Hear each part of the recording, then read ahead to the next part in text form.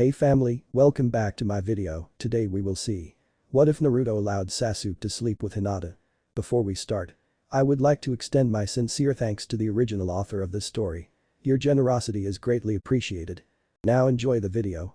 The sound of explosions could be heard for miles, dust would be seen at great distances, and the killer intent was so big that you could actually cut it with a knife. This killer intent has been present for the last couple of hours. No one knew from where it came or from whom, no one except a few people in Konoha, one of which was the fifth Hokage, Tsunade. She knew the killer intent could only come from someone filled with a hunger for power and a desire for revenge. The only person that would fill the air with so much killer intent could only be Uchiha Sasuke.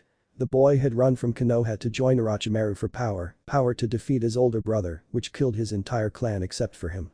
Tsunade feared the outcome of the fight. She knew that Naruto might have reached Sasuke and was trying to bring him back. She also feared how the villagers would react when Naruto would return with Sasuke. She knew the kid had the power to actually bring down Sasuke. She only hoped no one would harm him when he would return to Konoha. Uzumaki Naruto and Uchiha Sasuke were standing on the water in the Valley of the End. The entire terrain was damaged, nothing was where it was before. The two statues that were facing each other were missing parts of their legs, and in the missing parts stood Naruto and Sasuke.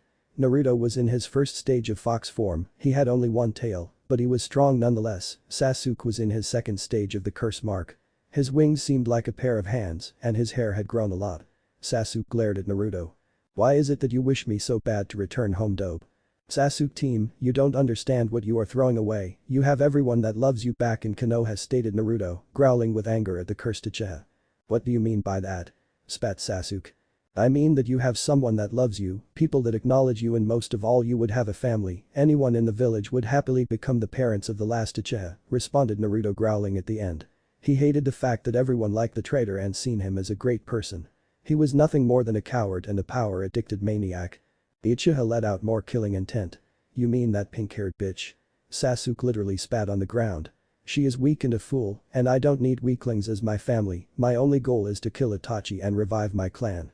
"Do you really think that anyone would want to be with you after becoming a missing nin?" yelled Naruto. "You shut up, dope, you don't know how losing your family feels," yelled back Sasuke with full rage. "I don't know. You're more stupid than I am, you idiot. I can't believe I promised Sakura-chan that I would bring you back. You are not worth anyone's attention, but if that would make her happy, then I will bring you back even if I die trying," Naruto yelled with tears in his eyes. Sasuke just laughed at the comment. "Very well then, this shall decide everything." He started making the all too familiar hand signs, and in just a second the Chidori appeared in his hand. Naruto stretched his hand to his left and the Rasengan formed. They both jumped in the air at the same time, charging forward. They thrust the two attacks towards each other. The only difference was that Naruto was not aiming for the killing blow, but Sasuke was. Time stopped for a second. "Aka, go for the killing blow, or else you will die," the Kyuubi yelled in Naruto's mind. At that the boy smiled sadly inside himself. The fox was right, he aimed his attack for the killing blow. The two attacks met in air, both powerful, neither wishing to stop. A purple sphere formed around them, encasing them inside. Sasuke tried to punch Naruto, but the punch was parried and Naruto planted his fist in Sasuke's stomach as hard as he could. The sphere exploded, throwing the boys away from each other. They both landed back from where they jumped with a loud thud. It was silent then, everything stopped, nothing moving. Then footsteps, a splash, footsteps again, and then a voice. "I said I will bring you back, and so I will. I would have killed you if it wasn't Sakura-chan that wanted you back." Naruto's pav approaching Konoha. "I fought with all my powers, I fought using Kyuubi's help, even though I did not wish for it, but I had no choice, I must respect my Nindo. I promised Sakura-chan that I will bring back Sasuke. Now that Sasuke is unconscious and I am carrying him home, I think that things will change for the better. I can't wait to see the look on everyone's faces when they see me walking with a traitor." Mission accomplished. I can almost hear Kakashi and Iruka-sensei calling for me to treat me to ramen. I can almost hear Sakura-chan calling for me and thanking me. I can almost hear the villagers' apology for what they did to me all these years. I can almost see Bachan smiling at me and hugging me. I don't know why, but I always loved to be hugged, it made me feel comfortable inside. But putting that aside, I cannot wait to see the look on my friends' faces when they see me carrying the traitor. I can't wait to hear what the others did in their fight with those creepy Sound 5. I know I should be worried for them, but I am very sure they are alright and are now recovering. I think I am the last one that came. Kyuubi was right when he told me that I need to go for the killing blow, because of that I managed to stop the Chidori and retaliate. I think I am very happy now, I will finally receive acknowledgement for what I do, I will no longer be called a demon. I will be known as Naruto Uzumaki. But wait, what if they think something else? What if they cherish this bastard that much that they will not acknowledge me and will yell at me? What will it be then? What will I do then? I only hope that everyone sees what I see, and that is that Sasuke is too concerned with revenge and power to ever respect Konoha. Anyway, I don't care what people will think as long as Sakura-chan will be there, I know for sure that she will not yell at me, she will be happy, and she will thank me, that's all I need. Yes, that's all I need. As I approached the village gates I saw Sakura, some villagers and a few shinobi at the gates. I was carrying Sasuke on my back and smiling, of course, why wouldn't I? I finished my mission and I brought back the traitor. I was walking faster and was waiting for Sakura to cheer on me, but what happened next I was afraid of it. What have you done to Sasuke-kun? Yelled none other than Sakura-chan. You almost killed Sasuke-kun, you monster. I can't believe you. Oh no, Sakura-chan, I kept my promise. I tried to say, but she just punched me in the face and grabbed that traitor in her arms, looking with a worried face at him and throwing daggers at me. Promise? This is how you keep your promises. She yelled, and then I saw the villagers approaching. Look what he has done to the Uchiha boy. He looks dead. That demon killed the last survivor. Yelled a man who began throwing rocks at me. At his action, everyone started throwing things at me. Then, it happened. Sakura got up and started beating me. You monster. Demon. Look at what you did. She yelled, kicking me, at the same time ignoring my injuries, including the Chidori wound that Kyuubi was barely able to heal. But Sakura-chan, I tried to talk to her with tears in my eyes. Don't you call me Sakura-chan, you monster. She yelled again and continued hitting me. Then realization hit me, I had nothing to do in this place, no one would ever acknowledge me, my friends all hate me, everyone despites me. The only ones that really care are Tsunade, Jiraiya, Kakashi-sensei, Iruka-sensei, Old Man Ichiraku and his daughter, and Konohamaru Core. Except for that, no one else, I was all alone, they all hated me. And then, the most painful thing happened. Get out of our village, demon. Yelled a man. Yeah. Get lost. We don't need you. Yelled someone else. Then I saw it and everything snapped in me. I grabbed Sakura's leg and pulled, making her fall. I got up and my rage took over. Fine, you pieces of worthless shit. I will go.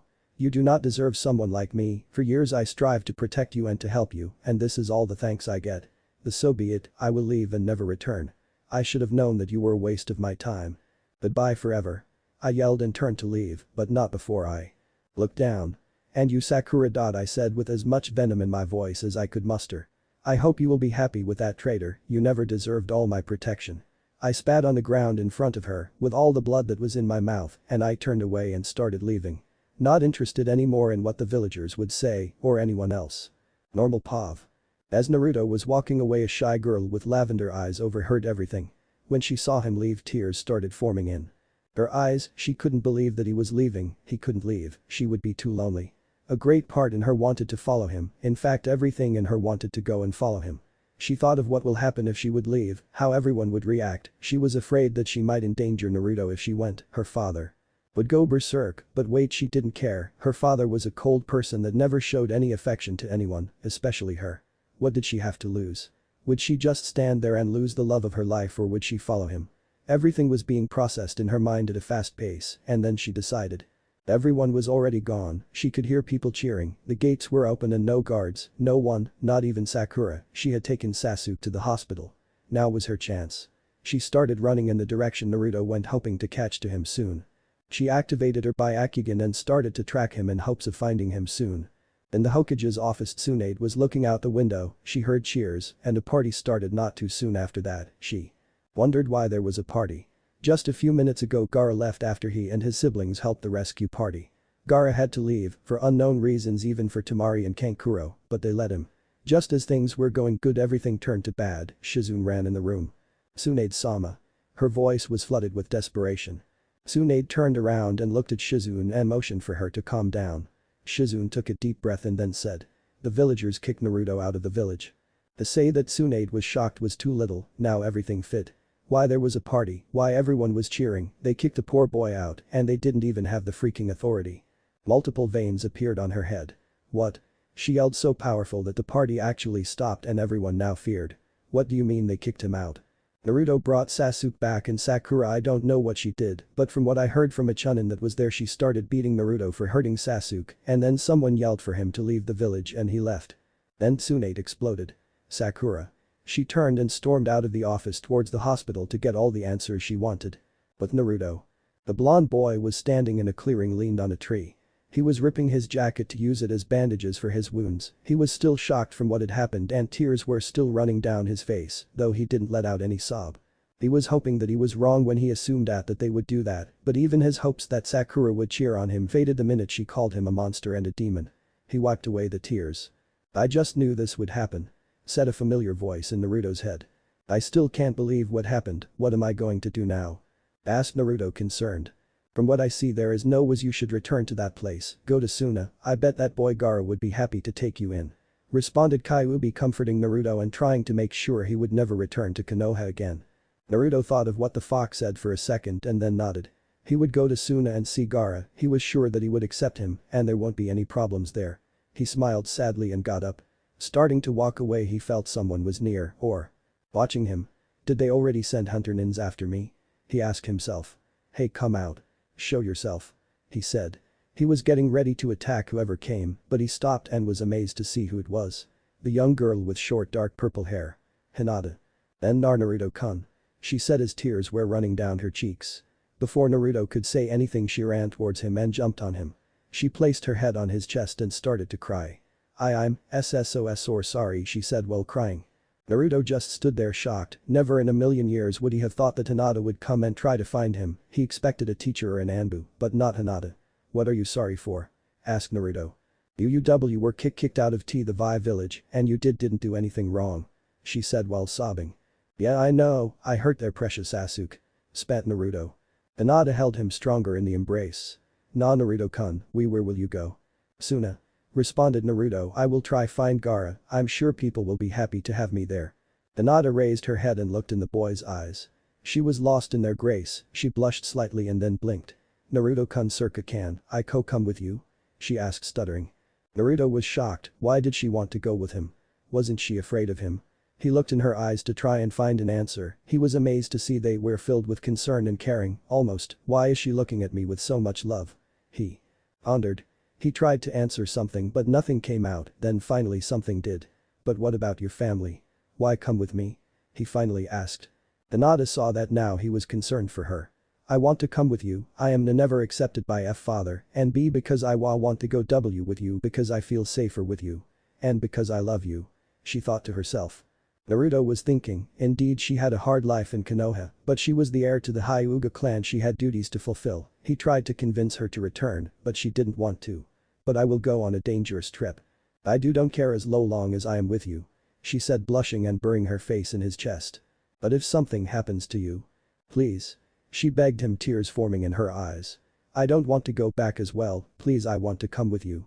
She said, and Naruto was amazed she didn't stutter not once. He smiled, somehow he knew that if she came with him he would be happier. He hugged her tight. Hinata was speechless and after a moment of silence he spoke again. Alright Hinata-chan, you can come with me, I promise I will protect you on the way and if you are coming with me, I will teach you some jutsu. Wait a second Hinata-chan. Well, I guess it sounds good, oh what the hell, I will call her with Chan from now on, I don't think she would mind. And as he expected, as didn't mind, he could feel her smile on his chest. Little did he know that she was even blushing at the same time. He called me Hinata-chan, I can't believe it. She thought. They left the spot after 5 minutes walking close to each other. Hinata took care of Naruto, she gave him some of her ointment and bandaged some wounds that were still open with some bandages she had on her. Naruto was really happy, he found that there is someone else that cares for him. Someone his age, in fact. His worries disappeared that day and his happiness came back. He was more happy when Hinata congratulated him on the well-done mission, he didn't care it was only one person, he was happy someone congratulated him, but not only that, it seemed like Hinata became a little bold and kissed him on the cheek. He blushed and turned his head to hide the blush, while Hinata turned her head in another direction to hide her own blush. All he wanted. Disclaimer. I do not own Naruto, nor will I ever. Chapter 2. All he wanted. Hinata's POV. It was morning, I just woke up and feeling really happy, but somehow I knew that it will change soon, it's always like this. Always father will say something or will do something to ruin my day, but there is someone always there to comfort me. Every time when I had problems there was Naruto-kun that helped me and comforted me. I was always grateful for that. I don't know what I would do if he would vanish. I got out of the bed and did my usual routines, took a shower and brushed my teeth, then I got dressed and went to eat something. When I arrived in the dining room I saw my sister Hanabi and father already there eating, but I didn't see Niji. He was always there and something felt wrong the moment he wasn't there. Ever since Naruto-kun beat Niji in the Chunin exam he has changed towards me, he is the only one that offers comfort from the family, even my sister is a spoiled brat that doesn't help me, just walks by and ignores me. Whenever Naruto-kun was on missions and I had problem with father, Niji would always be there to help me like Naruto-kun. He turned into the cousin that I always wanted, in secret he would always support me and train me. I am grateful to that and to Naruto-kun for changing him and for bringing back my old cousin, the loving one. I took a seat and started eating. I tried to ignore the fact that Niji wasn't there, but after I was done I just had to ask to know. After all, he is my cousin and he cares about me. Father? I asked, stuttering like always. What do you want, Hinata? He asked me with his usual cold voice, always the same voice. Oh no, where is Niji-san? Your cousin went on a rescue mission a few hours ago. He went to save the Uchiha boy from Orochimaru. And he said with so much pride that you could think that Niji went alone. Oh no, did Niji go alone? No. He responded with a cold voice. I could feel that he wanted Niji to go alone because he thought that my cousin would only be held back. My father thought that the Hyugas were invincible, he didn't care about anyone else. We went with the Nara boy, Akimichi boy, Inuzuka, and he took a pause like he would be disgusted by something. And with the Uzumaki boy. He finished with the coldest voice I ever heard. Why was he so mean to Naruto-kun? It's not like he would have done something. And when did they leave? I asked. And what's OWR wrong about Naruto? When I asked the last question I regretted it. Father exploded, he looked at me with daggers in his eyes and started yelling at me about who knows what, just insults like always. But then he saw that I wasn't paying attention and he actually did it. He hit me and told me to leave. With tears in my eyes I ran out of the dining room, but not towards my room, I went towards the gates to wait for Naruto-kun to come. As I waited my pain slowly faded and all I wanted was to wait and hope that Naruto-kun comes back safe because in all the time I waited everyone slowly returned. Chaoji came back looking very skinny and was almost dead because of that. Kiba was injured really bad and Akamaru was unconscious. Niji had a hole in him and was taken in emergency to try and keep him alive, and Lee was tired from his fight and had a few bruises like Shikamaru, who also had a broken finger. But Naruto-kun and Sasuke didn't come yet. People started to gather at the gates and I hid myself behind a tree and waited. Then Naruto-kun came, he was so happy, he was carrying Sasuke back. I saw he was slightly injured, but Naruto-kun looked like he would fall down any second and die. I had to hold myself from running towards him and carrying him towards the hospital. I wanted to jump out and cheer on him and congratulate him, he was so happy, he kept his promise towards Sakura. I found out from Shikamaru about the promise. It was only natural that he would be happy, he actually finished an A rank mission. I was really happy for him, but then I was shocked what happened next. Sakura was beating him and yelling at him for hurting Sasuke. I saw Naruto-kun had a bad injury in his shoulder that was opening from all the hitting and he was starting to bleed. He didn't cry, but I saw that inside he was broken. And then the villagers yelled and threw rocks at him and told him to leave. I wasn't sure what will happen next. I hoped Naruto-kun would ignore and come back, but it shocked me when I saw what he did next. He made Sakura fall down and yelled back and talked. But Sakura with so much venom in his voice that I thought he would actually beat her, but he turned around and left like he said. The villagers didn't even wait for him to leave and started cheering and left to spread the word. I saw Sakura picking Sasuke up and leaving towards the hospital ignoring Naruto-kun. He was walking away crying. It just broke me inside, I couldn't believe it. At that moment I decided I would go with him and help him from now on. He doesn't deserve that treatment, I would help him. So I ran after him. Konoha at the hospital, normal Pav. Tsunade was dashing through the halls of the hospital fuming, her face was completely red of rage, someone tried to get in her way to calm her down and she punched him so hard he flew through a wall. When she arrived in Sasuke's room she saw Sakura there taking care of the boy. "Sakura!" yelled Tsunade from the door. The pink Kunoichi turned around and greeted Tsunade. The Hokage then exploded when she saw that the girl was happy. She grabbed her from the collar and threw her towards the wall. "Hokage-sama!" started Sakura, "What was that for? What did I do?" "What did you do?"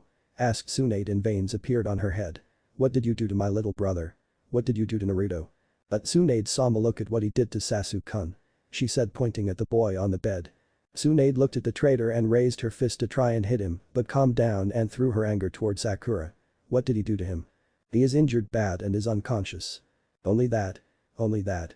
Yelled Tsunade fuming. Did you at least look to see what injuries Naruto had? Did you?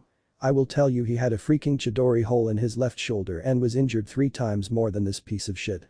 She said pointing towards Sasuke. And you dare hit him like that? You dare do something like that after all he has done for you and this shithole of village? Yelled Tsunade. I. Of course you wouldn't think. Guards. 3 Anbu appeared. You are to take this traitor to the prison wing of the hospital to recover, and you Sakura are to think of what you did. And Tsunade stormed out of the door. She slammed the door with so much force that the wall cracked and the door fell down and broke. The Anbu took Sasuke and disappeared. Sakura just stood there, nothing passing through her head, and then she heard a puff. She turned to see Kakashi looking angry. I am really upset with you, Sakura, for the way you treated your comrade. You should be happy he kept his promise and brought back that traitor. Sakura tried to say something, but Kakashi continued ignoring her. Do you know what the boy always wanted? Do you? He wanted recognition, acknowledgement, and support. That's all, and you treated him like trash. You know what else? You remember your birthday 1 year ago? Well, do you? Asked Kakashi, this time yelling, and she could have sworn that she saw tears forming in his free eye. Why yes. She stuttered. Well, you don't, that's what I will tell you. He said, surprising Sakura. I will tell you what happened to Naruto. He came and treated you to lunch. He said he will pay a lunch for both you, Sasuke, and all your friends. And how do you treat him? You punch him and yell at him because you thought he wanted to date you. And you are really wrong. I was in a tree at that day looking what you did. You know what happened after you left. Well, do you? He yelled. And this time even harder. Sakura shook her head no. After you left, Naruto started crying. That's right, he started crying, and he opened his jacket, and what I saw shocked me. The present he bought for you, all destroyed. And might I tell you what it was? Something made out of glass, really expensive, and you know how much it was? Do you? And again Sakura shook her head. I will tell you, it cost 3 years of saving, 3 years, but that's not what gave me nightmares for the next month, no, not at all. Sakura raised her head and looked at Kakashi, that was actually crying now for what he was about to say. The glass went in his chest. He was picking the pieces of glass one by one out of his chest and bleeding. There were serious wounds, and you know what he did?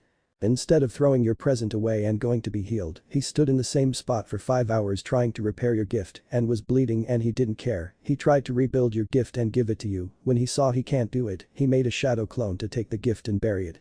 Sakura just stood there not knowing what to say. She never knew, and now everything was being said. And what is worse was the next morning. Yelled Kakashi. We had a meeting and I didn't come, and you know why. Do you? He yelled so powerful that scared everyone that was listening. All the nurses were listening. Some didn't care what happened to the boy, but some were feeling remorse and tears were forming in their eyes. I will tell you. Started Kakashi again. I stood by Naruto's side the next day, taking care of him because the whole day he had been unconscious because of blood loss. That's why I didn't even bother to tell you happy birthday then. You have lost all my respect out of this moment, you should feel utmost ashamed. And then Kakashi disappeared. Leaving the girl alone in her world. Hospital somewhere else. Kakashi entered Lee's room. Guy was there and was giving a speech to the boy on how to listen to the medics and not to push himself. The bowl haircut Jounin turned and saw Kakashi and smiled at him, but his smile faded when he saw his rival crying. Kakashi, what happened to your flame of youth? Asked Guy. There is no time for that crap, follow me, we need to find Naruto. Stated Kakashi. Oh no, wasn't Naruto the one that brought back Sasuke? Isn't he in the hospital? Asked Lee, trying to figure out what was happening. No, Lee, he has been thrown out of the village by the villagers and he is in bad shape, worse than after the fight. He could die, and you can thank Sakura for that. Now come, Guy. And Kakashi left to find Asuma and Kurenai, Guy after him. Lee stood there in his bed shocked at what happened. A few moments later Kakashi and Guy arrived in Kiba's hospital room and saw Kurenai. He greeted Kiba and motioned for Kurenai to follow him. What's wrong, Kakashi? I hope it's not about the fact that you found a new book. Said Kurenai. Would you shut up about that book? Snapped Kakashi, scaring everyone. He insulted the book he cherished the most. We need to find someone before he dies, now follow me. Kurenai nodded and left with the two. A few moments later they found Asuma, who surprisingly was looking for them, and they talked about what happened. Kurenai was shocked, she couldn't believe the treatment the boy received. They left the hospital to find Naruto, who they suspected was somewhere in the forest outside Konoha. With Naruto and Hinata. The two shinobi found a cave and stopped there. Night was about to fall soon, and they couldn't risk to walk during the night, not in the condition Naruto was. They made a fire, and Hinata brought some fish and cooked them. Hinata-chan started Naruto and Hinata looked at him. I'm sorry I don't have any sleeping bags or anything, and my jacket is ripped. It's all alright and Naruto-kun, she said. Yes, but I don't want you to catch a cold, you should have gone back, why do you want to come with me? He asked, and Hinata looked at the ground, tears forming in her eyes. He saw that and was afraid he insulted her in some way. He took her in a friendly hug and placed her head on his shoulder that wasn't bleeding or it wasn't dirty. I'm sorry I didn't want to make you cry. It wasn't you, it's about father and my family. She said, crying. What happened? Did he hit you? He asked, and Hinata nodded. Naruto felt his blood boiling. How could someone hurt a great person like Hinata? How could they hit their own daughter? He wanted to ask her why he did that when she started talking. I asked him why does he hate you, and he yelled at me and then he hit me and my sister-in-law laughed at me. She said, sobbing. Naruto tightened the embrace and started moving back and forth to calm her down, like he always did. He had forgotten what a jerk her father was and he hated him for the treatment he gave the girl. Well kid, you aren't the only one it seems, I will never understand you humans. Even we demons have more respect towards our children than you have. Said Kyuubi, who had been listening to the entire thing. Not all are the same, or so I think, but Hinata's father is a real ass. Stated Naruto. Well, what will you do with her? What do you mean? I mean, will you take her with you? I suggest not, she will be a burden. Kyuubi's response only made Naruto angrier. And what the fuck gives you the right to say that? Huh? If she wants to come with me she will come and I will die to protect her and make her happy, she is not happy with that asshole of a father. Kyuubi was shocked at the boy's reaction and considered that he shouldn't say anything anymore, it wasn't worth it. Naruto looked down at the girl, he started to think how cute she looked, how wonderful she smelled. He shook his thoughts. Damn you Iro-sanin. Nah Naruto-kun. Why do they all hate you? Asked Hinata looking in his eyes. I can't tell you, you will run away and get scared. He said looking away. Hinata hugged him. I won't, I don't want you to suffer anymore, you can tell me. No Hinata-chan, I can't, you will hate me. He said, tears in his eyes, that's not true, I can never hate you. But. Hinata looked for a little courage in her heart and with all that she could master, she kissed him on the cheek blushing madly. Please, I promise. Kid, my opinion is to tell her, this is how you find out who your true friends are and besides it's best you tell her and not her finding out. Okay, but don't tell anyone please. Hinata nodded. Well you know about Kyuubi and Yondaime. Hinata nodded once again. It's all a lie. A lie? She asked not believing. Does this mean he is free? Naruto shook his head no. He is not free, Yondaime could not kill the Kyuubi, so he sealed him away in a newborn baby. Hinata looked at his and then realized why they all hated Naruto, why no one cared about him, why all that treatment. You are the container. Naruto nodded and got up. If you want to run now I won't stop you. He said. He was sure she would leave scared away, but when he didn't hear any footsteps or anyone yelling at him, he took his heart in his throat and looked at Hinata. She had tears in her eyes and she was looking at him with apparent compassion. She jumped up and hugged the blonde crying, once again he was speechless, she was his true friend and she didn't care. What amazed him the most was when she started apologizing for not being there for him. He sat back down with the girl in his arms. Don't worry Hinata-chan, don't be sorry, it was a law that didn't allow kids our age to know about this. They stood there hugging each other and comforting each other for a long time. When Naruto felt she calmed down, he looked at her and he saw she fell asleep. Smiling he turned her around and put her head on his chest and he held her tight to him to give her warmth. He stood as close as he could to the fire and soon he fell asleep as well. In Konoha. The party was roaring on the streets, people cheering and applauding, everyone found out about the girl that beat the demon and threw him away from the village, everyone was celebrating, there were parties in most houses where most people were. But the party wouldn't last for long, at a random house where there were a lot of people partying about the departure of the demon boy the door was blew open by a fist. The Hokage entered the room with Anbu behind her. Hokage-sama, said a villager. Come and party with us. The demon is finally gone. Wrong thing to say. Tsunade exploded, the Anbu behind her took a step back and she extended her arm and grabbed the man and threw him through the wall. This party is over, who gave you the authority? Who? You pieces of worthless scum, arrest them all. And then Anbu jumped and started arresting everyone present. The raids took about 2 hours and then everything was calm again, but a mob was formed and yelling why was the Hokage ruining their parties and arresting them. They arrived at the Hokage tower and Tsunade was on top looking over them. She let out all her killing intent, it was silence after that. Everyone was shivering, even her guards. I can't believe I became Hokage for these pieces of scum. I can't believe Yondaime sacrificed himself for all of you. You want to know who brought me and convinced me to become Hokage? It was Jiraiya-sama. The Toad Sannin, said a villager. Wrong. Yelled Tsunade, scaring everyone. It was the one you call Demon Boy. Jiraiya only came with him to teach him a thing or two, but he alone brought me back and convinced me to become Hokage. I became Hokage for him. And for him alone. Right now I should resign. He is a hero to this village, he held such a burden for 13 years. He kept you safe for 13 years. At any time he could have left the demon out to kill you all, but no, he didn't. He protected you all like a true Hokage. And you treated him like this? You should be ashamed. He is the hero you don't deserve. You know what else? Sarutobi should have named Orochimaru the fourth Hokage, and Yondaime should have taken his son and formed a new village somewhere else. His effort to protect you was in vain. And with that Tsunade left, leaving unanswered questions such as who was the Yondaime's son. In her office Tsunade was trying to calm herself down, nothing was going the way she wanted. Kakashi and his team left a few hours ago, and still no word from them. She sent some Anbu as well, still no answer, and to make it worse, Hiashi just arrived in her office. What do you want, Hiashi? I am here to tell you that Hinata is missing, she disappeared this morning. He said coolly. Maybe she followed Naruto, but that means she knows about Kyuubi and doesn't care, or who knows. And what do you want? What do I want? She could be with that demon from all I know. You need to. Shut up. Yelled Tsunade, slamming her fist on the table. First of all, he is not a demon. Second, there are two teams searching, go home and wait, and don't you dare say Naruto is a demon in front of me ever again or you will die. Hiashi was scared for the first time in his life, the killing intent coming from the Hokage was so great it could match the Kyuubi's. He nodded slowly and left the office. Tsunade took a bottle of sake out and started drinking, her head was hurting from everything that happened today. Letters and Memories. Disclaimer. I do not own Naruto. Chapter 3. Letters and Memories. Kakashi's POV. I remember the first day I met the boy, I could never forget that day, that horrible day.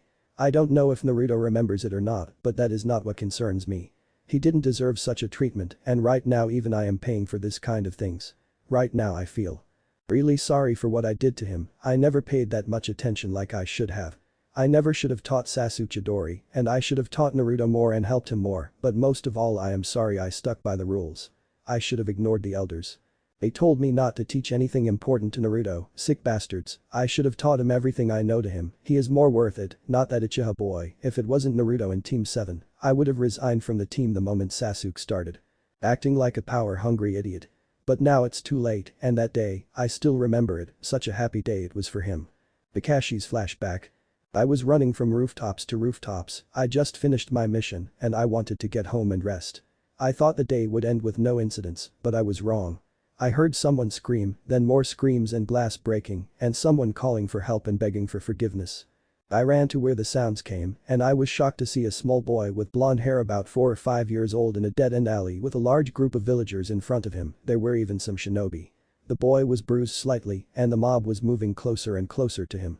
Then when they got near him they started beating him, beating a small child, someone that never ever did anything to them. I could feel my rage coming out and out of instinct. I made my special attack, and I made the hand signs and charged the Rikiri. I jumped down in front of the boy facing the mob. I thought they got the message, but no. Kakashi, good to see you. Said a shinobi I thought was honorable. Have you come to help us kill the demon? My eyes widened, I knew I recognized the boy, it was Uzumaki Naruto.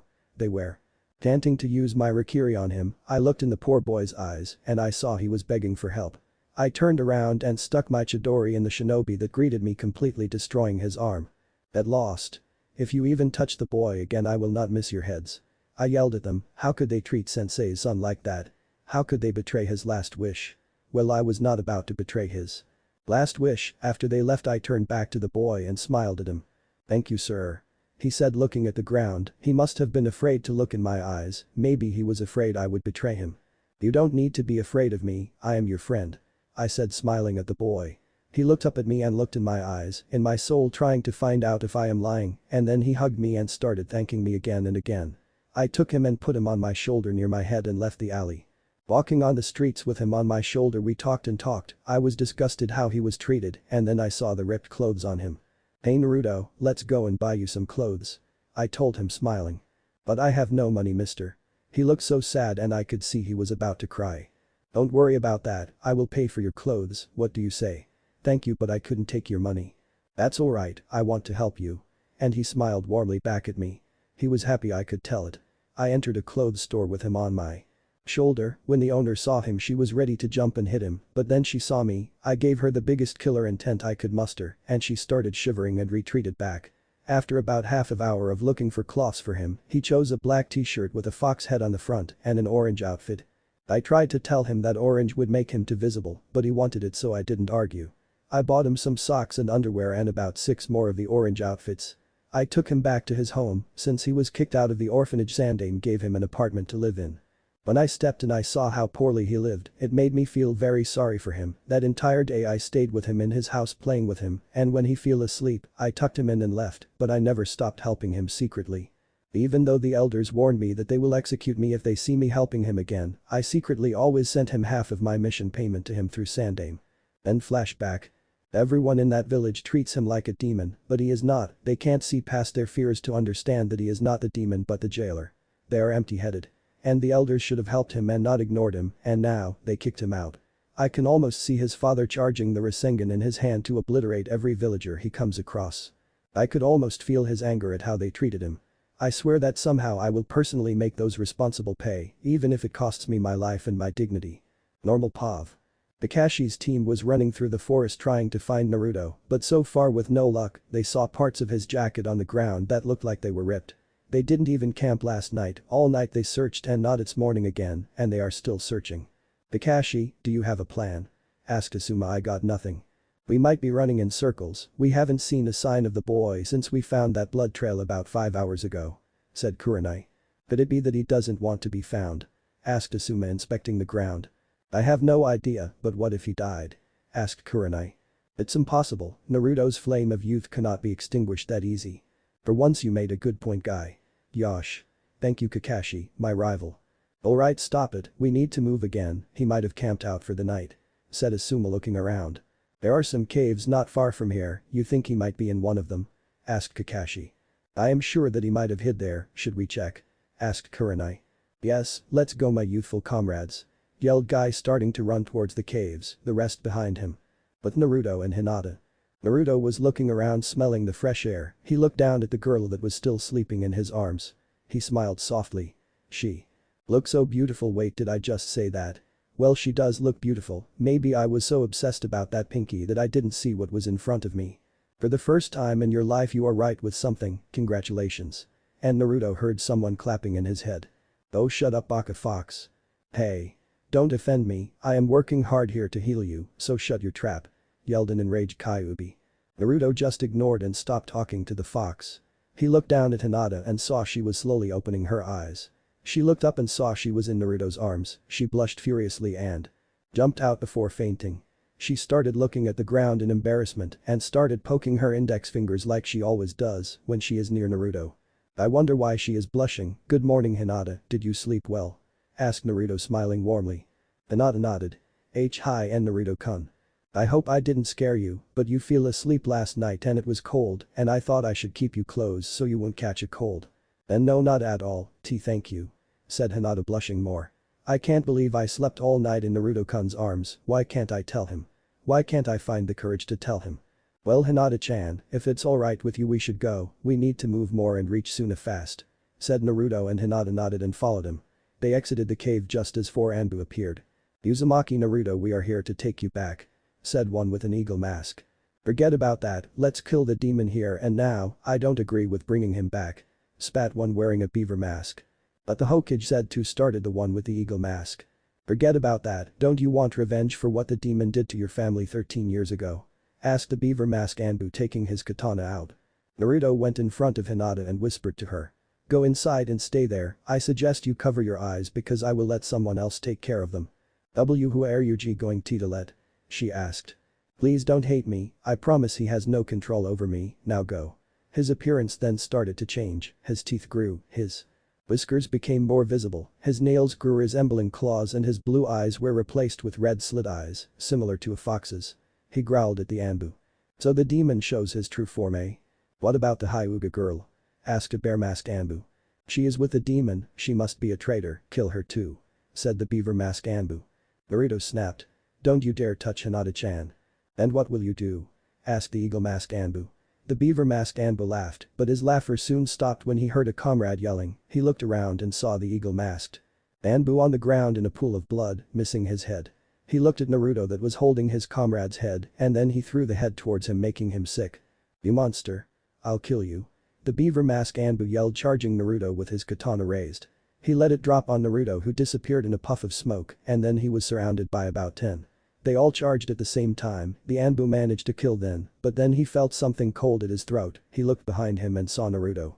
"Goodbye," was the last thing he heard. Naruto cut his throat and he fell on the ground. The other two Anbu were now boiling in anger. The bear-masked one and the tiger-masked one charged Naruto. The bear-masked Anbu made a series of hand signs and created 2 clones, while the tiger-masked Anbu made his own set of hand signs and blew 3 fireballs out of his mouth. Naruto dodged the fireballs and charged the clones finishing them off in just a few seconds, he then charged the bear-masked Anbu and started landing punches and kicks on him. They were so fast the Anbu could not parry. After being hit with a large series of punches and kicks he felt something cold, he looked and saw he was stabbed with a kunai. Naruto yelled and started stabbing the Anbu with the kunai so fast he could not react. After being finally stabbed in the head he fell on the ground, dead. The last Anbu started to shiver in fear. Naruto turned and looked at him. The Anbu wanted to move but he was too scared, he couldn't believe someone like that boy managed to kill his comrade so fast and with no remorse. He saw Naruto charging the Rasengan, his eyes widened in fear, he tried again to move but nothing happened, he was too afraid. Naruto was now in front of him, he grinned. "Send my regards to Zabuza, tell him I sent him 4 Anbu to play with, burn in hell." He slammed the Rasengan in his chest, it went through his chest and then in the middle exploded obliterating the body and creating a bloodbath. Naruto turned back to normal and went where Hinata was, she opened her eyes and saw what Naruto did and she closed them again not wanting to see. But she could smell the blood. "I hope you are not mad at me or afraid of me, I am sorry, but I had to do that," said Naruto. "I am not afraid and I am not mad, they deserved it," she said hugging the boy. "Keep your eyes closed, I don't want you to see the scene, I will lead the way, alright?" Hi. Naruto took Hinata's hand and she blushed, they started leaving, but Naruto stopped. He took a piece of paper out and a pen from one of the Anbu and wrote something and stuck it on one of the Anbu faces. He took her hand again and started moving. After about 5 minutes Naruto told Hinata to open her eyes and he let go of her hand, even tough Hinata didn't want him to ever let go of her hand. What will WED do now? They must co-consider us missing Nin. There is a village close by. He made a hand sign and transformed into himself, but with his cloths not torn and looking like he doesn't have any injury. "I will keep this henge till we buy something to hide us, I don't want to fight anymore." Hinata nodded. "Ah no, shouldn't we take off our headbands?" "Shouldn't I make a henge?" asked Hinata. "No, the headbands can stay for now and you don't need to use a henge, just follow my lead and it will be alright, okay?" Hinata nodded again smiling. Kakashi's group 1 hour later. Kakashi's group were standing in front of the massacre, blood everywhere, an Anbu missing his head, one stabbed like mad, one had his throat cut and another was spilled everywhere, his organs strewn haphazardly around. "From the looks of it the battle happened an hour ago," said Kakashi examining the least mutilated of the corpses. "Do you think Naruto did this?" asked Kurenai. "He did this," sighed Kakashi. "But I wonder why." Asuma then looked at the face of an Anbu and saw the message. He took it and motioned to everyone to listen. "Dear Tsunade, I will tell you this, I have nothing against you and I know you sent these Anbu to bring me back, but they wanted to kill me, I would have let them, my life sucks anyway, but they then wanted to kill Hinata, so I let Kyuubi take care of them and I have a warning. If anyone else comes and tries to hurt Hinata I will kill him, also, she doesn't want to go back, you can thank her stupid father that beats her constantly. She wants to come with me and I have agreed, we are now moving somewhere safe, leave us alone and don't try to follow us. Send my regards to everyone in Konoha, except Sakura and Sasuke, tell old man Ichiraku, I am sorry for what happened, also tell Niji that Hinata will be safe with me, I vowed to keep her safe and make her happy. Yours truly Uzumaki Naruto." "Wait, that means that Hinata is missing and she is with Naruto," said Kurenai. "So it seems, but if I know Naruto then what he wrote here is true," responded Kakashi reassuring Kurenai. "Still he said that he let Kyuubi kill them, but that means she saw he is Kyuubi's vessel," said Asuma. "True, but if he said that she wanted to go with him it means that she doesn't mind," responded Guy. "Eternal youth. He found his true friend," yelled Guy. Calm down, we need to find them now." And Kakashi summoned Pakken. "What the hell happened here?" asked the dog. "Pakken, this is Naruto's doing, he did it in self-defense, we need to find him, if other Anbu are on his trail that want to kill him, we need to get to him and help him," responded Kakashi. "Kakashi, do you think he will come home?" asked Kurenai. Not sure, but we need to try, right? Asked Kakashi, giving Pakin a piece of cloth for him to sniff. Alright, I got the scent, follow me. And everyone left following Kakashi's summon. Kurenai's pav. In all my time I was never that attached to the boy, sure he was the container, but I had no problem with that, in my eyes he was. Kakashi's student, therefore another shinobi of Konoha. As for Hinata, she always saw something else in the boy, it seems like she knows more about him just by looking at him. I always wondered why she loves him, she doesn't tell me, but I think I figured it out. He never gives up and works hard to see his dreams come true, maybe that is why she loves the boy so much. I could have sworn in all my years that whenever she looked at him, she would have been ready to give herself to him just to make him happy. He is too dense to see it, but I know that somewhere deep inside he knows how Hinata feels, but of course, he might try to ignore it because he is afraid of what he has inside of him. He was such a cute boy, hyperactive, but he always hid his sadness through his smile. Just like everyone that now is looking for him have helped him in his childhood, in secret, those bastard elders. I always hated them. They are so stupid, the Yonde must be pissed off of what they did to the poor child. Kurenai's flashback. It was a normal day, I was walking in the park thinking of what to do that day, and I had the day off. As I was passing through the park I saw a blonde boy with a black t-shirt with a fox head on the chest, it was Naruto Uzumaki, the jailer of Kyuubi. He looked like he was crying. I started cursing the villagers for he could only cry because of that. I sat down near the boy, startling him. Don't worry, Naruto, I'm not here to hurt you, why are you crying? I asked him with a sweet voice. I wanted to play with the children, and the parents kicked me and beat me and yelled at me to leave. He said while crying. I cursed the adults in my mind again, how could they do that to him? He is just a child, they should let him play with the kids. Nothing bad would happen, that is for sure. I wanted to reassure him, but then something happened that amazed me. I heard someone calling the boy. I looked and saw a small girl with dark purple hair running towards us. When she was near me she looked at me wanting to know who I am. She had lavender eyes and no pupils, she was a Hyuga. I smiled at her. I heard someone cry and I saw Naruto here crying and came to help him. Who are you, little girl? No, my name is Hyuga H Hinata. I am an Naruto-kun's friend. She responded stuttering, the fact that she was his friend made me feel a little better inside.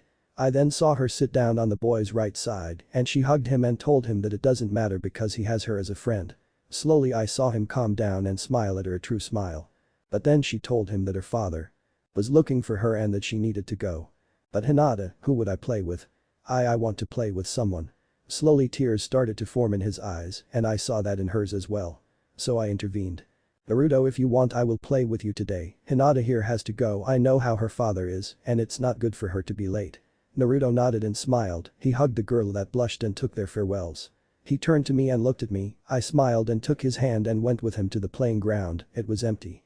It was normal, it was somewhere in the early afternoon so most children would be asleep, but Naruto, who is always on the run, would never sleep at those hours.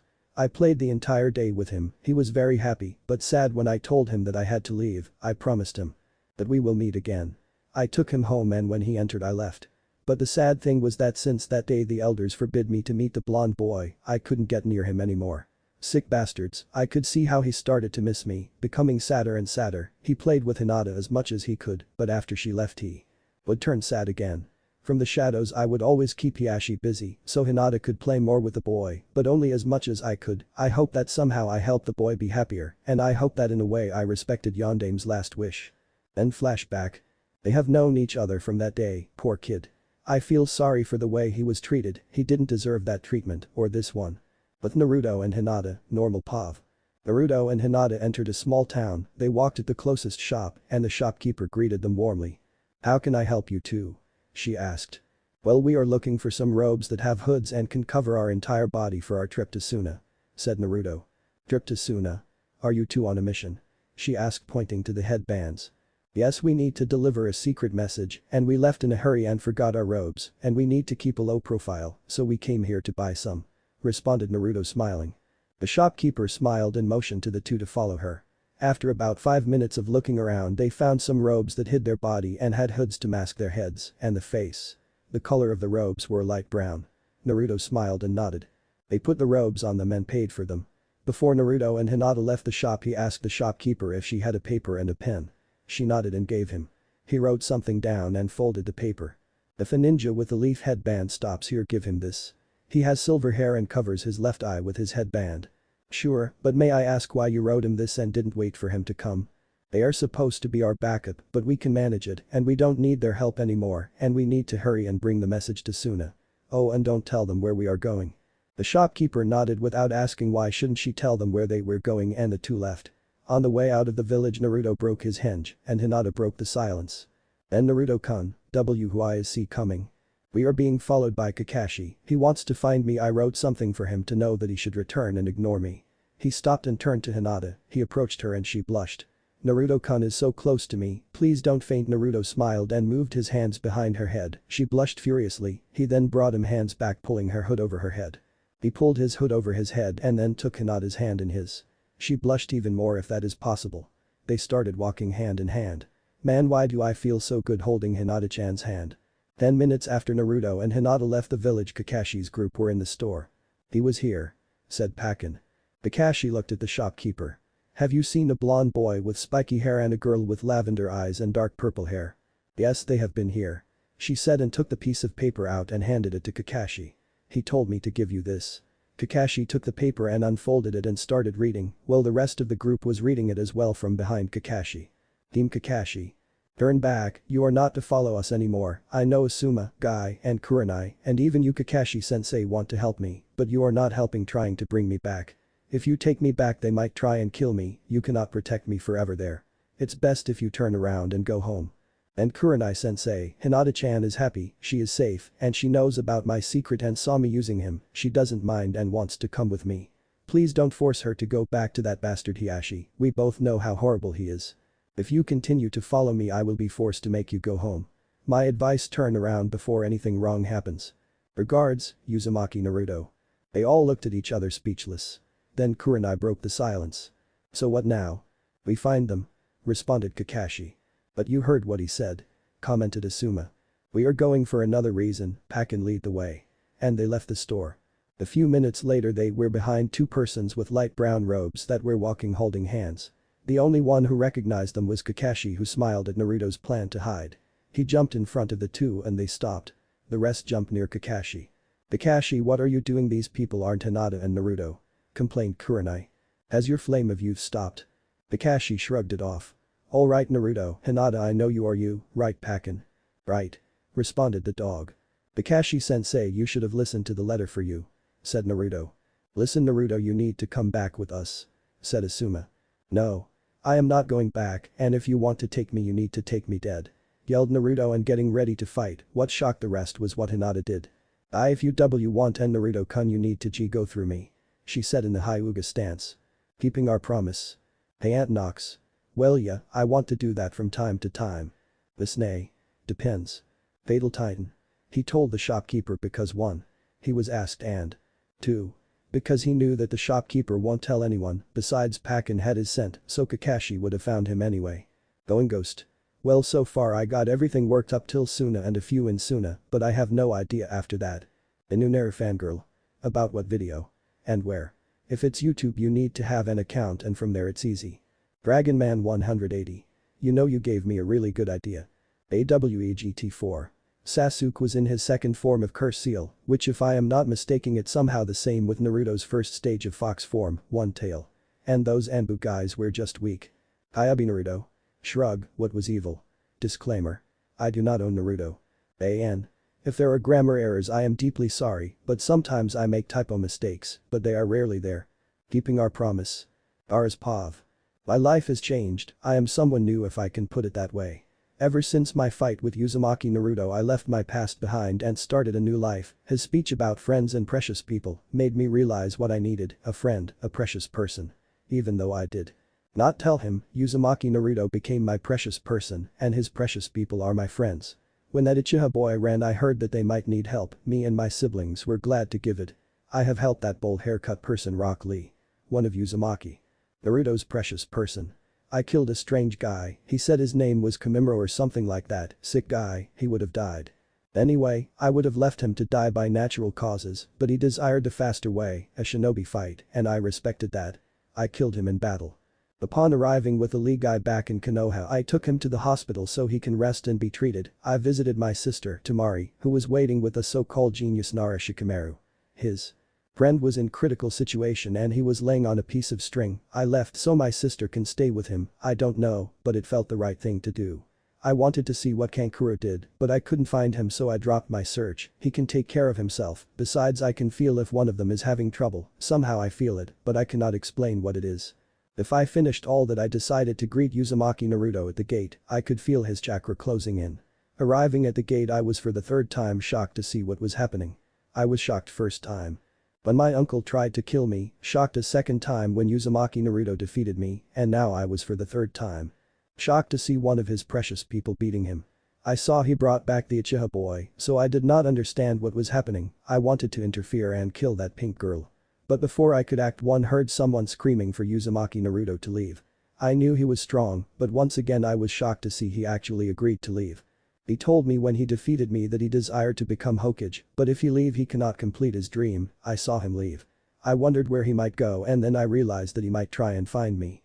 I went back to the hospital and found Tamari in the same spot. I told her I need to go back to Suna to do some stuff and she nodded and told me to be safe. I teleported with my sand near the gates and started running towards Suna. If I am right and Uzumaki Naruto comes there I need to greet him properly. I will wait for him there and repay him for changing me.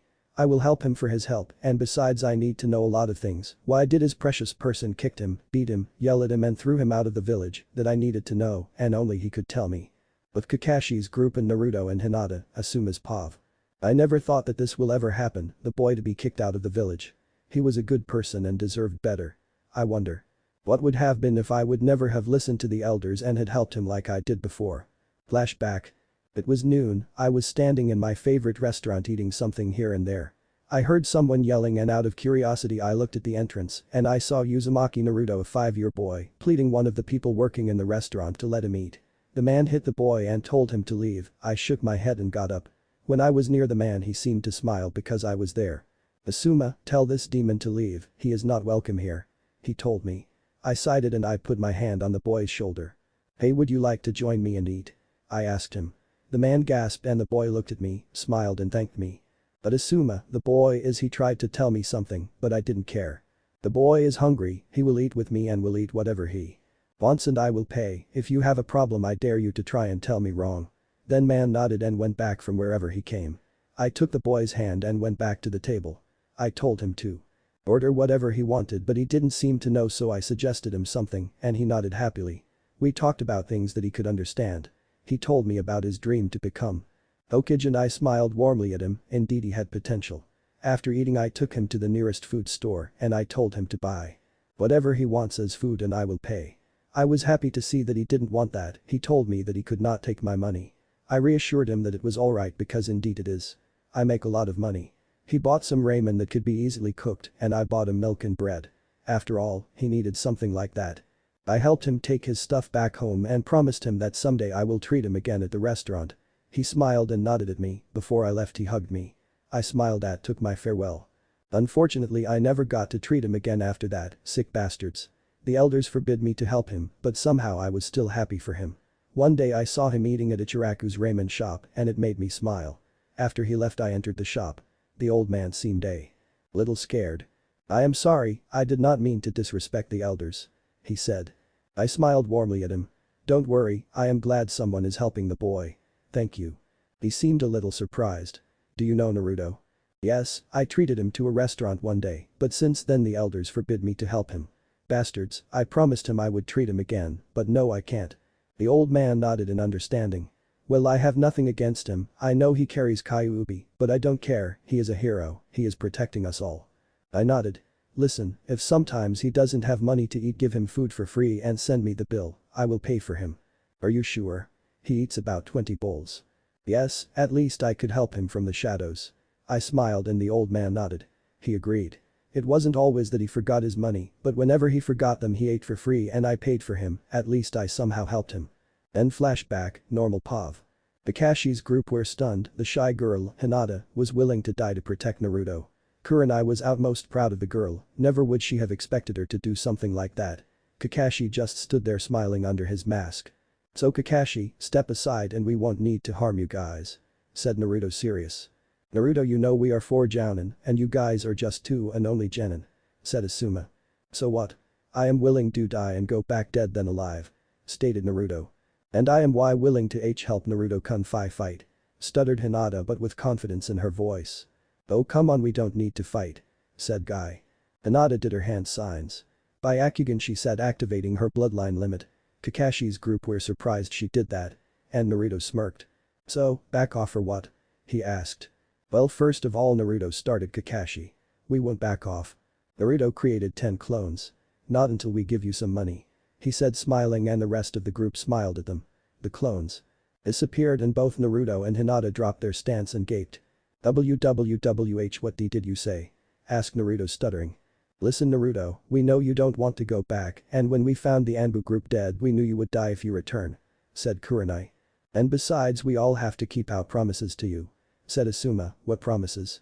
Asked Naruto not understanding. Don't you remember all the times we helped you when you were small? Asked Kakashi.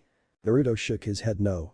I only remember when Guy-sensei saved me from a group of shinobi that wanted to beat me for no reason and then took me sightseeing in Konoha and around.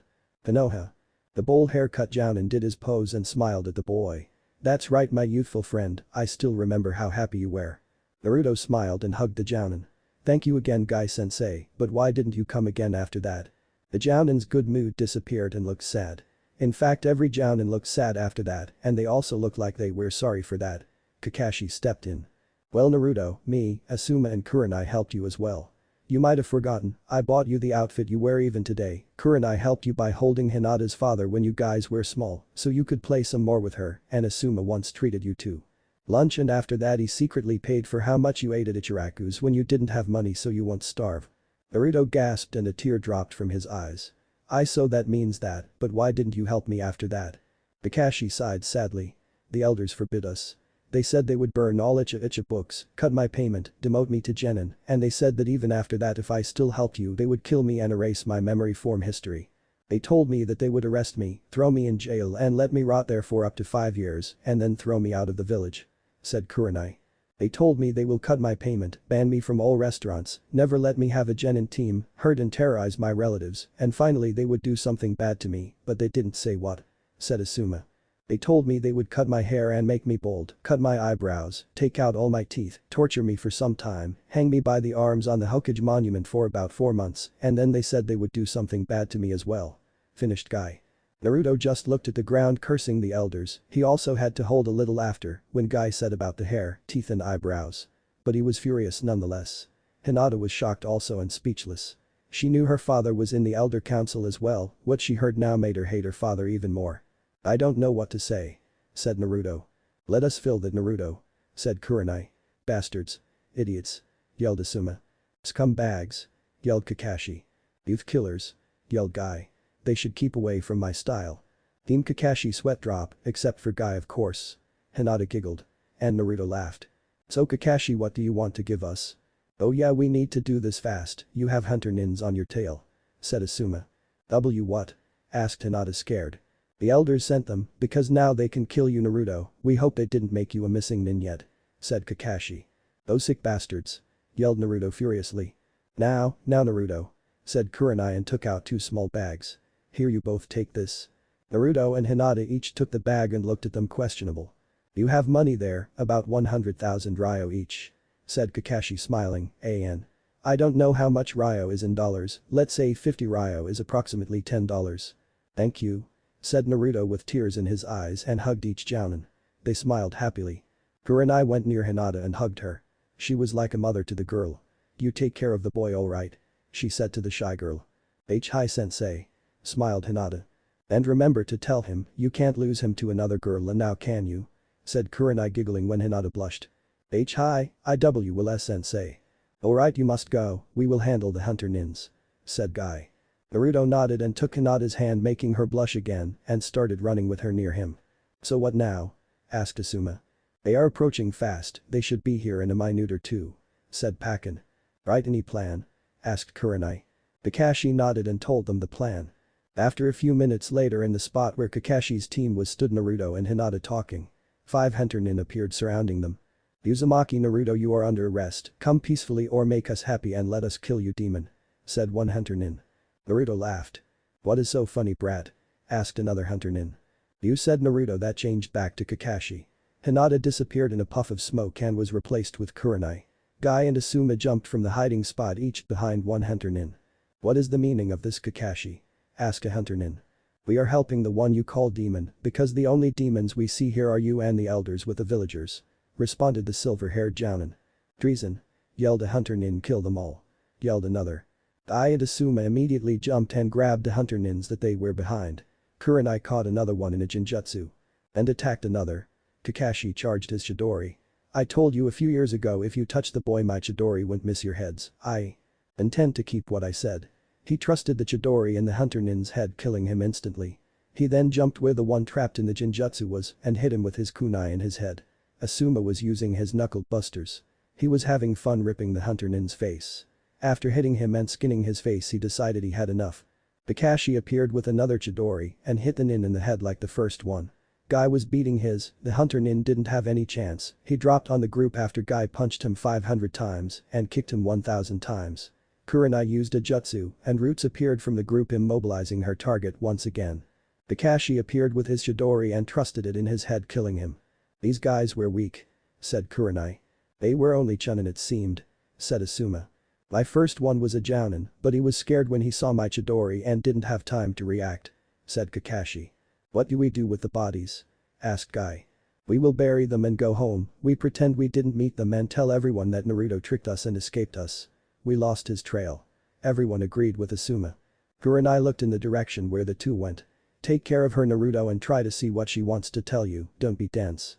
Konoha, Hokage's office, 5 hours later. What? Yelled Tsunade. Yes, Tsunade-sama, the elders sent hunter nins to kill Naruto-san. Said Shizune. Tsunade was fuming. Those bastards. She yelled and the walls trembled dangerously. Tsunade-sama, calm down. If I know Kakashi, he already found Naruto and I am sure he didn't let anything happen to him. Said Shizune. That's right. Said Kakashi, appearing in a puff of smoke followed by the rest of the team. So what happened? Where is my brother? Asked Tsunade. Well, said Kakashi. It was like this, Hokage-sama. Said Asuma. We found the Anbu team you sent. And? She asked, losing her patience. Well, they were dead. Tsunade raised an eyebrow. Kurenai gave her Naruto's letter and she read it. When she finished she hit the wall behind her, breaking it. What? Yes, they tried to kill him and Hinata. Said Guy. Well, I hope you let their bodies there to rot. The group nodded. Then where is Naruto and what about the hunter nins? Well, started again Kakashi. The hunter nins are dead, we buried their bodies and helped Naruto escape with Hinata. Said Kurenai. Wait, you helped Naruto escape? Asked Tsunade. Yes, Naruto said he would only return dead and Hinata said she won't let us take him only if we kill her and Naruto said he would fight us. Said Guy. So he doesn't want to return, and where did he go then? Asked Tsunade. I don't know where he went. Lied Kakashi. Tsunade let out a killer intent. Kakashi, this is my little brother, I need to know, now tell me. Kakashi was sweating. Alright, Suna. Ah, said Tsunade, calming down a little. Then I guess he will be safe there and Hinata is with him. Yes, he told her about Kyuubi and she still wanted to go with him. Responded Asuma. Tsunade smiled. Good, anyway we will go to Suna in a few days so I can talk to Naruto, but I will need the rookie 9 to come with me. Team Kakashi nodded. Also we gave him 100,000 ryo to each of them. Said Kakashi and Tsunade smiled warmly. At least some of the shinobi respect Naruto. But Naruto and Hinata. The two walked in silence for the last 6 hours. They didn't know what to say and didn't have to say anything. Each one was trapped in his own mind thinking. Hinata, when she was thinking, she would hold his hand tighter without realizing, but Naruto realized that. He thought that she was feeling sorrier for what happened to him and was angry at the same time for what everyone did to him. He was happy he found his true friend. He, however, after thinking of what happened with the Jounin and the discussion he started to think why he was feeling so good holding Hinata's hand and why he was feeling so good near her.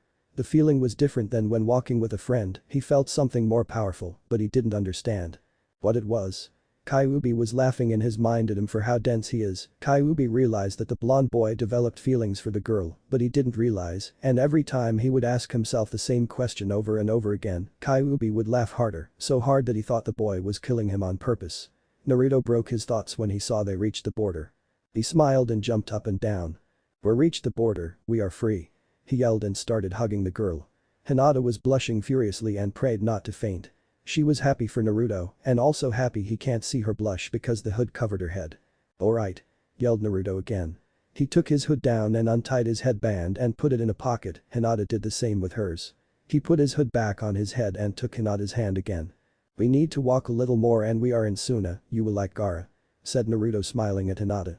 "Hi and Naruto-kun," she said smiling back. They looked behind one last time, remembering everything one last time. They smiled and crossed the border. They were now nearing Suna. Well, another chapter done. Also I will update the other story today too, so don't worry, but right now it's too sunny outside, so I'm going to sleep in the sun. Have fun reading lol. Arrival in Suna. Horap Raptor. Like I said, typo errors. Snake. Wow, that is harsh, they won't do anything like that, but all I can say is that later on in the fic the elders will regret a lot for what they have done. Hey Aunt Nox. Quick so far because I got nothing to do till time comes for me to leave and party with my friends. Tsukiko the librarian. You know I don't really see Kakashi even in the manga a bad person and uncaring towards Naruto. CANCERMAN007. Already told you, but it's best if I say it even here. Gaara is not Kazuki-age at the moment, but will be in the future, and you will see during the chapters what he needs to do to become Kazuki-age. RUKI-44. Yeah, even Guy and Sakura and Sasuke. Sakura and Sasuke need to redeem, but ask yourself what will happen when they meet Naruto. Disclaimer. I do not own Naruto. Thanks for the help Fei Long, I appreciate it. Arrival in Suna. Another day has passed in Konoha and it wasn't really pleasant for most people. For one person in particular it was living hell. Ever since the Rookie 9 found out about Naruto being kicked out of the village, Sakura realized how stupid she was. Starting from being ignored and then yelling and making threats, they made the girl lock herself in her house just to not be yelled at. But even though all that, Niji, Kiba, Lee and Chaoji were all still in the hospital and they were a little sad they couldn't give her a piece of their mind as well. Even Lee was upset for what she did and was now ignoring the fact that she visited and brought him flowers. He would pretend to sleep every time and wake up after she left, he didn't want to talk anymore. Ino, being Sakura's best friend, was still around her from time to time so she won't go mad, but she was still giving her a piece of her mind. With all that, no one managed to realize that another person was also missing besides Naruto. The said person is Hinata. No one knew until Niji found out from Hiashi, who had visited him. It was during the morning. "Hello, Niji." Greeted the Hyuga head entering Niji's salon room. "Good morning Hiashi-sama," said Niji, lowering his head as best as he could. "Now Niji, I know you are weak right about now, but I will give you a mission." But Hiashi-sama, Hokage-sama said that I won't leave the hospital for a week and even when I leave, I won't be allowed to do anything harsh for the next month. Responded the boy. "It won't be that hard Niji," reassured Hiashi the boy. "What must I do?" "You will need to go to Suna and bring back my daughter," responded the Hyuga head in a cool way. "Hinata-sama is in Suna." "Why?" Niji asked, surprised. Of course he would have been, he never found out till today. "She has been taken captive by that blonde boy Uzumaki." Lied Hiashi with a cold voice. Niji was shocked to say the least. He knew Naruto and that he cherished his precious people, but why would he kidnap Hinata? "Lord Hiashi, why did he take her?" he asked, trying to understand. "So he can use her as a ticket so we won't follow him," he responded. "Bring her back." And with that he left the room. Niji stood in silence trying to understand. Naruto wouldn't do something like that, would he? He asked himself. He was remembering all his memories he had regarding Naruto, he never showed such intention. He was more confused now, he had to ask someone what was happening, it was too much for him to understand. Luckily for him, someone listened to the conversation. Kakashi, who was assigned to watch over Hiashi from the shadows to make sure he doesn't do anything stupid, appeared in Niji's room. "Kakashi-sensei?" asked Niji. "Yeah, I listened to the conversation," responded Kakashi with a grim voice. He really has something against Naruto. "Is it true what he said? Why did Naruto do it?" asked Niji. Kakashi just looked at him and handed him a letter, the same letter that was attached to the Anbu's face. Niji took it and read it and was once again shocked when he found out what happened. But more shocked to find out the word Kyuubi and that Naruto let Kyuubi out. What did that mean? Niji raised his head and looked at Kakashi for explanation. The Jounin did some hand signs and silenced the room. He looked at the Hyuga boy and started. "What I am about to tell you now is a S-class secret and you are not allowed to tell it to anyone, understood?" Niji nodded and Kakashi started again. "When Kyuubi attacked, no one could defeat him, not even Yondaime. Its true history book said he died killing the fox, but no, he died sealing it in a newborn baby. That newborn baby is Naruto himself. He has carried the fox for 13 years. So that explains the red chakra I saw in the Chunin exams," said Niji and Kakashi nodded. And that explains why Hinata's father is so eager to kill Naruto and why he was kicked out of the village. Once again Kakashi nodded. Well, in my opinion this entire village is wrong about Naruto, and if I know better he didn't take Hinata prisoner, it's more likely that Hinata went to follow Naruto. Kakashi smiled and nodded at the boy. You are very right, Hinata wanted to go with Naruto, and he agreed. And if I know Naruto, and I know him, if he promised to keep her safe and make her happy, then you have nothing to worry about. But still, what will I do about the mission he gave me? Asked Neji. Leave that to me and the Hokage, we will straighten him up. And with that Kakashi took the letter from Neji and disappeared in a puff of smoke. Somewhere in the sand. Naruto and Hinata were hiding in a cave, a sandstorm started not too long ago, and they had to take cover. Hinata was worried about Naruto. He was shaking and sweating. Then Naruto-kun, are you alright? She asked. Why yeah and never been better. Said Naruto smiling to reassure her. Why you don't look good at all? Hinata put her hand on his head once again. He was burning, he had a high fever. Naruto fell on the ground startling Hinata. And Naruto-kun. Just tired. Hinata saw he was lying, he wasn't feeling good at all. She took her handkerchief out and soaked it in cold water from one of their canisters. She put the handkerchief on his head and he smiled. He was shivering more and more and his eyes were closing. She looked at his pulse and saw that it was slowly dying. This scared her. And Naruto-kun, why your pulse is slowing down? It's no, cough, nothing Hinata-chan. No, it's not alright, why you are even coughing now? I'm fine. And he smiled again. Flashback. Naruto and Hinata were walking in the sand under the powerful sun. It was a good thing that they bought the robes because somehow they didn't attract too much heat, but still it was tiring to walk under such a powerful sun. Naruto took his water canister out and wanted to open it when he dropped it on the ground. Damn it freaking sun. He complained and bent down to grab it. How do people manage to live here? He asked looking at Hinata. I don't know. Ouch. He yelled and started shaking his hand. What happened Naruto-kun? She asked. He looked at the ground and saw a scorpion moving away from the canister. Damn pest. He yelled. Hinata looked at his arm and saw where the scorpion stung him. Do why you think it's poisons? Nah, I will be alright. And they started walking again, but not too long after that they started to sweat more, shiver, and then they had to take cover in a cave because of the nearing sandstorm. Then flashback. Then Naruto-kun, that scorpion was poisonous. She said worried, it won't take me down. She took the handkerchief from his head. She was scared when she felt how hot it was. She immediately dropped it when Naruto started coughing out blood. Naruto-kun, are you alright? She asked scared. I'm fine, relax. He was starting to close his eyes. No you're not, you're coughing out blood. She started doing hand sings and her hands were filled with green chakra. She tried to heal something or take the poison out, but she didn't have the skill to do it. She started crying. It's useless, I'm useless. Naruto put his hand on her back. Why do I feel so hurt when I see her cry? What do I feel that makes me want to stay with her all the time? Could it be? No, but can it? Am I really in love with Hinata-chan? He moved his hand on her head and started passing it through her hair. I'll be alright, don't worry. No you won't, I can't take the poison out. She saw he was closing his eyes. No don't close your eyes, you need to stay awake. She said desperately. I will, Don't talk, please you need to keep your strength to stay awake. She pleaded the boy. Hinata-chan, I need to tell you, something, please conserve your energy. She cried to him. Hinata-chan, I, want you to know, that I love you. He said before closing his eyes and falling unconscious. Hinata started to cry on his chest, she made the seals again, her hands glow green again. She tried to heal him or wake him up, anything, but to be alright. She saw she can't do anything and tears were forming again in her eyes. She then felt someone's hand on her shoulder, her eyes grew wide. Soon a hospital. Naruto was slowly opening his eyes. Where am I? Is this heaven? Or hell? Was the first thing he thought. He looked around and saw a figure near him. Blinking several times, he tried to clear his vision but was unsuccessful. Who are you? Are you an angel? Am I dead? He asked. The figure was startled. It hugged the boy and started crying. Then Naruto-kun, you're alright. Naruto then recognized the voice, it was Hinata's.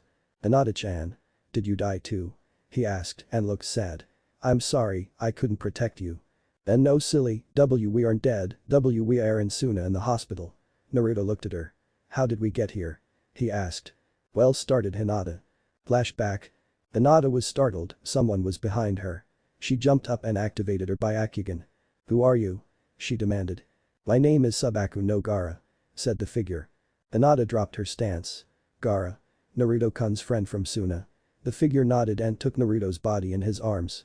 Follow me. We are taking him to the hospital.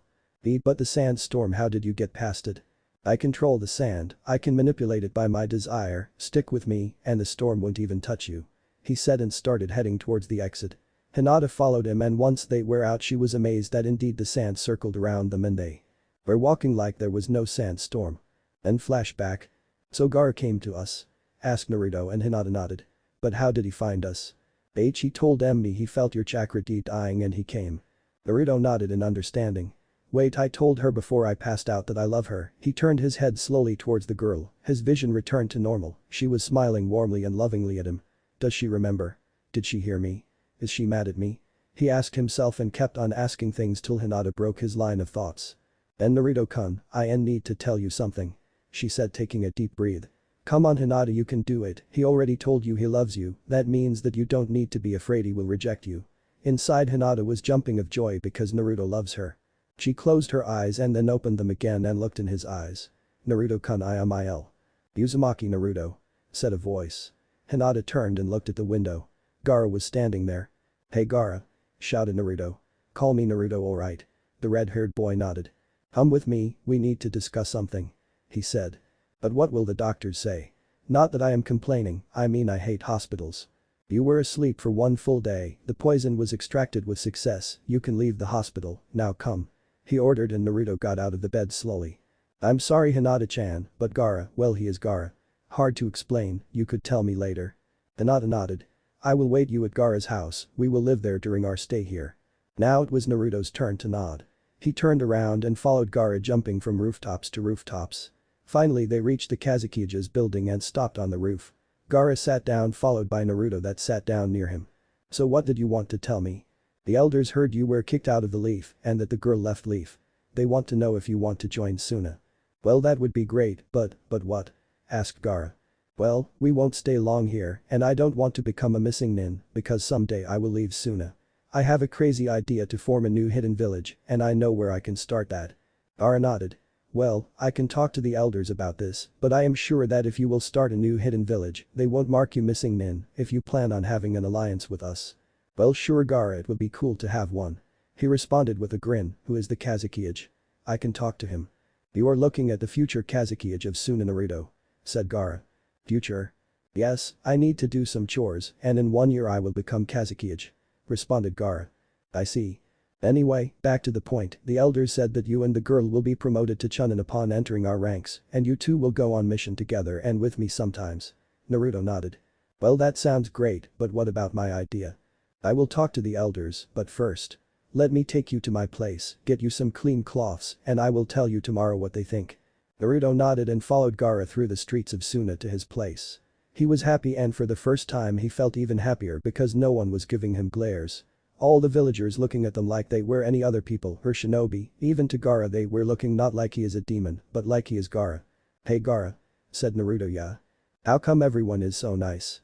To be honest, ever since my fight with you I started to change and since then I managed to get 70% of the villagers to like me and respect me for what I am and I have you to thank for that. And they have no more problems with you carrying Shukaku. Gaara shook his head no.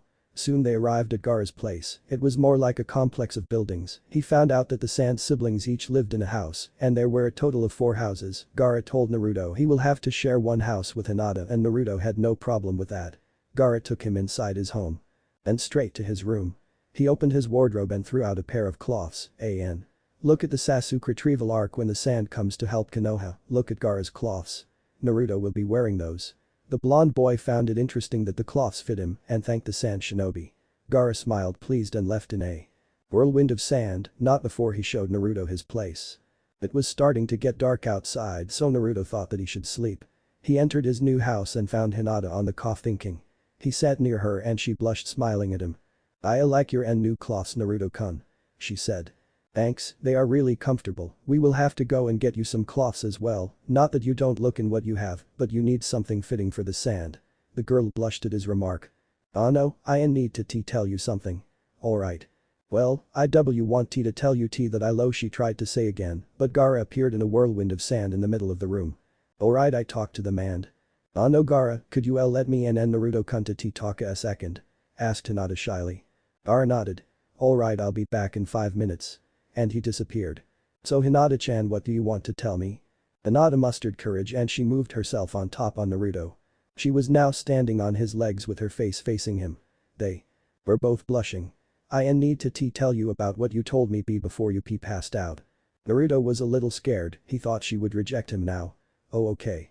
I wanted to tell you that I love you too. I loved you since the academy days," she said, congratulating herself in her mind. Naruto was stunned, for the first time ever in his life, a girl loved him back. And it wasn't any one other girl but a beautiful one in his opinion. He wanted to say something but was too amazed to find anything to say to her. She giggled when she saw him trying to make words come out of his mouth, so she decided to speak for both of them. She leaned down on top of him and caught his lips in a soft and passionate kiss. Naruto's shock was even bigger now, he was experimenting this for the first time ever. He closed his eyes and let instinct take over him. His hands took a hold of her waist and pulled her down on him and responded to the kiss. Hinata broke the kiss and raised her head a little to look at him. "Are we a C couple now?" she asked, blushing. "If you want." He responded, grinning his infamous fox grin. Hinata nodded happily. Then Naruto moved his head up and attached his lips to hers once again. She moved her head down, at the same time moving Naruto's back to where it was. They started kissing a little more furiously this time, no tongues yet, when they heard something behind them. They broke the kiss again and looked at Gaara. I will tell you in the morning, Naruto." And he left in a whirlwind of sand once again. Hinata turned her head and looked at the boy again and giggled. "It seems we are alone tonight." Naruto smiled and moved his and her body. He leaned on the couch with the girl on top of him. She blushed furiously. He smiled warmly at her and started kissing her again, she replied to the kiss with her own. Not too long after that they both fell asleep, Naruto laid down on the couch and Hinata on top of him with her head on his chest, both fell asleep with a smile on their faces. Nice, I managed to do it right. Council riot. Venom. Look at the end of the story for the polls. Dragon Man 180. Yeah, I read a lot of fics like that, but come on, they just confess and let's have sex. I mean WTF. I plan on making it go slow and patient like a relationship should go, right? Snake. Well, I can't have him beaten yet, and as for more women you will see, but in the end it will be Narahina. Ryumayum. For Bloodline and Village, look for the polls at the end of the chapter. No name needed. I wonder how many will be shocked by Sasuke's response in this chapter. Emran the Dragon King. Should have made him blush, meaning I should have wrote that, oh well, more like that to come, evil. Laugher. Asagotoxicity. Like I said to Dragon Man, no way man, I wouldn't make it go that fast. Konoha Cardle. Yes. Rasenganfin. Could you explain that a little bit better, I didn't quite understand, sweat drop. Again thank you for reviews and everything, thank you to Fei Long for his help. Right now I will make a few chapters that will show what Gaara, Naruto and Hinata will be doing mostly. This will go for some chapters, and stuff from Konoha will appear too. AN2. This will be a long chapter, and you will see why you wanted two elders to pair right. Well, look what will happen. Warning. The reason why this chapter is long, it's because the title says it all. Do tell me if you cry, because I know I had someone cry when he read this chapter. Council riot. It is a bright new day in the village of Tsunade. Even if it wasn't the same like back in Konoha, where birds would sing in the morning and the sun would shine gently on your face and the smell of leaves would gently touch your nose. Tsunade wasn't quite so different. Sure, there weren't birds like in Konoha to sing in the morning and there weren't so many trees there. Of course the sun would shine more brightly here than there, but it didn't matter. For Naruto, the important thing was that he was somewhere where people do not treat him like trash, a place where he knows his friends accept him for what he is, and a place where he could go anywhere and buy anything at a reasonable price. As Naruto was slowly opening his eyes to a bright new day, he recalled everything that happened the previous night. A smile appeared on his face, a true smile, not one of his fake smiles that he always used back in Konoha. For the first time he was feeling happy. Looking down at the girl that was sleeping soundly on his chest, he sighed inwardly. Man, people were right when they told me I am dense. Yeah, but now you have a really cute vixen, I think that's the word, chuckled Kyuubi. Kyuubi? Where did you come from? Well, let's see, when my parents met a few decades ago they. No, you dumb fox. Where have you been? Yelled Naruto, shaking the bad images from his mind. Oh well, let's see, if you would have paid attention to what you pick up and not be stung by a dangerous scorpion, I wouldn't have lost conscious and I would have been present faster, pesky humanoid. Oh yeah? Well, you're a dumb fox. Is that the best you got? Let me show you what I got. What do you mean? He asked and then regretted. What the hell? What are this images of Hinata-chan? What? You don't wonder how she looks naked? Kyuubi chuckled. Naruto shook the images from his head. Bakairo Kitsune, get lost. Hey, is that the way you treat the one that kept you alive all this years, human? Yelled Kyuubi that was fuming from the boy's attitude. Yeah, this is the way I treat you for showing me images that I am not interested right now. I am not a pervert. Sure you're not. Kyuubi started showing then images of Naruto and Hinata doing stuff together. Damn it. Why do I always end up with perverts? He yelled, shaking the images again. Get lost, hero Kyuubi. He could hear Kyuubi laughing in his mind and then slowly the laughter stopped and he couldn't feel Kyuubi's presence anymore. He thought he left asleep or something. Naruto thought about all his senseis. Every last one of them was a pervert, well at least everyone except for Iruka, but Ibisu was the first pervert he met and he liked to call him a closet pervert. After Ibisu there was Kakashi sensei, always reading that book written by the biggest perverts of them all, none other than Jiraiya. Why do I get stuck with perverts? Hey kid, can you start reading that orange book your senseis always had? Asked Kyuubi with a chibi voice. What the hell? No way pervert. Yelled Naruto. Oh come on kid, I want to read something. Pleaded Kyuubi, his eyes widened then, what are you doing? Naruto was showing Kyuubi images of him, Naruto, burning the orange books, every volume in the Icha Icha series. Please no. Go back to sleep and never ask me anything like that again.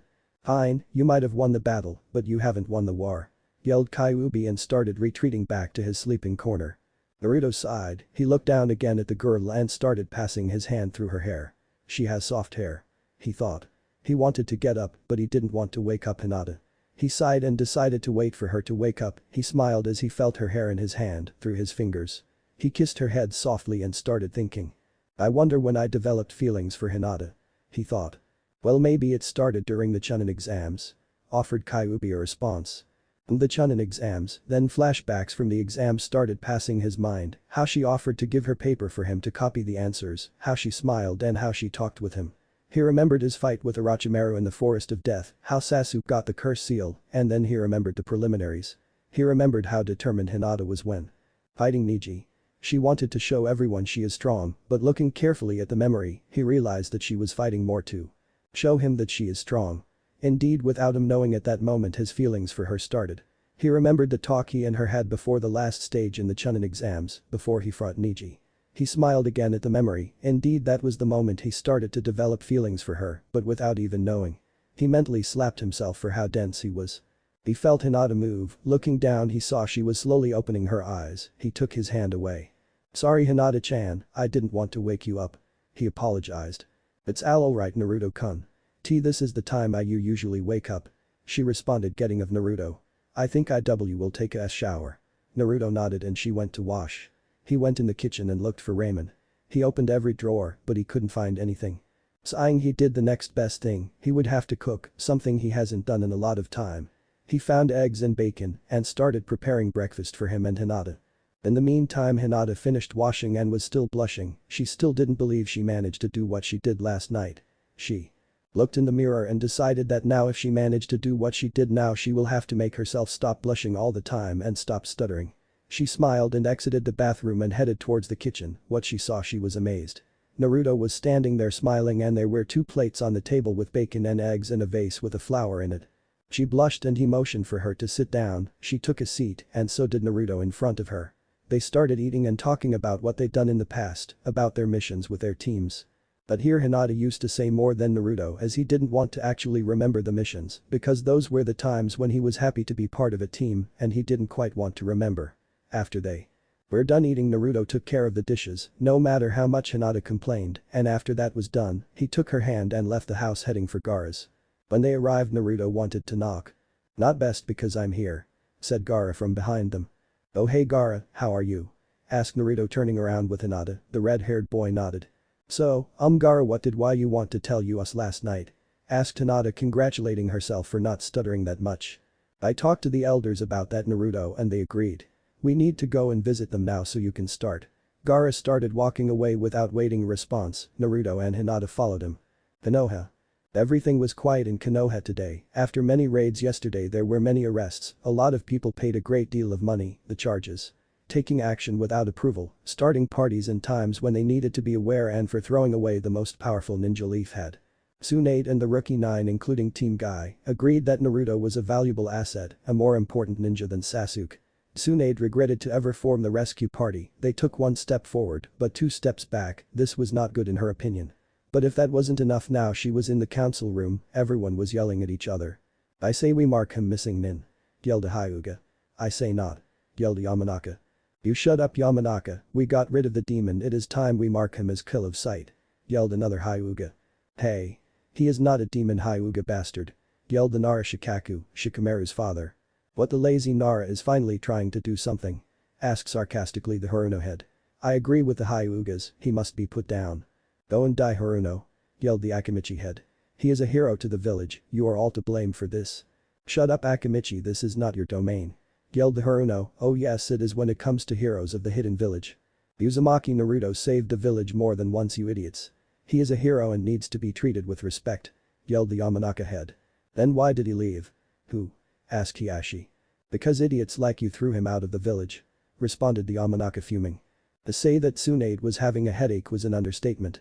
She thought her head would explode any moment, she was happy to see so many clans respecting Naruto, but still it was too much for her to take, they were all acting like little kids. They all lost their senses regarding this problem. Last night the Yamanaka and Nara clan were about to go on a rampage and break the Hyuga doors and start beating everyone, they didn't agree with what happened to the blonde ninja. "Abiram, what do you say to this?" "We are right that he needs to be marked missing nin, right?" asked a Hyuga elder. The Abiram head raised an eyebrow. "Well?" asked a Hyuga getting impatient. The Abiram head looked around with no expression. Then he looked at the Hyuga. "If you ask me, he is a hero and not a missing nin," he stated calmed. "What? Are you insane Abiram?" yelled the Inuzuka head. "You're insane Inuzuka. The Uzumaki boy saved us from Kyuubi," yelled the Nara head. "Shut up lazy bum. He is the Kyuubi reincarnated." "Kyuubi my ass," yelled the Akimichi. "Naruto is just a normal boy." "Well Akimichi, he is normal, but not normal," stated the Nara head. "He is a Jinchuriki." "A demon," yelled the Haruno. "Shut the hell up Haruno," yelled the Nara head. "I said he is a Jinchuriki, not a demon. The Jinchuriki is the one that keeps Kyuubi locked away, call him a jailer if you desire. But he is not the demon himself." "And what are your proofs?" asked Hiashi. "My proofs are the Chunin exams." "Ha. That was the first time he used Kyuubi, he can very well be under his control now," yelled Hiashi smirking. "Then that means that the Hyugas are getting blind," stated the Yamanaka smiling at her remark. "You bitch take that back. Demon lovers," yelled a Hyuga elder. "Go and jump off the Hokage monument," yelled the Akimichi. "You go jump and make a crater at the same time," yelled the Inuzuka head. "I am sure that every Hokage is twitching and rolling in their graves right now because of idiots like you," yelled the Nara head. "Shut up and don't bring the Hokages into this," yelled Haruno. "I say we all calm down," said Abiram in a neutral and low voice. "You calm down bug man," yelled Haruno again. The Abiram head twitched. "Haruno, please calm down," he stated calmly and with a low voice. "Calm down. We have a demon on the loose and you are telling me to calm down. Go and play with your bugs, bug man," yelled the Haruno head smirking inwardly, fuming on the outside. A vein appeared on the Abiram head. "You bitch. Go and die along with your pathetic daughter," he yelled finally, everyone was taken back at this, even the Hokage. "What did you say?" "You heard me. Go and die. And you are such an idiot that I need to keep my bugs away to be sure it's not contagious." All those that were supporting Naruto snickered at the remark, the Yamanaka head and the Hokage were almost ready to laugh. "You dirty ass," yelled the Haruno again. "All you Harunos can do is yell and insult," stated the Abiram. "Had a Kakashi stand up," he said ignoring the fact that the Hokage was supposed to say who to stand up and who to give answers. She nodded at the Jounin and he complied. Tsunade didn't want to take part in this yet, everything was going good for now. "What do we need this Jounin for?" asked Hiashi. He was expecting for Abiram to respond, but it wasn't him. "Had Kakashi, is it true that the pink Kenyachi known as Sakura Haruno treated Uzumaki Naruto poorly?" asked the Nara head. "Yes it is," he responded. "Please tell us the most important things," said the Nara head. "Well, it started after they graduated as a team under my wing. Uzumaki Naruto wanted to treat his teammates with lunch and she yelled at him and ignored him." "Serves him right," yelled the Haruno. "What if he wanted to poison my daughter and the Uchiha boy?" "Shut up Haruno, we are not talking about the traitor," yelled the Yamanaka. "Please continue Haddock," said the Nara head. Well, after that there were more incidents, her birthday for example, he wanted to be a good teammate and friend and spent 3 years of life saving to buy her the best present, something made of glass. She punched him because he invited her and her friends to eat in the stomach, and after she left he started picking up the glass and taking it out of his chest and tried to repair it for 5 hours standing in the same place, but when he couldn't he left and the next day he was unconscious all day due to blood loss. At that Naruto's defenders shivered, even the Aburame head who also raised an eyebrow. Tsunade was furious, she didn't know this story, while all this Naruto's executioners smirked and smiled. "Ah, serves him right," said the Haruno. "Who knows what devilish intents he had, he could have gotten everyone drunk, then take them in the forest and kill them. She did just good if you ask me." "What the hell?" yelled the Yamanaka. Kakashi was growling at the remark, he knew Naruto and knew he would never have done that. "I agree with Haruno," said Hiashi smiling. "Then you are an idiot," yelled the Nara. "Haddock, sit down." Kakashi complied. "I want Jiraiya, the Toad Sannin, to stand up." With that the Sannin smiled and got up, it was time to shut the competition and help Naruto. "Jiraiya-sama, you were Naruto's teacher, tell us about him," said the Aburame calmly. "Well, there isn't much to say, but he was a good boy, always listened and paid attention. He learned everything really fast." "Sorry to interrupt, but how fast?" asked the Akimichi. "Well, he learned Rasengan in 1 week," he stated, and everyone started to whisper to each other. Naruto's defense were most pleased of the boy. To continue. "Well, he was smart and loved the village, he would have died fighting for his friends and precious people. He was stubborn at certain moments and hyperactive, but that made him an interesting person, someone admirable." "Anything else you like to add, Jiraiya-sama?" asked the Nara. "He is a hard worker and never gives up and always keeps his promises," he said. The Nara nodded and motioned for Jiraiya to take a seat, which he did. "Well, Hyuga. That still doesn't say anything to me," he said. "I talked to the villagers and one here is going to give a statement." A villager got up and Hiashi nodded at him. "The boy, Uzumaki Naruto, always made trouble, always yelled and plotted something in his house. I could always hear him talk to himself, referring to himself as Kyuubi, and he always hid something." The villager then took a seat. "That doesn't prove anything," yelled the Yamanaka. "It proves he plots a lot behind our backs," yelled Haruno. "Oh yeah. Yeah. Very well then, I request for Hyuga Neji to stand forward," yelled Yamanaka. Everyone in the opposition was startled from this, everyone except Naruto's defenders. Neji entered the room helped by Guy. He stood there and looked at everyone. He looked at Hiashi who made a sign to him. "He wants me to bring down Naruto," thought Neji. "Neji, tell us about Naruto," said the Nara head. Well, Hiashi smiled evilly. "Naruto is a great person, a hero." Hiashi's smile faded. "You?" yelled the Hyuga head. "You are a liar, what is the meaning of this?" "I am telling the truth, Uncle," said Neji smiling. Hiashi was boiling, he did the cage bird seal hand signs towards Neji to activated the seal. Nothing happened, Neji smirked. "What is the meaning of this?" he requested. Neji took his forehead protector off and then his bandages to reveal a normal forehead without the cage bird seal. "What? Who took it off? I demand an explaining." "Very well," said the Akimichi. Flashback. The heads of the Yamanaka, Akimichi, Aburame and Nara entered Neji's room, followed by Kakashi behind. Neji looked at them wanting to know what they wanted.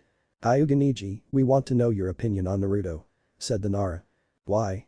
asked Neji, not wanting to bring Naruto down because of a mistake. "We are Naruto's defenders, the elders and council want to put him under the missing nin rank and we want to stop this," said the Aburame calmly.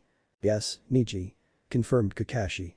"Well, Naruto is someone that helped me see where I was wrong and what I did wrong, he in my eyes is a great person and someone that you can rely on even though he has the Kyuubi inside of him. The village's point of view about him is wrong and the way they treated him is even more wrongly.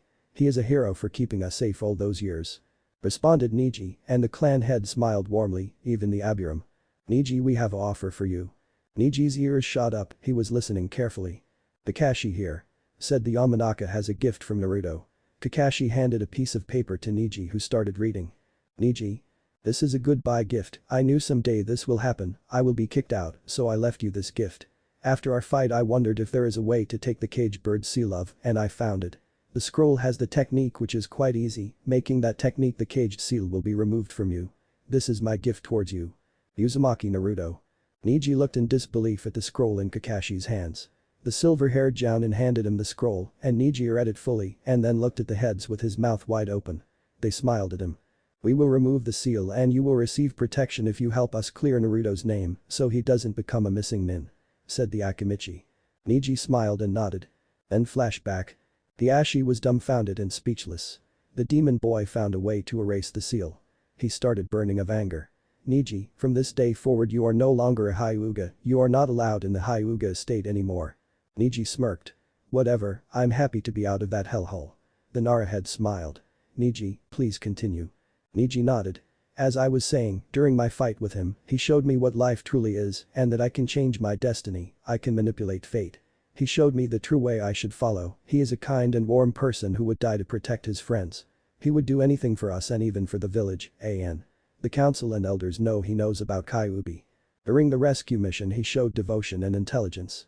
He helped us in the best way he could and would have never stopped until he would have brought back one of his missing friends, even though he was a traitor. Somehow Naruto knew that Sasuke was actually calling for help and he was glad to respond to that. I am sure that Naruto saw in his soul that Orochimaru was controlling Sasuke. My conclusion to all of this is that Naruto is a hero of belief and a remarkable ninja. He is not a demon as you all see him. Thank you Niji, you may sit down. Niji smiled a genuine smile and sat down near Kakashi who patted him on the back. Well, do you need any more proof he is not a demon? Asked the Abiram head. Yes. Yelled Haruno. During the Chunin preliminaries he hurt my poor boy really bad and his pet. Stated the Inyazuka. I would have him state this, but he is in hospital right now. She said again. He told me that his eyes resembled Kyuubi and he was throwing threats at him that he would kill his family and eat him alive, but not before he would torture him in the most gruesome way. That bitch. Yelled Niji and Kakashi in their minds. Naruto didn't say that, he never even used the Kyuubi's power, he only used it in my Niji's fight. What a liar, I am sure Kiba didn't say that. See? A demon to the bone. Yelled a Hyuga. Yes, and if that is not enough he took Hyuga Hinata, my precious daughter prisoner. Who knows what he is doing to her at this moment? Said Hiashi grinning inwardly. Niji jumped up. I object. He yelled and everyone looked at him. You dare call yourself a father you piece of scum? You treated Hinata more than poorly, you don't even deserve to call her your daughter. Yelled Niji fuming and Naruto's defense nodded in agreement. Is that so? Then let's see what her sister says. Hanabi. Yelled Hiashi. Crap. Thought Niji, he knew Hanabi hated her sister and wanted to make her feel bad. The young Hyuga girl entered the room and looked at her father. He smiled at her and she smiled back. When I was a few days ago at the gate assisting the events, after everyone left I saw Hinata was passing by and then a blonde ninja. With an orange jumpsuit appeared and knocked her out. He looked at me and said, "Heh, you think you got the best of me? With Hinata as my prisoner I will be able to free him. That demon." Yelled Haruno. No one is safe from him, we need to mark his a missing nin and go after him. Yelled the Inyazuka. Oh, that is so much bullshit.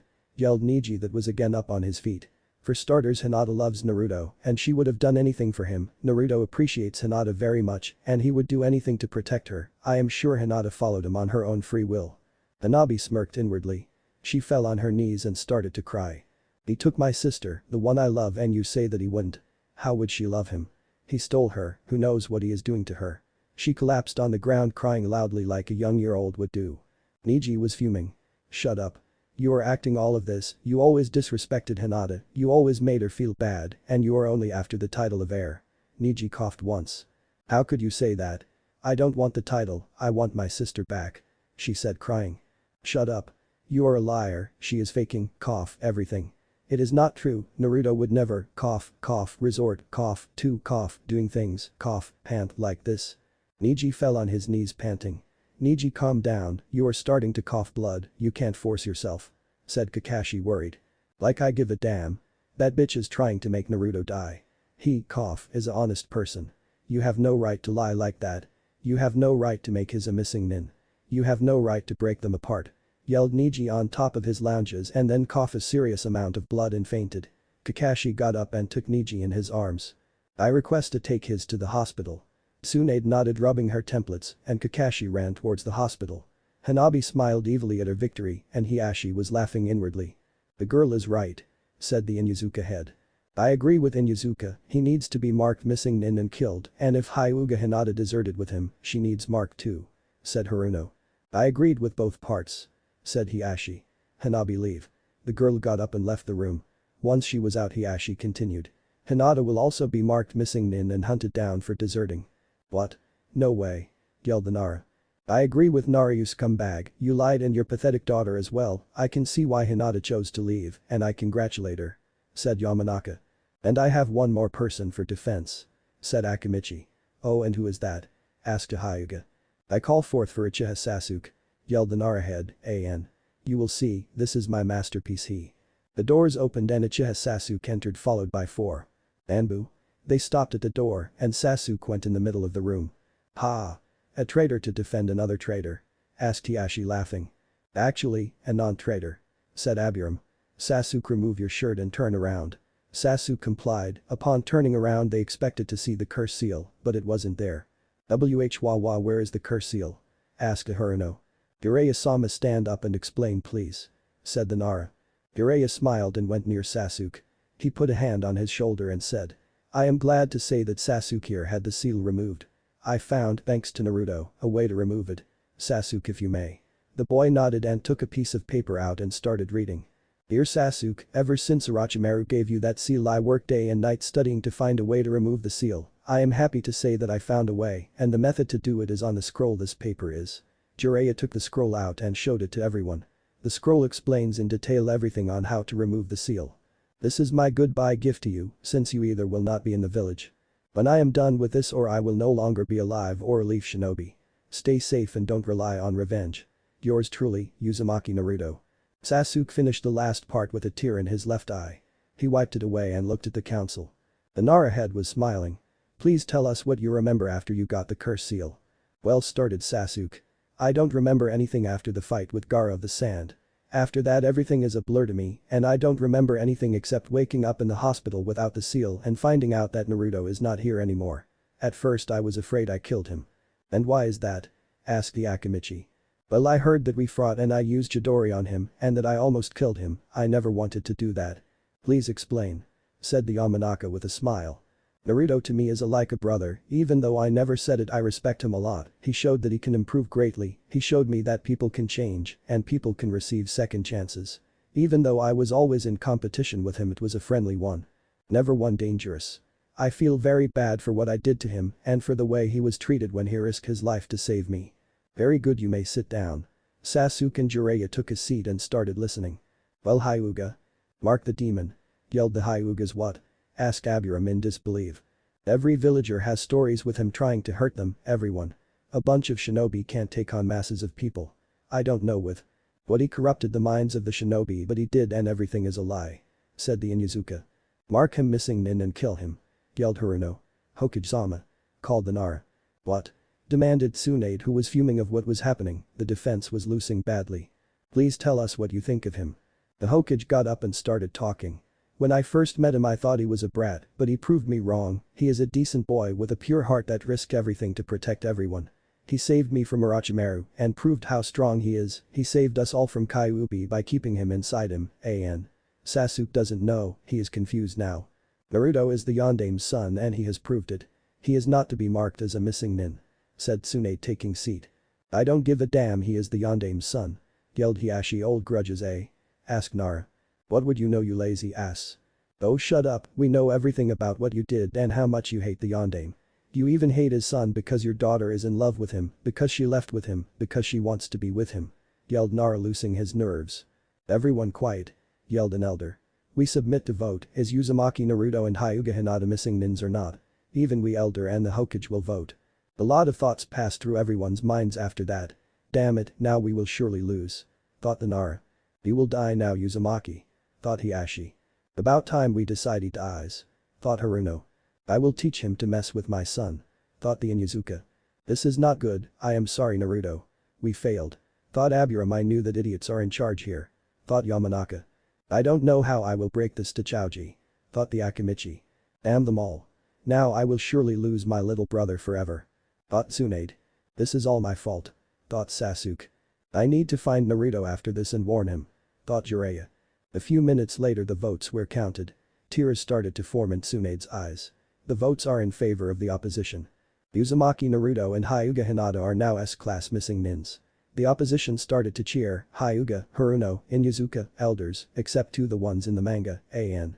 Here in the story there are a total of 6 elders, while the defense all had sad faces and the head Yamanaka and Tsunade were shedding tears. I don't know how I will bring this up to my son-daughter. Thought the defense, Yamanaka, Nara, Akimichi, and Aburam. Yes, Tsunade is in the defense also, but has other thoughts. I don't know how I will tell his friends. Thought Tsunade. I have no idea how he will react to this. Thought Jiraiya. This really is my entire fault, please forgive me. Naruto. Thought Sasuke crying. Yes, crying. Suna. The group of three, Gaara, Naruto and Hinata, arrived at the elder's room. Gaara stopped at the door while Hinata and Naruto went. Inside. There were 6 elders, an. If I remember right from the manga, there are a total of 6 seating on pillows in front of them. They motioned for them to sit down on the pillows in front of them and they complied. An elder cleared his throat. So, Uzumaki Naruto, we discussed the offer and we accept us. He said. Naruto nodded and bowed. Now, Hyuga Hinata will tell us the offer he gave us. Hinata nodded and listened. He told us he wanted to find another hidden village someday and he doesn't want you or him to become missing nins of Suna if someday you will leave. We agreed under the condition that you two will serve Suna for at least 1 month and that the 2 villages will automatically be allied. Hinata nodded once again. Very well. Said another elder. You will start mission tomorrow, you will also help Gaara on his work to become Kazekage, even for that you will be paid. When you help him you are also marked as bodyguards for him. Naruto and Hinata nodded. The elders smiled and gave them the Chunin vests. Please report tomorrow at 8 for a mission, that is all. Naruto and Hinata got up and bowed. They left the building with Gaara. Naruto was happy for being Chunin, Hinata was happy as well but happy. Also because Naruto thought about the missing nin fact. Still she would need to talk to him about the hidden village thing. While walking, Gaara was explaining what he needs to do. The first thing is for me to teach at least one ninja that was born in Suna, but that doesn't mean I can't teach you my techniques also, Naruto. Their techniques? Why? Asked the blonde ninja. We are alike, in a way, we both carry burdens, I will help you by teaching you sand moves. Alright, then when you teach me I will teach Hinata-chan as well. Thank you Naruto-kun. She said smiling. Also, apart from what I told you, I need to go on patrols around the border from time to time, I need to walk through the town a lot, I need to do some paperwork and train. Well, that sounds easy, we will help you. Yes, you will make a good Kazekage, Gaara. Said Hinata. Thank you. He responded and bowed at them. They headed home and took an afternoon nap, or at least Naruto and Hinata, each one of them took a room from the house which had 2 and slept in their own beds. Gaara told Naruto for when he wakes up to look for him so he can start his training and using sand. Gaara also told them that Temari and Kankuro would return in 1 or 2 days. Well, this is so far, and regarding the missing nin thing, I will tell you now that Suna will not hunt them, let's say Tsunade and Jiraiya have something to do with his, and you will see what. See you all in 2 weeks, no updates till after 2 weeks cause I won't be home. So enjoy this one, and I hope you like the council ride. And 2. I am leaving in a few hours after this chapter is posted for 2 weeks, so there won't be any updates in the next 2 weeks, enjoy this one in the waiting, man I'm evil. POLL1. Should Hinata and Naruto form a hidden village? It will be in the wave where the Great Naruto Bridge is. 1. Yes. 2. No. If yes to poll 1, what should the village be named? And how should the cage be named? POLL2. What bloodline should Naruto have? 1. None. 2. Sharingan. 3. A mixture between Byakugan and Sharingan. 4. Something else, please give a name and description. His notes. Ow man, my head hurts, I got back from my vacation last night and when I opened my mail I had 500 messages, it took a lot of time to read them. Anyway, the poll results are in, but I will let the polls run for more time. Also, Naruto and Hinata will form the hidden village after the time skip. Poll 1. Yes 73, 00. No 17. Poll 2. Sharingan. 10. Mixer. 23. Other. 39. None. 20. Oh, I just remembered, I won't concentrate that much on mushy stuff, well at least not now, so that's that he. 2. Sorry if there are spelling mistakes, I wrote this lazily in 8 hours and spent 2 more to reread. I think it's not that bad in grammar terms, but depends, if there are mistakes I will correct them and will re-upload this. Disclaimer. I do not own Naruto. His notes. It was about 10 in the night, Naruto was standing on the training field where Gaara usually was. Sun Agakure's training fields were very different from the ones back in Konoha, there was no grass on the land, just sand, sand and sand again, as much as the eye can see, there were no trees and there were no ponds also, it looked a little dull in Naruto's opinion. The only thing that made the training field a bit interesting was the fact that there were weapon racks, usually from what he had seen between the numbers of 3 and 4 for each field. These racks had all sort of weapons, starting from the basic kunai up to the huge hammers, maces and so on. Also there Were several rocks from here and there and some training dummies. Now, Gaara's personal training field looked very interesting. Unlike the other here, Naruto saw that most of the rocks were transformed. It seemed like the red-haired Jinchuriki had been trying to shape the rocks by his desire. The dummies were completely covered in sand and what seemed some kind of spikes made out of sand. The only thing that wasn't touched were the weapon racks. Every weapon was there. It seemed like Gaara wasn't quite the weapon user. A few minutes later, Gaara appeared in a whirlwind of sand in front of Naruto. The blonde boy screamed and jumped back. "Damn it. Did you really have to do that?" he asked, sweating. Gaara just looked at him and motioned to Naruto to go in the middle of the field. The blonde boy complied. He moved where the future Hazekage told him, and upon reaching he looked back at Gaara that was just standing in the same spot motionless. Naruto looked around, he looked up and he looked down, then he looked back at Gaara. What am I supposed to do?" "Channel chakra," came a calm reply. "Channel chakra?" asked Naruto, not understanding what for. Gaara looked in Naruto's eyes, not saying anything. He stared at him for about 2 minutes when Naruto started feeling uncomfortable and decided to do what he was told. He closed his eyes and started to channel his chakra. The normal blue chakra appeared swirling around the blonde boy. At this time Gaara was looking at him carefully. "More," said the red-haired Jinchuriki, and Naruto complied, channeling more. The sand around him started to slowly raise and move without any direction whatsoever. "More," said Gaara, and Naruto tried to bring out more chakra, but the amount remained the same. "More," I said. "But I can't more than this," said Naruto, trying to bring out more chakra. Red was the only thing that Gaara said, thinking Naruto would understand. The blonde boy started thinking, what did he mean by red? He lost himself to his mind and lost concentration. He stopped channeling his chakra and was standing in the middle of the field, eyes shut, thinking. Gaara looked at him and waited. He was thinking that Naruto understood what he wanted. He waited and waited and waited till he lost his patience. "What are you doing?" asked the red-haired boy. I don't understand what you mean by red," said Naruto, scratching the back of his head. Gaara shook his head. "I want you to channel Kyuubi's chakra, Naruto." "Oh," responded Naruto, laughing nervously. He started channeling his chakra again, and then when he reached the limit, he started asking for the fox's chakra, but it didn't come. He tried again, nothing happened. "Hey fox, a little chakra would be nice, you know." "And why would I do that? Go back to your training or whatever you were doing and let me sleep," came a tired answer. "Hey. Don't you dare sleep when I need your chakra." "What the hell am I? Chakra shop? Do I have a sign that says come and take all the chakra you want whenever you want?" yelled Kyuubi. Naruto's sweat dropped. "Just give me chakra, alright?" "No." "Naruto, what are you doing?" asked Gaara, that was looking impatient. Well, you see," started Naruto, laughing nervously and scratching the back of his head. Gaara started taping his foot. Kyuubi doesn't want to give me chakra." "I don't care, you do what I told you or else I will beat you so hard that you won't even be able to go to the toilet for the next week," said Gaara coldly. Naruto shivered at the tough. "Okay Kyuubi, give me your chakra. Give me one good reason why I should." "Well, I hope you enjoy the smells if I won't be able to go to the bath for the next week." "What the hell? Oh hell no. Here you go kid, but just don't pollute my mind with things like that," said Kyuubi, and his chakra started pouring out of the blonde boy. Naruto was channeling the demon's chakra until Gaara told him to stop.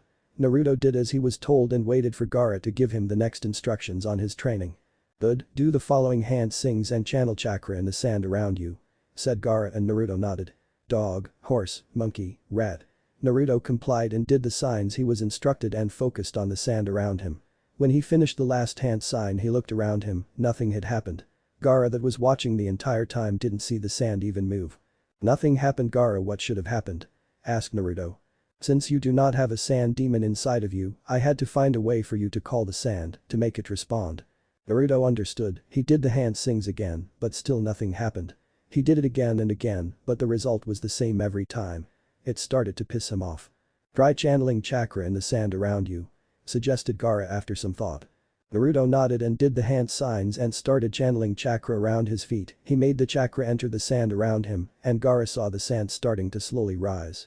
"Think of the sand moving around you, from your feet to your head," said Gaara. Naruto started thinking about the sand to move around him. He opened his eyes and looked around, still thinking at the sand. Gaara nodded in achievement. There wasn't very much sand circling Naruto, but there was a little, and that in Gaara's opinion was a good thing. "Hey Gaara, I did it," yelled Naruto, and Gaara only nodded. "You did, but it's not perfect, you need to be able to control more than that." "Yeah, I know, but still I did it." Naruto started jumping up and down. He stopped thinking about the sand and it dropped back on the ground. Gaara shrugged and started walking away. "Meet me tomorrow here at noon," he said before disappearing. Naruto smiled and he also started heading back to his new house to get some rest, even tough he doubted that he would be able to get some rest, he was too happy. Just a lucky shot Brad, it was weak. Said Kyuubi sleepily and what do you care? HMPH. Konoha, Nara Estate. Nara Shikamaru was lying on the ground in front of his house gazing at the sky. The recent events in Konoha had made him ponder even more about Naruto. He didn't know the boy very much, been with him on just a couple of missions, but he wasn't bad in any way. He always tried to help everyone and always seemed happy. But there had to be something else behind all that happiness, there must have been something else to why he always worked hard, why he pulled pranks, but most importantly there must have been something as to why the villagers hated him. Numerous questions bothered Shikamaru, there were too many, and it seemed like he couldn't get an answer for any of them. But even though all that Naruto was a good person, a fellow ninja, a friend, he didn't deserve to be treated like that. He was a valuable asset to Konoha, he was more important than Sasuke, his strength, stamina and determination made him unique and interesting in all ways. Shikamaru's thoughts were broken by a light behind him. He looked and saw his father Shikaku standing behind him. You know, the council had a meeting today. Said Shikaku taking a seat on the ground near his son. And what did you guys discuss about? Asked Shikamaru. About Naruto Uzumaki and Hinata Hyuga, if they should be marked missing nins or not. Shikamaru pondered for a second. He then raised his head and looked in his father's eyes. And you guys had to put it to vote. Shikaku nodded. Which means that Naruto and Hinata are missing nins once again Shikaku nodded, but tell me, when did Hinata leave? Wait a second Shikamaru started thinking, he didn't see Hinata ever since they left on the mission to rescue Sasuke. She didn't even visit Neji, he knows that she loves Naruto, but still she would have visited her cousin. If she didn't it means that she left right after Naruto did. Well anyway, right now I have come with an idea, but I want to know what you think of it, said Shikaku breaking his son's thoughts once again. And that is? This village is full of idiots, the elders are a bunch of idiots except for two, the Hyugas think they rule everyone around here and are a bunch of stuck-up snobs he paused, and well, I was thinking about leaving this place. Shikamaru's eyes widened. You mean leave Konoha? His father nodded. And where would you plan on taking the clan? We could find Naruto and help him. Shikamaru gave a thought to that, he made a list of good things to leave and bad things, but in the end the result was the same. You know, I don't agree with leaving, sure this place is starting to fall apart, but we can't just leave, we would just be an easy target for enemy ninjas, not to mention Orochimaru and the Sound. Shikaku nodded at his son's words. I was thinking the same thing, but I wanted to know if you were too, but tell me would you leave Konoha? Shikamaru thought about it, there would have been a possibility, but still no. He said, only if it was really necessary. He added. His father smiled and went back in the house. Hokage-sama wants to see your team tomorrow at 10. Shikamaru nodded and lay on his back looking at the sky again and thinking. Konoha, Yamanaka house. Ino Yamanaka was preparing to go to sleep, it had been a long day for her, she had training with her family members on her clans. Jutsus and then she had worked all afternoon in the shop and finally went and visited Sakura to see how she was holding. Her mother had not returned from the council meeting yet. She sighed, another long day was awaiting her tomorrow, she needed to get rest to be able for a new day's challenge. She tucked herself into bed and was about to fall asleep when there was a knock at the door. Enter. She said and her mother Akane Yamanaka entered the room, An. Her father's name is Inoichi. Am I disturbing? Her mother asked. Ino shook her head no, how was the meeting? It didn't go too well. She said with a grim voice. What happened? What did you discuss about? We talked about Uzumaki Naruto. Ino perked her ears and Hyuga Hinata. Hinata? What did she do? Asked Ino. She left Konoha to follow Naruto. Said Akane and Ino raised an eyebrow. You mean that Hinata is not in Konoha? No didn't you see? Asked Akane. Ino realized she didn't quite pay attention to everything around her and didn't notice that indeed. Hinata was absent all the time. Well the Hyugas brought the matter of marking them both as missing nins. Ino's mother continued. Ino gasped at the news. And what happened? The Yamanaka clan with Inara, Akamichi and Aburam supported Naruto and Hinata to make sure they wouldn't be marked, even the Hokage did. She trailed off and Ino realized what the outcome was in the end. She still hoped it wasn't like that. But in the end we lost and they are now S-class missing nins. She finished. Ino lowered her head and without knowing tears started forming in her eyes. She knew Naruto a little and was his friend and he wasn't a bad kid, he was annoying sometimes, but he was a kind person. But why? Asked Ino, why did they mark him? Why did the villagers throw him out of the village? She raised her head and looked at her mother. I'm afraid I cannot say, that is for the Hokage or Naruto to say. You will have to meet the Hokage tomorrow at 10. I suggest you sleep. and Akana left the room. Ino was confounded in the darkness of her room, it was strange. Why would someone be so mean to Naruto, why would they also mark Hinata as a missing nin? She laid her head on the pillow and tried to sleep, but questions continued to bombard her mind and she couldn't sleep. Tears dropped on her pillow, she didn't know why, but she was very sad about this event, they were her friends, it doesn't make sense why all this happened. Konoha, in Yuzuka estate. Yuzuka Kiba had just walked into the house when he heard the front door close. He went to check it out and saw his mother Tsunade. Thank you Vanman for clarifying, taking her shoes off, she was quite happy which Kiba found unusual because normally she would return angry from the council meetings. Hey mom. He said. Oh hello there Kiba, how are you? I'm fine, I just finished my training with Akamaru, responded Kiba proudly. And where is Akamaru? She asked looking around, usually the dog was always around Kiba. Oh, he went to look for something to eat. Responded Kiba. Why are you so happy? He asked. What do you mean? Well usually when you return from the council meetings you are angry and well now. Oh I understand. She said and walked over to Kiba and put her hand on his shoulder. We were discussing about the Uzumaki boy today. Kiba seemed to brighten up, he had known Naruto for some time now, and ever since their fight in the Chunin preliminaries they started to become friends, sure they teased each other and called names, but it wasn't something serious. So what did you discuss about him? We discussed about marking him missing in Kiba's eyes. Why didn't I sustain the opposition, or favor for marking him? And we won, he and Hyuga Hinata are missing nins now and are to be killed on sight. What? Hinata too? He asked stuttering. Well at first we thought he took her captive, but it seems she sided to him, and since that Uzumaki boy is dangerous, we marked him, she said smiling. Kiba started growling. What the hell? Why did you do that? He yelled. Tsum was taken back at his words. He hurt you in the Chunin exams. Just for that. I think you even exaggerated in front of the council about our fight. He yelled. Don't you dare raise your voice at me. We did a good thing getting rid of that demon spawn. Demon spawn? What the hell is wrong with you and all those villagers calling him that? He is not a demon. Did he ever try to hurt you in any way? I don't even know why you're calling him that. He yelled and went to the door. Where do you think you're going? To think and to be away from you. He left the house slamming the door behind him, leaving his mother stunned. Konoha, morning, next day. Tsunade, Jiraiya, Kakashi, Sasuke and Neji were standing in front of Naruto's apartment. Tsunade wanted to take the blonde boy's things before the apartment was sold. They entered the house and started clearing it of all things, from what it seemed Naruto didn't have many things, only some photos of his close friends, Raymond and his usual orange jumpsuit. Sasuke agreed to help with this, he was on probation, he had been given a second chance to prove himself loyal to Konoha once more. The two Sanin and his sensei would look after him so that he won't do anything stupid, and Neji, he was there because he thought he owed it to Naruto to take his things. Tsunade's plan was to visit Naruto once they found out where he is and take his stuff to him.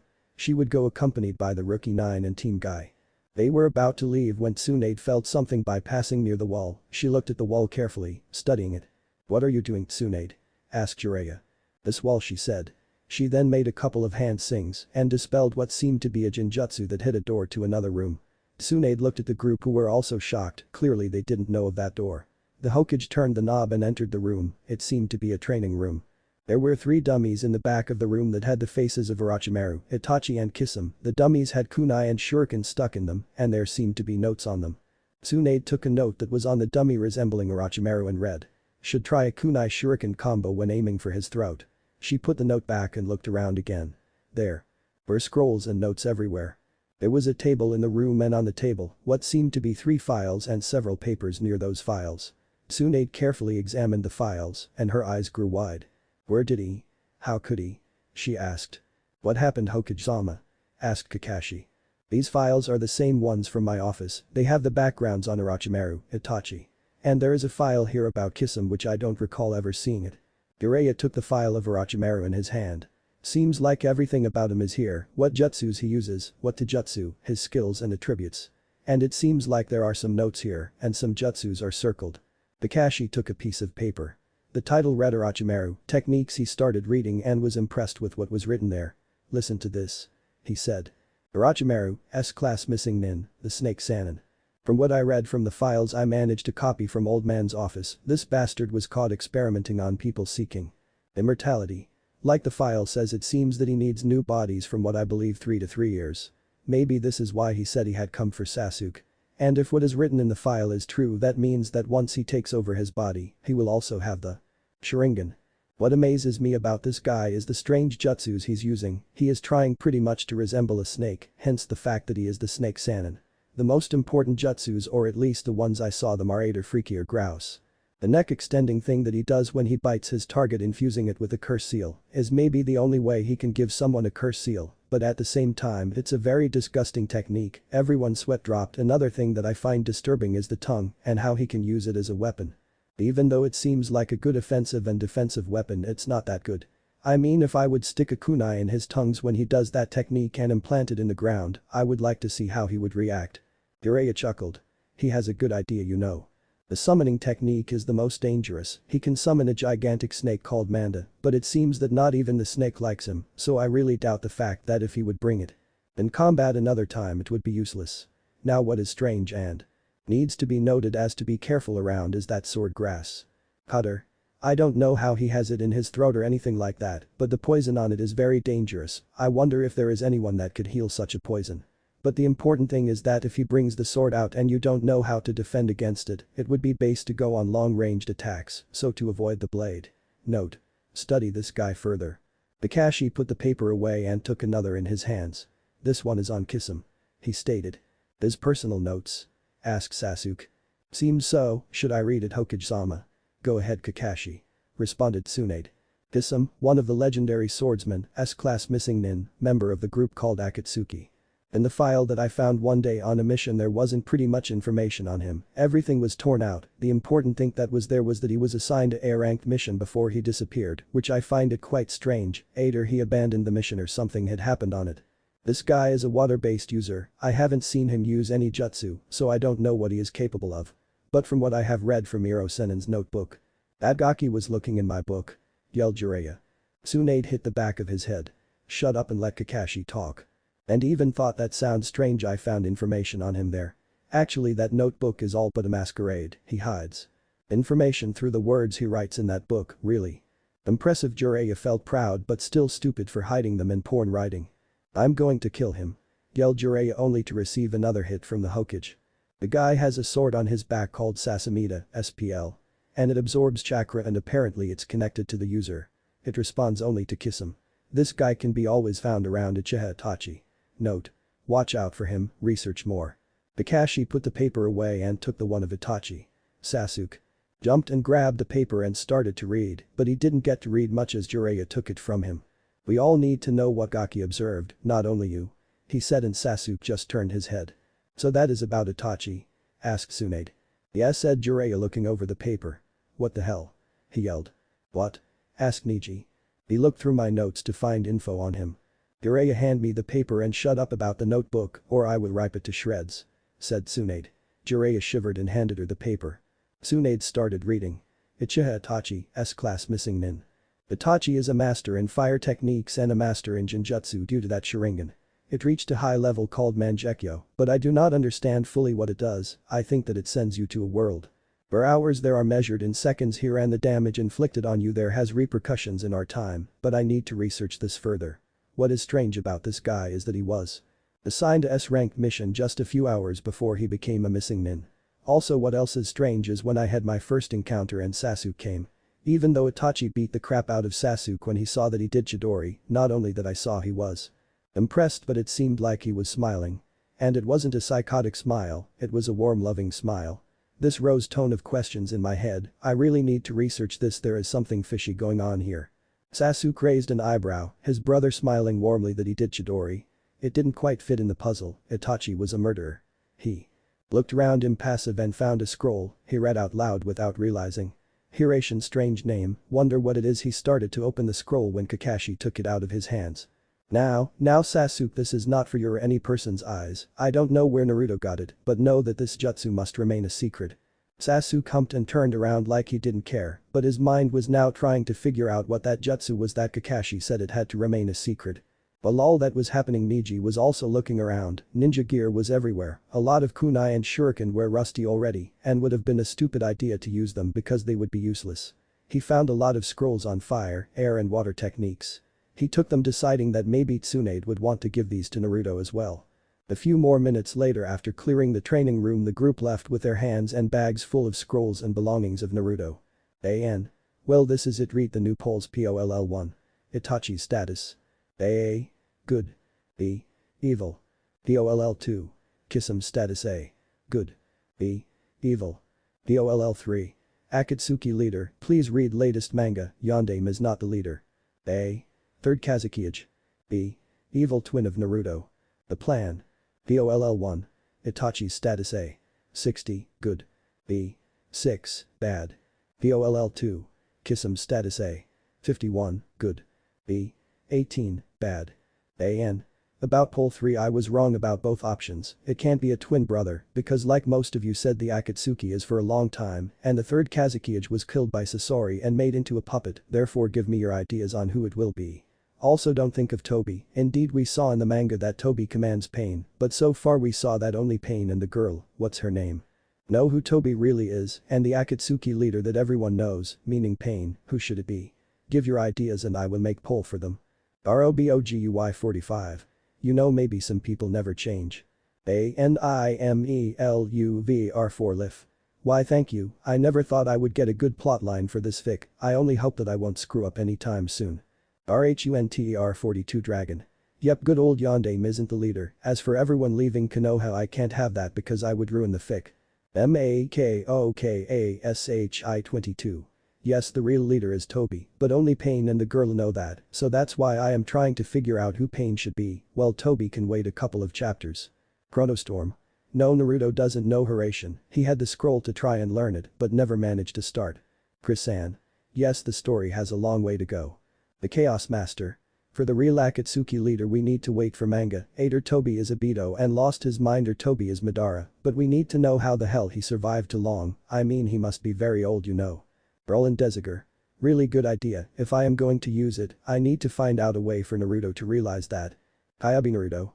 No offense taken, I am glad I was corrected. I looked again on the manga and I saw indeed he is a puppet and the twin again, it can't work. Snake. Well, she can't be arrested because she didn't tell Kiba about Kyuubi yet. AN. Can someone tell me the name of the guy that betrayed Suna so Akatsuki could attack, and can someone give me the link where I can translate to Japanese meanings for jutsu and stuff? Thank you. Disclaimer. I do not own Naruto. The plan. Konoha, Hokage Tower. Tsunade, Jiraiya and Kakashi were in the Hokage's office. Tsunade was looking over the things she had taken from Naruto's apartment. There were a lot of ninja material and of course a lot of ramen. But the ninja material was very interesting. Every kunai and shuriken had a strange seal on it, but from their studies, it seemed that the seal was inactive and could never work. Naruto was trying to create something, but no one knew what he was planning to do. They even found his diary, but the boy was clever, he never wrote about what he was working or researching in it.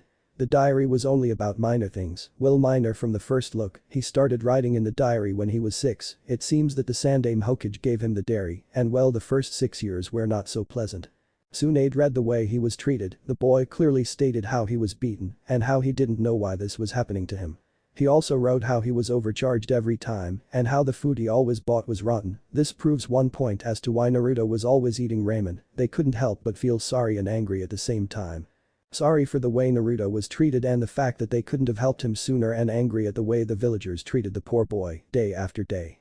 And to make it worse, every time when it was October 10th the villagers would beat us twice as hard and he would be stuck in the hospital for at least 2 or 3 days.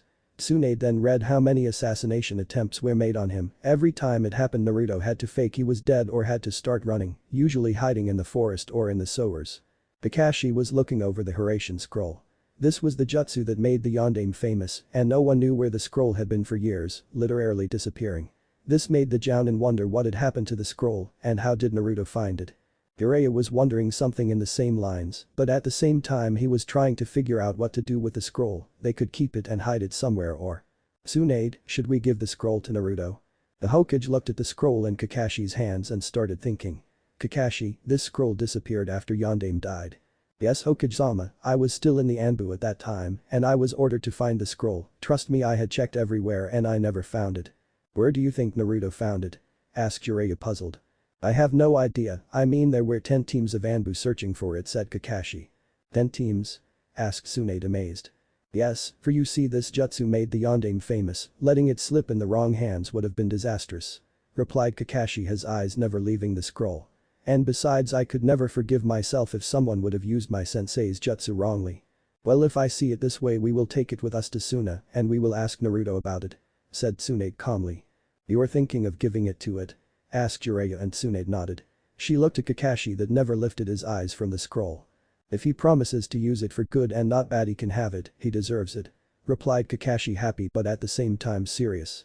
Tsunade nodded happily. She knew Naruto would never use it for wrong, and she was quite curious as to where he had found the scroll. If indeed 10 teams of Anbu were sent to find it and never did, how did he find it? She shook the thought away. She would find the answer later on. Looking over the rest of the scrolls, there were some that had the Uchiha emblem on them, meaning that they belonged to the Uchiha clan. She raised an eyebrow and scanned through them. All of them were jutsu scroll. Every Kaiten jutsu was there, and there was also an old book that contained the history of the Sharingan. What would Naruto do with such a book? What was he after?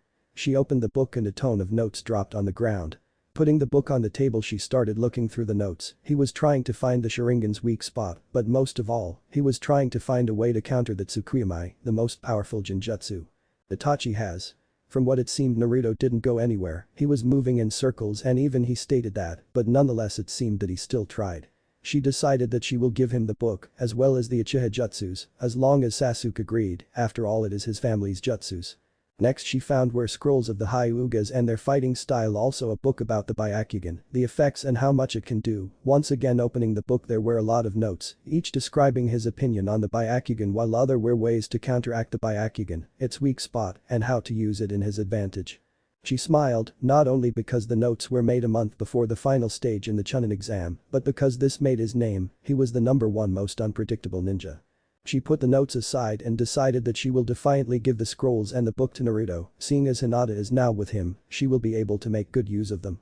She looked at the next batch of scrolls. They were air jutsus. Every possible air jutsu was there, described in detail, the hand signs shown and personal air jutsus. Now that was indeed strange. Kakashi, said Tsunade. The Jounin turned his attention to the Hokage. Has Naruto ever used any air jutsus, or has he ever talked or asked about them? Never, Hokage-sama, and I never seen him use those kind of jutsus. Why do you ask? Because the boy has scrolls on air jutsus, and it seems he started making even his own personal air-based jutsus. Jiraiya chuckled when he heard this. It seems that the Gaki has a lot of surprises. Indeed he has, said Kakashi, thinking. Tsunade took another batch of scrolls and read over them. They were sand-based attacks, and it seems he started looking and studying them ever since his encounter with a boy named Gaara. Tsunade smiled again and put the scrolls away and took the last batch. When she looked over the last batch, she was shocked. He was studying a dead bloodline. She heard about the mastery of ice, but she knew that it was dead. She even heard a story from the boy regarding a hunter nin called Haku that worked under an A-ranked missing nin named Zabuza. He had told her about his mission in the Wave Country, but why was he studying a dead bloodline? She saw he left a lot of notes with questions that were unanswered.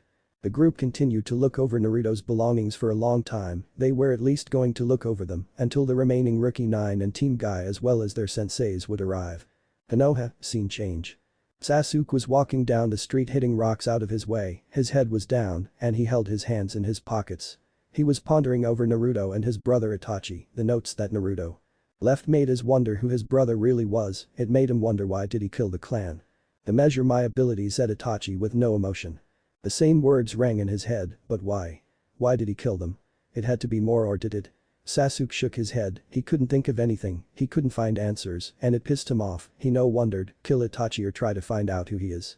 As he was walking, he could feel the looks he was getting. It was starting to get annoying. There were some shinobi that gave him cold glares because they blamed him for the departure of Naruto. It seems that the blonde boy managed to get some people on his side, but other people, the majority, was giving him lovingly looks and were cheering and greeting him as he walked. He could hear them say things on the line of, it's good that the Uchiha boy showed us what a demon that boy was. Or look, there is the Uchiha boy, our savior. Well, there were some in the lines of they should promote him to Chunin or high. He started to get really pissed off. He now realized how Naruto was treated and he hated for not seeing this earlier. It made his blood boil. He decided he had enough and jumped on the rooftops and decided to go by rooftops to the Hokage Tower. Konoha, scene change. The new Ino Shikacho team were walking with their sensei towards the Hokage Tower. Asuma was like usual smoking. Shikamaru was looking bored and sleepy, Chaoji was eating, and Ino was yelling at him to stop eating so often. Even though they looked Like they always do on the outside, on the inside they were hurt from everything that happened. Choji didn't eat anything last night when he had heard that Naruto was now a missing nin.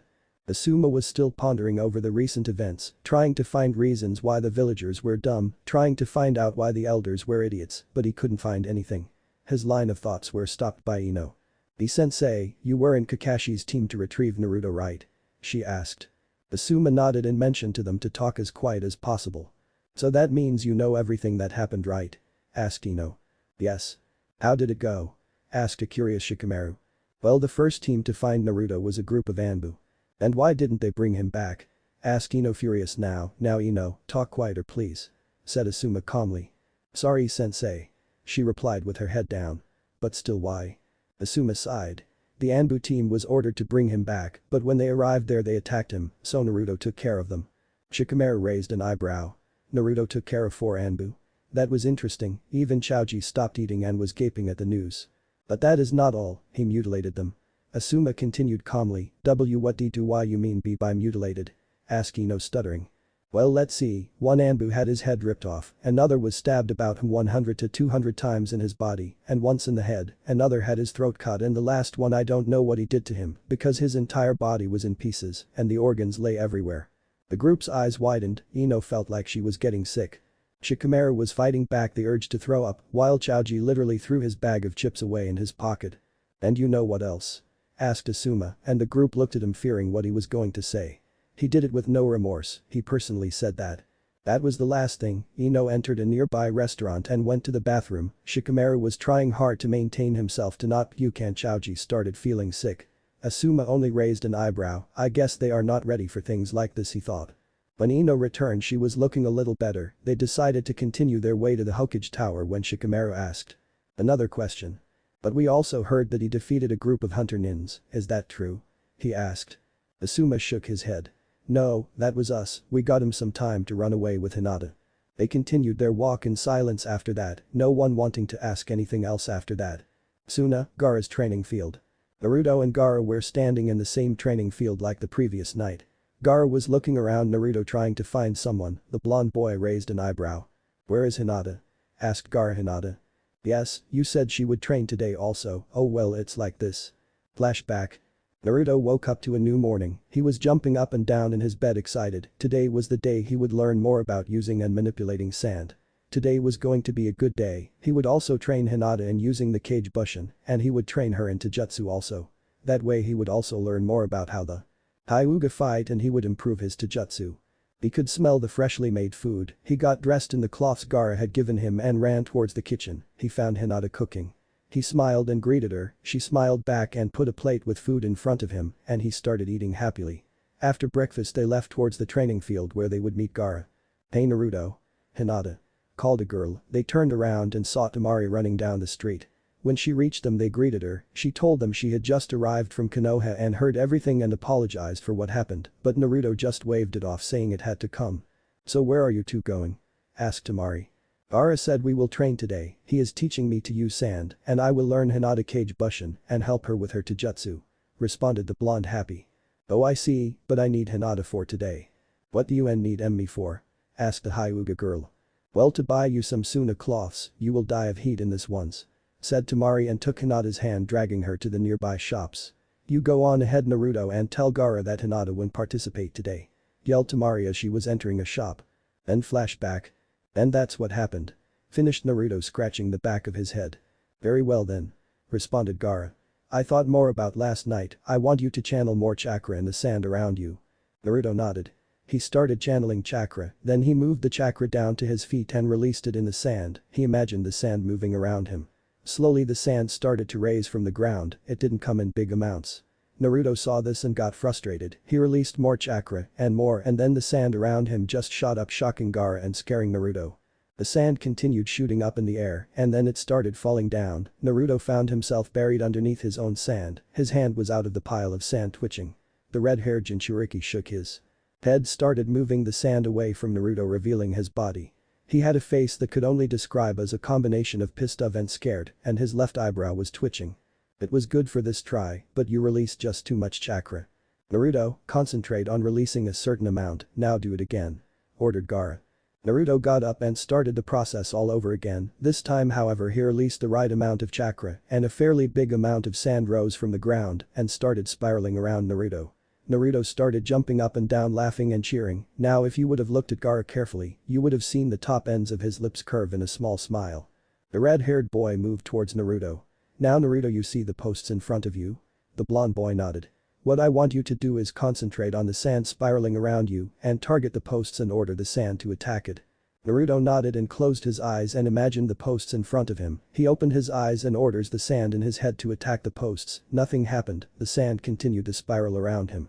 He pondered for a second and then he remembered when Gaara used to extend his arm and clench his hand into a fist and the sand that was around a person started breaking the one inside till it exploded. Naruto smirked and extended his arm fast in front of him towards a post ordering in his head the sand to attack. This time the sand complied and apart from the spiral ripped from the cycle, moved at a very fast speed towards the post. Upon reaching it, it hit the middle of the post. Naruto ordered the sand to circle the post and it obeyed.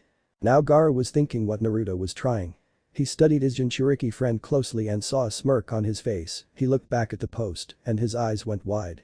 The sand that Naruto ordered to circle the post was hitting then moving to its left or right and started hitting the post again, doing a tactic used to be known as the hit and run.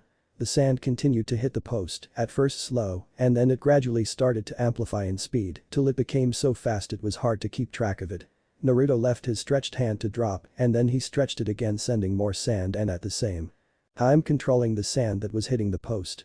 He continued to hit the post till he heard a crack and the post broke being hit at such a high speed in the same spot time and time again. Naruto recalled his sand that combined with the sand that was spiraling around the blonde and he started cheering. Gaara clapped his hands for Naruto, he never knew the boy would get the hang of it so fast. Alright Naruto, that was excellent, I only need you to do one more thing. Said Gaara. Naruto turned towards him. What do I have to do? He asked with his fox grin. Gaara raised some sand and extended his hand to his side and started creating a gourd. I want you to make a gourd that will hold your sand, but before you do that I want you to bring out more sand out. You don't need to merge your chakra with the sand so you can have a gourd like I do back in my house and I will tell you that later. Naruto nodded and concentrated chakra on the sand near his feet again. More sand rose up and combined itself with the one that was spiraling around Naruto. He extended his arm in front of him and imagined himself creating a gourd. The sand stopped spiraling around him and started circling in the same spot till it formed a gourd. Gaara nodded and took out something to tie the gourd with. After the gourd was secured he raised it and put it behind Naruto. The blonde boy took the ends of the belt with which Gaara tied the gourd and secured it to stay behind him. Alright, that is all, but from now on you will need to tie your gourd around yourself by your own. Said Gaara. Nah, no problem, it isn't that bad anyway. Replied Naruto grinning. Now I need to go and do my stuff, I want you to continue training till I return, use the sand from the gourd on your back. Naruto nodded. Wait just a second. He said and the red-haired boy turned and watched as Naruto started molding chakra, then directing it to the gourd, the back of the gourd which was visible started to shape. The head of a fox appeared on the up part of the gourd. Gaara smirked and nodded to Naruto letting him know that it worked and left leaving the blonde Jinchuriki to train. Konoha, Hokage Tower. The Rookie 9, Team Guy, Jiraiya and Tsunade were in the Hokage's office. Sakura was in front of the Hokage on a chair. Now Sakura, do you know what you are here for? Asked Tsunade and the girl nodded. Sakura. Said Kakashi. You attacked a fellow shinobi and your teammate and made him be kicked out of the village. You ignored the extents of the damage inflicted on Naruto and started beating him, continued Asuma. Thinking that the damage done to Uchiha Sasuke was more life-threatening than the damage done on Uzumaki Naruto, continued Kurenai. You ignored the fact that Naruto had a Chidori hole in his shoulder and you continued to beat him, continued Guy. You also ignored the fact that beating him like that you might kill him.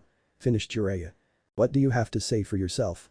Asked Tsunade. I'm sorry, she said in a low voice. Sorry? Asked Kakashi. Do you think sorry will bring back Naruto? Do you think sorry will take his and Hinata's missing nin status away? Asked Kurenai. Do you think that a simple sorry can cut it? Asked Guy. Do you think that sorry will make sure they won't be chased by hunter nins for the rest of their lives? Asked Asuma. Sakura started sobbing, she didn't know what to say, she never thought that her actions would lead to this. Do you think that crying will solve anything? Asked Jiraiya. Sakura continued to cry and at the same time tried to hold back her tears. Well, do you? Asked Jiraiya, getting impatient. And no, she responded crying. Some of the genin felt sorry for her, that is the girls, other didn't care while Oniji, Sasuke and Kiba were angry. What do you intend to do? Asked Tsunade. I don't know, she responded through sobs. I just feel be bad, I never wanted to be like this. Well, what do you know, it is how you didn't want, now is it? Asked Kakashi. Sakura nodded. I just wish that I could apologize to Naruto, she said, crying. You want to apologize? Asked Asuma, and Sakura nodded. You know that he is who knows where, right? Asked Kurenai, and Sakura nodded once again. Alright, you will apologize, you will come with us to find him, but it will take a long time to take our respect back, and know this, that if you attack Naruto when we meet him, we don't know what we will do to you, understand? Asked Tsunade, and Sakura nodded. She got up and took a seat on another chair, while Sasuke took the seat where Sakura was before. Now, Sasuke, do you know the extents of what you did? Asked Tsunade, and the boy nodded, not saying anything. Sasuke, why couldn't you go by the fact that Naruto just became stronger working harder and harder? Asked Kakashi. I don't know, I guess that I wanted power so badly that I didn't care what will happen. Responded the raven-haired boy. And why was that? Asked Asuma. I wanted to defeat Itachi badly, after he killed everyone I wanted to kill him with whatever it took. You know that by doing so you almost killed Naruto, you almost let Orochimaru take a new vessel so he can possess the Sharingan, and do you know that this is also one of the reasons Naruto was kicked out? Asked Kurenai. Yes, I do. And what? Asked Jiraiya. If I could remake everything, I guess no, I know that I would make sure not to do what I did now, I just made him suffer, well, people treat me like a hero, and I am not. Responded Sasuke, his head down. Exactly, being a hero takes a lot of work, Naruto proved that when he defended Konoha from Gaara, when he brought Tsunade Sama to be our new Hokage, and when he brought you back. Said Guy. I know, responded Sasuke. Uchiha Sasuke, we still believe in you as you were controlled by Orochimaru from Naruto's reports, therefore you will come with us in finding Naruto, but you will need to apologize to him, did I make myself clear? Asked Tsunade, and Sasuke just nodded and moved back to where he stood before. Now what we are about to say will remain between us. Tomorrow we leave towards Suna for an important meeting with the future. Hazekage, that is what you will all tell your parents, understood? Asked Tsunade, and everyone nodded. Furthermore, we will take Naruto's belongings to him, but Kakashi paused and looked at Neji and Sasuke and called them forth. He showed them the Uchiha and Hyuga scrolls and books. Do you agree for Naruto to have these scrolls and books? Said Neji, walking back to where he was. I am no longer a Hyuga, so I don't care what happens to those scrolls, but it would benefit Hinata-sama by taking them to Naruto. Kakashi nodded and looked at Sasuke that was examining the scrolls. Well? Asked Tsunade. He can have them, at least this way I can also say I am sorry, besides there is nothing wrong in the fact that he wants to know about the Uchiha, or if he wants to learn fire jutsu. Responded Sasuke. Very well then, said Kakashi, that took everything and put in a big bag full of scrolls, notes, kunai and shuriken. Tomorrow at 10, I want everyone to be at the north gate, I want you all to pack light and only the essentials. There was a chorus of hi, and every genin and one chunin, Shikamaru, left to begin packing. They left more happy than they came, they were about to visit Naruto and Hinata. At least see what they have been up to and how they are handling everything so far. After the group was out of earshot, Jiraiya spoke. You think we can trust Pinky and the Uchiha? The Uchiha, yes, I can tell by the way he talked and acted. Responded Kakashi, and Tsunade nodded. And Sakura, we will keep a close eye on her, also I will make sure she doesn't tell anyone the truth about tomorrow's mission. Said Kakashi and disappeared in a puff of smoke. Then I guess I will head to Suna and see what the Gaki is up to. Said Jiraiya. Oh no you don't. Yelled Tsunade. What? You are coming with us, not alone, am I clear? Fine, then I'm going to go peek on the bathhouse. He said with a pervy grin and disappeared. Throughout Konoha a name could be heard. Jiraiya. Everyone knew what he had done, or at least imagined. Grass country, unknown field. Two men were walking on a grass field with no decided destination, their long black cloaks were moving slowly around them according to how the wind blew. The cloaks had red clouds on them, they both wore straw hats on their heads and had two bells attached to them, this were the infamous Akatsuki. One of the men had what looked a sword, it seemed to be bandaged. He was just a bit taller than the other one. So what now? Asked the one with the sword on his back. I just heard a rumor. Responded his companion. A rumor, you say? Yes, I seems that the last Uchiha ran and was brought back by the demon Uzumaki. The Uzumaki was kicked out of Konoha for hurting the Uchiha. Responded the sword carrier's companion. So your little brother decides to run away to visit that snake and everyone blames the Uzumaki. Indeed. What do you plan on doing? Asked the sword carrier. We are going to find the Uzumaki boy. Responded his companion with no emotion at all. Oh? Why is that? Remember what I told you when we first met? He asked the sword carrier. Of course I do. It's time I keep an old man's promise. On the move. Sharingan HATR 86. Haha, good idea. No one cares enough. Why thank you. Rasenganfin. You know I never saw him evil, there must be something behind the massacre. Vanman. You know you have a good point, but until we see the next chapters in the manga we can't say for sure. Jinadin. Like I said they will make a hidden village, but not everyone will go, why? You will see later on.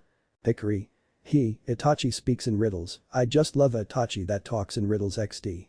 Hayabi Naruto. Well, I don't know, Itachi and Kisame will appear from time to time, but until they finally find Naruto they won't have a very big appearance, but they will leave some clues about them, that's all I'm saying. Otis. Yes, Naruto doesn't get things fast, but I wanted him to learn to use the sand a little fast, but now he will have problems with Gaara's techniques, because we all know that Naruto doesn't have sand demon inside of him, as for the seals he's secret. Ryumayum. Patience my young reader, lol I was tempted to write Padawan. Zikra. Yes I am serious. An. Alright people, here is what I found for names for Naruto's bloodline. I will not start saying what it does because I want to keep it a secret for now, but it is made out of 5 stages, the 5th being the most powerful, but gaining the fight stage he will need to do something. I won't tell you how they are named either, but each will have a different color and a different name. What each stage does you will find out in time. But so far I found a name with translations and I want you guys to vote what it should be named. Ayaki Chown, Aki Demon, Chown Imperial Blessing or Favor translated Imperial Demon Blessing. Ayaki Goon, Goon, Received, Favor, Kindness or Blessing translated Demon's Blessing of Kindness. Siaki Goryaku, Goryaku Grace, of God Divine Favor, Blessing.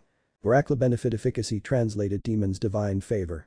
Ayaki Tenkei, Tenkei Heaven's Blessing, Gift of Natural Resources translation Demon's Heavenly Gift. Ayaki Tenpuku, Tenpuku Heavenly Blessing translation same as Tenkei. An. Nice names if you have other names give them, but you need to know that the bloodline he will have will be a curse and a blessing at the same time, that's why I decided to name it with demon and something else. Disclaimer. I do not own Naruto, nor will I ever, but I can always own the popcorn I always eat when I watch movies heh. On the move. Gaara was in his future office looking out the window, his gourd near the desk. He sighs, when he will be named Kazekage he will have a lot of responsibilities he will need to ensure the future of. Tsunade no Sato to be a peaceful one. He will also need to be careful so as not to be tricked like his father was and to be sure that Suna won't go in another worthless war. He turns around and looks at the only paper that is on the table.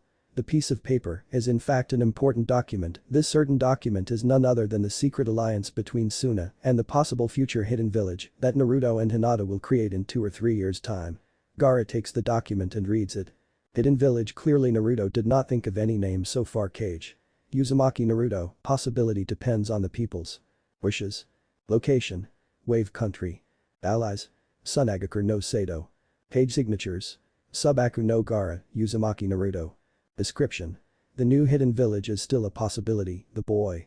Uzumaki Naruto wishes to discuss with the inhabitants of the wave country before he tries anything, but if the outcome is positive this document becomes in use and the 2 villages become allied. The promises are military support and financial support. The Elder Council of Tsunade no Sato agrees with the alliance between the present Tsunade no Sato and the future hidden village, the possible Cage of the future village will be Uzumaki Naruto, if not he will need to send a new document stating why he isn't the Cage and what changes are made if this changes are not beneficial for Tsunade no Sato the alliance and support treaty is cut and the 2 villages become neutral to each other until further notice. Gaara closed his eyes to meditate, he really wished for Naruto to make the new village and establish an alliance with Suna, it would benefit both of them. But if those people won't want Naruto as Cage then the treaty will be null, but what will happen if the people of the wave won't want to have a hidden village, they indeed are very exposed there, they can be attacked easily from all sides. Naruto promised that he has something up his sleeves to protect the village, but he never said what. Gaara sighs again and puts the document in a safe behind the first Kazukige's picture. He leaves the room to see what Naruto had accomplished so far. Suna, Gaara's training field. Naruto was lying on the sand without the long jacket Gaara gave him and without his shirt, his gourd was next to him. He decided to practice without the shirt and jacket since the sun was getting to him and the minor breeze was beneficial to him. He heard footsteps behind him, he got up and turned around to see who it was. He could feel his blood starting to wander out of his nose, why? In front of his were Temari and Hinata, and while Temari was in her usual clothing, Hinata had changed her wardrobe completely. She now wore short, light blue pants, a completely white sleeveless shirt and what looked to be a light blue robe that stopped above her knees. The robe put Hinata's body in evidence, every curve could clearly be seen, the robe wasn't too thick, which made it easy for her to move, and at the same time it wasn't too open, so that everyone can see her, if you know what I mean. And to add a little more touch, she was blushing a crimson red color, which Naruto thought it looked cute. "So Naruto, what do you think of the new Hinata?" asked Temari after she wiped the drool of her mouth. Remember, Naruto doesn't have his shirt or the jacket on. Naruto found himself stumbling on his own words. "Man, what do I say, I can't even talk anymore, she looks just like oh my." "Nai," said Kyuubi, whistling at the sight of Hinata. "Kyuubi? I think that I'm going to faint, it's too much to handle." "Why is that, kid?" "Well, the new look really shows her perfect curves, the perfect skin, the oh dear Kami, I'm turning into a perv." The blonde boy could hear Kyuubi laughing inside of him. He started cursing every pervert that he had met, including the fox that wasn't helping him at all. Meanwhile, Hinata was debating if she should faint because of how she looked or because in front of her was a Naruto with no shirt, but to add to that his body was the one of a Greek, she found herself drooling like Temari was. Naruto then saw the looks that the girls were giving him. "Something wrong?" he asked Temari. "Well, I never saw anyone with such a perfect body." "What do you mean?" he asked. He looked at himself and saw he had muscles that he didn't even realize he had, his body was more toned now than it used to be. "Well, I had to work on your body a little, I don't want to die yet, therefore I needed to change your body a little to be more resistant," explained Kyuubi. "Figures?" Naruto looked at Hinata again, he felt he was starting to blush. You look lovely, Hinata, your new look really shows the real you." He couldn't help it anymore, he could feel his cheeks burn, he turned around to hide his blush, but it didn't go unnoticed by the two girls. Just then Gaara appeared behind Naruto, he was with his back at the girls. He looked at the blonde Jinchuriki and saw he was blushing, he raised an eyebrow. Turning around, he saw the object of Naruto's blush and found himself staring at the Hyuga girl. He could feel blood starting to come out of his nose, he immediately grabbed his nose and turned around. Well, I was here to see what you were doing, Naruto," said Gaara. "Oh, you two are still training, then we could go," said Hinata, "we don't want to interrupt anything." No, it's not like that," responded Naruto, turning around and running to the girls. "I mean, you can stay and watch her train with us." Temari waved her hand. "Nah, we need to do some more shopping, right Hinata?" "Right," responded the girl. She looked at Naruto and quickly kissed him on the cheek and ran away following Temari. Naruto stood there feeling like he was melting, he didn't realize a girl would have this effect on him, it didn't take long for him to faint, the pressure being too much for him. Gaara, when he couldn't hear footsteps anymore, decided to turn around, he turned around the moment Naruto hit the ground, he could see a perverted smile on his face. I wonder how hard it was to keep eye contact for him, pondered the red-haired boy. He went to wake up Naruto that was now dreaming of Hinata. Gaara fawned. Impossible to wake him up, so he resorted to a new method, he used his sand to grab his legs and raised him up and started spinning him above his head. At that moment Naruto's eyes shot open. "Ah! Gaara, what the hell are you doing?" he yelled. "Oh, you're awake." And the sand let go of Naruto, who flew in the wall of a nearby building. "Oops," thought Gaara. It took a couple of minutes before Naruto regained consciousness. Once that was done, he moved back in the middle of the training field and continued working on controlling the sand around him. "Naruto?" asked Gaara. "Yeah? Why aren't you wearing a shirt or the jacket?" "Oh, it was too hot, you should do it too, when the breeze touches your skin, it makes it easier to concentrate at the task at hand," responded Naruto, that was concentrating on the sand that was swirling around him. Gaara shrugged and took his jacket and shirt off, revealing a well-toned body almost similar to Naruto's. They both started working after that, and Gaara found that indeed working without the jacket and the shirt on it was easier. He tried to show Naruto his technique, Subaku Kaiu, but with no success, Naruto didn't manage to capture more than 5% of the dummy. And the following technique. Subaku Sausu didn't work at all. They worked and worked for the next couple of hours till they heard giggling. I suppose you know what that means." They turned around and saw 5 girls at a fair distance blushing and giggling at them. Gaara was confused, but Naruto knew what was going to happen. "We love you," yelled one of them, and they started charging. "Crap, run Gaara," yelled Naruto, picking up his stuff. "No, they can't pass my defense, no one can," responded Gaara firmly. "Gaara, this are fangirls, you can't stop fangirls," protested Naruto, but Gaara didn't listen, he raised his hand and the sand rose from the ground and made a wall between them and the girls, who hit the wall full on. For a second it was silence, then the wall crumbled and they continued running towards the boys. Now Gaara took his stuff and started running with Naruto not far behind. They were dashing through the sand village, and on the way they were spotted by more girls that joined the chase. "Now I know why Sasuke dreaded fangirls," thought Naruto, said Gaara angrily. "Yeah? This is your fault." Naruto's sweat dropped and continued running. They ran for quite some time, it was already dark and they managed to shake them off. But they were very tired, they both agreed not to train without their cloths on from now on. Konoha, next day. Team Guy, Team 7, Team 8 and Team 10 with the Hokage and the Toad Sannin were at the north gate preparing to leave. Neji put his hand in his pockets and found a scroll, he looked carefully before hiding it. Flashback. Neji was looking through Naruto's scroll when he found a strange-looking scroll with a strange technique. It read Fury Shuhu. Umue Nibue, ancient technique. Dome of defense. Neji tried to read the description, but the scroll was empty, there was nothing inside. He decided that he will personally give it to Naruto. If it was an ancient technique he couldn't risk letting the council get their hands on it, especially Hiashi, so he put it in his pocket and pretended that nothing happened. Then flashback. Neji smirked, so far the council didn't know of the scroll, but neither has anyone else, but it was for their one good in his opinion. "Alright guys," said Tsunade. "It will be a 3-day trip, so I hope you got everything we need. Once we arrive, be on your best behavior and don't do anything stupid." I said everyone and they left Konoha, destination, Suna. Everyone was excited, they were to meet Naruto and Hinata again, well some only wanted to meet them and see how they are, others wanted to meet them for different reasons. Sakura was thinking, should she apologize, why should she? She still had doubts about this, her mother told her that Naruto contained Kyuubi, the same demon that killed her father and her grandfather. She didn't know what to do. Her mother asked her where she was going, and she lied until her mother found out the truth. It was a slick way, she used a jutsu that the Anbu use for interrogations. When the subjects sleep and the jutsu is active they are asked questions and they answer them without knowing. But her mother told her she used the jutsu on her for her own good, she said she will handle everything, and now she was afraid of what she would do. Sasuke was thinking in the lines of how Naruto will react when he will see him again, or when he will see Sakura. It was strange that in the entire time when he was with Team 7, no one realized how important he was, but now that he was no longer, everyone suddenly realized Naruto's importance to the village. It was strange, but the world works in strange ways and no one can change that whatsoever. Another thing that was going through his mind was what had Naruto discovered about Itachi, and the same thought since yesterday raced in his mind, who was Itachi in the end, and why did he actually kill the clan? In the end Sasuke still hated Itachi, but he decided that if he will find the truth, he will need to reconsider if he should kill Itachi or not. Shikamaru was thinking how life in Suna was for the two. He was also thinking about what his father said to him a few nights ago, should they really leave Konoha? But what about their friends and everyone else? He didn't know what to think, and he didn't know much about this kind of things, he can't choose, he doesn't know what to choose. He considered asking Naruto, in the end maybe he can help him figure out what he should do. The senseis of the team were also nervous about seeing the boy again, they couldn't wait to see them again. Kakashi was thinking this while reading the perverted book, Kurenai was watching around, Asuma was smoking, and Guy was babbling something about youth with the help of Lee of course. "Tsunade, do you think that the Gaki will be happy to see us?" asked Jiraiya silently.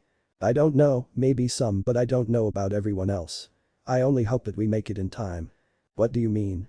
Will the Akatsuki are after him or have you forgotten Tsunade?" asked Jiraiya. "Of course not, Kami help them if the Akatsuki take them," replied Tsunade with concern in her voice. "You will stay with them, no? After you guys leave I will stay with them and train them both." "Good." The rest of the walk was uneventful and silent, everyone was locked in their own thoughts, for the first time no one knew what to talk about and no one wanted to break the silence that had been bestowed upon the group. Suna. Naruto woke up with his eyes hurting bad, no not bad, very bad, he thought that someone was bulging his eyes out or sticking sebum needles in them. He went to the bath and washed his face, but the pain still didn't end, he was starting to get really pissed off. He decided he should eat to take his mind from his pain, it was a good idea, but it was hard for two reasons, one of course was the pain, the second was that when he arrived in the kitchen Hinata was there. Now that wouldn't be a problem, but what she was wearing made his eyes go wide, which was strange because his eyes were twitching, but not because of the sight, but because of the pain. In the kitchen Hinata was making breakfast like she always does in the morning, she was dressed with a black skirt, very short and it showed her legs perfectly and she also wore a sleeveless shirt that showed her body perfectly.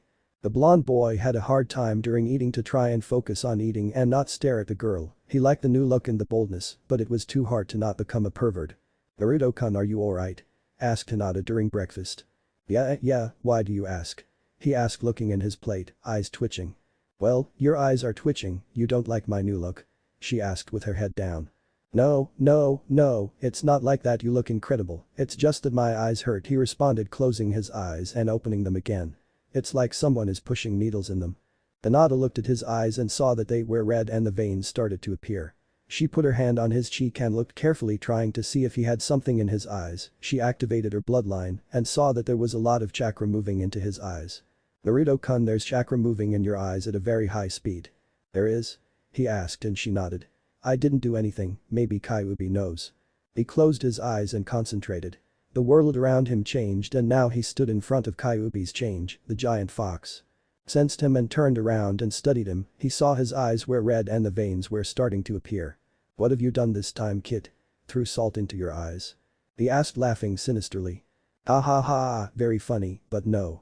I woke up like this and Hinata-chan says that there is a lot of chakra running into my eyes, care to explain? He asked, taping his foot. The fox sweat dropped and the blonde ant stood quiet for a second before talking. Well, it seems like your eyes are changing. Changing? In what way? I don't know, they won't let me see. Huh?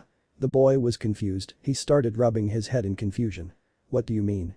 I mean that your DNA is changing so fast that I cannot see what is happening to you. What? My DNA is changing? Is that good or bad? How should I know? Growled Kyuubi. Well, at least will I remain human? Or what will happen to me? Calm down, only the DNA structure in your eyes are changing, they are multiplying and forming a new DNA only for your eyes. I can't figure out yet what it is, but I have a hunch that it might be a new bloodline. Wait, you're telling me that I might have a new bloodline? Asked the blonde boy, not believing. There is a possibility that indeed you are forming a new bloodline, a unique one, but I do not know what it does or what it will do and I do not know what triggered all of this. Until the rate at which your DNA is changing slows down, I cannot help you whatsoever. Oh yeah, will it be something cool like the Sharingan or Byakugan? Will I be able to copy jutsus or… Shut up. Roared Kyuubi, the boy calmed down and took a sit. He was staring at the fox like he didn't do anything. Kyuubi sighed again. Out of all the humans on this world I had to be stuck with you, you are annoying. Yeah, I love you too. Replied Naruto with a smile. Alright, do you know what I do not know what a doze means? Yes. Then why in Kami's name are you asking me what your bloodline will do?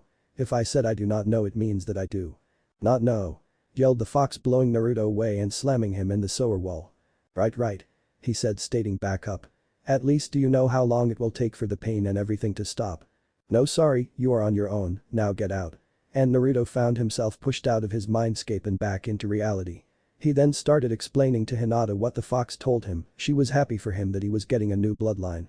Naruto suddenly looked at the watch and saw the time. Crap, Gaara is going to kill me. He jumped out of his seat, strapped the gourd behind him, and gave Hinata a quick kiss on the lips. If you want me to train you like I promised, you know where to find me. And he ran out the door before she could say anything, not that she could possibly say anything after all that. The Noha Hyuga compound. Ah, very well, thank you for the information, Sayaka, an. Sakura's mom, said a Hyuga elder. The pleasure was all mine, elders. She stood up and left the dark room. Once she was out of earshot, the talks continued. So Hiashi, what do you think? Asked an elder. This is very good news for us, now we know where they are. He said, grinning. What are your plans, Hiashi? We cannot let the Byakugan fall into the wrong hands, and most importantly we cannot let it fall into the demon's hands. There were signs of approval. Therefore, continued Hiashi, I intend to send a squad of Hyuga branch members to kill the demon and bring back Hinata. Once she is back, we will brand her with a cage bird seal and we will sell her to the highest bidder of the noble families. Again there were signs of approval. What about the scrolls that the Hokage is carrying towards the demon? We cannot let him get his hands on our history, not even our techniques. Said an elder. Indeed, that is why we kill the demon fast, and when the Hokage drops her stance entering Suna, we are going to attack her. But Hiashi, you know she is too strong, and she is also guarded. Yes, I know, that is why the attackers will be the diversion. While she pays attention to the fight, we are going to steal the bags with the scrolls and bring them back here to use for our own benefit, including the Harem scroll. We will make use of it, not that demon. Roared Hiashi, and everyone cheered in approval. Suna, Gaara's training field. Gaara was standing in the middle of the field, nervous. Naruto was 30 minutes late, he cannot approve of that. If he wants to train, he needs to be right on time. Just then he heard someone running towards him. He quickly turned around thinking it was a fangirl, but only to find Naruto running like a madman towards him. Naruto stopped right in front of Gaara, panting, his head down and his hands on his knees. Where have you been?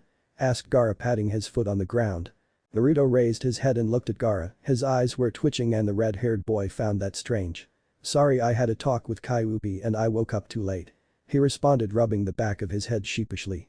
Fine, said Gaara, then his eyebrow started to twitch, his eyes were starting to annoy him. Why are your eyes twitching? Asked Gaara. Well, you see, Kyuubi says that my DNA is changing and I am forming a new bloodline. A new bloodline? Yes, and my eyes sting, they hurt really bad. Responded Naruto, rubbing his eyes. I see, can you continue training or do you wish the day off? Asked the red-haired boy. Nah, it's alright, I need to get this stuff and get stronger. Very well then. Responded Gaara and started showing Naruto again what he needed to do for completing Subaku Kaiu. Naruto listened carefully, but when it came to work at it, it didn't work as Gaara wanted. Naruto still couldn't grab the entire dummy, heck, the sand didn't even pass the dummy's knees, and Subaku Sausu still didn't work for Naruto. They continued struggling and struggling till Hinata appeared. Gaara took a quick look at her before he turned his head to hide his blush and the blood that was starting to move down his nose. How can you handle something like this? Whispered Gaara to Naruto. I can't, my perverted side is taking the best of me, responded Naruto, moving towards the girl and kissing her. So you here to train, right? Hi, responded Hinata. Alright, I thought that first I should teach you Kage Bushin because it can come in handy for you at close range combat. He said, eyes still twitching. Naruto-kun, are you sure you can continue training? Don't your eyes hurt too much? Naruto kissed the girl again. Does that answer the question? She nodded. Alright, now form the ram seal and say Kage Bushin no Jutsu, an. I know it doesn't need any hand signs to work, but the ram seal is to mold chakra and he needs to mold chakra for the jutsu to work, he said, demonstrating, and a clone appeared near him. Hinata nodded and tried, but no clone appeared. She tried again and the result was the same. Never give up, Hinata, the technique is more hard, being jounin level, but if you try hard you can succeed. He said, smiling. She nodded and tried again, this time a clone appeared. See what I tell you? He hugged her, making her blush, and then told her to continue. He turned back to Gaara to continue his own training. It was starting to piss him off really hard, he couldn't get the sand to go above the dummy's knees. They stood there training for hours, till it got dark. Hinata had left during noon, she had to prepare lunch, Gaara had left a few hours after that to continue his Kazekage training, and Naruto stood in the field training till the sunset. After all that time he still didn't succeed. He remembered what he told Hinata, if he tries hard he would succeed. He smiled and decided to continue in the morning. Grass country, unknown field. So that is why you killed them? Said the fish-looking guy to his partner. Indeed, they had it coming, it was the only way. Responded the man. I would have done the same, but I still do not understand why your brother is too stubborn to realize that. Bro is a little hysterical now, he cannot understand that what I have done was for him and what I have shown him was to protect him. Responded Itachi, his Sharingan scanning the field. But still I do not understand why you used the Mangekyo Sharingan on him if you wanted to protect him. I showed him what he must never do, I showed him what he must not seek. I told him how to live thinking he would realize what I meant. It seems I was wrong. Typical for the Avenger. Quite the contraire, Kisum, he turned into an Avenger the moment he misunderstood what he had to do. Kisum nodded at his partner's statement. What I told him he followed, this just proves he is like them, a fool. But for him there still is time to prove himself, he need to understand everything. Continued Itachi. Right, but what if he doesn't understand even now? Then we shall see what the outcome shall be. Itachi paused for a second to remember the night once again. He snapped back into reality. So tell me, Kisum, how did you become a missing nin? You never did tell me. Not much, but it was something. Kisum paused for a second. I think it might have been the best thing I had done in my life. An. Well, that's that, hope you enjoy. And don't ask me what the new bloodline is because I won't tell, and it's not completely a taijutsu, and you will see why. Gaara's pupil. An. Those that want a quick one shot to read, I have uploaded one, though it's angsty he, if you want to read it check for you have been warned. AIKYOUHATER 118. I don't know, maybe. Snake. She didn't want to tell, she was forced by a interrogation jutsu, but I will see what will happen, as for the scrolls you need to see what happens. Hikari. It's a good idea with the Hyuga team but we will see. Rasengan. Smile, I think I will tell everyone what the first phase of the bloodline does. Link FANGIRL01. What if I say Demon's Imperial Blessing because I can't cut the Imperial out? As for the rest, it is like that because it is a curse and a blessing at the same time, but that will be told later on. Why? Vanman. What? Gaara can have some fun, he, also no war declaring yet, oh yeah, and I think I know how Gaara and will play in the sandbox, evil laughter. No one cares enough. Huh. You will break my hands. Then how? Will I write this stuff them? I never tried writing with my legs, I wonder if I can.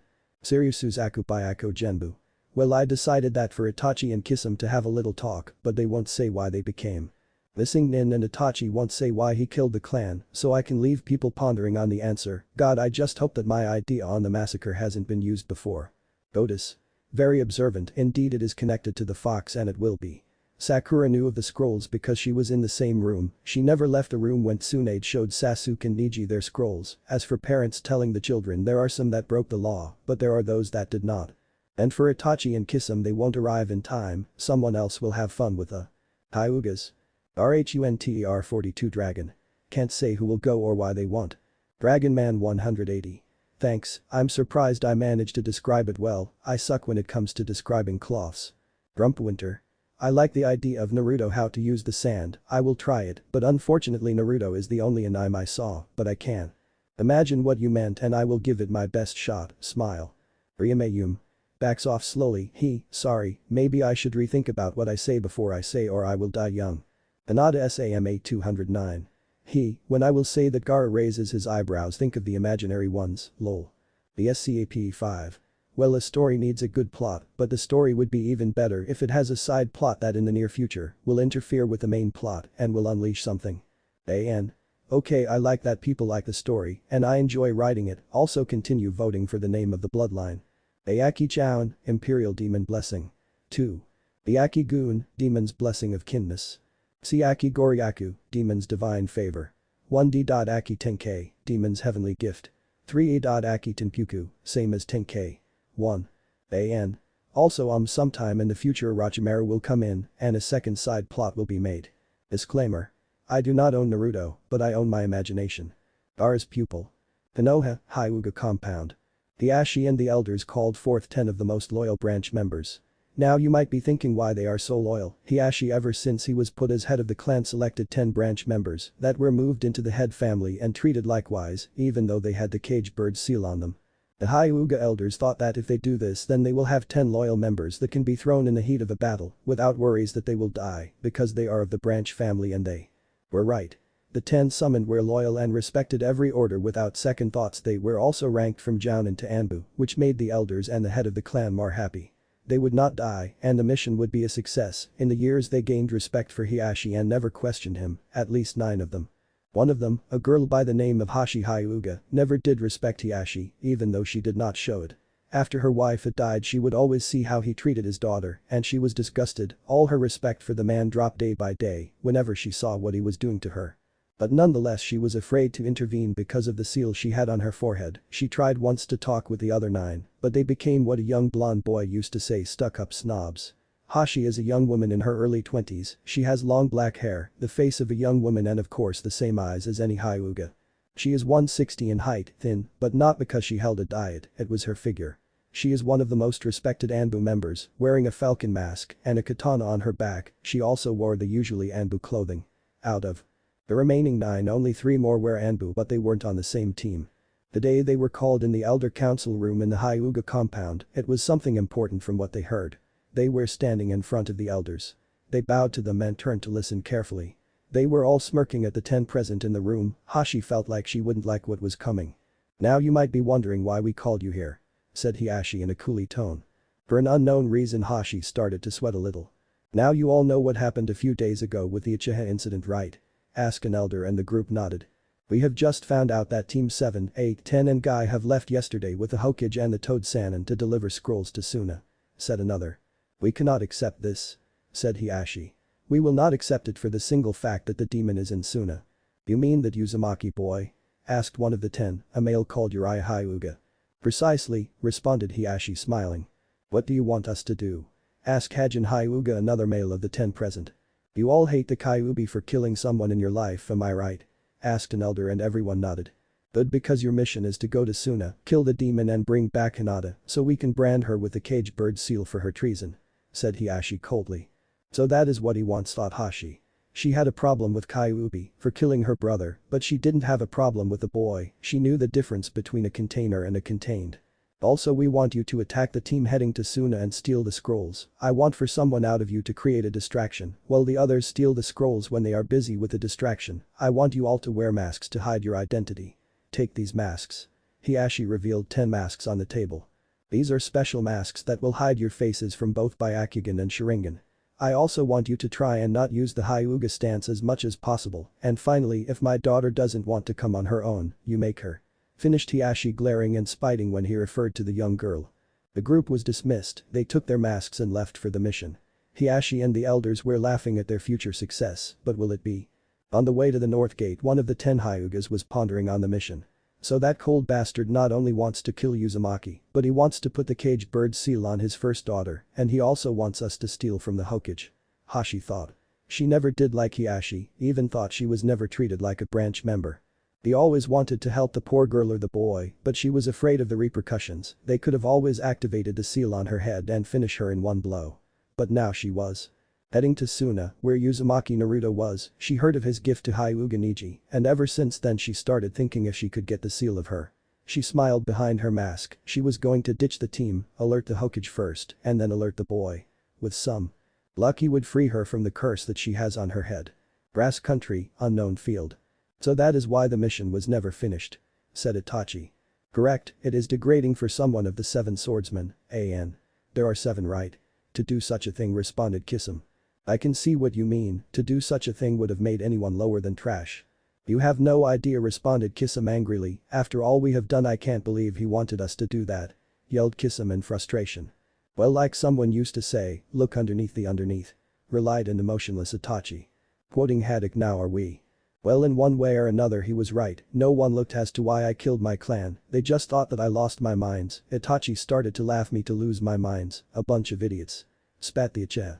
Yeah, and no one cared why I became a missing nin with Zabuza. Said Kisame. Too bad Zabuza is dead, he would have loved to have some fun right about now. Itachi nodded, he heard about the demon of the mist, Mamachi Zabuza, and he held some respect for the man and his ways of killing.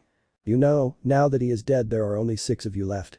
I know, Itachi-san, but that doesn't mean that I will start sulking. That is the last thing I need now, Kisame. Remember, we need to stay focused at the task at hand. How will we talk with the brat? Asked Kisame. I mean, it's not like he would listen to us. I know, but we will find a way, and we will make him listen. After that everything will be clear for him. What about the Akatsuki? Do they suspect anything? No idea whatsoever. But we need to keep a low profile, we don't want to expose ourselves until we find the brat. Kisame nodded, understanding. I wonder how the leader will react when he finds about this. Like I give a damn about him. Said Itachi coldly. It's a good thing that when we went after the boy and tried to take him, Jiraiya came. After what I heard that they want the Bijus, for I was starting to fear that they might succeed. Well, they won't now, they know that we are going after Kyuubi, what they don't know is what we are actually planning. Yes. Suna. It was a bright day in Suna, everyone was enjoying the new day, well, almost everyone. Naruto and Hinata started their work today, they needed to guard Gaara from the shadows and make sure no harm came to him. Right now the Sand siblings were standing in front of 3 tables that had weapons on them. The new Genins were to pick who they would train under. Gaara was looking with his coldness in his eyes. Gaara, smile. Smile. If you have that sour look no one will pick you. Said Tamari, an. Yes, the filler episode, but I won't put anyone on Gaara's back, so those 5 from the filler won't attack, sorry, but I don't want to write that, even though it would be changed. The red-haired boy didn't even look at her sister. He just stared at the kids in front of him, and then everyone headed towards Tamari and Kankuro, all except one. Gaara, who had his eyes closed, heard someone approach him, he opened his eyes and saw a girl with short brown hair and black eyes. She was wearing a light yellow cloth around her neck, a sleeveless shirt, on top of the shirt was a blue blouse. She was wearing a skirt, an. I think it was a skirt that stopped above the knees. You're okay with me? Asked Gaara in a monotone voice. Please. She said, as the tradition said the pupil had to ask the master for acceptance to be trained.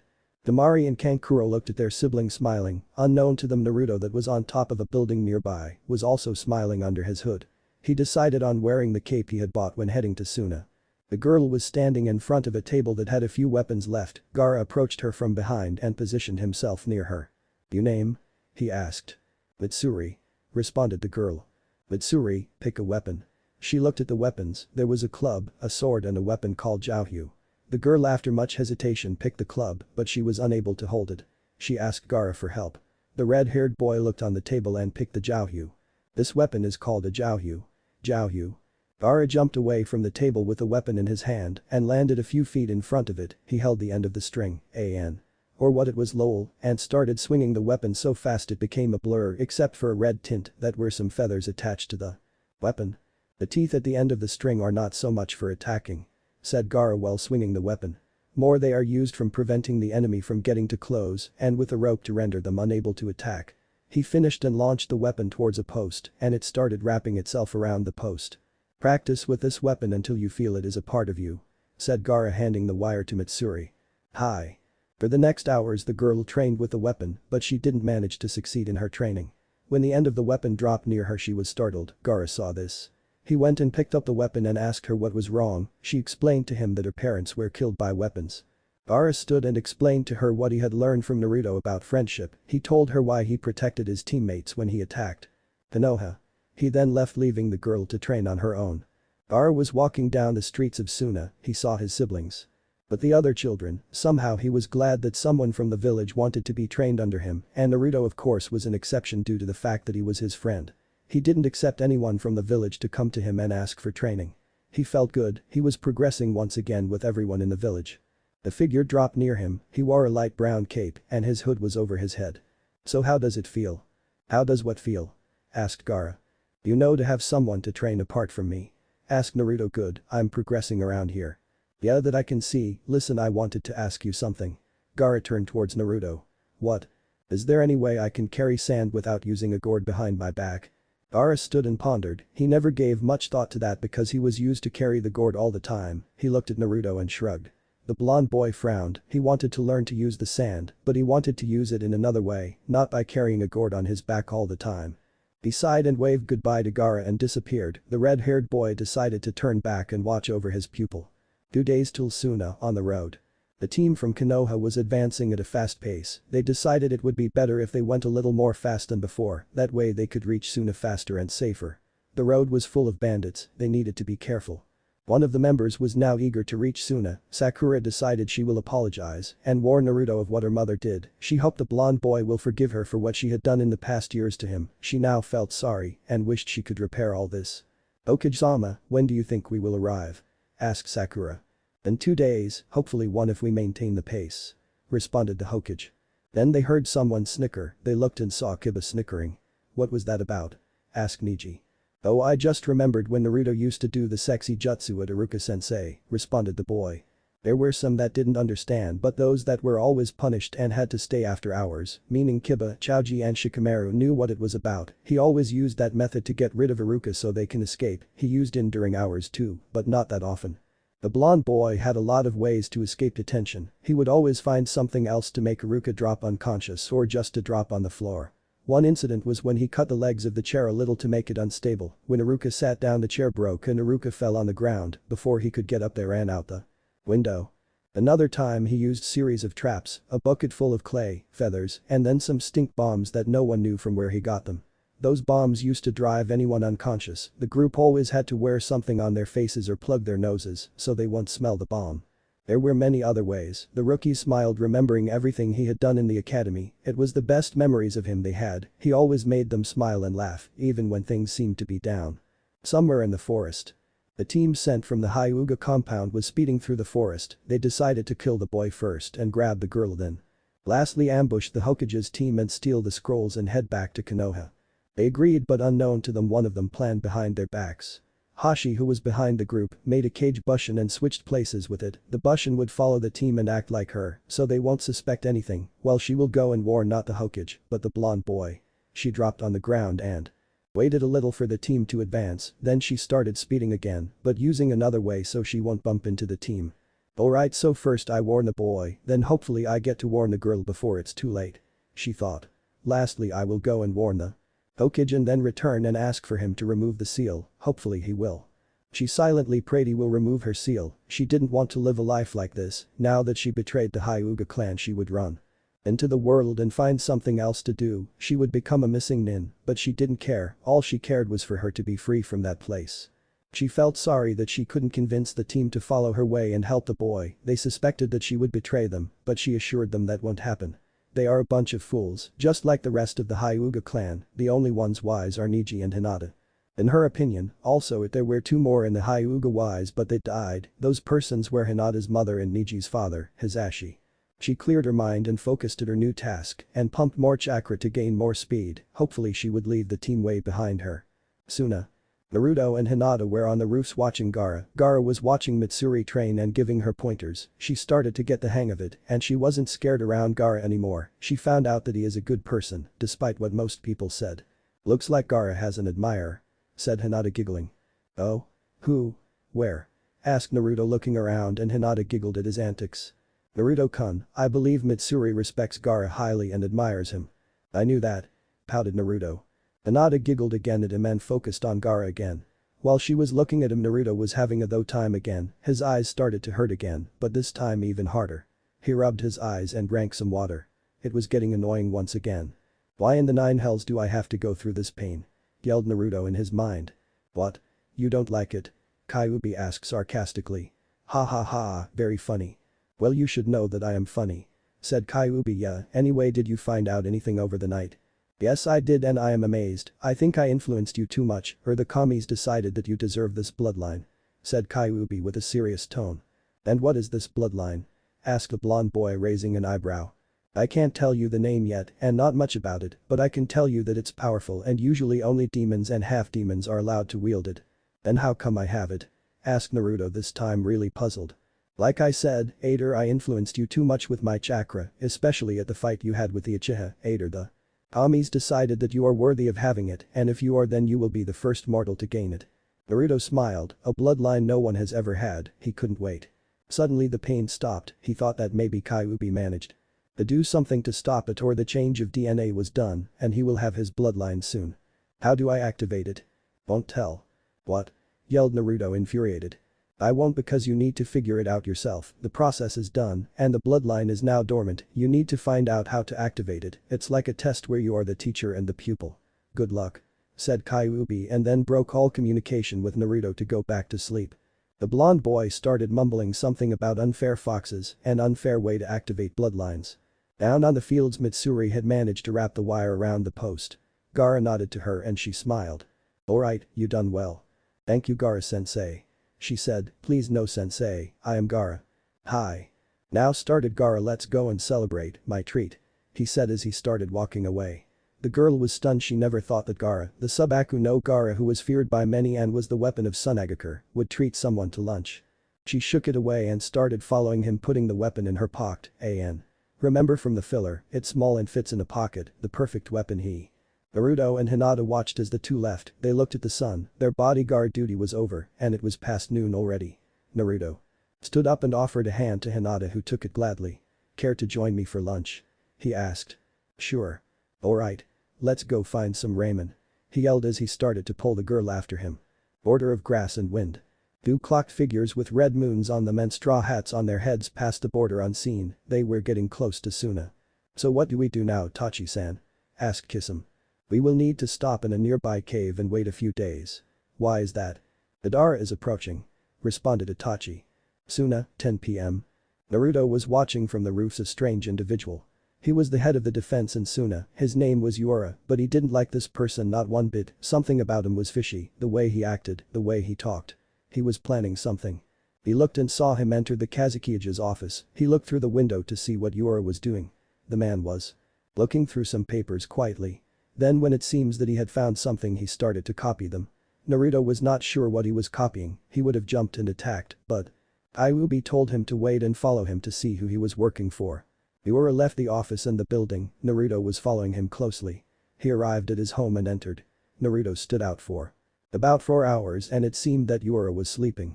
"Interesting," whispered Naruto to himself, he them left, that man didn't contact anyone yet, that means he must be gathering more information. He will keep an eye on him. On the way to Suna, Team Hokage. Team Hokage had stopped for the night in a village on the way to Suna to rest, no one could rest out, they were too anxious to get to Suna and see their two friends from Konoha. Because of this many were out trying to enjoy the night and forget their worries. While others stayed in their hotel rooms to think. One such person was Sasuke Uchiha, he was lying down on his bed and thinking of how to apologize to Naruto for what he has done, he was thinking of maybe offering him to train him a little with the Uchiha jutsus while he was in Suna, but he knew that braiding him would be a waste of time and would only make him look like an idiot. He considered that the best way to do it is to hand him the scrolls and tell him his sorry, but he was afraid what would happen if Naruto didn't accept his sorries. What would happen if he just turned his back at him and told him to scram? This was the one thing that scared Sasuke at the moment, the idea that his teammate won't forgive him. Another person was Haruno Sakura. She was looking out the window thinking what to say to him. She knew the way she treated him and felt sorry not wanting to repeat that, but it was now too late. He was a missing nin, and he could never return to Konoha. Life would never be the same anymore, and it was her fault. She also didn't know how to tell him about his mother and what she had done. She knew that now her mother would do something to him. She would talk to the council or assign assassins to kill Naruto. She didn't know what to do, and to make it worse, she was afraid to tell the rest of the team. She was afraid of what they might do to her, that she might lose her last friends as well. Tears started to drop from her eyes as she crashed on her knees and started sobbing. Hyuga Neji was looking at the scroll he took from Naruto's house. He said he would personally give it to him, it would have been more safe that way. He was intrigued as to what the jutsu would do, also he was curious where he found it. He was reflecting on the past he had. It wasn't much to think about. He reflected at how he was with Naruto. The only time when he started to be friends with him was after the Chunin exams, after he showed him the right way. He now understood everything about Naruto, the way he was treated, how sad he was. And now he understood what he meant by the fact that he isn't the only one with a burden, that there is someone else with a bigger one. He felt sorry for not believing that. He was blinded by rage back then. He also wanted to see Hinata and how she was doing. He knew Naruto would look after her. He is not a bad person, and he knew that she will be happier with her. Everyone knows her crush on the boy, everyone except him. Or at least that is what everyone thought since they didn't see him for a week already. The last person that wasn't out enjoying himself was Kiba. He didn't know how to tell Naruto that his clan was part for his missing nin status. He hated his mother for what he did and hated her even more for making Hinata a missing nin as well. It's true Kiba was a little attracted to her, but he knew her crush and knew he wouldn't be with her, not even now especially. But he felt happy knowing that she was with Naruto. He knew that Naruto would look after him. He said that he will always protect a precious person, and Hinata being one, he would protect her till the end. Sound Village, secret bunker. Kabuto, yelled an infuriated Orochimaru. Yes, Orochimaru-sama, asked the silver-haired man with glasses. Do you know what happened to my future vessel? Why isn't Sasuke here yet? And where are those damn Sound 4? He yelled in exasperation. Unfortunately the Sound 4 are dead, sir. What? Roared Orochimaru. Yes, it seems Tsunade sent some people to track down Sasuke. They slowly killed everyone of the Sound 4, even Kamimuro, and then the Kyuubi kid knocked Sasuke out and took him back to Konoha. I also heard that they removed the curse seal from his neck. How is that possible? Yelled Orochimaru, throwing stuff around. Who did that? It seems that Uzumaki had found a way to take the seal of Sasuke. That boy, said Orochimaru with a deadly voice. I will make him suffer. He said, adding venom in his voice. I will have my new body and nothing will stop me. Yelled Orochimaru as hard as he could. I will kill that brat. Unknown cavern, unknown location. A tall figure was standing in his chair looking at the person in front of him. The person wore the Akatsuki robe. He looked old and had a mask over his face. He also had a metallic tail behind him. So did Deidara leave? Asked a man from behind his desk. Yes, leader Sama, he is on his way to Suna as we speak. Very good, Sasori, replied the leader. Then a woman with blue hair and a white flower in her hair appeared next to the leader. Sasori, said the woman. Do you know where Kakuzo and Haiden are? Yes, they are tracking the Nibi. So far they didn't find her, but they said that once they do they would report. Responded Sasori. Good, and Zetsu? Asked the woman again. He is looking for the Sanbi. And where is Tobi then? Tobi is around the base, doing he knows what. Responded Sasori. The woman nodded, and so did the leader. Do you know where are Itachi and Kisame? Asked the leader. From what I know they are in the grass country heading towards the fire in Konoha to try and capture the Kyuubi again. Replied Sasori. Excellent, said the leader. Sasori, till Deidara returns I want you to train. Once we find out about Suna's defenses we will strike. Yes, leader, said Sasori. He bowed and left. The leader and the woman smiled evilly. It has begun, said the leader. Lead-painted sand. Grumpwinter. Oh, all I can say is wow, that looked cool. I will try to make something like that now, for sure. Snake. Yeah, I'm planning on awakening it, just waiting for the right moment. Banman. In battles you do not know for sure if someone will be dead or alive. Suzaku Byako Genbu. And you don't know half of it when I say that there will be a bloody sandbox, I mean it lol. Dragon Man 180. That's why I added Hashi. Wolf of the Snows. Yeah, it's with E. Strange that my word didn't autocorrect the error like it always does. Sharingan HATR 86. Sorry, it was important to make this chapter, so I won't have too many flashbacks, for Hashi for example, Deidara, Orochimaru and the sound, etc. Sumafl. Maybe so, but Naruto has air affinity. Hikari. But does the daimyo have more power over the entire council? Shark teeth. That's what happens when people hate your demon. Major Hinata fan. Sweat drop, sorry about that, I guess my most common mistake is mixing up him with her sometimes. DWILIGHTCLOUD18. I can't tell, it will ruin everything no. BLD. I will put it up for voting, or maybe I will just turn her good, depends. Ryumayum. Sigh, I hate it when I make mistakes, not my fault I don't see all of them, also English isn't my primary language so that is how I was supposed to spell it oops anyway, I will be careful, he is too scary to risk my life. Rasenganfin. Nope won't make it a threesome, besides she is between 20 to 30, so he is way too young for her. Wu-chan. Sorry only Itachi and Kisum, Deidara no. MORBIOUS 20. Me too. AN. Alright here are your votes so far, but not many placed votes, I will leave them to go for one more chapter, also note that I changed the translation for Aki-chan. Aki-chan, Demon's Imperial Blessing. 4. The Aki-gun, Demon's Blessing of Kindness. 0. Siaki Goryaku, Demon's Divine Favor. 1D. Aki Tenkei, Demon's Heavenly Gift. 3. Aki Tenpuku, same as Tenkei. 1. Disclaimer. I do not own Naruto. Lead-painted sand. You have no idea how vast my rage is since I was born Uzumaki Naruto. 2 days have passed, 3 days in which our heroes have been very busy. Gaara for example was now stuck between the old Kazukiya's paperwork and his new ones, the elders said that he needs to learn starting from now about these things, because it is an important event for a Kazukiyage. No shit. Yelled Gaara every day when he saw the amount of the paper on his new desk, it was already decided that Gaara will be the 5th Kazukiyage, so they decided he should already start working in secret. Apart from that Gaara was now more focused on training Mitsuri than training Naruto, she had developed great skills with weapons and has shown great potential for a shinobi. She lost her fear of weapons and now could fight without any problems. Gaara liked the girl a lot, she wasn't like the other that would look at him just because he was someone important, he was happy to say that she was one of his precious people, someone that he would defend even if it will kill him.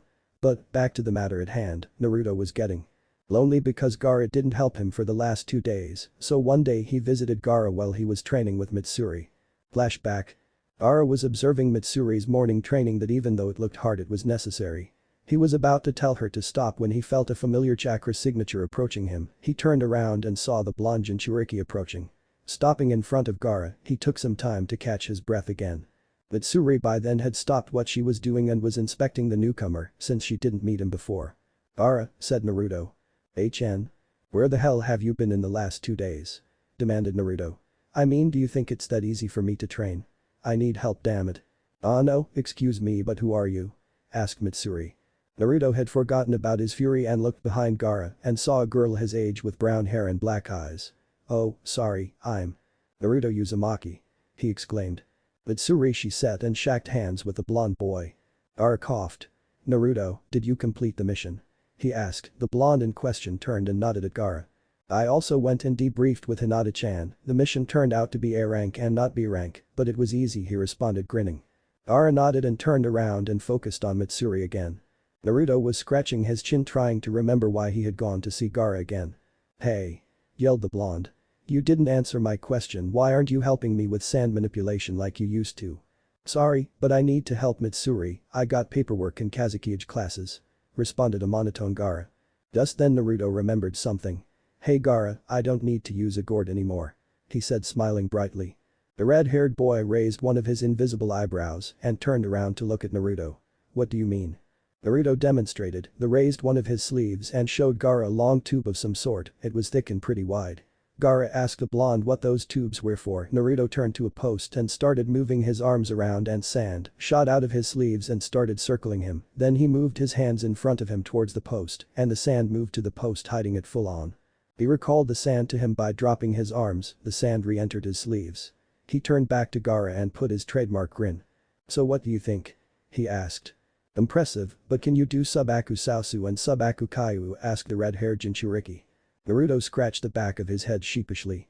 Well, no. Gaara turned around facing Mitsuri. Then go and practice again till you can do both, then come to me for the next jutsu. Then flashback. You can say Gaara was more than proud at what the blonde boy achieved, it was something no one had though about, not even him. Naruto managed to break free from carrying a gourd behind him all the time. Naruto and Hinata have been doing missions for Suna ever since Mitsuri became Gaara's official pupil. They had done on 3 days 2 B rank missions and 1 A rank, but from the last B rank Hinata fell sick and she couldn't help. It was nothing more than the common cold, but it was something new to the fact that someone caught a cold in Suna. But then again anything can happen, especially if you fall in the cold water and then immediately come out and put your body at high challenges. Naruto proved to be quite the medic when it came to colds, he knew what he needed to buy Hinata and what he needed to cook so she could get her strength back fast. Hinata nonetheless enjoyed the attention. Today it was one of those days when Naruto and Hinata needed to keep an eye on Naruto, but due to Hinata's condition, only Naruto left the house today. She stayed back and enjoyed the comfort of her bed and a good book, courtesy to Naruto who bought it. She was surprised that he knew what kind of book he should buy for a girl. Naruto was now looking at Gaara and Mitsuri from the shadows, like every morning they were training in the same spot till at least noon, when Gaara would go for his Kazekage class till nightfall, and then he would go and do paperwork since he cannot sleep. Naruto offered to make a more powerful seal, but the red-haired boy refused every time, maybe he was too afraid even if his seal would be complete. "Now Mitsuri," said Gaara suddenly. The girl in question turned around and looked at her sensei. "You have done well and progressed very much in 3 days, you have earned my respect," said Gaara happy. "Thank you Gaara," she responded bowing slightly. "Now second order of business, you will join a 3-man team under a jounin. I will try and move some strings so you can end up with someone I know and trust," he said again. "But why won't you be the jounin of the team?" asked Mitsuri. Gaara smiled, it was a small smile barely visible, but Naruto saw it. "It's because I cannot, I still have a lot to work so I can become Kazekage, I don't have time." Mitsuri nodded sadly. "Hi. Don't worry, the person I will pick is someone special and you will learn a lot from him. And please respect him," he said. "Hi Gaara."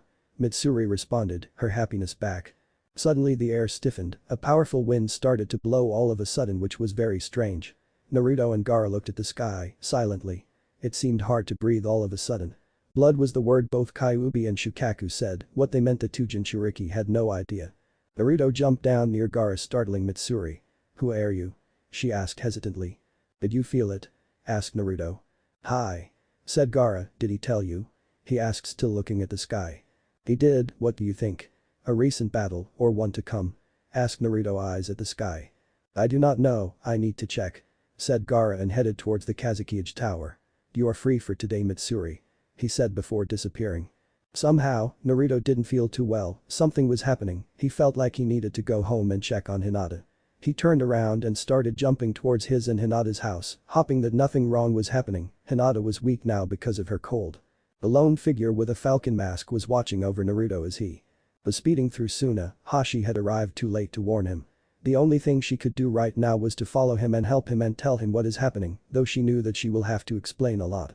Naruto arrived home fast, from the outside everything looked alright. He slowly opened the door. "Hinata-chan?" he asked with a low voice. He took out a kunai and slowly moved through the hall. He entered the kitchen and saw 2 guys dead, one was on the floor in a pool of blood and the other had his head inside the sink. "Hinata?" he asked again, this time more worried. He ran to her room and saw the door broken. He entered and found another guy dead on the floor in a pool of blood. He ran through the entire house and still didn't find any sign of Hinata, but instead found 4 bodies. The entire house was damaged from what seemed Gyunkin strikes. Naruto ran outside and jumped on the roof of the house and let out a powerful roar that was heard throughout Suna. He was fuming, the bastard Hyugas attacked Hinata while he was away and now they took her. "Listen kid, I know you are angry but calm down and analyze the situation calmly," said Kyuubi neutrally. But Naruto didn't listen, he was changing, his fangs started to grow, his hair started to grow, his whiskers started to become thicker. He felt someone behind him, he spun around and saw Konoha Anbu with a falcon mask. He jumped to kill the Anbu. "Wait!" the Anbu yelled. "I'm here to help." Naruto stopped inches away from the person, the Anbu took off her mask and showed a Hyuga. Naruto stiffened but relaxed when he looked in her eyes, something in them told him that she was telling the truth and that she won't betray him. "What do you want?" demanded the blonde Jinchuriki. "Like I said, I'm here to help you." "Why?" "Because for one I don't see you as a demon, second I hate Hiashi and I don't agree to how he treated his daughter," she said. Naruto pondered for a second, indeed she was telling the truth, he could see that, but still, "What do you want from me?" he asked. The woman was taken back. "What do I want from you?" You must want something in return for your help, what is it? Well, I heard how you took Niji's seal off and I was wondering if I would take it off you too. He asked, interrupting her. She was a little scared now, he knew what she wanted and now what would happen if he won't accept. Well, yes, but if you don't want to help I will still help you though, but I understand if you don't want to help me. She said with her head down to hide her sorrow, her hopes of freedom would break. Naruto wasn't a cold-hearted bastard, he knew that she really wanted to get that seal off her head. If you help me I will help you. He said, the woman raised her head and he could see hope in her eyes. He smiled warmly and nodded. But tell me who took Hinata-chan and where?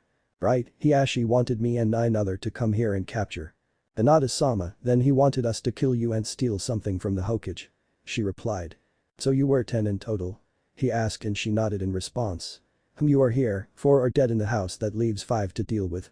He looked towards the walls, do you know where they might be?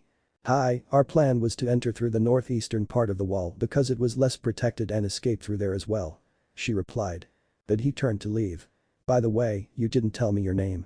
Oh, I'm sorry Hyuga. She said, putting her mask back on her face. Nice to meet you, I bet you already know who I am. Hi. Alright, let's go.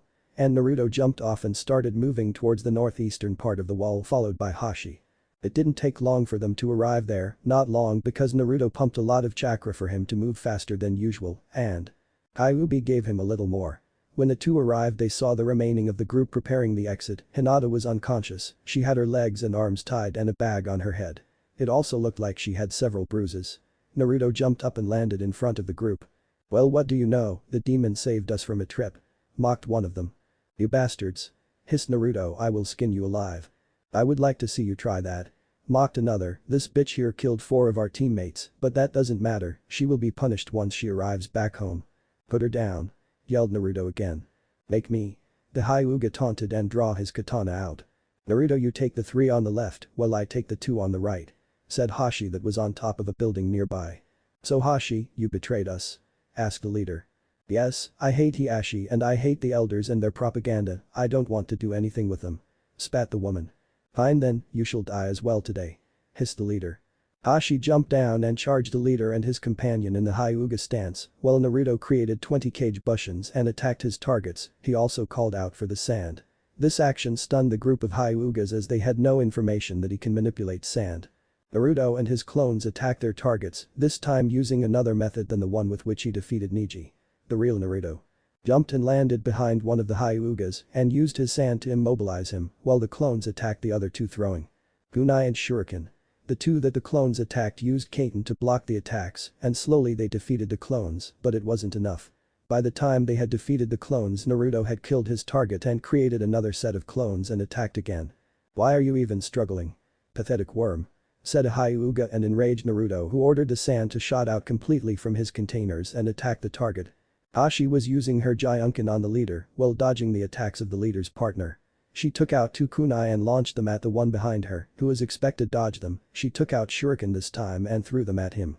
He did Kaiten to block the incoming attack. When he stopped spinning, Hashi jumped on him and performed Haki Rakujian Sho. 2 strikes. She called hitting the opponent in the stomach. 4 strikes. She called hitting in the arms. 8 strikes. She called hitting in the legs. 16 strikes. She called hitting him in the stomach again. 32 strikes. She called hitting his arms. 64 strikes.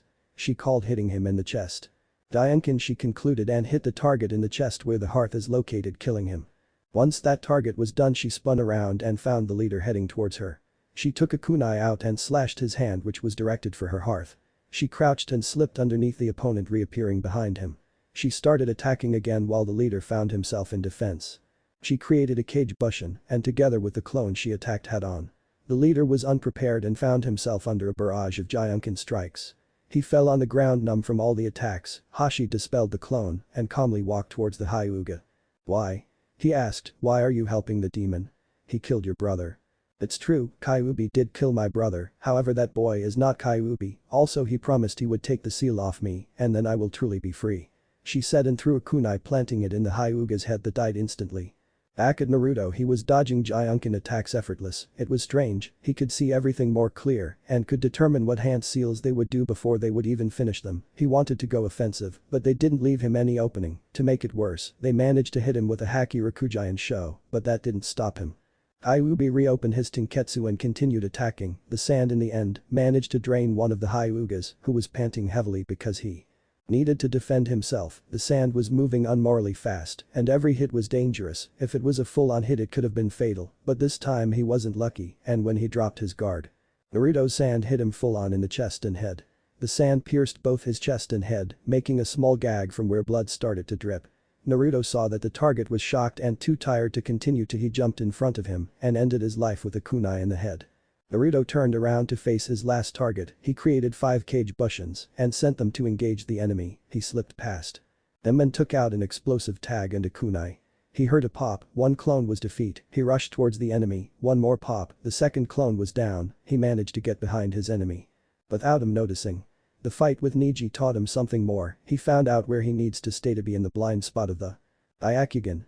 He smirked and charged. The last 2 clones died. The enemy realized someone was behind him, but before he could react, Naruto got there first.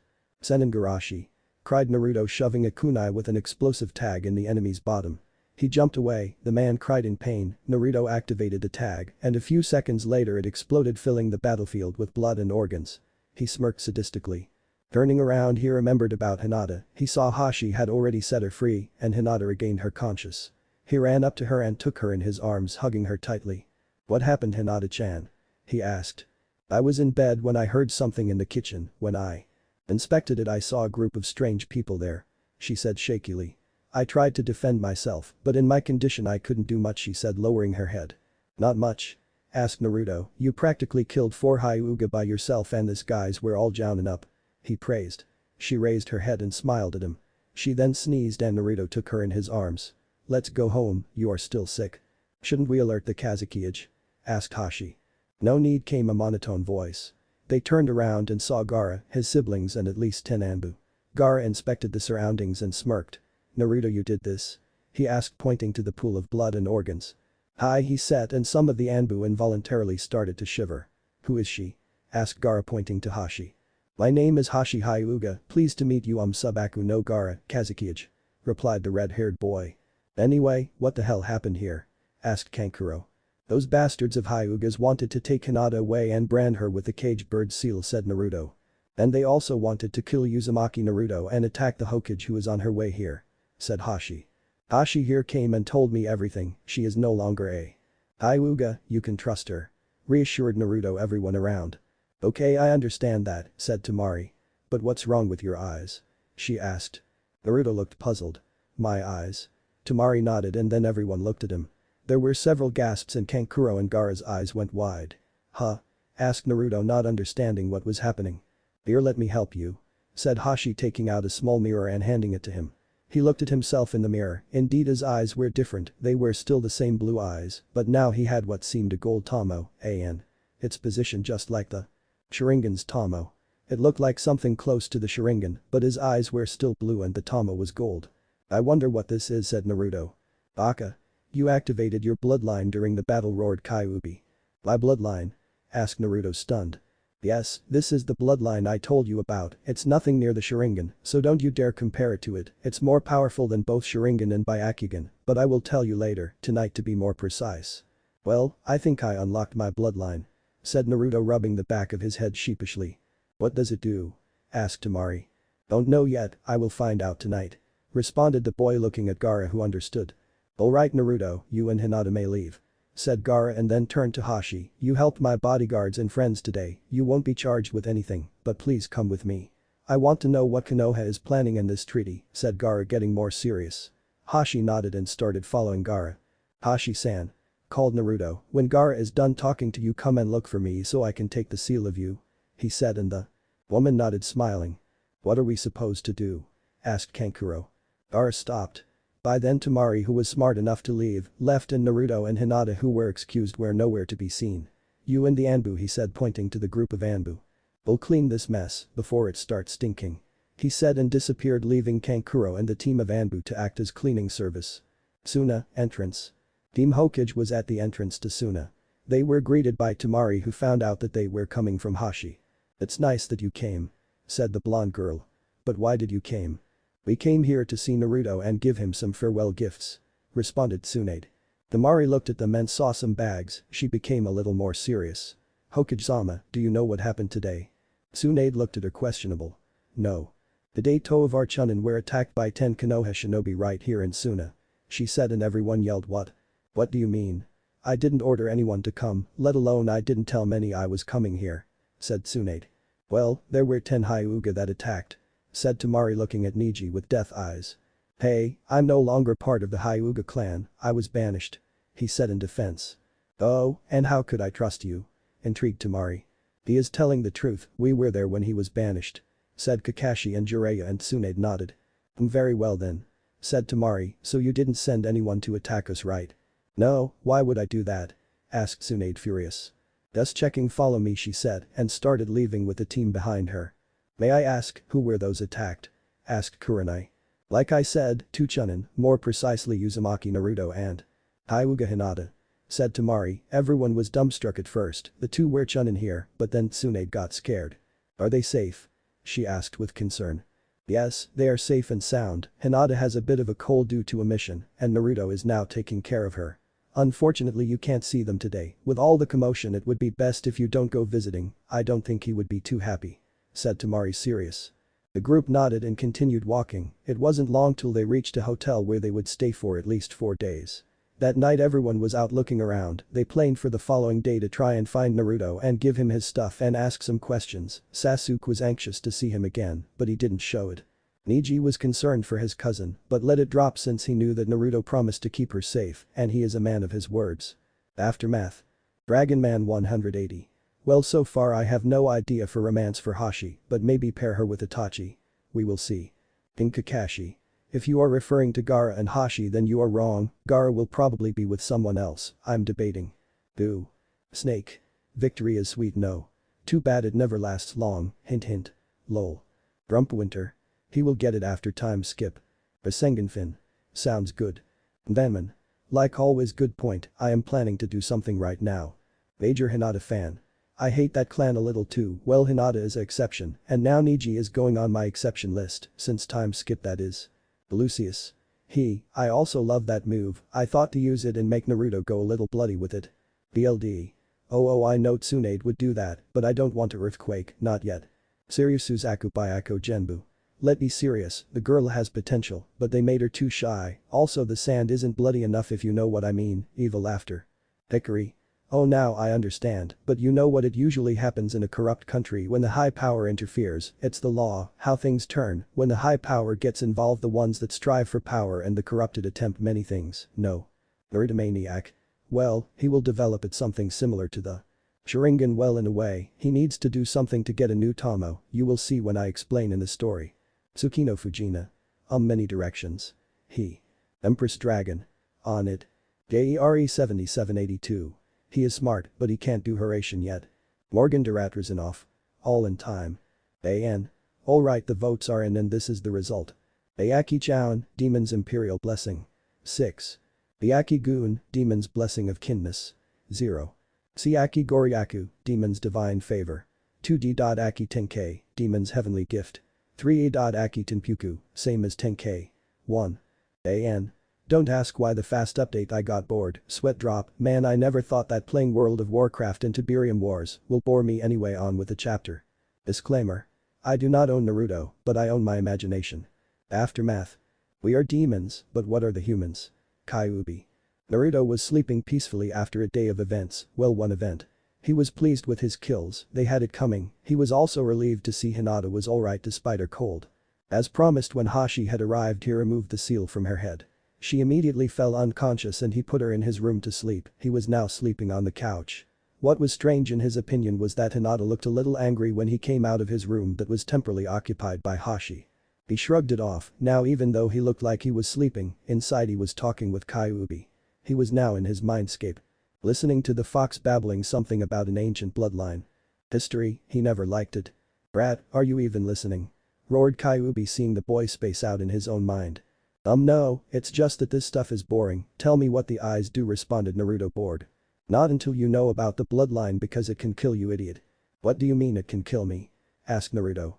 Like I said before, this bloodline usually comes only to demons and half-demons, and you are only a human, said Kyuubi a pesky one he continued in a mumble.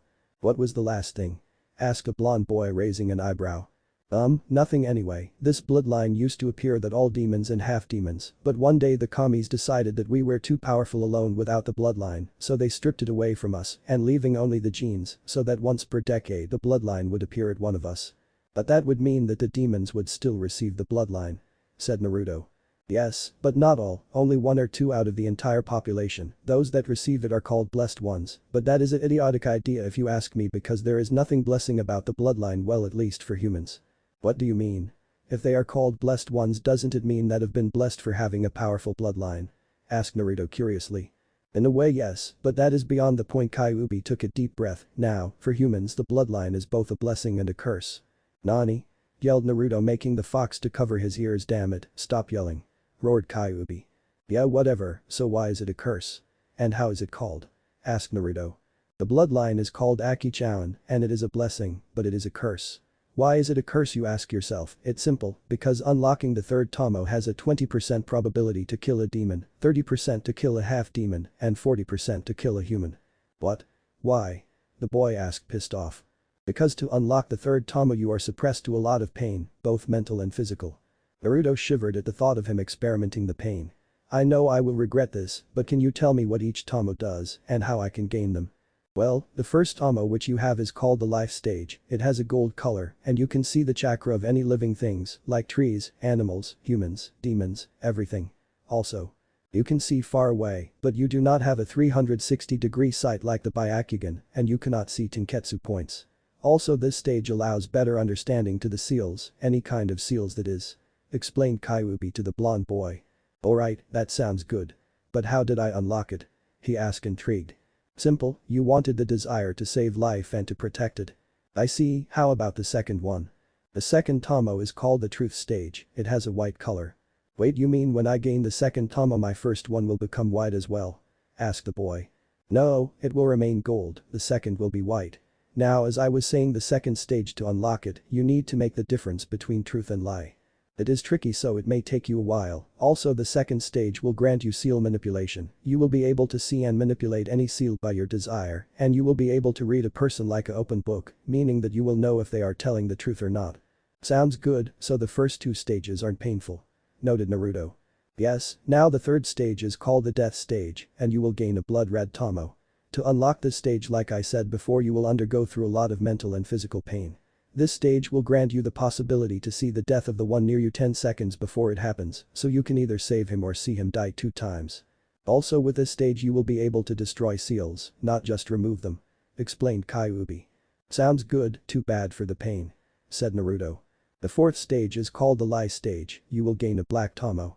To gain this Tomo you will need to suffer mental pain beyond imagination. The possibility of surviving for a human is 40%, said Kyuubi sadly, and Naruto lowered his head. But if you do gain the fourth stage, your Jinjutsu will grow significantly, you will be able to detect Jinjutsu easier, and you will be able to create Jinjutsu seals. Naruto started thinking, the bloodline was dangerous just like the fox said. Wait, is there a 5th stage? He asked. 5th stage? Asked Kyuubi, not understanding. Yes, like Mangekyo Sharingan. There is, but I cannot tell you what it is and what it does or how it changes you. Why not? The commies won't let me, but I can give you a warning. Naruto listened carefully, do not let the 3rd and 4th stage lure you to darkness, because if they do and you gain the 5th stage while in darkness, there is a 99 probability you will lose your sight and a 88 probability you will die a few months after in horrible pain. Naruto gulped. Why is that? Because you are not a demon or half demon and I will not make you into one.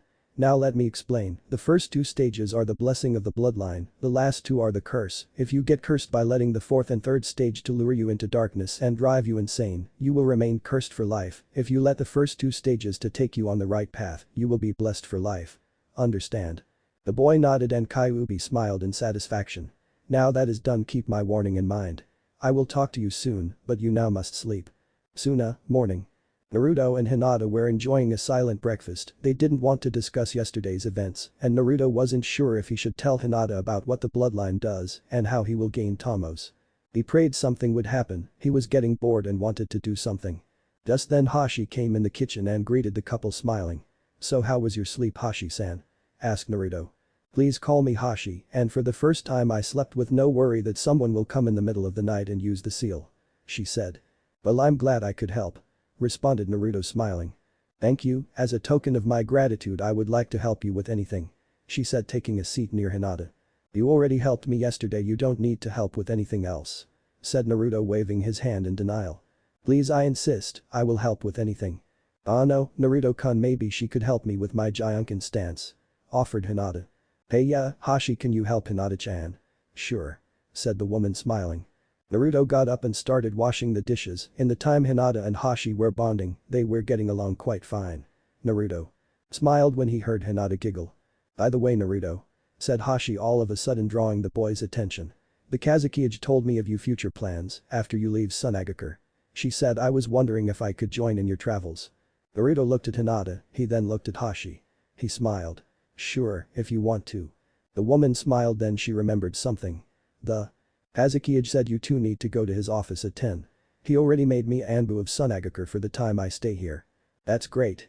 Exclaimed Naruto. Come Hinata, let's see what Gaara has to say. The girl in question smiled and followed Naruto out the door. Suna Kazekage office. Team Hokage was in the Kazekage's office, he was at his desk and he didn't look too pleased. Well, no one would be if someone from your allied village would infiltrate your village and attack two shinobi. He just returned from a meeting of the council, how much did Gaara started to hate them? Flashback. Gaara was seated on a chair in a big room. He was at a round table that had about 20 seats in total, including his, all the elders and important figures that contribute to Suna's prosperity and welfare, and today's topic was yesterday's surprise infiltration of Konoha. They tried to kill and capture two of the most promising shinobi Suna had acquired, and they were loyal too. Gaara was looking around and listening to every opinion, he would interfere if necessary. What had happened yesterday is outrageous, claimed an elder. Indeed, Konoha not only had thrown out their hero, but now they have come to kill him after he became a Sand Shinobi. Asked a person present there. It seems the Konoha is starting to become more degrading, it's no longer the great hidden village in the least like it used to be. Stated another elder. If you ask me, no one is sane in that place. No one is anymore. Said Gaara emotionless. There were sane people, take Uzumaki Naruto, the sanest of them all. What do you mean by that, Kazekage-sama? Naruto lived a life like me. Said Gaara, and everyone cringed remembering how they treated him. He was beaten, starved and shunned. The only one that kept him sane when he was little was the third Hokage, Kami rest his soul. Said Gaara, he respected the old Hokage and felt bad that he was one of the reasons he died. When he heard that the old man took care of Naruto, he felt like he had took part in murdering someone precious to the blonde boy. Yes, it is true, I have heard of his deeds. Claimed another elder. But not only that. Continued Gaara, the boy slowly got precious people, his academy teacher, the ones that feed him that food called ramen, his sensei, the rookies and their senseis, and now the new Hokage and the Toad Sannin. These are the people that kept him sane, if they did not exist please think what would have happened. Concluded the red-haired boy. Everyone started to sweat, the blonde boy Naruto had the nine-tailed fox sealed inside of him, if he would have become insane like Gaara had, not only could he have destroyed Konoha, but then Suna and then every village without any remorse. Do not think he is a danger. Suddenly said Gaara. He would never attack his friends, he fights only if provoked or has a mission. The elders and the people present nodded in agreement. But still, what will we do about Konoha and the pact? Asked an elder. Simple. Said another, terminated. There were sounds of approval and disapproval. We won't. Said Gaara again, and everyone looked at him, most of those present looked at him like he had lost his minds. We won't break it now at least. Finished the red-haired. Why not now, Kazekage-sama? Asked an elder. We need to keep a low profile, and we need to help Naruto. If he truly builds a hidden village, we need to keep our secret pact a secret until the right moment. Everyone was silent, they were thinking. Then they all approved, but on one condition. We break the trade agreements. Said an elder. And we do a more intensively search on Konoha shinobi that come in the Wind Country. Said another, murmurs of approval were heard. Very well then, started the head elder. Kazekage-sama, you will tell the Hokage that the trade pact is no longer in effect. Gaara nodded, also we want you to promote Uzumaki Naruto and Hyuga Hinata to Jounin. Again Gaara nodded, this time more happily. Then flashback. At least the promotion of the two was something that Gaara liked. In secret he lied the fact that the trade pact is broken and that they will go at war soon, but he didn't want to show it, he wanted to show people that he didn't know what to do right about now. Gaara raised his head and looked at the Konoha shinobi in front of him. Do you know what happened yesterday? Everyone nodded. We are sorry, I do not order something like that, I swear. Said Tsunade. Gaara raised his hand. I don't want to hear anything. He looked in the Hokage's eyes, I know it wasn't you, but measures have been taken. Tsunade gulped. What kind of measures? She asked. The trade pact is broken, and from now every Konoha shinobi will be fiercely searched when they enter Wind Country. The Konoha shinobi lowered their heads in shame. Just then 3 ninjas entered the room, one of which was Mitsuri. "What is wrong, Mitsuri?" asked Gaara. "You said you are giving me a jounin instructor, so we came to meet him," she said, and her 2 companions nodded. Gaara sighed. "He should be here in a moment." Just then 2 figures appeared in a whirlwind of sand in the middle of the room, backs at Team Hokage. The Konoha ninjas looked at the newcomers, they looked to be the same age as them, but they were wearing light brown capes and their heads were covered. "Sorry we are late," said the male. "When did you learn that technique?" "I didn't teach it to you," said Gaara, referring to the whirlwind. "Oh that?" asked the man, rubbing the back of his head. "I saw you do it so many times, I guess I got the hang of it." Gaara nodded, satisfied. "Gaara, what did you wanted to see us?" asked a female with a soft voice. Kura and I immediately knew who it was, while the rest were still clueless. "I am glad to say you are promoted to jounin," said Gaara, handing them the vests. "You," he said, looking at the female, "are free to go because of your condition. You are to report tomorrow for new missions if you feel better." The female nodded and jumped out the window, disappearing. "I don't like where this is going," said the male. "You started," Gaara, looking at the male, "are going to take this 3 genin." He looked at Mitsuri and the 2 boys, "and you are going to be there temporarily, sensei." "What?" yelled the male. "No offense, but I am no good at that." You are more intelligent than you look and I trust you. You are free to go," he said, dismissing him. The male looked at his new team in defeat. "Alright, if you please follow me." And he turned around and saw Team Hokage. He stiffened, they saw his face when he turned around. "Naruto?" asked Tsunade. Naruto shook his head. "I am sorry, I do not know any Naruto, you are confusing me with someone else." And he started to walk away, head lowered. "Wait, Naruto," said Sakura. The boy suddenly stopped. "What do you want, Sakura?" he asked, with venom scaring everyone. Sakura started to tremble. I say it already, I do not have time," he commanded with a cold voice. "I am sorry, I wanted to apologize," she said, eyes starting to tear up. "Sorry?" he asked, turning towards her slightly. "Sorry, you say?" "Why yes. Do you think sorry will seal my past scars?" he asked coldly. "Do you think sorry will heal my wounds? Will it heal every punch you threw at me? Or will it heal every insult, every time you ignored me, every time you shunned me?" he asked, voice raising more and more. "Then Naruto, I really am sorry, I didn't mean it," she said, trying to hold back her tears. "You didn't mean it? Then why did you do it?" he asked. "You were annoying and you were always behind me like a roach and I didn't like that." Wrong thing to say. The blonde boy was suddenly facing Sakura, his eyes was scanning her face. What scared everyone was that his blue eyes were not only cold but they had a golden tomo in the upper right corner. "I was annoying. I was. Then how were you when you were stalking Sasuke?" he asked, looking at the boy in question, who froze under Naruto's gaze. "Do you think he liked it? Why do you think he always rejected you? I at least was nice to you and treated you like a friend and teammate, but how did you treat me? Like I was a freaking reject. A demon," he yelled. Sakura started to cry. "But you are not a demon, you are not Kyuubi." Naruto's eyes widened. Before anyone could blink, he was holding Sakura above the ground by her throat. "Who told you?" he roared manically. My mother," she said shakily and scared. Naruto looked at her. "Is she the librarian?" Sakura nodded, scared. "You can go and tell her she is the first on my to-kill list, the first." He spat and dropped Sakura on the ground and started leaving. "Wait, Naruto," said Sasuke, snapping out of his state of shock. "What?" he asked, still coldly. "I too wanted to say that." "You're sorry?" interrupted Naruto. "Why yes. I will think about it." And with that he left with his team behind him and leaving the Konoha shinobi shocked and full of questions. Suna, Training Ground 10. Naruto was standing in front of his team. He took off his cape and put the jounin vest above his cloths. "Alright, you are Team 5, right?" he asked, and the genin nodded. "Well, for the next 2 or 3 months I will be your sensei." The boy with black hair raised his hand. "Yes?" asked Naruto. "Why only for 2 or 3 months?" he asked. "Because I will need to visit the world and see people," he responded, "but we will get to that in another day, now let's introduce ourselves. I will go first." He took a moment to pause. "My name is Uzumaki Naruto, I like ramen, Hinata-chan, training and my friend Gaara. I dislike the 3 minutes it takes to prepare ramen and people who look down on others. My hobbies are ramen, training, learning new jutsus, tormenting Gaara," the genin raised an eyebrow, "and to spend time with Hinata-chan. My dreams for the future are to form a new village and become its Kage, marry Hinata-chan and create a new clan, the Uzumaki clan. Now you," he said, pointing at the boy with black hair. "My name is Kuzuya Hinelios, I like training and reading books. I dislike stuck-up pricks, my hobbies are training and reading books.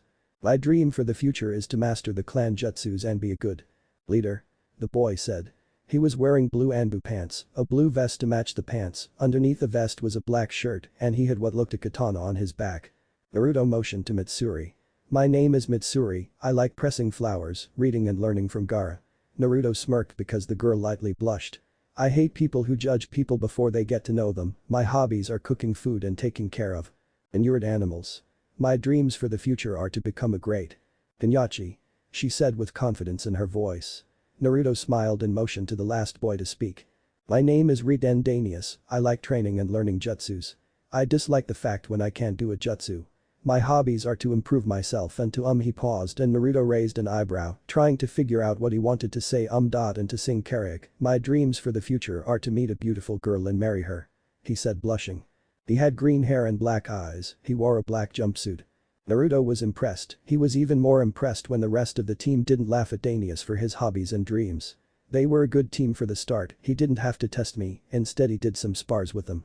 He learned that Mitsuri used wind techniques, Danius was a fire user, and Hinelios was a sword master and was good in ninjutsu, he didn't use ninjutsu too much. They trained for a couple of good hours till the genin were out of chakra and barely conscious. Naruto smirked. So was the training any good? Hi Naruto-sensei. They said in unison. Naruto smiled. Alright then go home and rest, and tomorrow we'll do some missions. Another series of hi were heard and the genins departed for home. Naruto took a seat on the sand to relax himself. He lied down and looked at the sky, letting the breeze to calmly hit him and cool him down. He was still fuming that they were here, everything was good till every one of the rookie 9 had to come and see him and Hinata. He wondered if she had seen them before she left for home, because when he entered the office he didn't even notice the group. His line of thoughts were interrupted by Neji that appeared over the boy. Naruto made scowled. What do you want? Is that any way to talk? Asked Neji indifferent. Yes, I have the right to talk like that so get used to it. He retorted fine, I came here to give you a scroll I found in your house. Naruto raised an eyebrow. In my house. I have no such things. He lied. You don't? Asked Neji, then I guess this isn't yours he said pulling out a scroll from his pocket. Naruto's eyes went wide as he snatched it from the Hyuga boy and started reading it. You haven't read it or used it am I right? Said Neji, even if I could have read it, I still couldn't have make it work. Naruto smirked and tucked the scroll in his pocket. So anything else as to why you are here? As a matter of fact yes responded the boy, what is that scroll? When I opened it the description was blank. Wouldn't you want to know? Responded the blonde turning his head to the side. Well yeah, I want to know. Protested Neji. Fine the scroll has a special jutsu that creates a dome that blocks anyone from outside to get inside or anyone from inside to get outside without the dome creator's approval. Responded Naruto. Happy? Neji nodded. Also you might want to know Tsunade won't give up on finding you. And why is that? He asked raising an eyebrow. Simple really, she has a lot of your scrolls to return to you. That's good, but I hope I don't get to see Sakura again, you hate her right? Stating the obvious. Asked Naruto looking at the sky, so what if I am? Retorted Neji. Who knows anything else? Or are you going to stay here and annoy me? He asked. Neji shrugged and turned to leave. I guess that was all. Good, cause I have a request.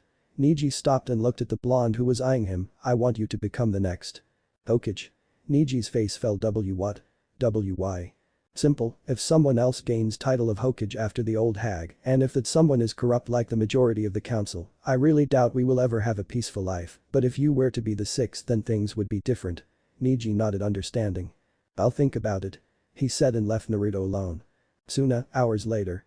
It was about 9 PM in Tsunade. Naruto had a pleasant talk with Neji and 2 of the rookie 9 senseis, meaning Kakashi and Kurenai, who wanted to know how he and Hinata have been in the last days since they disappeared. He also had a little talk with Jiraiya, who had offered to train him and Hinata for the next 2 or 3 years which he gladly accepted, of course there were some conditions, knowing the full extent of Jiraiya's pervertedness Naruto clearly specified that he will not peek on both Hinata and Hashi on their trips no matter what.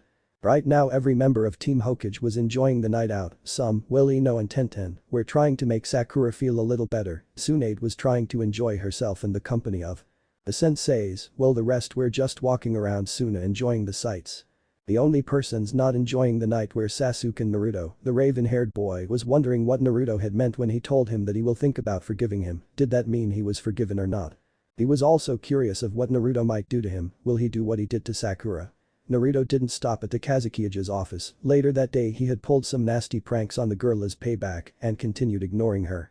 Naruto's day started good. It went to bad when he had the talk with Sakura, then it was good again when he trained with his new temporarily team, and when he talked to Neji, then it was even better. When he talked with his former sensei and Hinata's, but now it was awful. He needed to keep an eye on the Konoha ninjas, making sure they don't do anything stupid, and he also needed to keep an eye on Yura, who began to act more and more strangely. The thing that Naruto was proud of was that he had agreed to help Hashi and then agreed for her to join him. Hinata was learning much faster under her tutelage. Well, it was clear that she would learn faster because of many reasons. One of the reasons was that Hashi was kind and calm about everything and didn't treat Hinata like trash like her father used to, and she explained much better than anyone could.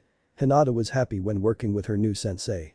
But back at the matter at hand, the Yura person Naruto was keeping an eye on was now sneaking inside the Kazukiya's office, more and more often taking more things out, and then he would disappear in his house. Naruto now knew that he was planning something and he would find out no matter what the cost will be. But so far that night nothing had happened. Naruto returned home at 4 in the morning exhausted and crumbled on the couch. That night Hashi was still sleeping in his bed. He convinced her to sleep there, assuring her that he can sleep on the couch with no problem. Before he fell asleep he couldn't shake the feeling that there will be more blood spilled soon. Giving them back. Snake. Well yeah, now he is going to be their worst nightmare. Sprittieth light. Hashi won't interfere with their relationship. I won't ride a threesome, maybe at least, she will be paired with someone else, maybe Itachi. Gaara 7782. He didn't mean to be cold, I will explain in this chapter why he was cold. Silver Warrior. The keyword is almost lol. Dragon Man 180. Personally I always thought that if Naruto won't be the 6th Hokage, Neji would have the potential, but I wish that. Naruto will be Hokage in the manga and I'm. Hikari. Yes there would be, but you know how it is. Lucius. Yes, but he needs to calm down from time to time, and sometimes letting your anger out is the best way to calm down. Grumpwinter. Wait, Yura had a seal on him. Kakashi. What can I say, I always was a little soft. Polrap Raptor. Why? Link FANGIRL01. Same here, I really want to see Naruto Hokage. Warrior. I don't know, Sasuke always goes zook whatever I try.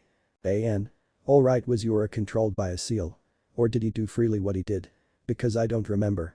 Also if you read the latest manga I wonder what Itachi told Naruto. Damn, I hate it when we are left in darkness. Itachi. Sasuke fight coming up. Disclaimer. I do not own Naruto, but I do own my imagination. Giving them back. Trust is gained hard, but it's lost easily. Uchiha Itachi. Gaara and the 2 Sannin of Konoha were in the Kazukiya's office. The red-haired Jinchuriki was behind his desk looking out the window without a care in the world. Tsunade and Jiraiya were looking at Gaara sweating. Do tell me again what you want with my jounin, said Gaara. Tsunade flinched when Gaara referred to Naruto as his jounin, but she had to admit there was no way to bring him back anymore. He was lost as a Konoha shinobi, but maybe as a friend. No. We want to give him his things back. He left in a hurry from Konoha and he didn't have time to pack his stuff, so we brought them here. Completed Jiraiya. You do know that he is unstable now, do you? Asked Gaara. Tsunade raised an eyebrow. Why is that? Gaara sighed. First of all, he almost lost his most precious person 2 days ago. Second, he met the cause of his departure. The 2 Sannin flinched. They remembered how coldly Naruto talked yesterday when his eyes met Sakura. He was cold to everyone around him, which was strange. Maybe he wasn't thinking at the moment. You won't be able to see him, said the soon-to-become Kazukiya. What? Yelled Tsunade. Why? He won't come after he met that pink banshee again. I really doubt he would like to come back to see her again. But he doesn't have to see her, retorted Jiraiya. His friends, and I mean his real ones, want to see him and Hinata.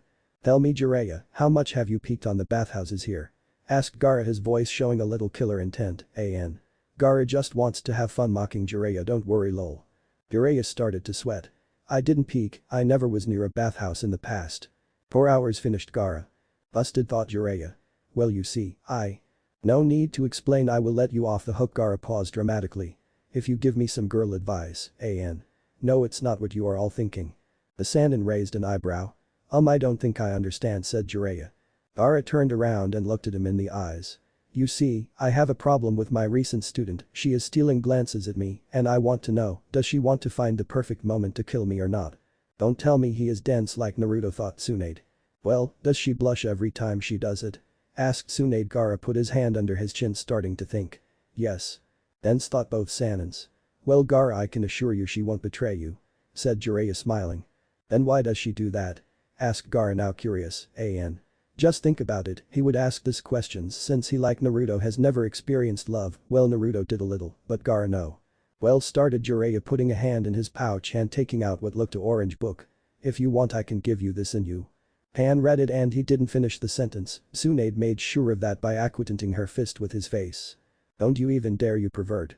She yelled. First you want to turn Naruto into a pervert, now you want to turn the Kazekage.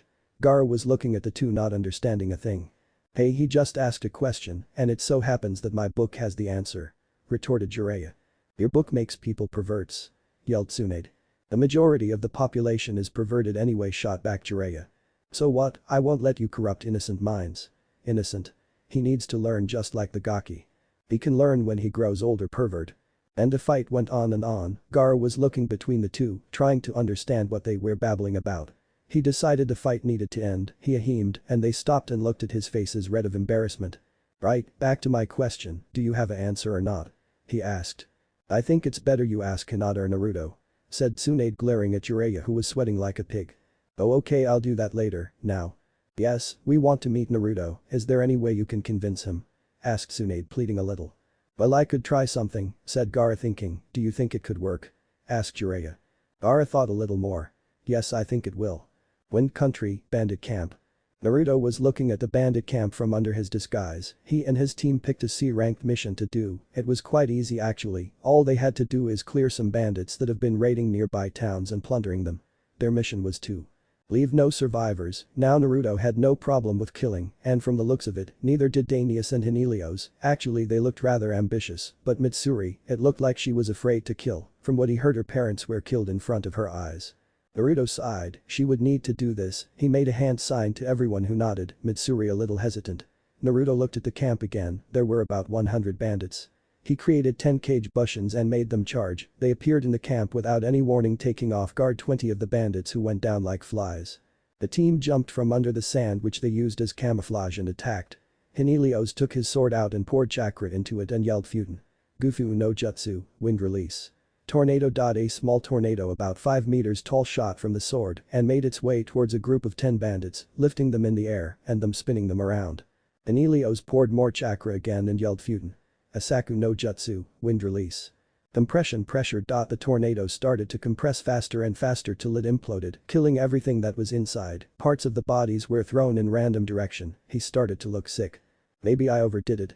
He thought as they started fighting the urge to throw up. Meanwhile Dainius was having fun, to say at least, teasing his enemies. He was using Bushin no Jutsu and Kawarimi to replace himself with various objects around. He decided to stop playing and made the specific hand seals and yelled Kaiten. Kikaku no Jutsu, fire release.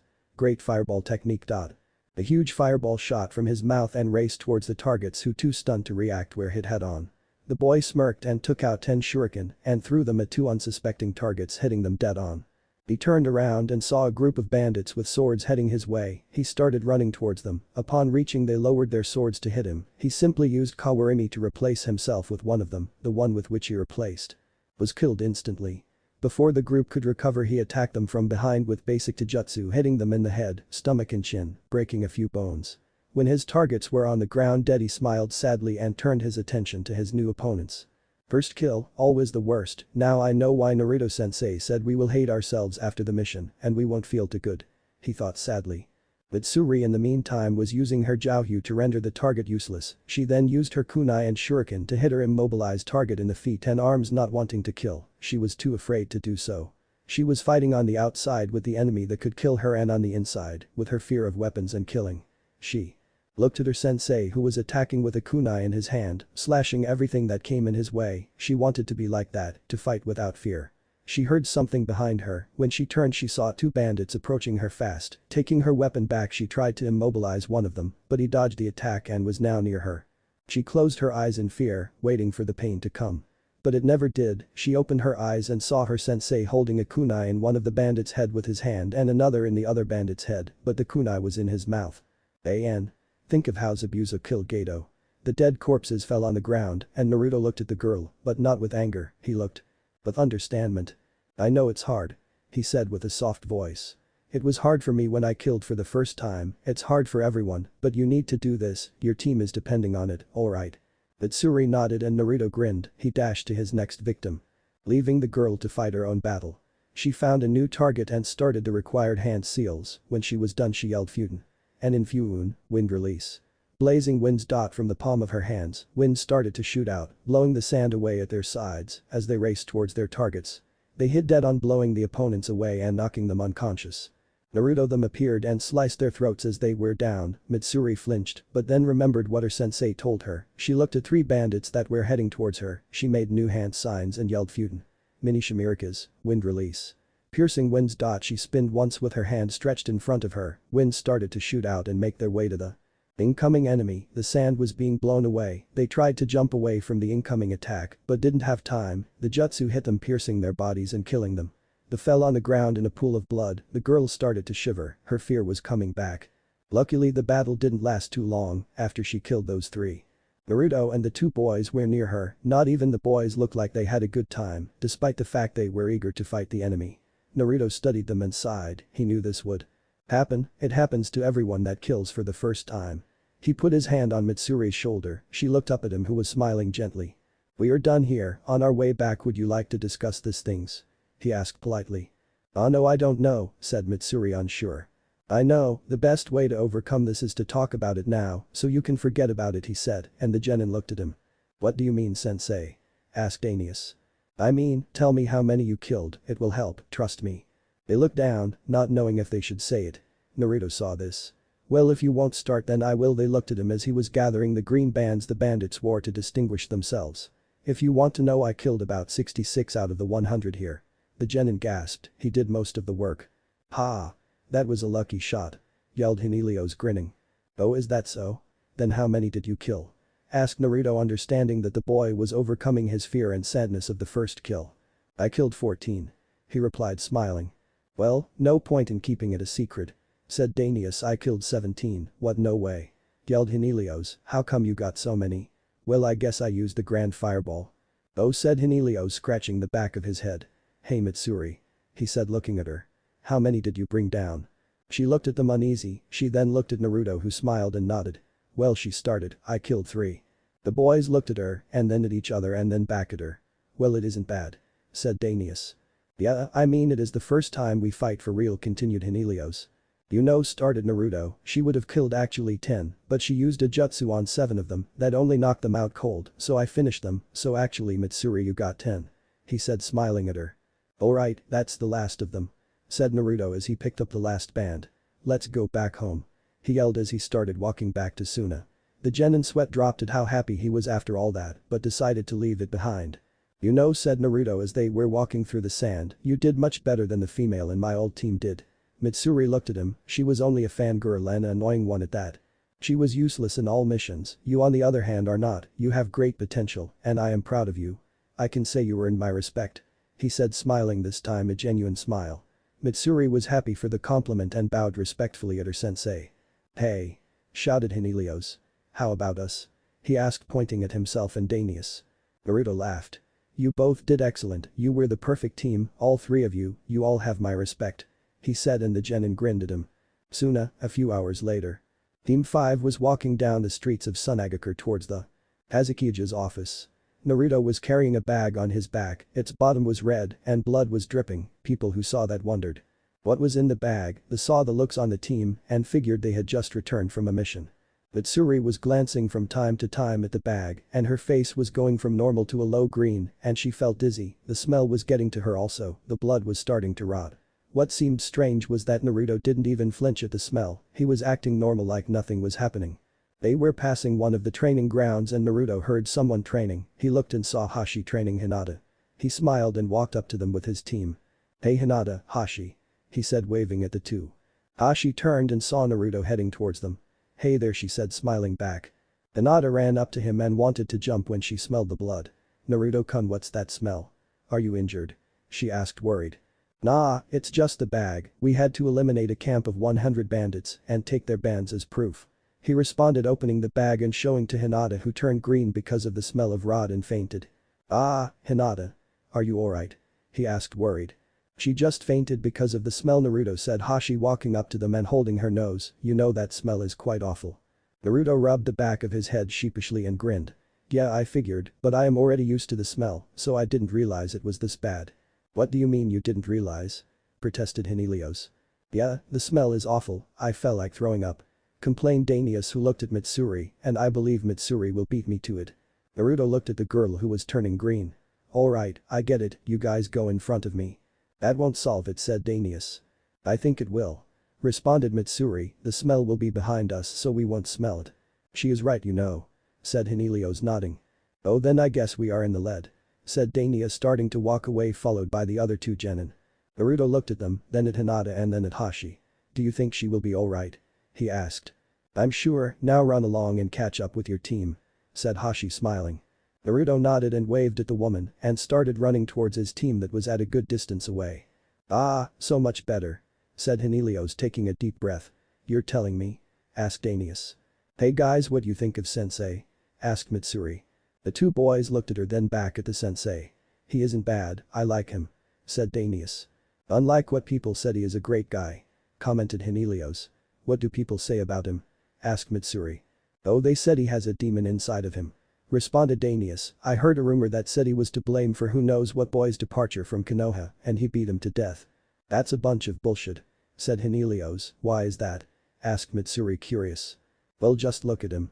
They turned and looked at Naruto, who was smiling at the villagers who were returning the smile. What about him? Well, for starters, he doesn't look like a demon. Second, he doesn't look like he would be someone that would fight his own shinobi. Without a good reason.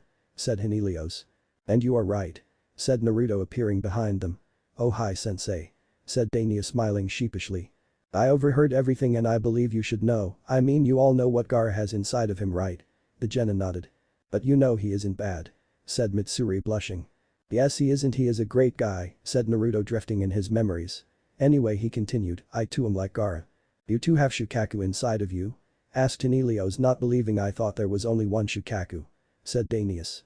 Well, there is only one Shukaku. I am like him because I too carry a demon inside of me. In fact, I carry the most powerful one, the nine-tailed fox. The genin pondered for a second. You mean the fox that attacked Konoha 13 years ago? Asked Helios. That's right, and about the boy leaving and me beating him to death was actually the boy was corrupted by a snake Sanin called Orochimaru. Wait, that is the guy that killed the Yondaime Kazekage. Said Danius. Yes, now he put a curse seal on that boy and drove him insane. He wanted to leave to him to gain power, and I with some friends were sent to bring him back, and he didn't want to come back willingly, so I had to beat him a little. Said Naruto. Then why did you leave Konoha? Asked Mitsuri. I didn't leave, I was kicked out because I hurt the boy. Responded Naruto in a sad voice. Well, if you ask me, you aren't bad at all even with that demon inside of you. Said Helios, and the other two genin nodded. Naruto smiled at them and continued walking, talking all the way to the Kazekage Tower. Suna Kazekage debriefing office. So, said Tsunade, you think he will listen? Yes, he is coming now for debriefing, this is the right moment to talk to him. Responded Gaara, looking at the door. Everyone from Team Hokage was there, even Sakura, who was more like forced to come since she locked herself in the hotel room. Sasuke was locked in his thoughts, still thinking about what Naruto said yesterday, while Neji was pondering if he will be able to reach the title Naruto told him to. Their thoughts were broken when the door opened. Team 5 entered with the genin and leading and Naruto behind, grinning. Yo Gaara, mission complete and I brought you the bands. Said Naruto, approaching the desk. What is that smell? Asked Gaara. Rotting blood. He replied sheepishly, I would have brought you a present, but my team said no. Of course we said no. Protested Danius, you wanted to bring him the head of the leader who you cut it off using a kunai. Gaara raised one of his imaginary eyebrows and studied Naruto, who was soaked in blood. He was rubbing the back of his head, grinning. Kazekage-sama? Said Helios. Yes? Asked Gaara. You should know sensei is insane. The boy said, looking at Naruto, who started laughing. Why is that? Asked Gaara. Well, if you put the fact that he killed a bandit using a kunai that was in his mouth, said Mitsuri. Or if you put the fact that he shoved a shuriken with an explosive tag in a bandit's mouth. Continued Helios. Or if you put the fact that he used some strange spinning orb that he calls Rasengan to spin a bandit and make him sink under the sand, said Danius. Then he is defiantly insane. Concluded the genin. Gaara looked at Naruto, who was on the floor laughing and holding his sides. Well, I believe I am to blame for that. Naruto looked at him, puzzled. Hey, it's me that taught you for about a week. Said Gaara, maybe I rubbed off you. He said, shrugging. Ah, who knows, I kind of like the way I finished my job. Said Naruto, waving him off. Gaara sighed. Alright Team 5, here is your payment for a successful C-rank mission. He said handing the team envelopes with money. When he gave one to Mitsuri she blushed lightly and Gaara raised another one of his imaginary eyebrows. And you can go and rest for the day, except for Naruto who needs to stay here a little. The genin bowed and were about to leave when Naruto spoke. Don't forget what I told you, if you have problem about it talk. Amongst yourselves it will help greatly. The genin smiled at him and nodded then they left. What was that about? Asked Gaara. They got their first kill today. Responded the boy and Gaara nodded understanding what it was like. What do you want me for Gaara? Asked Naruto after a little moment of silence between the two. First of all you need to tell me with his Mitsuri blushing every time she looks at me. Naruto started to snicker. If you want to know come tonight at my place and ask Hinata-chan, she will gladly explain everything. Gaara nodded. Second please turn around numbnuts. Naruto turned and saw Team Hokage, he smiled at them and shot a death glare to Sakura who flinched. Hey guys, sorry about yesterday I just had to throw everything out of me. So you're not angry at us? Asked Tsunade, why would I? Tsunade smiled and hugged the boy. Jiraiya saw the boy turning blue and told the Hokage to loosen the grip which she did. So Bachan why are you here? Asked Naruto. A vein appeared on Tsunade's head. Stop calling me that you brat. Yelled the Hokage why? Because I'm not old. You sure? Asked Naruto grinning. Naruto. Threatened Tsunade, don't make me. Okay, sorry. He rubbed the back of his head sheepishly. But still why are you here? Tsunade motioned to Neji, Sasuke and Lee to come with the bags. They put the bags in front of Naruto who opened them one by one and looked inside smiling every time he opened a new one. We thought it would be good to return your stuff. Said Kakashi thanks. But we want to know something. Said Asuma. Sure anything responded Naruto looking at one kunai he took from a bag. What are those incomplete seals on the kunais? Asked Tsunade. Oh these? He asked pointing to a seal that was on the kunai he was holding, these things are for a jutsu called Harem. Since I couldn't make the real kunai for it, I considered creating seals to allow the use of the jutsu. Alright then tell us where you found the scroll with the jutsu. Said Jiraiya. Yes, I have been searching for it for years after the Kyuubi attack. Said Kakashi. Oh the scroll? Asked Naruto one day when I was 4 I was running from a mob, I think it was the 10th of October, usually then the mob gets bigger and angrier. Everyone in the room flinched, by now everyone from Team Hokage knew that Naruto carried Kyuubi and everyone accepted that knowing he was just the carrier and not the demon himself. So as I was running I fell down in the sewers by accident.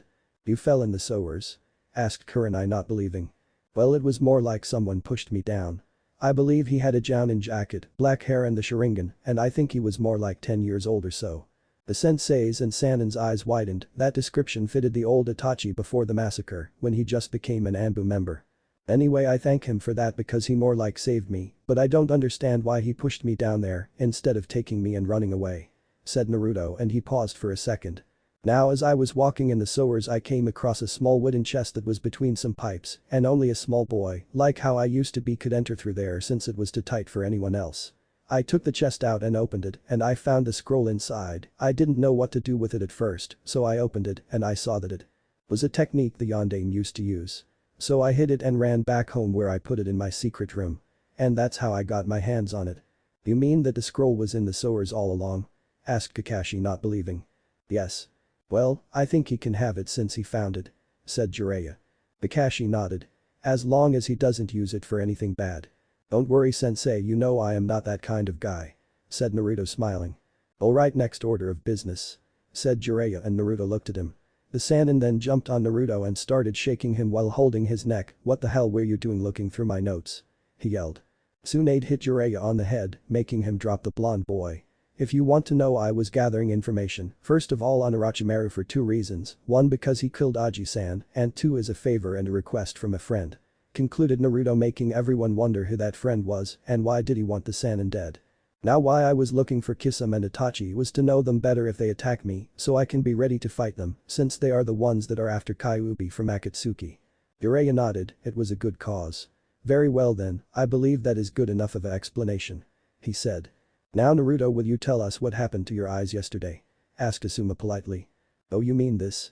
Asked the blonde boy channeling chakra in his eyes and making the gold Tomo appear.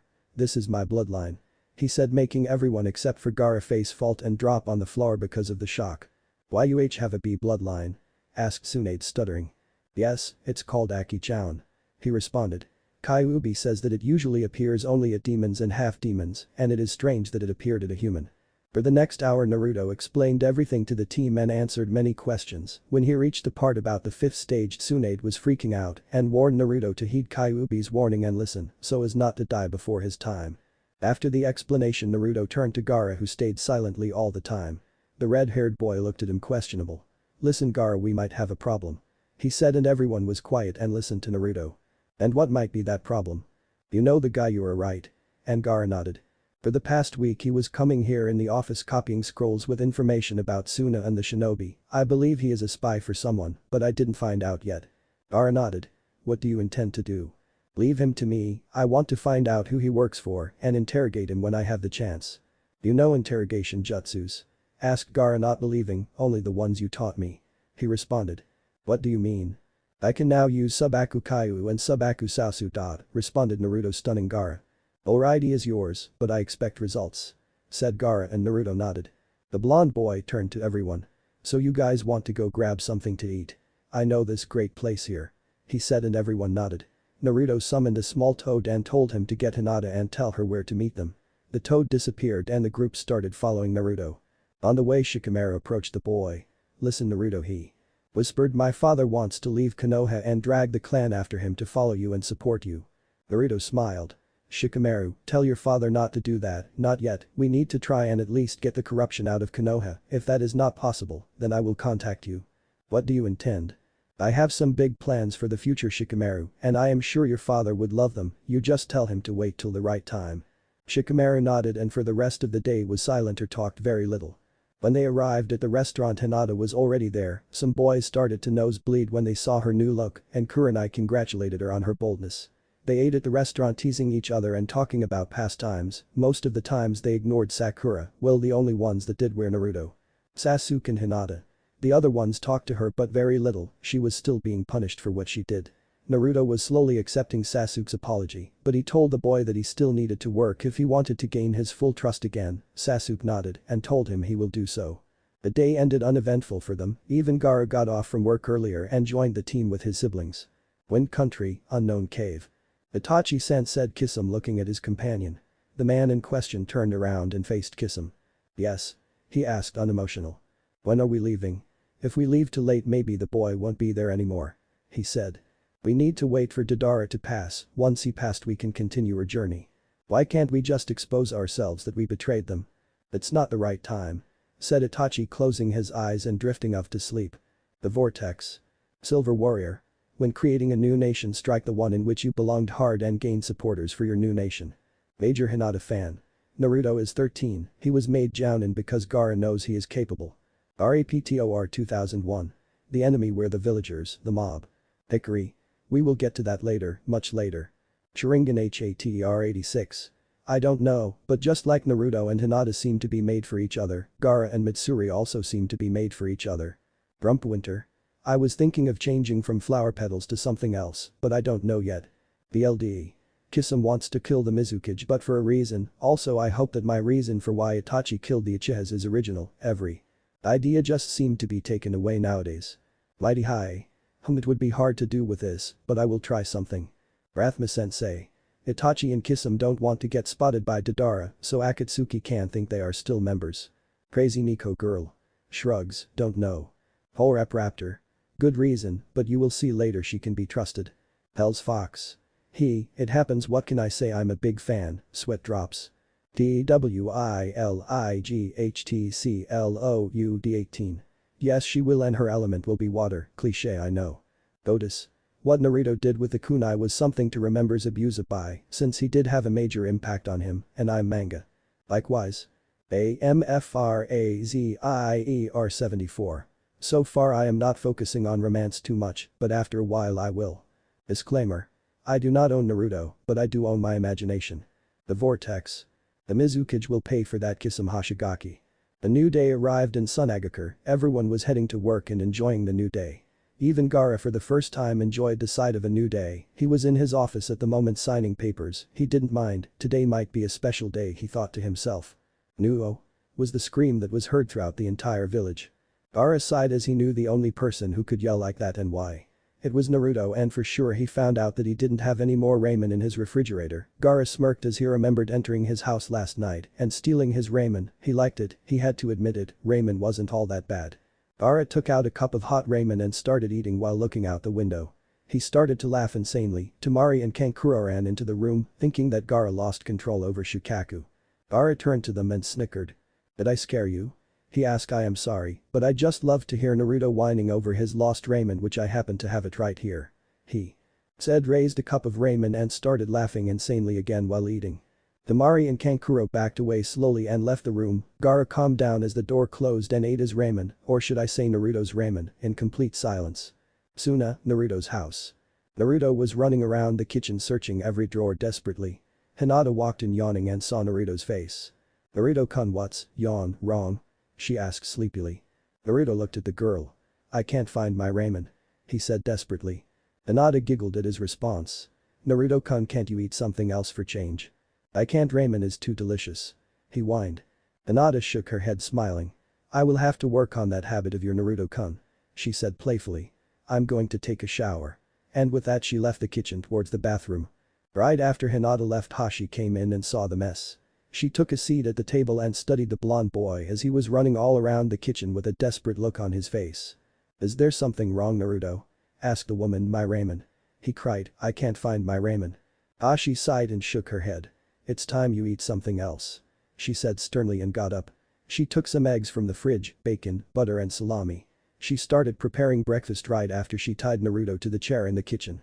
All the time she was cooking, Naruto kept whining over his ramen and saying things like, "It would be so cruel to steal his ramen." Unknown to him, a young Kazekage sneezed at that moment. Hashi put the breakfast on the table and untied Naruto. She took a seat and started to eat. She suddenly looked up and saw Naruto wasn't eating. "What's the matter?" she asked, curiosity in her voice. "There is this guy that is taking important information from the Kazekage's office and I don't know for whom," he said, serious. "Did you track him?" "Yes, all night," he sighed. Hashi looked at her food and started thinking of ways to find out who he was working for. Naruto was thinking in the same lines, but they got nowhere. "How about you just keep an eye on him, sooner or later the one who he is working for will appear, right?" asked Hashi and Naruto nodded. She smiled, being able to help Naruto. After all, he was the one that set her free from the cage bird seal. She felt like she needed to continue helping him, and when he found out that he plans on forming a new hidden village, she was happy, thinking that she might be able to join a village where she won't be treated as a slave and where she can be free. Just then Hinata came back in the kitchen in the clothes Temari picked for her. Naruto started at her again for a couple of minutes. He was kicked out of his dreaming state when he felt something touch his lips. His eyes widened and his vision cleared as he saw Hinata kissing him. He returned the kiss and after a few seconds they parted. "You know, you just need to ask if you want to, Naruto-kun," said Hinata, blushing. "I know, but sometimes I just get lost at the sight in front of me," responded Naruto, grinning. Hinata sat down and started eating. Before she was done, Hashi was already washing her dishes and she offered to wash Naruto's as well, which after much argue Naruto accepted. Hinata was feeling much better now, her cold was long gone and she could breathe normally now. Naruto was happy when he found out that she wasn't sick anymore. He could hug and kiss her now without fear that he will get sick as well. He was also happy that maybe they will be able to resume their work together again. Naruto then remembered he had to meet his team at the training grounds. He looked at the watch and saw he was 30 minutes late. He started panicking. He ran to his room and put his Jounin vest on and tied the forehead protector on his forehead. He ran out the door towards the training grounds. He left behind a stunned Hinata and Hashi as he left so fast without a word. The only thing that was going through Naruto's mind when he was running was that he was turning into Kakashi with his tardiness and he didn't want that. He felt something in his vest's pocket. He stopped and reached inside his pocket and took out a scroll that read Fury Shuhu, Uindo Sashi, Ancient Technique. Wind Elemental. He put the scroll back in his pocket, grinning, and started running again. He arrived at the training grounds and saw his team already waiting for them. "Sorry I'm late," he said, feeling dumb that he is starting to sound like Kakashi, "but I have a really good explanation." "No need, sensei," said Hinelios, "it happens, just don't let it happen too often." "Yeah, and besides you were only 30 minutes late," said Danius. Naruto smiled at his team and instructed them to start training. He instructed Danius and Hinelios to do a sparring match while he called Mitsuri to come and help him with something. They moved towards one of the posts and Naruto took out the scroll. "Now Mitsuri," he said, "you know more about wind jutsus than me, so I need help with this jutsu." He handed the scroll to Mitsuri to read. "Naruto-sensei," She said with concern in her voice, the scroll says that doing this jutsu is dangerous because the elemental might not listen to you. Don't worry, I can handle it. He said, reassuring her. Mitsuri nodded and started telling Naruto that he needs to concentrate on the wind that blows around him before he does the hand seals. When he can feel the wind around him and he is concentrated, he must do the hand seals and call upon the jutsu's name and keep the ram seal up until the wind, which should become very fierce, will settle down and create a spinning vortex of some sort. Naruto nodded and got on his feet. He told Mitsuri to back off a little, which she did.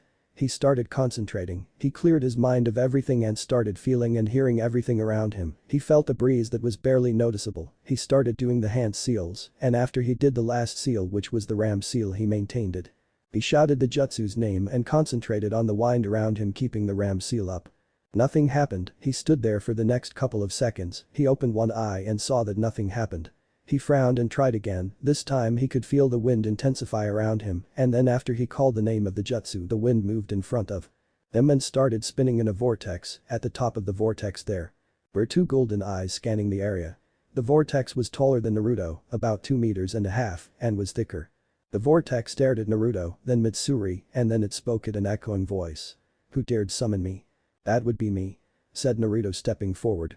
And what did you summon me for, mortal? Asked the vortex, his voice still passive.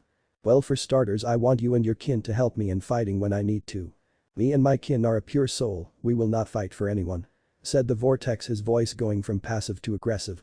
Mitsuri walked near Naruto and whispered in his ear. Naruto-sensei, you should be careful, if you enrage him, who knows what will happen. Naruto nodded. My name is Uzumaki Naruto, and I think you could trust me, he said, bowing down.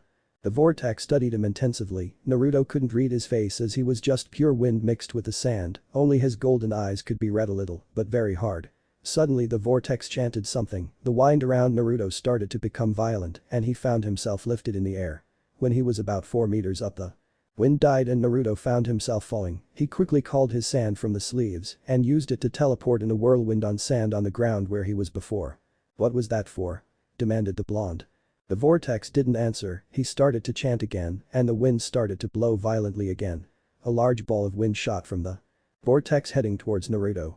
The blonde Jinchuriki activated his bloodline and analyzed the ball of air. He jumped out of its way and heard the vortex chant again. He looked at it trying to find any hand seals or just seals, but he couldn't find any. Suddenly another ball of wind shot, only that this time it split into 10 smaller ones racing faster towards Naruto. He took a kunai in his hand and dodged the first ball and threw the kunai at the vortex that seemed to unfazed when the kunai hit it. Naruto heard something behind him and when he looked he saw the ball he dodged turned and was racing back at him. He looked in front and saw on close to him. He ran towards it and jumped before it hit him, hitting the ball of wind behind him instead. When the two collided they exploded, blowing sand in all directions. Naruto landed and dodged another set and balls. He again heard some chanting, and the balls of wind stopped and morphed into smaller vortexes that were only 1 meter tall. They started moving towards Naruto. He looked at the curious, not understanding what they could do. When they got close enough he saw that the vortexes created a pair of arms which they raised in the air, and from underneath, he felt air pressure pushing him up, slow at first, but then going faster and faster. He tried to escape the grip. When he found out that he couldn't, he called his sand out and sent it towards the big vortex. When it hit he didn't even flinch, like the sand didn't even exit. Instead he absorbed the sand, adding it to him. Naruto got pissed and created 10 cage bushins and sent them to attack the vortex. He used one clone to pull him out of the trap, and once he was out he started doing hand seals. Then clones that attacked found it impossible to hit the vortex. Their attacks had no effect on him. He chanted something, and a powerful wind blew the clones away, making them hit various objects and to disappear. The clones were down, but Naruto had finished his hand signs. Kaisen, fire release. Fire arrow. An arrow made out of fire appeared in his hand. The temperature of the arrow was amazingly high. Mitsuri, who was at a really big distance, could feel the heat from the arrow. Naruto threw it towards the vortex and the fire was sucked in and looked like it disappeared, but inside the sand started to merge with the fire becoming glass. The vortex suddenly stopped becoming crystallized. Naruto approached the now immobilized vortex and smirked. He could have sworn the vortex had sighed. Fine mortal, you managed to immobilize me. Next time when you call me I will fight for you, he said before disappearing. Mitsuri ran towards her sensei and saw he wasn't bruised too bad. She let out a sigh of relief. Naruto-sensei, she said, what was that jutsu? The heat was incredible. How come you didn't get burned? She asked, intrigued. The jutsu created an arrow made out of fire that draws the heat from the sun if it's morning or from chakra if it's night. During daylight the power of the arrow is very big and can reach high levels of heat, and I wasn't burned because the one that makes the jutsu cannot be harmed by it. He replied grinning. But where did you find it? She asked. Oh, I found it in Konoha at the old Uchiha compound under some old tomes. No one seemed to use it so I took it. He said chuckling. Come on, let's go back to the team and do our daily missions. Mitsuri nodded and followed Naruto. When they arrived they saw Aeneas and Helios completely exhausted. He grinned at them and told them they will start missions now. They started to protest, which made Naruto laugh. He motioned to them to follow him, which they did. When they arrived at the Kazukiya's building they went inside. Everyone greeted Naruto with a smile, which he returned happily. He entered Gaara's office and found him eating from a cup, and on the table there were about 10 more cups. Looking closely he saw it was his miso ramen. There was an awkward silence. The genin were looking between Gaara, who had his mouth open and his chopsticks near his mouth with noodles. He was looking at Naruto, and Naruto was looking at Gaara, with his eyes widened and his mouth hanging open. All of a sudden all hell broke loose. You stole my ramen, yelled Naruto as he jumped on Gaara, spilling the ramen from the cup. Gaara started laughing. So? I'm going to kick your ass, yelled the blonde boy. Then the door flung open and 2 Anbu with Kankuro and Temari entered the room. They saw Naruto and Gaara looking at them. Gaara was on the floor and Naruto was on top of him with his fist just inches away from his face. Then they saw the cups of ramen on the table. Carry on, said Temari, shrugging and closing the door behind the group. Naruto looked at Gaara, Gaara looked at Naruto. They blinked. Then Naruto got up and offered a hand to Gaara, who accepted it. You will pay for my ramen, said Naruto sternly. We'll see about that, replied Gaara, smirking. Here are your D-rank missions for the day, said Gaara, handing them 10 folders. What? Yelled Team 5. No offense Gaara, but why D-rank? Asked Naruto. Because I say so, no leave, he ordered. Naruto mumbled something and stormed out the room with the genins behind him. When they were out, Gaara took another cup of ramen out and started eating while laughing at Naruto's misfortune. Suna, Team Hokage. Team Hokage were in the hotel's restaurant eating. Most of their worries were long gone. They still treated Sakura like they should. The only person that forgave her so far was Ino. But most of the team still didn't want to forgive her, not yet. Tsunade was happy that her little brother was safe. She hoped he will have a bright future with Hinata, and everyone hoped the same thing. Kakashi and Jiraiya tried to lure him to the orange book yesterday. Now they both had a black eye gratitude to Tsunade. Naruto thanked her and left laughing last night.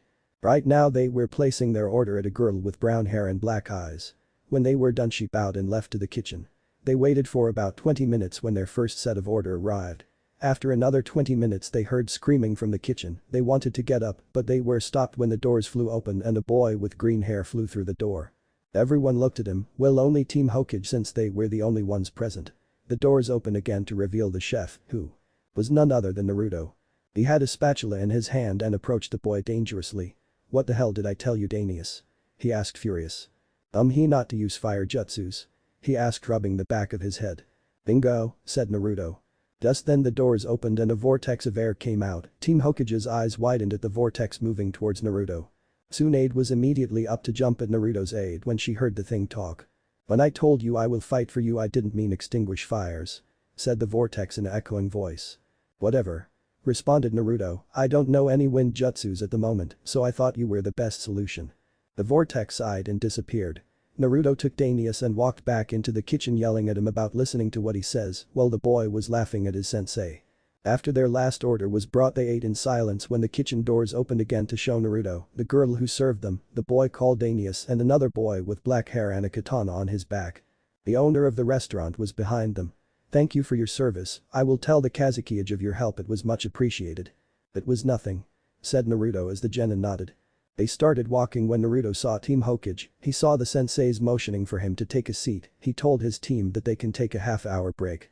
They smiled and ran outside. Naruto took a seat between Neji and Shino. Want any muffins? Asked Kakashi, offering him a plate. No thanks Kakashi-sensei, said Naruto smiling. So what are you guys doing here? Eating, what does it look like, Dobe? Asked Sasuke, smirking. Dobe, team. HMPH, said Sasuke, turning his head. Naruto laughed while the rest sweat dropped. So Naruto, said Jiraiya, what were you doing here? Oh, me and my team have. He paused dramatically. D-rank mission, he said like they were the greatest wrong in the world. It can't be that bad, said Kurenai. Well, the first one was to clean the hot springs, the second to water the plants in the dome here in Suna, the third to help here in the restaurant, and the worst is yet to come, he said with his head down. Same old Naruto, laughed Kiba. And you know what's more wrong than all this? He asked and everyone looked at him. Gaara stole my ramen and ate it. He said with sadness. Everyone dropped an I'm style with a big sweat drop. What? Asked Naruto confused, can't a boy enjoy his ramen? I think you enjoy it too much Naruto. Stated the obvious Kakashi. He then took out his orange book and started reading as he finished eating. This made Kurenai give him a smack on the head. Not at the table you pervert. She said, ow that hurt. Whined the copycat. Anyway started Asuma Naruto tell me what was that thing that was behind you a few minutes ago when you yelled at your genin? Oh that? He asked, that is a wind elemental, I called it with the ancient technique. He said proudly. From where? Asked Tsunade. I won't tell you, but I can tell you that I have a lot of ancient techniques up my sleeve. He said with a foxy grin. Tsunade sighed, she knew she couldn't take the information out of it, so she dropped it. Naruto got up to leave when he turned to Sasuke and looked at him. Sasuke, I trust you a little more now so I can give you this. He threw a scroll at him which the boy caught and looked at it curious. It's called Kaiten. Kaisen and it can come in handy. Sasuke smirked and nodded his head as a thank you. Naruto. Said Neji yes. How is Hinata doing? He asked with concern. Well Hashi is training her in the Hyuga way and she is learning really well, you should be proud Neji. Replied the boy grinning. I am Naruto. Said Neji smirking. Naruto bid his farewell to everyone except Sakura who he had ignored the entire time and left the restaurant. Suna, unknown cave. That's it. Yelled Itachi way out of character what's wrong? Asked Kisame. We are leaving, something bad could happen when Deidara meets Naruto and I don't want him to get hurt. Said Itachi getting up. So you want to start moving? Asked Kisame. Yes, now get up. Ordered Itachi which Kisame complied. You know the plan right? Yes, if we meet Deidara we waste him, no exception. Grinned the blue-faced man. Exactly, I expect nothing less, let's not fail, I don't want to disappoint him. Said Itachi remembering an old man smiling at a young boy who was covered in blood and trembling in anger. He saved me, I will save Naruto for him. Thought Itachi as he let a smile appear on his face. Naruto has wind affinity, I decided to make him be able to summon a wind creature called Vortex, which has all knowledge about all wind jutsus. Sasuke will be able to call upon a fire vortex, Hinata water vortex. The rest we will see and you will see why I am doing this in later chapters. And 2. This is short chapter, expect the next one to be long you will see why. Or. Winter. Good idea, I already have 2 more ideas for Itachi, as for the petals they will appear after Naruto leaves Suna. Evil speaker. I still need evil people, sound can't be the only one. Rathma sensei. Because Itachi and Kisame should be in fire. Huntry and no one except them of course know that Kyuubi is in Suna right now and Deidara would tell them to capture him and if they would not do it and betray Deidara, then Akatsuki will know that the guys are with Naruto now. Shark teeth. Or ramen addicted. Naruto 21. I think that Itachi might have been too young when Yondaime died. Holrap Raptor. After time skip or before I'm still deciding. ROBOGUY 45. It can if you trap the vortex of wind into a dome of rock where air is too thick. Chishuko the Paisley maiden. She wanted to eat without perverted giggles lol. Dinner box. Thanks, the reason why he learned it fast was because he has air affinity and I thought it would be good, also for your question, maybe there will be, who knows. Nerdmaniac.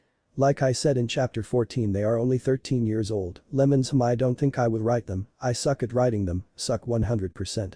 HINANARUFAN 987. There will be like this wind vortex, water vortex, fire vortex and earth vortex. Also there will be minor vortexes, such as shadow vortex and light vortex. Frozen TUNDRA 88. Yes he will forgive her, I am not a very big Naruto x Sakura fan, and as for the manga so far the author isn't working on pairings, there are no hints of going anywhere. BLDE. Your theory is good, I sent you mine, tell me what you think. AN. Alright I have a poll for you guys, this might change the course of the story, but it depends on what you choose. Poll. Should Yondaime be alive? A. Yes B. No. AN. Whatever you chose the story will still be good. I will keep the voting for the next 5 chapters. Disclaimer. I do not own Naruto. Or. Kabuto. Yelled Orochimaru as he saw seated on the throne in his hideout in Atogakure. The man named Kabuto entered the room and bowed to his master. You called for me Orochimaru-sama? He asked adjusting his glasses. Yes Kabuto, I want you to gather an army, we are invading Tsunade, said Orochimaru. Might I ask why my lord? Asked the sound ninja curious, to get revenge on that Kyuubi brat. Spat Orochimaru. As you desire my lord, what units should I gather? Asked Kabuto again. Take as many ninjas as you wish, from Genin to Anbu. Ordered Orochimaru. Also Uchiha Sasuke is still in Sunagakure, I want you to capture him and bring him here. Kabuto nodded, and I want you to bring me the head of the Kyuubi brat. Kabuto smirked and bowed. As you wish, Master Orochimaru. And with that Kabuto left the room, leaving Orochimaru alone. Orochimaru started laughing. His plan will succeed no doubt, and if it will fail, he has the rock and smoke to help him in invading Konoha in a few years' time. Suna, 3 days later. The day Team Hokage would prepare to leave, in the last 3 days. Naruto and Hinata have spent a lot of time with their friends. Slowly everyone started to forget Sakura as she was gaining their respect back, but she gained Hinata's with a big price. Hinata made sure the pink-haired girl suffered before she forgave her. 2 days ago Hinata started her prank after learning from the best, or in other words from Naruto. Her prank was simple, she entered her hotel room with the help of Ino when Sakura was gone and replaced her shampoo with white dye. The next day Sakura had white hair instead of pink, but that wasn't the end of it. While Hinata was in her room, she placed numerous traps. When Sakura opened the door, the exit room, she was hit with eggs. When she stepped out, glue fell on her hair, and lastly feathers appeared dropping on her hair. When she exited the hotel, tar fell on her and another set of feathers were blew on her, making her look like a bird. She had to wash for about 10 hours to get herself back to looking normal. But of course everyone had a good laugh at that. The next day Hinata helped Sakura clean up and told her she was the one that punished her for how she treated Naruto and that she was now forgiven. Sakura was shocked at first that little Hinata did that, and then she was furious that she was the target, and lastly she was happy another person forgave her. Naruto was still skeptical regarding Sakura, he still didn't want to forgive her yet since she was the one that broke his heart so hard. Naruto spent most of his time with the boys and senseis. He also made a little prank on Gaara. Flashback. Naruto was in the store, his bag was full of ramen, very full. He was grinning like a madman. He arrived at the cashier and she told him how much she had to pay. Put it on Subaku no Gaara's account. Said the blonde boy, smiling. The cashier looked at him funny. You do know that he is the Kazekage? Yes so? Asked Naruto like he didn't care. I cannot build the Kazekage for anyone who says so. The cashier scowled. Oh, said Naruto, then you tell him that the ramen he told me to buy didn't arrive. Shot back Naruto, looking out the door. I know he loves this stuff a lot, and if he doesn't get it, well, let's just say it will be ugly. The cashier looked scared, she nodded at him and put everything on Gaara's account. When Naruto was outside he started laughing, yelling victory. The next day everyone could hear a scream throughout Suna. The scream belonged to Gaara, who received the bill. He had to pay for a total of 300 ramen cups. When he saw how much he had to pay he fainted. Naruto, who was near him, just waved his hand in front of him. And shrugged. He left the room laughing at his success and holding his sides. Then flashback. Naruto had his fun then, but when Gaara regained himself he forced Naruto to a spar that turned out deadly. Naruto was forced to call upon his new friend the Vortex. Bad idea. Flashback.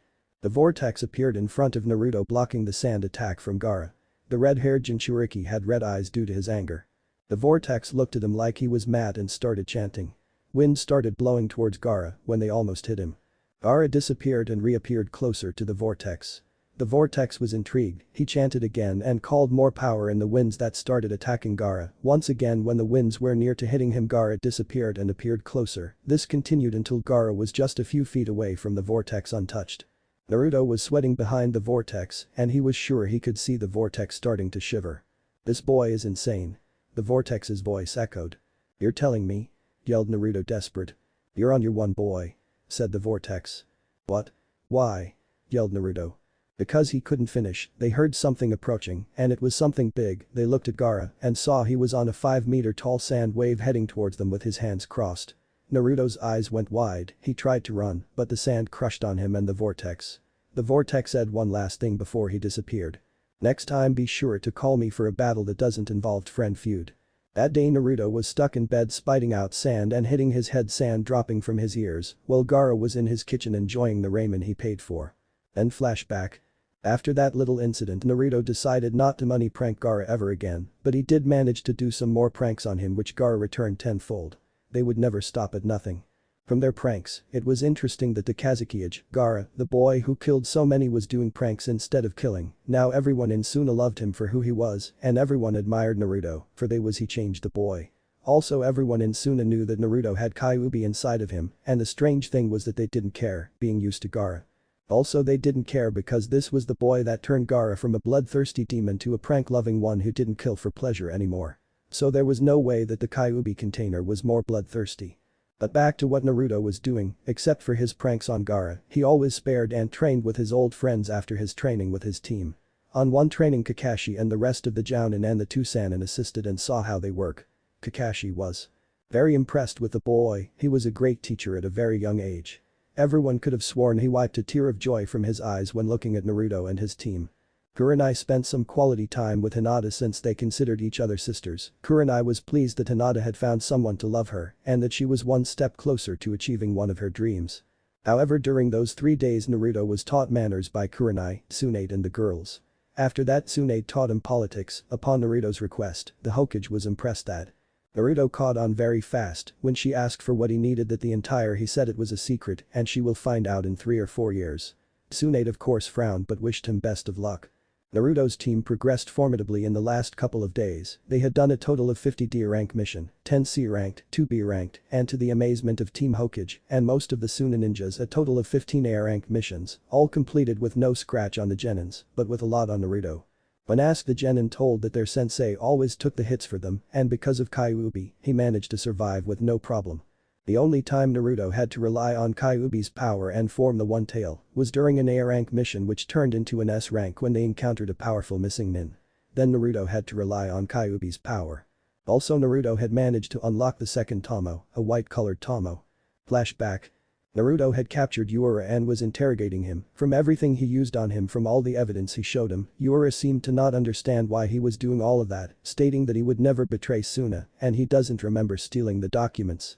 Activating his Aki-chan, he looked at Yura's body when he saw a strange black mark on his brain. He inspected it carefully when he realized that the mark was actually a seal. It was then that Naruto unlocked the second Tomo by distinguishing the fake from real, the lie for truth. Kyuubi was impressed and helped Naruto on modifying the seal on Yura's brain. He discovered he was working for Sasori without realizing. He found out that Sasori was also called Sasori of the Red Sand and he was a missing nin of Suna and a puppeteer. He set Yura straight and the man vowed to not betray Suna. He returned everything, but Gaara had other plans, he wanted to see when he needed to give the documents to Sasori, so he told Yura to keep them and tell Naruto if he remembers when he needs to meet Sasori or another one of his agents. Yura told them of the meeting that was a week away. So they devised a plan that will be put to work in 1 week. Yura was most than pleased to help. Then flashback. Naruto was now on the training grounds working with his new Tomo. He had the kunais with the unfinished seals on them and just by looking at the seal he could modify them. Looking at the kunai, the seal on it started to change shape and started to become bigger or smaller. Naruto decided to make the seal small so no one can realize what seal it was. He used his eyes to activate the seal on one kunai. The kunai glowed yellow for a few seconds and then it turned back to normal. Naruto smirked at his success. He got on his feet and with his bloodline still activated he threw the kunai and let it fly in front of it for a few seconds and then he blinked and appeared where the kunai was holding it. Naruto smiled and then started jumping up and down of joy. Finally, after years of work on the seals, I managed it. I did it. Believe it. He yelled. Just then 2 Anbu appeared. Naruto turned around and looked at them and he deactivated his Aki-chan. Everyone in Suna, meaning Team Hokage, knew of his bloodline and were impressed. The Konoha shinobi gave signs of sadness that they lost someone. But such a powerful bloodline. One of the Anbu took a step forward and bowed to Naruto, the second one took the first example. Naruto-san, Kazuki Asuma wishes to speak with you, it's urgent, said the Anbu. Okay, I'll go and speak with him now, said Naruto. The 2 Anbu bowed and disappeared. Naruto gathered all his weapons and disappeared in a whirlwind of sand, reappearing in Gaara's office. The red-haired Jinchuriki was surrounded by council members who looked scared. Temari and Tenkuro were furious. What did you call me for? Asked Naruto and everyone looked at him. We have a big problem, said Gaara serious. Naruto looked at him waiting for the boy to tell him what was going on. It was then that Anbu came into the room. He bowed to everyone. Kazuki Asuma, the patrol just returned. Sound is advancing at a very fast pace. If we do not intercept them now they will arrive at Suna in about a day. Naruto's eyes widened. This is what he was called for. He looked at everyone. The elders were shaking of fury and Gaara looked like he was going to lose his patience any second. Gaara looked at Naruto serious. Naruto, I want to assign you an S-rank mission, you and your team and Hinata as well. You will need to intercept the Sound Army and exterminate them, said an elder. Do not worry though, we are sending you with 2 teams of Anbu, said Temari. No, stated Naruto simply and everyone became scared. If Naruto refuses then they are doomed. Gaara alone cannot defeat the Sound Army. What? Asked Gaara a little furious. I cannot go myself because I have to protect the village, that is why I am asking you, I am giving you help and not sending you alone like those Konoha would have done. Spat Gaara when he referred to Konoha. I agree. Said Naruto, I mean no to the Anbu team. What? Yelled everyone in the room. Yes, I want my team, Hinata-chan and Team Hokage, they will have to help since we are still allied to them. Everyone nodded and Gaara sent an Anbu to get Team Hokage. It was after 5 minutes that every member from Team Hokage appeared and Hinata too, since she was spending the day with Kurenai and the girls. Gaara explained everything to them, it took half an hour for them to agree in helping. Alright said Naruto, I will go and get my team, meet me at the gates. He instructed. Naruto. Said Gaara stopping the blonde boy. You are the leader, I expect nothing less and try not to die. The blonde boy grinned and nodded. He ran out the door to find his team. Tsunade gates, 10 minutes later. The encounter team compassed out of Hinata, Team 5 and Team Hokage was outside of Tsunade. Naruto was explaining the plan to everyone and they were listening carefully. Alright, this is how we will work, Team Asuma will work together, Team Kurenai will take Hinata with them and she will help you, Team Kakashi will have Tsunade helping and Team Guy will be together. Also me and my Iro-Senin helping them. Said Naruto and everyone nodded. But Naruto, who will help you? Asked Sakura WTH concerned. I will work alone and go in the middle of the battle. He said bluntly. What? Yelled Kakashi and Tsunade, you can't do that, you will kill yourself. Protested Tsunade. Naruto shook his head. I beg to differ, I have a lot of tricks up my sleeve, I want to go for the leader which I found out is Kabuto. Everyone dropped the subject then and started moving. The way Naruto raised his team spirits telling them that if they work together nothing bad will happen to them, he also told them that Jiraiya will keep them safe, which the sage nodded. After a couple of hours of running through the sand they came in front of a large army of sound ninjas. Everyone gulped, they were outnumbered 5-1. Naruto gave the orders, his team will take on everything till Chunin level, and the rest will take on everything above Chunin level, while he will handle everything that came in his way. The group separated and started their attack on the invading force. With Team 5. Team 5 was standing in front of 30 ninjas from the sound, 10 of which were Chunin. You guys handle the Genin, I will take the Chunin. Said Jiraiya and they nodded, do this fast so we can help the others. And with that they charged. Jiraiya was using his Taijutsu against the Chunin, they didn't stand much of a chance to the Sannin who used all Taijutsu forms he knew and most of his ninjutsu. The Genins worked together as their sensei told them to, Hinelios was using his sword to engage the Genin in close quarter combat, Danius was using his ninjutsu and Taijutsu to protect Mitsuri, who was using wind jutsus and her weapon to immobilize the enemy. Hinelios was standing in front of 5 Genin who seemed pretty strong, he drew out his sword and charged. He jumped up surprising the enemy and landed with his sword cutting between them, the enemy dodged the attack and attacked from sides. They threw shuriken and kunai, Hinelios channeled chakra in his sword and used a wind jutsu to blow the incoming projectiles away. He then attacked a Genin in front of him swinging his sword left and right. He jumped in the air and dropped the sword on top of the Genin to parry it with a kunai. Hinelios smirked, he disappeared in a blur and reappeared behind the target and stabbed the enemy in the back. He drew out his sword from the dead body and attacked the next target using a jutsu he launched a gust of wind towards the enemy who was hit head-on and flew in the air, the boy appeared near the Genin and stabbed him like the other one. There were only 3 more left. He channeled chakra in his sword and shouted Futen. Gufu no jutsu, wind. Release. Tornado. The enemy was taken by surprise and only one managed to dodge the attack, the other suffered the next stage of the jutsu, that compressed the air and killed them from inside the tornado. Hinelios decided to deal fast with the last enemy and charged forward taking the enemy by surprise, he swinged the sword and the Genin barely dodged getting his left hand cut down, he cried in pain, Hinelios was no in front of him, he raised his sword and stabbed him in the head, killing him instantly. He took his sword out and charged the ones near his teammates. Mitsuri was using her Futen. And in Fuun, wind release. Blazing winds to throw the enemy away while Danius was using the Kaiten. Kakaku no jutsu, fire release. Great fireball technique to burn the enemies which Mitsuri rendered useless. He was also using his Taijutsu to block any attacks directed to Mitsuri and then to counter by hitting the enemy in the chin or in the stomach, then Mitsuri would come and hit the enemy with a kunai killing him. It didn't take long for Hinelios to appear and cut the Genin that were getting close to his teammates and when Jiraiya appeared he disposed the rest of the enemy Genin and took Team 5 to help the rest or to pick up new targets. Of Team Kakashi. Kakashi revealed his Sharingan and started attacking the enemy with Taijutsu.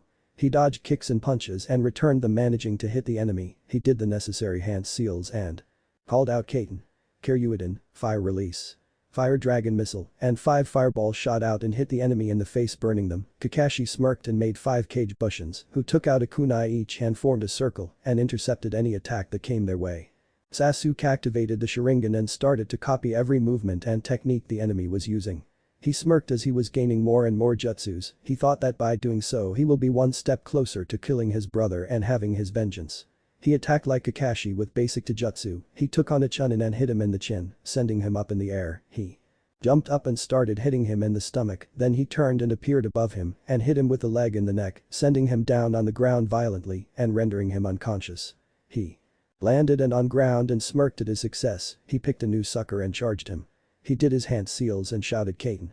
Kakaku no jutsu and a fireball shot from his mouth and raced to the unsuspecting Chunin, who was hit head-on and killed. Sasuke then went near Kakashi and helped him kill another Chunin, then with his sensei he charged the incoming Jounins. Sakura and Tsunade were fighting side by side. Tsunade was using her inhuman strength. She hit the ground and created a crater in front of her. Where the engaging enemies came, they fell in the crater, and Sakura used kunai with exploding tags to kill them. She was trembling at the thought that she killed people, but Tsunade didn't care. She pushed forward. The attack pattern was the same for Tsunade, dodging and creating craters where the enemy would fall, and then Sakura would come with kunai with explosive tags to kill them. Tsunade also got close to some of the enemies and punched them in the face, sending them away with broken bones in their head. But Team Asuma was using his knuckledusters to hit the enemy and block the incoming attacks. He cut throats like it was butter, scaring his team. Shikamaru was using his cage main no jutsu, shadow imitation technique, to trap the enemy, and then Choji would use his family jutsus to crush the opponents. From time to time Shikamaru would try to use his cage kubi shibari, no jutsu, shadow neck bind technique, to kill the enemy, but with no success since he didn't master it. Ino was using kunai and shuriken to fight, since using the body switch technique would have been too dangerous right about now. Asuma was taking care of most of the Jounin present with no problem. They received help from Naruto's team and were advancing fast. They also received help from Kurenai's team that finished everything fast and moved on to help Kakashi's team, knowing that Sakura couldn't do much. In Kurenai's team, the one that did most of the fighting was Hinata. Using the Jaiken and the Hyuga stance, she managed to take down 10 Chunin with no problem and 5 Jounin, surprising everyone when she used the Haki Hyaku Najuha Sho, 8 Divination 128 palms. She said that Hashi trained her and learned her how to do it. She was pleased that everyone acknowledged her. Hinata was now facing 5 opponents by herself. She created 4 cage bushins like Naruto had taught her, and each one charged an enemy using the Jaiken stance. She blew mortal hits to the heart, sending chakra in every blow, making the enemy's heart stop. She then disposed of another just with a couple of blows. She saw the enemy threw kunai towards her. She concentrated and did the Kesho Katen, 8 Divination palm swirling wind rotation, blocking the attacks and charged the one that threw the projectiles with amazing speed that could rival Niji's and blew a deadly hit in the enemy's chest, killing him instantly. The clones disposed of their enemies. They were weak for Chunin, or at least Hinata advanced a lot in the past weeks since she left Konoha and was being taught like a normal person and not like an animal by Hiashi. With Naruto and Team Guy were charging forward through the enemy ranks. Niji would stop from time to time and do his Katen to block the projectiles. Naruto would use his Taijutsu and a kunai to kill the enemies, slashing their throats as he continued to advance. Lee and Guy were fighting side by side with their formidable Taijutsu. No one was a match for them and they were unstoppable, and Tenten was throwing a barrage of weapons in all direction, most of them hitting the enemy with great coordination. No one expected less from her since she was the one that was the most precise weapon thrower in Konoha. Naruto took off, leaving his friends alone, knowing they can handle it. He called the vortex that appeared and saw the massive carnage. "So, now you brought me to a real fight. Very well, what should I kill?" asked the vortex, his voice echoing in the entire battlefield, scarring the sound ninjas. "Every ninja that has a sound forehead protector," said the blonde boy. The vortex started chanting and threw gusts of winds towards the enemies. He used the Futen Mini Shimirikas, wind release, piercing winds, to kill ninjas from Jounin to Anbu. The sound ninjas attacked the vortex with everything from taijutsu to sound attacks and fire attacks, but the vortex was still standing, continuing to attack. They could have sworn that the vortex laughed at their attempt. "You go on and kill the leader, I can have some fun," said the vortex to Naruto, who ran off. The vortex chanted once again and called out the name of the attack. Futen Sunarashi, wind release. Sandstorm. The wind started to blow very dangerously and suddenly the sand lifted up and The sandstorm started, the vortex intensified the power of the wind, and more sand was lifted, creating sand tornadoes that moved precisely only towards the enemy, who were caught by the power of the winds and dragged inside and buried underneath the sands and crushed. Meanwhile Naruto found Kabuto and was fighting him intensively, none of them willing to give up. "I shall bring your head to Lord Orochimaru," said Kabuto as he charged forward, his hands glowing a dark green. Naruto, who had his bloodline activated, saw that the attack directed to him was meant to stop his heart and the blood circuits in his organism. He dodged the attack, barely getting hit in the arm. He could feel his blood stopping and not moving in his right arm. Kabuto smirked and charged again, Naruto not being able to do hand signs now, since he cannot do with one hand attacked with Taijutsu. He ducked under the attack and raised his leg, hitting Kabuto in the chin and sending him up in the air. He jumped after him and kicked him in the face, sending him on the ground, and he landed in front of Kabuto a few feet away. Kabuto got up and spat some blood and charged again, throwing sebum needles at Naruto, who used a kunai to deflect them. He threw the kunai that was caught by Kabuto and took out a shuriken. He threw that too and was parried by the kunai Kabuto launched. When Kabuto was near Naruto, he kicked him in the stomach, sending him flying backwards. He charged again, and before Naruto could get up, he punched him in the face and then kicked him in the chin. Naruto flew a good amount of feet away from Kabuto. Getting back up, he remembered the sand in his sleeves. He called it out and ordered it to attack Kabuto. The sand started to swirl around the silver-haired man and press on him at high speed, cutting through his clothes. Kabuto jumped out of the sand and threw a kunai with an explosive tag at Naruto.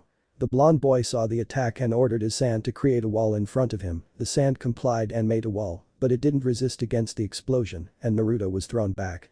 Kabuto, seeing this as an opportunity, threw more kunai with explosive tags towards him. Naruto saw this too late and couldn't dodge the attack. The tags started to burn and the kunais were only a few feet away. Then a blur appeared and grabbed Naruto and disappeared from the area, the explosion not harming him. When Naruto looked at who saved him, he was scared. It was none other than Uchiha Itachi.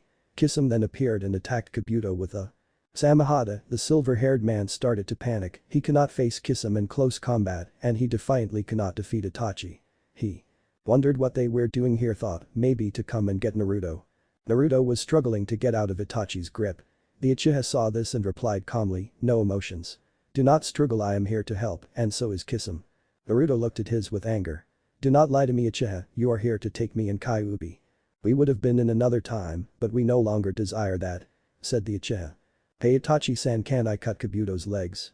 asked Kisame, smiling sadistically. "Go ahead," replied Itachi with no emotions whatsoever. Naruto continued to struggle and managed to break free. He took a stance in front of Itachi, who just raised an eyebrow. "Can't you understand that I am here to help?" asked the Uchiha, his eyes flaring with the Sharingan. "I don't believe you," retorted Naruto. It was then that Itachi deactivated his bloodline limit. "Look into my eyes, I am here to help, not harm you."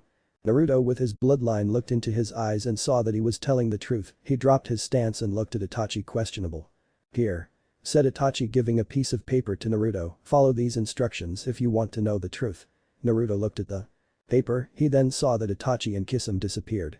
He looked and saw Kabuto on the ground, injured but repairing himself. He took out his special kunai and threw it towards Kabuto. The man got up and dodged the kunai and smirked. Naruto responded with a grin and disappeared in a yellow flash, stunning Kabuto. He reappeared behind him and gave him a kick in the ribs, making Kabuto scream in pain as he was holding his side. When he was about to attack again, he saw a vortex approaching. The vortex chanted and Naruto was lifted in the air and drawn towards the vortex. Then it started to chant again and 3 small tornadoes appeared heading towards Kabuto. The man got up and dodged the attacks barely. He saw then more ninjas approaching and decided to retreat. Seeing his army decimated, he called out the retreat and the sound ninjas started to run away. The vortex bid his farewell since the battle was over and disappeared. The entire team came and inspected Naruto. Tsunade started to heal his arm. Naruto saw that some of his friends were cut but not severely injured. He smiled knowing that they were alright and told them to take the headbands of the dead ninjas. Once that was done, they started heading back to Suna unknown location. Itachi and Kisame were standing on a rock in front of each other. "Do you think he will come?" asked Kisame. "He will," responded Itachi with a monotone voice. "An. How was it?" Grins. An 2. Update. Don't think the war is over, I just made it like this for a little surprise. The past, the truth. Brumpwinter. Sasuke is too foolish at the moment to understand. I love that line. XSW4. Like I said in the PM, don't judge a book by its cover. Snake. That is a great idea, I would use it, but I will try to add some things to it to make it a little more hilarious, and if I can't, well, I will let it like you told me. The provolone. Sorry about the grammar, sweat drop, it won't happen again, well not this bad. Hickory. Itachi is clever, he gave the paper for his eyes, and his eyes only, Sasuke needs to wait a little more and understand everything. Dinamsta. Thanks for the heads up, I corrected the error right after you told me. Itasegal. Well I am working every time on these, and I have a lot of ideas, and everything is just flowing in my head, so it is easy. BLDE. Can't let him die that easy, it would ruin everything. ROBOGUY 45. It's not that hard to write, but indeed wind needs air, fire needs air also to sustain it, and it needs fire too, water needs water of course, and earth needs sand and rocks, or in other words earth. Lucius. I have no idea where that idea came from, I guess it came from one of my games. Dragon Man 180. Sasuke won't, no one will, Naruto is sneaky. Jiniden. I always read the manga after it updates, I know the name and if the votes come positive I will. Naruto Maniac. Sorry you really had a good idea and I didn't think about doing that, but you know what happens if he opens all 6 gates, so it was too risky, but the first 3 or 4 is a safe thing. Call sign Firefly. Yes, I love that kind of stories also, but I really like the time skip Sakura so far, she isn't a bitch anymore. King Kakashi. Once a gentle soul always a gentle soul in my opinion, but humiliation is much better than physical pain. Prazafoxdaman. Didn't think about that, I will try and see what I can do, maybe have Naruto complain to his father at what the ones that he protected did to him. HINANARUFAN 987. You're right, sorry I didn't clarify, he didn't cut it, didn't have the time, the bastard escaped. Otis. Okay, first up, when you work with someone that has a demon with infinite power and chakra supply, things get easy in my opinion. I don't understand why they made Naruto seem so dumb and like he doesn't know anything, because I am sure he has vast knowledge. As for the bloodline in Itachi, I think I said he had the bloodline activated when Itachi deactivated his Sharingan and he read through his eyes and saw the truth. And for Yura, I think again that I said that he deactivated the seal and told Yura everything, so Yura won't be loyal to Sasori anymore. SHANKSTAR 89. Well, wind is strong against water, water strong against fire, fire against earth and earth strong against wind. So they balance each other. Polrap Raptor. Yeah, but it doesn't always give correct, I will pay more attention next time. JFC. Yes, Itachi and Kisame will help. Link FANGIRL01. On purpose. Darkwolf021. Thank you for telling me, I did read the manga, but I must have overseen that, don't know why. I knew that he was a branch family member of the Hyugas and that he asked Kyuubi for Sharingan, but I didn't know anything after that, like what happened to him. AN. Wow, I had a lot of reviews, I enjoyed reading every one of them, so don't stop reviewing, thank you for pointing my mistakes so I can correct them and for everything. Now I will continue and I will tell you that you will find out something this chapter won't tell so as not to ruin Cleffy Mahaha. Disclaimer. I do not own Naruto, but I do own my imagination. The past, the truth. I want you to, third Hokage. Naruto was waving at Team Hokage, smiling as they were leaving Suna. After the fight with Sound, they came back to Suna to do a checkup and be sure everything is alright. After that they were thanked for their help by Gaara, and soon after that they departed. They said their farewells and they promised to become stronger to help Naruto and Hinata in the future. Even Sasuke made that promise and backed it up, saying he will not leave Konoha again. As their figures were disappearing in the horizon, he looked towards the sunset. The sun was setting slowly, it was time to put his plan in motion. Jumping off the Suna wall, he started running back to his house. He took the piece of paper that Itachi gave him out and read it. Want to know the truth? Leave Suna at sunset and go northeast for about 20 kilometers, we will be there to clarify everything. Come alone. Naruto put the paper back in his pocket. What do you think they meant by that, Fox? You need to go and see, I won't tell, can I at least trust them? You read Itachi's eyes right. Naruto nodded mentally, then you know he was telling the truth, now go. It didn't take long for Naruto to arrive home, he found Hashi and Hinata eating, he waved at them smiling and went to give Hinata a quick kiss on the lips. He then ran up the stairs and took his robe out. As they came running down the stairs, he was about to open the door and leave when Hinata stopped him. Where are you going, Naruto-kun? She asked. Itachi said to be alone, think Naruto the thought. I'm going out on patrol along Suna's walls, Gaara's orders. Hinata pouted. Why now? We just finished a taught mission and you need to go. Well, you know Gaara, all work and no play. Joked Naruto. Also as Kazekage he needs to keep order and needs patrols to be sure Sound don't attack again. Said Hashi coming from the kitchen. How do you know that? Intrigued Naruto. In war, if you are attacked and then they either retreat to resupply and come back or just retreat admitting defeat. The Kazekage wants to be sure Sound won't attack again. Ah, I see, said Naruto, scratching the back of his head thinking, when will you be back? Asked Hinata. Midnight or morning, depends on how much Gaara wants me to patrol. Be careful at least. Hey, you know that nothing can happen right now, we defeated those bastards, they won't come back that easy. Well, you don't know that for sure. Said Hinata. She is right, they might send spies and assassins now to reduce the number of defenders till they can give a surprise attack. Said Hashi sagely. Damn, you're right, responded Naruto looking at his feet.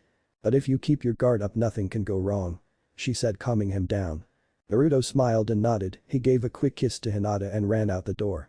He was dashing through the streets, everyone was going into their homes and stores were closing, except for the ones that worked during night also, usually pubs.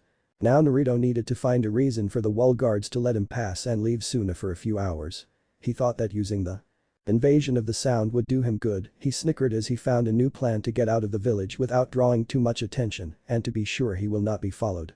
As he arrived at the entrance he saw two guards, their chakra was high jounin, Gaara wasn't joking anymore. He was taking sounds. Invasion very serious, he was a good Kazekage in Naruto's opinion.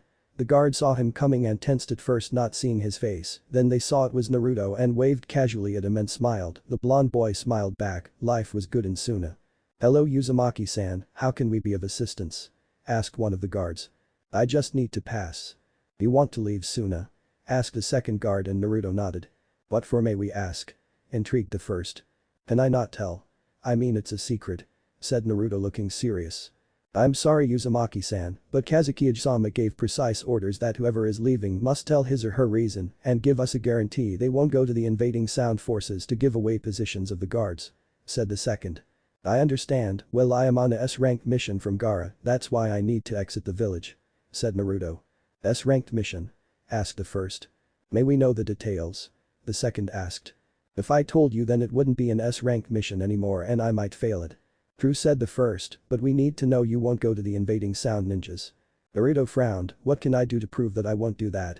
The guards looked at each other and then back at Naruto. Can you show us the briefing paper at least? Or an order from the Kazekage that you are on a mission? Naruto stiffened and luckily went unnoticed by the guards. I'm afraid I was ordered to burn the briefing paper and Gaara didn't give me any papers to pass the gate since he forgot. The guards looked at each other again and then back at Naruto.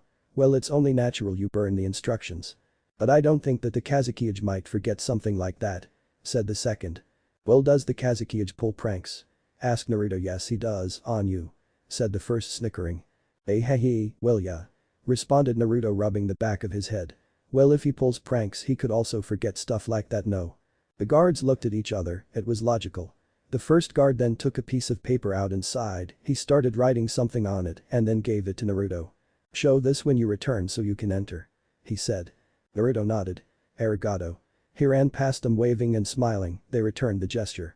As Naruto exited Suna he started speeding towards the northeast. He was on high alert, the sound ninjas might try to attack them or other people might try to ambush him, also he might be followed, so he needed to be sure nothing happened. Wind Country, Unknown Cave, 2 hours later. After 2 hours of running non-stop Naruto arrived at the entrance of a cave, he and Kyuubi calculated, and this entrance was 20 kilometers away from Suna. He carefully went inside and studied his surroundings, neither he or Kyuubi could feel anything, he activated his bloodline and studied everything, he saw the cave was going deeper, he continued walking till he saw 2 chakra lines and then someone clapping his hands. Welcome Naruto-kun. Said the voice which could only belong to Itachi. It is good that you came brat. Said the second person which was Kisame of course. What do you want of me? Intrigued Naruto in a battle stance in case they tried anything foolish. Calm down Naruto-kun, we only want to talk to you. Said Itachi casually. Yes, if we wanted to fight and capture you, we would have done it on the battlefield when you were weakened. Supported Kisame. Naruto relaxed, he had a point. He saw Itachi doing hand signs and stiffened again. Kaiten. Gameu Emuden, fire release. Fire. Blowing, said Itachi blowing some fire on the ground which confused Naruto, then the cave was filled with light and Naruto saw Itachi had lighted the wood that was on the ground, he calmed again and saw Itachi motioning to him to come and sit near the fire. Naruto hesitantly went and sat down, Kisame smirked and sat down as well and took his bag and took out a piece of bread that he gave to Naruto who took it, Itachi also sat down and gave the boy some tea from his thermos. Naruto accepted them and started eating and drinking with the 2 criminals that didn't seem so bad, he decided it was safe and deactivated his bloodline. So you might be wondering why we called you here. Said Itachi and Naruto nodded. "We will go straight to the point, brat, we want to help you," said Kisame. "Help me?" asked Naruto, his eyes going wide as disbelief. "Yes, help you, because for starters we are no longer in Akatsuki. And why not? We betrayed them, Naruto-kun, because of what they wanted to do with the Bijus. We do not agree with such a thing," said Itachi with a monotone voice. "And what might they want to do?" asked Naruto. "They want to extract the 9 Bijus so they can gain power and rule over the countries," replied Kisame casually. "And when a Biju is extracted from the Jinchuriki, the host dies, meaning if they extract Kyuubi from you, then you will die," said Itachi, and Naruto cringed. "Why are you telling me all this?" asked the blonde boy. "Like we said, we are here to help," said Kisame. "But it might be easier if we tell you our pasts and why we are missing nins and why I came in the first place to take you, which I am glad I did not take you," said Itachi. "It was a good thing that Sanin came because we had an excuse why we didn't capture you," stated Kisame. "So you never wanted to capture me in the first place?" "No, it was all a facade," said Itachi. "Would you like to hear our pasts? It will clarify most things," said Kisame, and Naruto nodded. "Then I guess I should go first," said Itachi. "Let's start with the day I threw you down the sewer." Flashback. Young Itachi was returning from a mission. It was a complete success, and today was the 10th of October, there still was time to head to the party back home and eat some sweets that his mom makes, he always liked them. As he was jumping from rooftops to rooftops, he heard a mob calling demon and get him or kill him. He stopped and looked to see a 6-year-old blonde running while crying. He recognized him, he was Uzumaki Naruto, Kyuubi's container. He felt sorry for the boy and the way he was treated. He saw he took the corner to a dead end. His eyes widened in fear for the small child. He ran towards his position and saw he was standing in front of a hole that led to the sewers. He then remembered there was a scroll down there. He jumped behind him and pushed him down fast, then jumped away, leaving the villagers to wonder where the Kyuubi brat disappeared. "Make your father proud," said Itachi to himself, smiling. He wasn't stupid, he realized who his father was, and it only seemed fair that the boy takes what is rightfully his. Then flashback. "So," said Naruto, "you wanted to help me, but at the same time save me?" "That is right, Naruto-kun," said Itachi. "You said you know who my father is." "Don't go there," stopped him Itachi. "You need to find out by yourself. If you won't by the age of 15, I promise I will tell you." Naruto smiled warmly at the man before him and let a tear drop from his eyes. He jumped and hugged Itachi, thanking him over and over again. To say that Itachi was surprised was understanding. He looked at the boy who had his face buried in his chest and smiled. Yes, he smiled, but no one saw it, not even Kisame. He knew how to hide his emotions. Naruto pulled away from Itachi and looked at him. Itachi looked back at him and smirked. He moved 2 fingers to his forehead and then pushed him like he used to do with Sasuke when he was young. "Ow," said Naruto, rubbing his forehead. Itachi just smirked. "Now it's time you learn about the Uchiha massacre," he said, and Naruto started to pay attention. Flashback. Itachi was a prodigy, mastering the Sharingan at a young age, becoming Anbu at the age of 13, an. Thank you DEMONDOG 666 for correcting me. He accomplished what little had managed to do. He was more than Uchiha's prodigy, he was Konoha's prodigy. Everything was fine on the outside from what people saw, only one saw that everything was wrong, it was the Sandaime. Itachi wasn't treated like a human, he was treated like a weapon, forced to learn more and more, to become the ultimate weapon of Konoha. The poor boy was pushed to the limit and Sandaime was wondering when he will snap and when he will take it back to them. But he didn't know his purpose, he didn't know what Fugaku wanted from his son, from his weapon. His father wanted to make the ultimate weapon to dethrone the Sandaime and take down the Hyugas and enslave them. But Itachi knew even more to the story. He one day found out a horrible secret. The day Kyuubi attacked his father, tried to do the most evil act possible. He wanted to swap Naruto with Sasuke so he can create a second weapon for the Uchihas. He was beyond furious when he couldn't achieve it. Yondaime had caught him and Itachi was blessing him wherever the fourth was. He hated his father with passion, he hated he only existed, and for what he wanted to do to his little brother, he wanted to avenge him. He wanted to do something. One day he was called forth to the Uchiha elders and his father, he was sitting in front of his father. "Itachi," said the man with authority. "What do you want of me, father?" intrigued the boy. "It's time you learned something," he said. "You are a prodigy, but you already knew that." "Yes, father, I knew I am." "Exactly, that is why I called you here. I want you to capture the boy called Uzumaki Naruto." Itachi raised an eyebrow. "Why, father? You know of his tenant, right?" asked Fugaku. The boy was smart, he figured it out on himself. "Of course I do, but I do not understand what you want of him," said Itachi. "I want you to bring him here so I can train him to defend himself." For a second Itachi was fooled, then he looked at his father and saw that the word liar was written all over his face. Itachi had to do something, he gritted his teeth. I will do as you tell me. Good. Said his father pleased. I want you to make it look like he was kidnapped and taken out of the village. Itachi nodded and left the room. Once he was outside he took a kunai out and threw it in the nearest wall. He then heard the elders talking, he decided to listen. What do you plan, Fugaku? Simple elder, if I could not have the demon in Sasuke to make him our weapon, then I will have the demon in Uzumaki, we will transform him in a weapon, corrupt his mind and unleash him on Konoha. And how would you stop him if he goes berserk? Asked elder. I will place a seal that will destroy his brain when activated just like the Hyugas, but until then he will destroy the Hyugas and kill the Hokage, with the help of Itachi. Every approved. Itachi was fuming, he punched the wall opposite to the door. He ran outside and went directly to the Hokage, but on the way he was attacked by a strange masked man. Itachi jumped and activated his Sharingan who had 3 tomos, he defended himself and after a short fight, he managed to implant a kunai in the man's chest. The masked man dropped on the ground holding his chest, Itachi took his mask off and to his horror, he saw it was his best friend. Shisu? Why?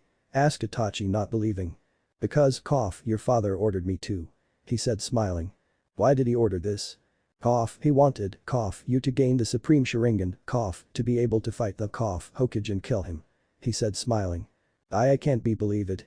Stuttered Itachi with his eyes wide. Good luck, on your father's mission Itachi. And with that Shisu died. Itachi was then raging.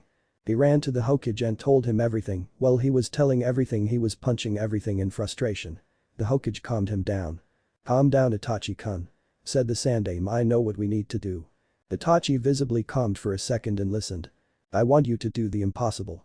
Anything to pay them back. Said Itachi furious. But if you do this you will become a missing nin. I don't care. Yelled Itachi, they first try to make my little brother a killing machine, now they want to take the innocence of a little boy and they force me to kill my best friend for power. Yelled Itachi tearing up in anger. I know how you fell. Then what should I do? I don't care of the costs. I want you to. The Sandaime took a sip from his tea, then continued, kill all those involved in this plot. Itachi stood in silence for a second shocked, his expression, then turned to a sadistic grin. Gladly. He said, he turned to leave but was stopped by the Sandaime. After you kill them head to the north gate, I will wait for you there for a secret mission, my last one to you. Itachi nodded and left grinning. That night he killed everyone in cold blood, his aunts, the elders, the children, mothers, fathers, everyone. They were unfortunately all involved and Itachi could not let them live, he was happy Sasuke was still at the academy, as he entered the room where his parents hid he grinned evilly. So we meet for the last time father. Said Itachi with venom. Why are you doing this? Asked his father trembling.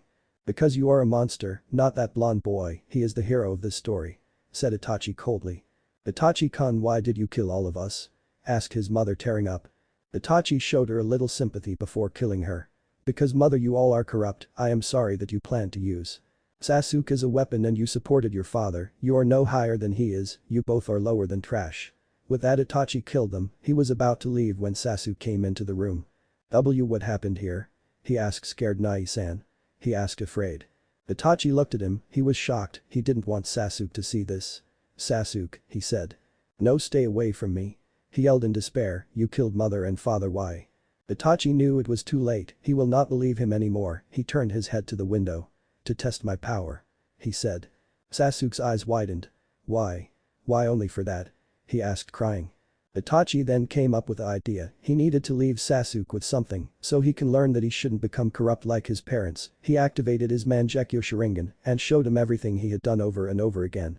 Sasuke fell on the ground crying. Sasuke, he said, but Sasuke got up and ran away in fear. Itachi shook his head, he ran after him. Outside on the street Sasuke was running crying, Itachi jumped in front of him and stopped him, making him fall on his back. Sasuke, I want you to hate me, despite me, grow strong and then come and kill me. He said. In the old archives in our town hall there is an old book about a hidden power, obtain it and come and kill me. He said coldly. Sasuke looked at him with fear and tears in his eyes. Itachi looked pissed at him. Get out of my view before I kill you, too weakling. With that Sasuke ran away and Itachi let a teardrop from his eyes, he started heading towards the north gate. As he arrived he saw the Sandaime there alone, he dropped near him and the Sandaime saw the blood on him and deducted the mission was a success. He also saw the sadness in his eyes and patted him on the shoulder to shook that sadness away. What is your last request from me, Hokage-sama? asked Itachi. You are to join a criminal organization called Akatsuki and monitor them, said the Hokage, and Itachi nodded. Also, I want you to promise me something. Itachi looked at the Hokage. Anything, he said. If by any chance in the future the boy Uzumaki Naruto is kicked out of the village, you are to locate him and help him and protect him at all costs. Itachi smiled and nodded happily. I will do that, I promise you, Hokage-sama. Also, if that doesn't happen, please come back to Konoha when he reached the status of Hokage and tell him your story and give him this letter so he can clear your name, he said to Itachi, handing him the letter. That letter explains why you are a missing nin and why you actually killed the Uchihas. Itachi nodded. I will do it. And one last request, if I may. Itachi nodded. Please look after Naruto from the shadows, you are the most qualified person for this. Itachi smiled warmly and nodded. Then the Hokage embraced Itachi, stunning him. The boy returned the embrace happily and then parted. He took his last farewell and waved to the old Hokage and ran away from Konoha. The old man told him he will give him a one-day head start. Then flashback. At the end of the story, to say that Naruto was shocked was too little, he was beyond shocked. Now everything he thought about Itachi revealed itself, like he suspected he wasn't a bad person. He smiled a genuine smile at the man and hugged him. Surprisingly, Itachi retuned the hug. He felt something wet drop on his head, and when he looked up he saw that Itachi let a tear drop from his eyes. He stayed like that for a few minutes and then pulled back. Thank you, Itachi-senpai, said Naruto, making Itachi smile again. Kisame grinned. So how does it feel to know the truth about my partner? It feels good, admitted Naruto, wiping a tear away. Before I forget, said Itachi. He brought his hand in his coat and took out a letter. This is the letter. Naruto took it and opened it. He read it and let a tear drop and smiled at Itachi. Thank you, he said as he put the letter in one of his pockets. Now would you like to hear my story? Asked Kisame. Sure, said Naruto. Alright, it's like this. Flashback. Kisame was one of the 7 legendary swordsmen. He and the other 6 served the Mizukage with pleasure. Everything was fine until one day. Kisame, Zabuza and 2 more of the 7 swordsmen were called in the Mizukage's office. As they were waiting, they became worried. They are never called in such a big number. They were either called all 7 or only 2. Finally, the Mizukage finished writing whatever he was writing and looked at them. You all have a mission, S-class that is. What is it, Mizukage-sama? Asked Kisame. You are assigned a mission to kill the swordsmen that aren't here so we can replace them. This shocked the ones in the room. They were all brothers in arms and would never do such a thing. But we can't do that, said Raiga Kurasuke. You will have to do it or else I will have to replace you, warned the Mizukage.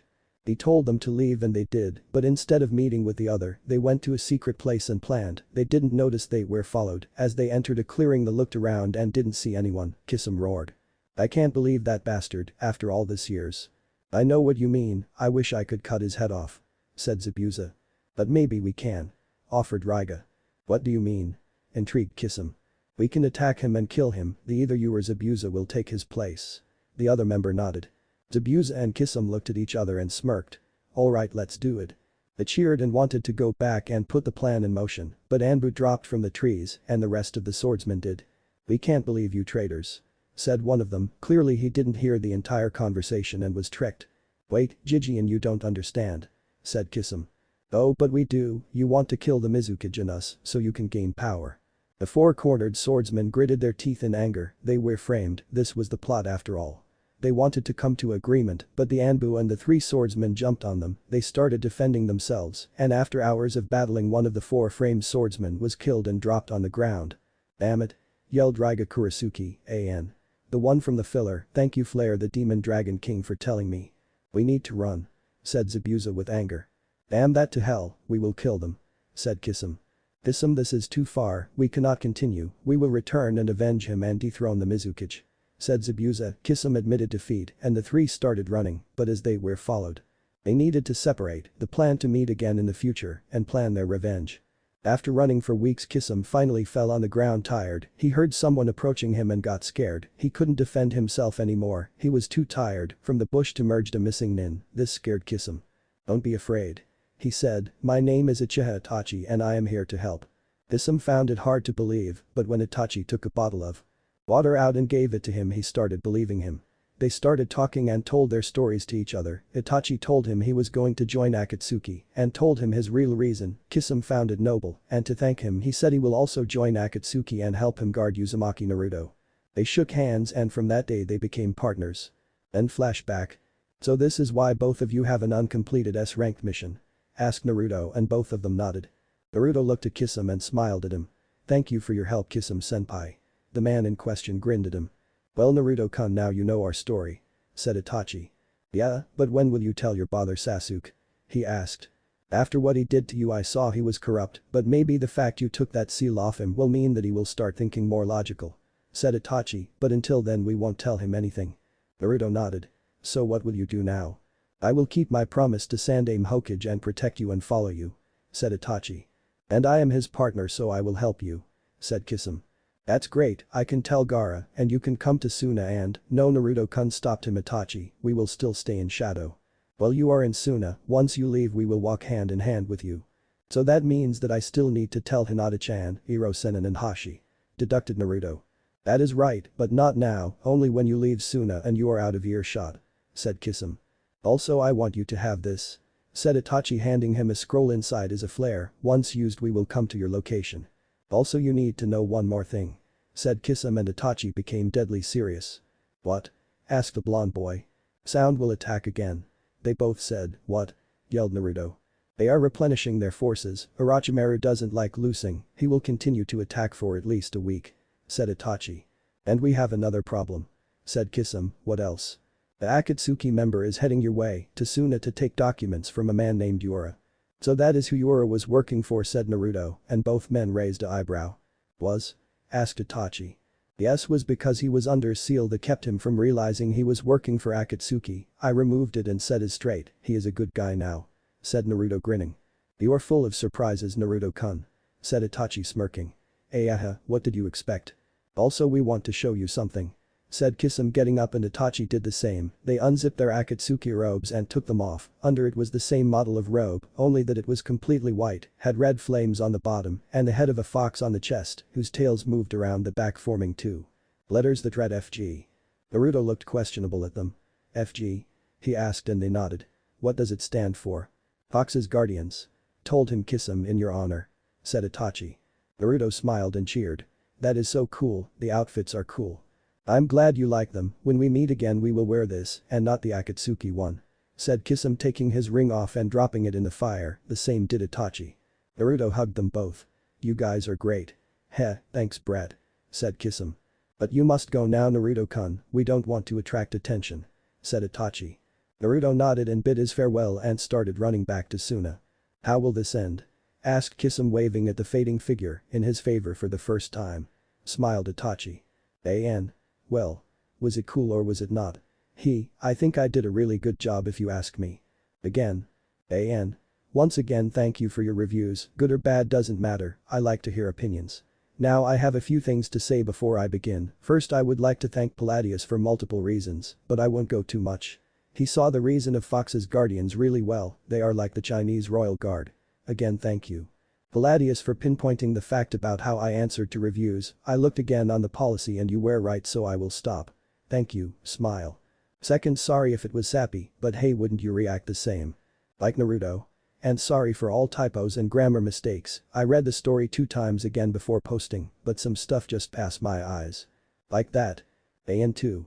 People have asked me what will happen to Hashi, who she will end up with, so I decided to make a vote. Here are the people I thought she could end up with. Itachi. Biak.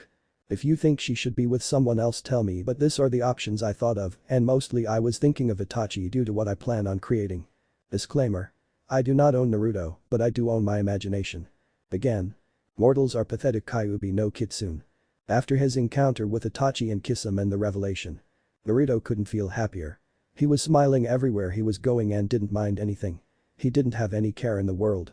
Not anymore, well, at least a part of him wanted. He reported last night to Gaara about the incoming sound invasion. He shivered at the memory. Gaara wanted to know where he got the information. It wasn't too good when he found out.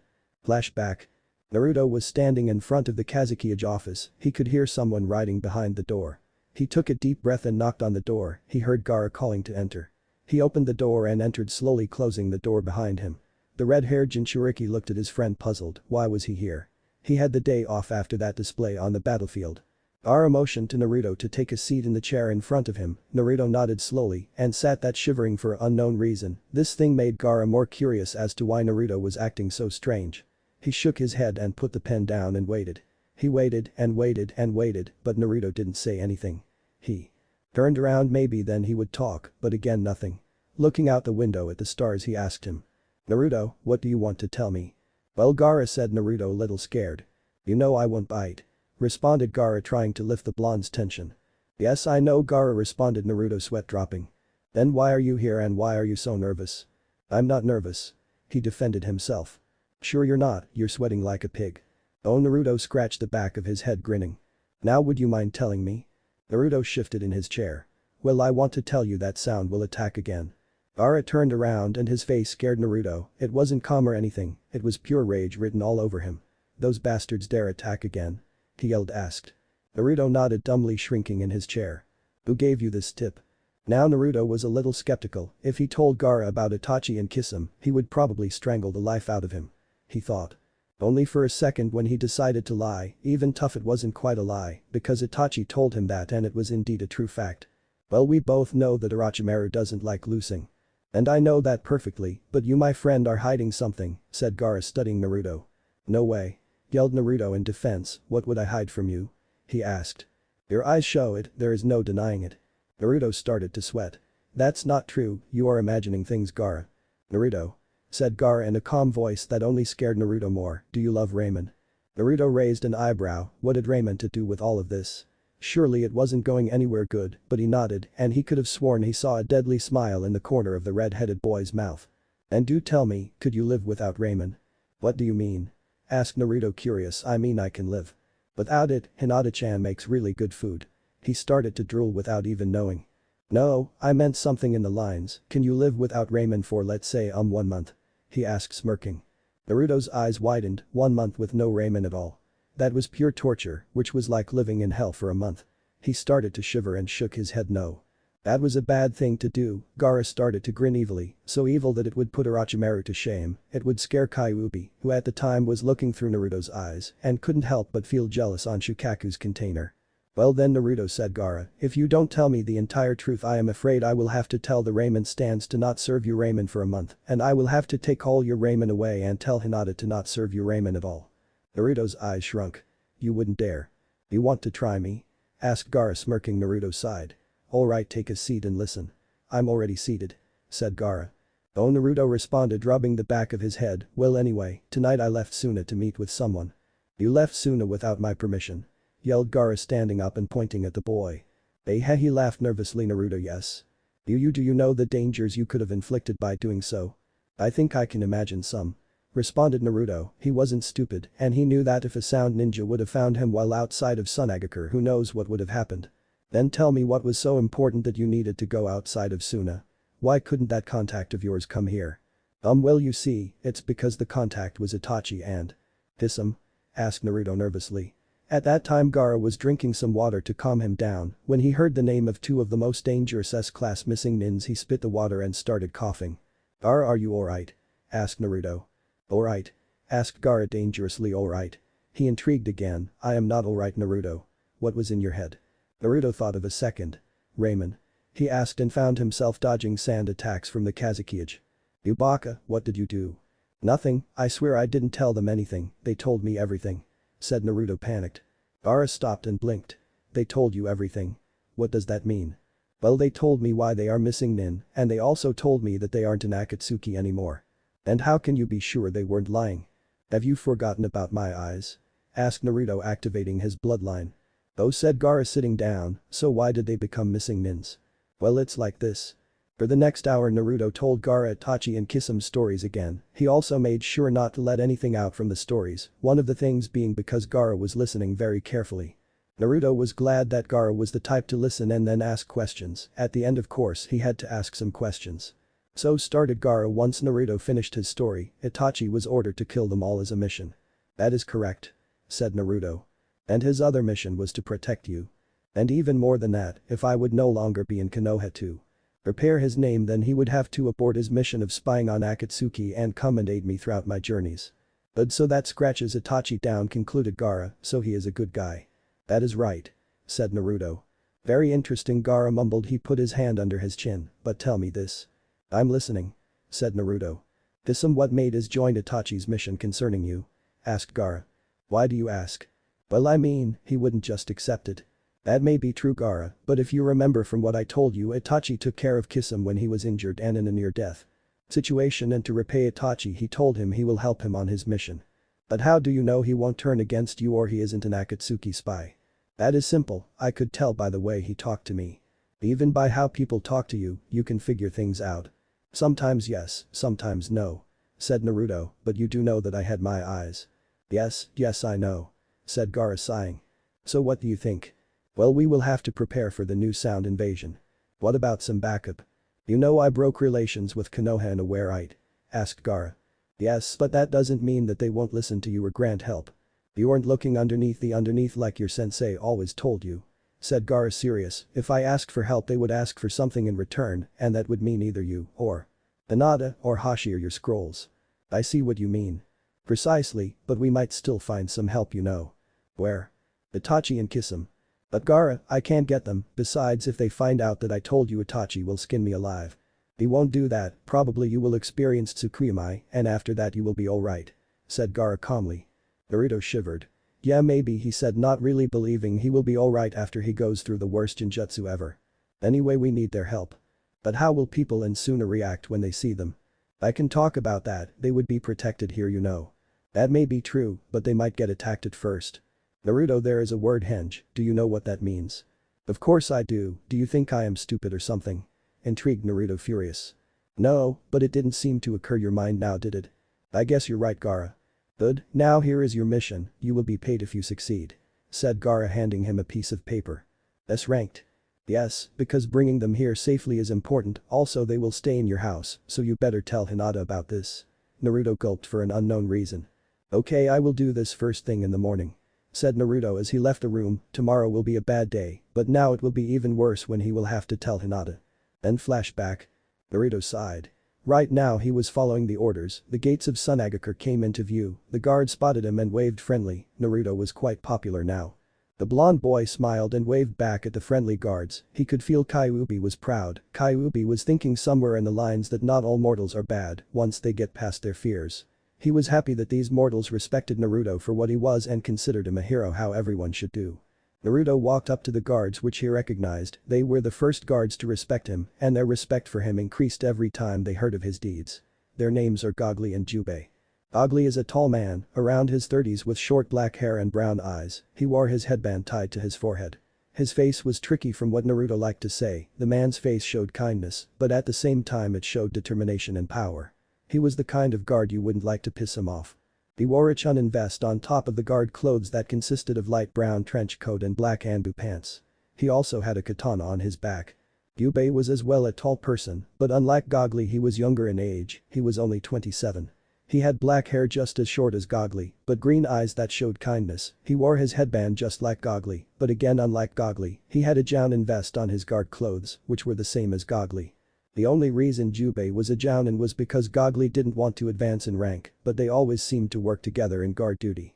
Jubei didn't have a katana on his back, in fact he didn't have any weapon, and he was ninjutsu and taijutsu user much like Naruto. When Naruto walked up to them they saluted him formally and Naruto returned the salute. So what brings you here, Naruto-san? Asked Jubei with a friendly voice. I have to leave Suna for a mission.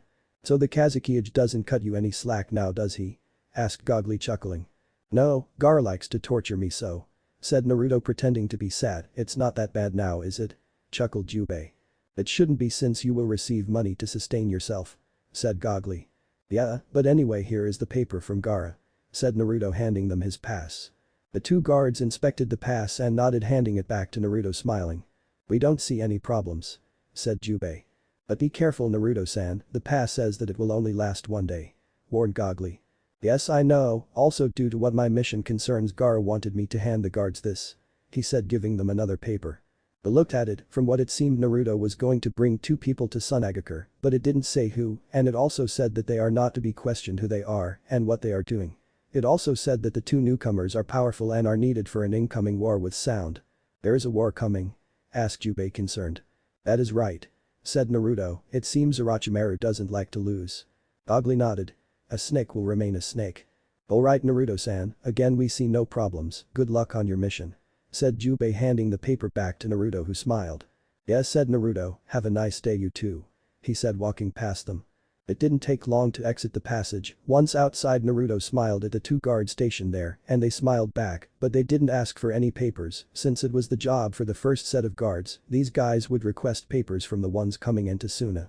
Naruto was now found walking through the hot sun. He was wearing the brown robe he had bought before entering the Wind Country a few weeks ago. He had with hood above his head and was moving at a fast pace. He didn't like the idea of being here during daylight. As he was walking, he couldn't help but notice that the wind started to blow a little more powerful than usual. He looked behind him and didn't see anything. Well, apart from that, he didn't see anything strange. He looked in front and again nothing strange, but when he looked to his right, his eyes widened. There was a sandstorm coming. Now this was a problem. He could go back, but the storm would catch him before he would make it. He could carry on, but he would get lost in the storm. Then it clicked in his mind. Gyurui Shuhu, Uindo Sashi, ancient technique. Wind elemental, said Naruto. It didn't take long, and the usual vortex appeared. The creature looked at Naruto. You called me? He asked in an echoed voice. Yes, I am on a mission to retrieve two people, and there is a sandstorm coming, said Naruto. I want to know if you can block sandstorms. Of course I can, Naruto-sama. After all, sandstorms is created by the intense wind that lifts the sand from the ground. I will make sure the storm won't block our path, said the vortex. Naruto listened as the vortex chanted. He never understood the chants, and they seemed to be an ancient language long forgotten by humans. But he never really gave it too much importance. When he heard the chant stop, he looked at the vortex. We do not need to worry anymore, the storm will not harm us, said the vortex. Naruto nodded and continued walking, the vortex by his side. He enjoyed the vortex's presence, especially when he was alone. The vortex gave an air of security every time, and it seemed to calm Naruto. After running a little more, then storm caught with him. It was powerful, but it never did seem to hit Naruto or the vortex. When Naruto looked for an answer as to why he saw that around them was a stream of air that circled in the opposite direction of the incoming air for the storm. And every time the direction of the air coming from the storm changed, so did the direction of the protective air dome. After walking for 3 or 4 hours, they arrived at the cave's entrance. The vortex decided it would stay outside the door to guard it. Nothing could actually pass it as long as the air maintained it. Naruto nodded to the summon's logic and went inside the cave, taking his hood down. As he was wailing in the cave, he felt that it was too quiet. He looked around trying to find the two former Akatsuki, but he didn't see them nor feel them. Itachi-senpai, yelled Naruto. Kisame-senpai. No answer came. He was starting to get worried that they left and he would have to track them down. He didn't really want that. Just when he was about to give up, he felt a presence behind him. He turned around and saw a white cloak with the fox design on the front. He looked up at the face and saw an unemotional Itachi. Itachi-senpai, yelled Naruto happily. Hello Naruto-kun, why are you here? Asked Itachi. I came to talk to you and Kisame-senpai. Where is he? Right here, brat, said a voice behind Naruto. When he turned around, he saw Kisame hanging upside down from the cavern's roof. Wait a minute, said Naruto, I thought you were fish-like, not bat-like. He told Kisame, pointing a finger at him. A vein appeared on the fishman's head. You brat, I am not bat. And I am no fish. He yelled, forgetting to channel chakra in his feet. He found himself falling from the roof and then he hit the floor with a loud thud. Itachi and Naruto cringed. That's got to hurt, said Naruto. That's going to leave a mark, added Itachi. Anyway, said Itachi, what do you want to talk about, Naruto-kun? Naruto motioned for the two to sit down. They sat on the ground in front of Naruto and Naruto sat in front of them. Well, Gaara has requested your help. Itachi cringed. Mangekyo Sharingan. Tsukuyomi, he said, trapping Naruto in the Tsukuyomi world. Tsukuyomi world. Naruto found himself tied to a post in a strange world. The sky was all black and red, the moon was a bloody red color. He looked in front of him and saw Itachi standing there looking pissed off. Naruto, he said dangerously. Why does this seem familiar? Asked Naruto himself, and then he remembered the Gaara incident and started to shiver knowing what will happen. Itachi-senpai, it wasn't my fault, said Naruto, scared. I told you to not tell anyone about us, said Itachi deadly, but Itachi-senpai, Gaara figured it out, whined Naruto. He couldn't unless you told him, said Itachi. They both heard loud footsteps then, and Itachi's eyes widened. When he saw what was behind Naruto, it was none other than Kyuubi, who looked around curious. The giant fox looked at Naruto and then at Itachi. You want to punish the kid for what happened? Asked Kyuubi casually. That is correct, said Itachi with no hint of emotion. The fox then walked up to Itachi and turned to Naruto and sat on his butt. Carry on, said Kyuubi. What? Yelled Naruto, you are supposed to help me. That is correct, but Itachi here is only going to torture you lightly because you didn't keep your promise to not give them away. Naruto mumbled something under his breath. Itachi walked close to him and created something in his hand, and to Naruto's horror and Kyuubi's surprise, it was ramen. For the next 72 hours you will see me eat and destroy ramen, said Itachi. Naruto cringed, but he didn't yell or anything. Itachi smirked. Let me correct it. He said, for the next 72 hours you will see me eat ramen, destroy ramen stands and stores. Nuo. Yelled Naruto, struggling to break free. He tried to open his eyes, but he found that he couldn't. He looked at Itachi that was slowly eating ramen from the cup, so slowly that it made Naruto drool and struggle more and more to try and break free, to jump on the man in front of him and grab the cup to eat. After what seemed an eternity and well about 10 slowly eaten cups of ramen by Itachi, the Uchiha got up, and behind him, a huge pile of ramen appeared, which made Naruto's eyes widen so much that Kyuubi and Itachi thought they would pop from his head. Then Itachi snapped his fingers and the pile of ramen were set on fire. Nuo. Yelled Naruto again. 71 hours, 59 minutes and 59 seconds remaining. Nuo. Yelled Naruto in despair while Kyuubi was rolling on the floor laughing. Real world. After what only seemed a second in the real world, Naruto dropped on the ground crying and saying something in the lines of that poor ramen. Or why did you have to be so cruel to the ramen? Hisam looked at the boy and then at Itachi. What did you do to him? I made him look at me while eating and destroying ramen, said Itachi casually. For 72 hours. Hisam whistled. He is a ramen fanatic, isn't he? Itachi nodded. Now Naruto-kun, since I paid you back, tell me what Gaara wants, said Itachi. Well, you see, started Naruto, slowly recovering, he wants help in the war with sound. Help? Asked Kisame. We would help Naruto-kun, but I am afraid that Suna ninjas might try to kill us.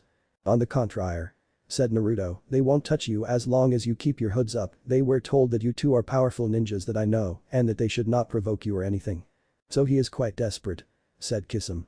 Well, you would too if a large army of sound ninjas would attack your village, said Naruto. He has a point, Kisame. I can see that.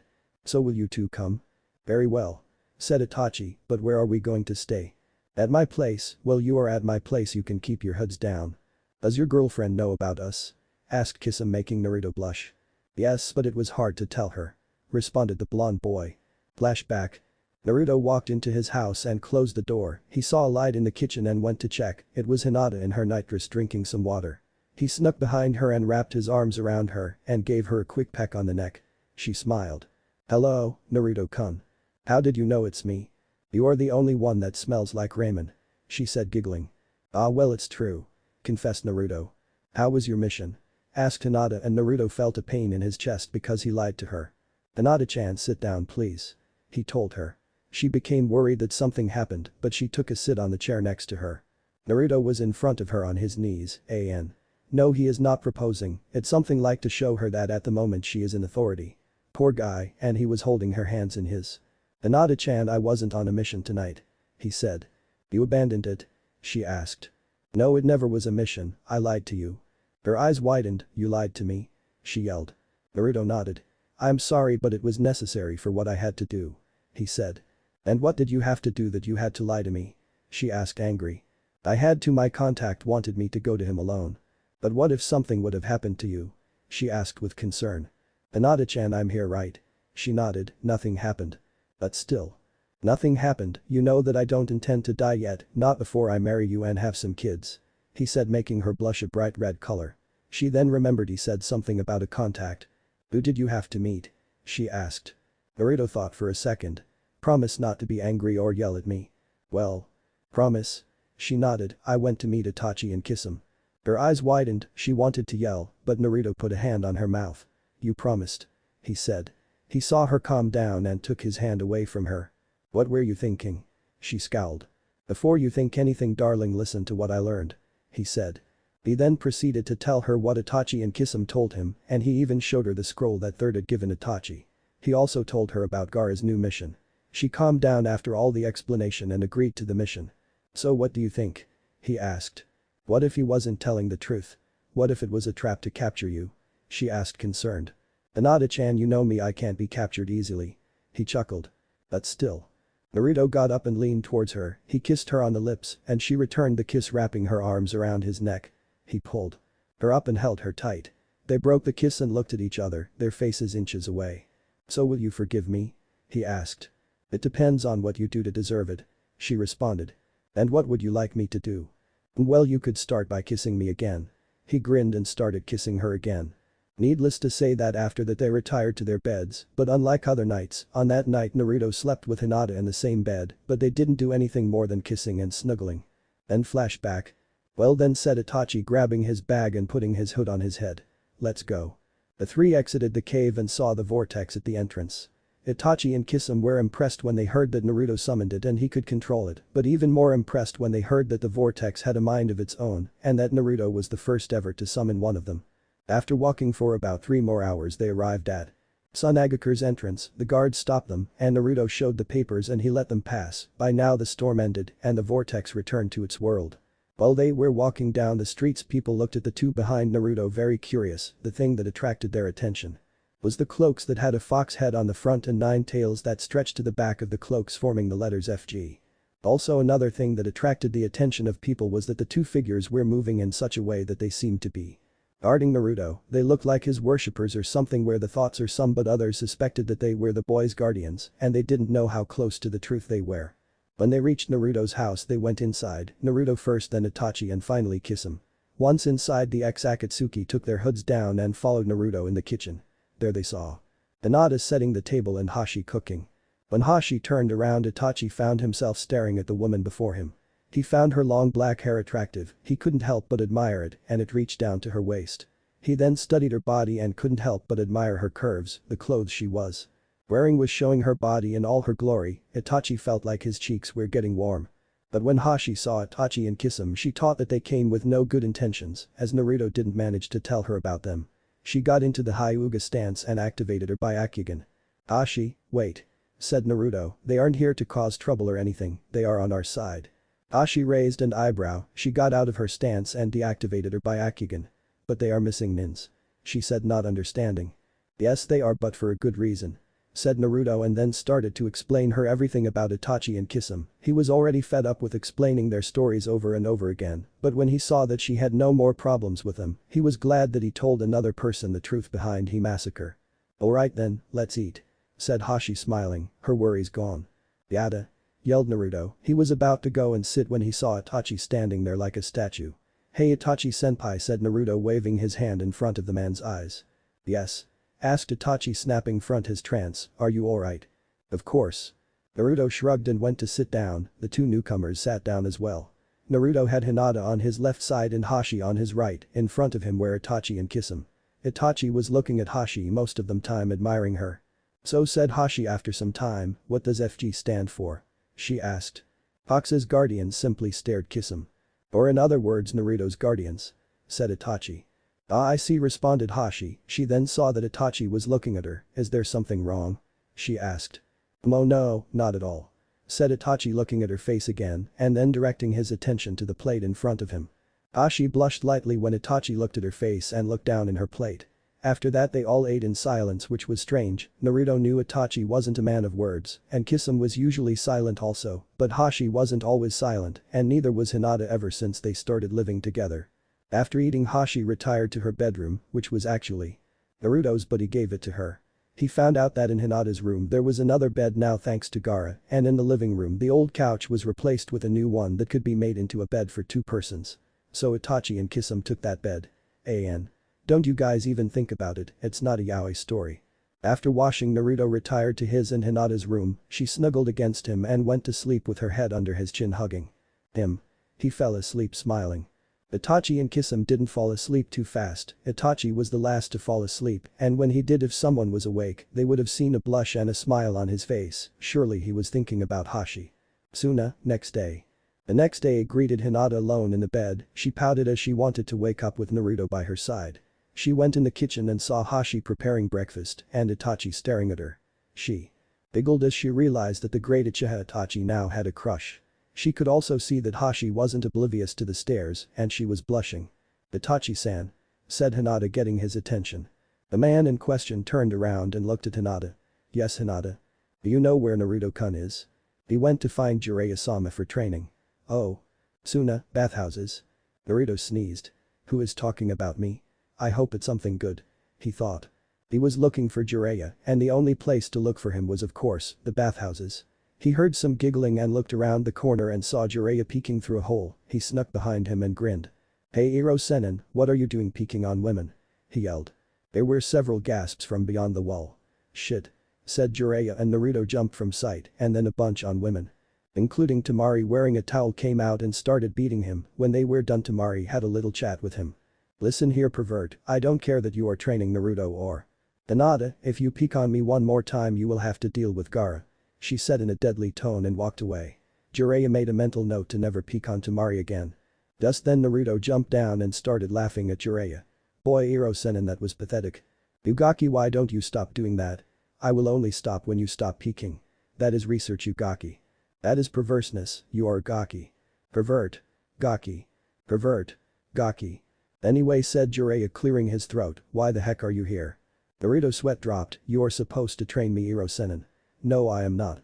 "Yes you are, you said so yourself a few days ago," accused Naruto. Jiraiya pouted. "I'm not training you today," he said, "and why not?" "Because I have work to do." "Yeah, like peeking on bathhouses," said Naruto. Jiraiya got up and started walking towards the village. "Hey, wait for me," called Naruto. "Listen, I can't train you today," said Jiraiya when Naruto caught up with him. "Oh come on Iro-senin. No. Please. No." When he was about to ask again, an Anbu appeared in front of them. He saluted both of them. "Naruto-san, Jiraiya-san, Kazuki-sama wishes to see you, it's important." They both nodded and the Anbu disappeared. Naruto took his special kunai out and threw it towards the Kazuki tower. He disappeared from beside Jiraiya in a yellow flash and appeared on top of a building holding the kunai. He saw the window was open and threw the kunai and went inside the office and appeared in a yellow flash inside. Gaara, that was used to this entrances, didn't say anything. A few moments later Jiraiya poofed in the office. "So Gaara, what do you want of us?" asked Naruto. "We are going to war," he said. It was then that Naruto saw that Gaara was wearing his cage robes and the cage hat. "What happened?" asked Jiraiya. "Sound was detected, they are 30 minutes away from the gates," said Gaara. "Damn it," cursed the blonde boy. "Naruto, I want you to go home and take the two for help, they are under your wing." "Alright, but how will we act?" "We have 10 teams of Anbu for 4 members each ready to attack. I will lead them all. The Jounin, Chunin and Genin will wait inside the village if we fail. Do not worry, your team has a capable Jounin to help them. There are also 20 more teams of Anbu waiting in case we need help on the outside. Also, if Hinata and Hashi are helping, they are staying in the village with the rest of Tsunade's forces as backup plan if we fail," said Gaara. Naruto nodded and disappeared. A few moments he was in the kitchen in his room. Itachi was staring at Hashi while she was cleaning, Kisame was reading a book, and Hinata was washing the dishes. "Itachi-senpai, Kisame-senpai, we are going to war," said Naruto and got everyone's attention. "So they arrived sooner," said Itachi. "Yes, they are 30 minutes away from the gates." "Finally some action," said Kisame, attaching his samahata to his back. "Under whose orders are we working?" asked Itachi. "Mine," responded Naruto. "I have nothing against that," said Kisame, drawing his hood on his head, and so did Itachi. "Naruto-kun, what about us?" asked Hinata. "Gaara said that you and Hashi will stay in the village and act as backup plan if we fail," said Naruto. "But Naruto-kun." "Sorry Hinata, but Gaara's orders." He gave her a quick peck on the lips and ran outside, Itachi and Kisame behind him. After a minute or so of jumping from roof to roof they arrived at the ball. They passed through the passage and when they were outside they saw Gaara in his cage robes, Temari on his left side and Penkuro on his right. He also saw Jiraiya to the far left with 3 Anbu teams. "Naruto," said Gaara, "take your team to the right side." Naruto nodded and moved to the right side, which had only 2 teams of Anbu. The defense ring looked somewhat like 2 Anbu teams to the right with Naruto and his 2 companions, the Kazuki and his sibling in the middle with 5 Anbu teams and with Jiraiya and 3 Anbu teams to the left. After waiting for 15 minutes multiple figures appeared on the horizon. It looked like triple or more ninja than Gaara had called beyond the gates. And to make it worse, they had also brought 3 trebuchets, an. Catapults and trebuchets exist, it would make wall breaking more interesting, no. Naruto saw Gaara stiffen, he didn't blame him and he didn't expect trebuchets either. "Tsunade," yelled Gaara, "today we repel the invading forces of sound. Do not be afraid as I will fight along your side till I fall. Remember that you fight for your precious people, do not let them down. Tsunade must stand," yelled Gaara to raise spirits, and it worked as everyone started to cheer for the Kazuki's speech. The suspense was killing everyone. Then everyone's eyes widened when they saw that after the invaders stopped the trebuchets started firing. They started throwing balls of fire. Kisame, seeing this, jumped on top of the wall and created a huge wave. It stopped the first attack and water formed on the ground. The trebuchets fired again and Asuma started to throw water attacks on the fireballs to stop them. Gaara gritted his teeth. He made the only decision he could make. "Attack!" he yelled. Everyone gave their war cry and charged forward. After they were all running, they were each making their own hand signs, and when they were in range, a chorus of Kaiten. Kakaku no Jutsu, fire release. Great fireball technique, Kaiten. Housenkan no Jutsu, fire balsam technique, Futen. Mini Shimirikas, wind release. Piercing winds, Futen. Gufu no Jutsu, wind release. Tornado. And some personal jutsu such as Subaku Kaiu and Kaiten. Kaisen, fire release. Fire arrow could be heard. Fire, wind and sand attacks flew towards the sound ninjas. The sound invaders jumped away, while some were hit dead on and burned or cut to death. Everyone drew their kunai, shuriken on kenjutsu weapons out and collided with the enemy. "Subaku Natter, desert avalanche," cried Gaara, and the sand from under his legs raised and lifted him up. The sand was a long ball of about 5 to 10 meters and high of 4 meters. The enemy ninjas started dodging the deadly attack, and Gaara cursed. "Suna Hakaki, sand arm grabbing," said Gaara, and arms of sand shot from the avalanche and started grabbing ninjas and throwing them around or dragging them inside the avalanche. Gaara jumped from the top of the avalanche and the jutsu was cancelled. The sand fell with force on the ground, squishing anything that was there. Gaara then looked at a bunch of ninjas heading towards him. He stretched his hand in front of him and said in a deadly voice, "Unasobi, sand pit," and the ninjas started to sink in the sand fast. They tried to pull their legs up, but with no luck, in a matter of seconds the sand ate them. The Mari was using her fan to keep the enemy at bay. She swung her fan with power towards a group of ninjas, and the wind blew out with power. It lifted them up from the ground and threw them away. She smirked at them and swung her fan again with more power. This time the wind sliced the enemy ninjas and blew sand in all directions. Kankuro sent his 2 puppets and was cutting through the enemy, but not as easy as Tamari or Gaara. He also had to make sure that his puppets won't be destroyed, and he also needed to be sure that no one got too close to him. It is true that he had an Anbu unit near him, but if more than 2 came towards Kankuro at the same time, that would be a great problem. Asuna ninja were fighting in a thin line. They were outnumbered 5 to 1, but having the Kazuki-jin, the hero of Konoha, near them raised their spirit, and they were giving 110% of what they had. They would not fail. "Mind control, mind control," said Asuna ninja. Immediately a sound ninja fell. He got back up and started attacking his own teammates, slashing them with kunai or shuriken. His teammates tried to talk to him to stop him, but he didn't flinch. In the end they started jumping on him. In a matter of seconds the controlled ninja fell by the hands on his own teammates. The Suna ninja smirked in victory and pulled out a kunai with an explosive tag and threw it in the middle of the enemy army, killing a couple. Mind Oburika, Mind Breaker, was heard on the battlefield. Soon after that a scream, and if they would look carefully, they would see a sound ninja on the ground holding his head screaming, then blood coming out of his eyes, mouth, ears and then finally drop on the ground dead. The name of the jutsu was heard once again, and this time 2 sound ninjas were victims, yelling and holding their heads. They begged for mercy but it never came. They made a gurgling sound and dropped on the ground dead. Unfortunately not all Suna ninjas were lucky to not be hit. An Anbu unit was now surrounded by 4 sound ninjas, and he drew his katana out and channeled chakra in it. "Gyuden. Gufu no Jutsu, wind release. Tornado," he said, swinging the katana in front of him and creating a tornado. The jutsu caught a ninja and threw him away. He felt pain in his left side and saw a kunai implanted there. He swung the katana and cut off the head of a sound ninja. "Iamisen, vibrating sound drill," said a sound ninja, and vibrations made their way towards the sand ninja, who fell on the ground holding his ears and screaming. He felt someone coming from behind and he jumped to the left and dodged the attack, which were a set of shuriken aimed for the head. He got up and charged. The sound ninjas all used the same jutsu at the same time. The sand ninja yelled in pain and then he became deaf. He fell on his knees and a sound ninja appeared from behind and sliced his throat, killing him. Itachi was furious. No, he was beyond that, he was pissed.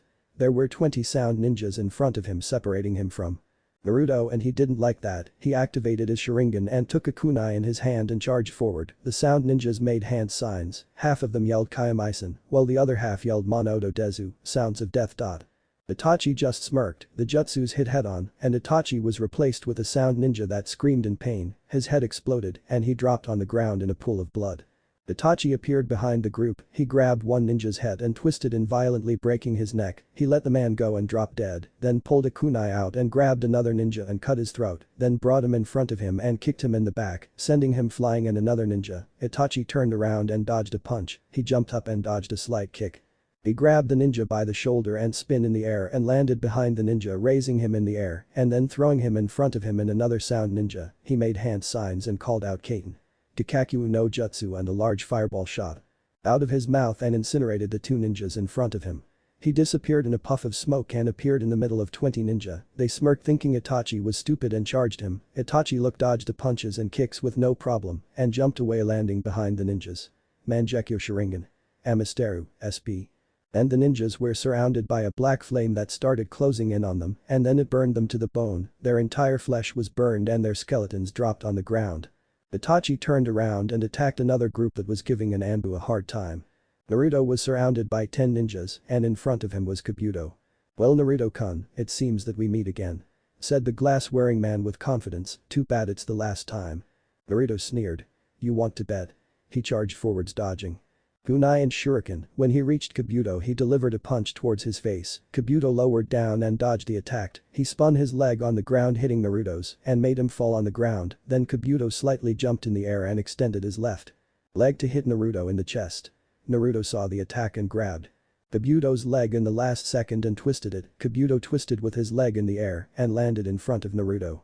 He drew out his kunai and threw it at Naruto. The blonde boy dodged the attack, but it was a trap. As he jumped to the left, he was punched by a sound ninja and thrown to his right. Another ninja was about to punch him when Naruto grabbed his arm, turned around and brought the ninja's arm in front of him. He pulled the sound ninja's arm and raised his from the ground. He threw it towards the one that punched him, but as he let go, he attached an explosive note. When the ninja hit his comrade, the tag went off and killed both of the enemy in the explosion. "I'm impressed Naruto-kun," said Kabuto, "but that won't help you for long," said Kabuto. Naruto turned to Kabuto and smirked. The world changed, the sky was red and the moon was dead. Naruto was looking around, he no longer was in the battlefield, he was in Konoha. But it was strange, everything was burning. He looked at the monument and the faces were destroyed, every last one of them. He heard a sinister laugh. When he looked at the Hokage tower he saw to his horror that it was Orochimaru with Sasuke's head in his left hand and Tsunade's in his right hand, but what scared Naruto the most was that Orochimaru looked like him. He had blonde hair, blue eyes and whisker marks. Orochimaru looked like Uzumaki Naruto.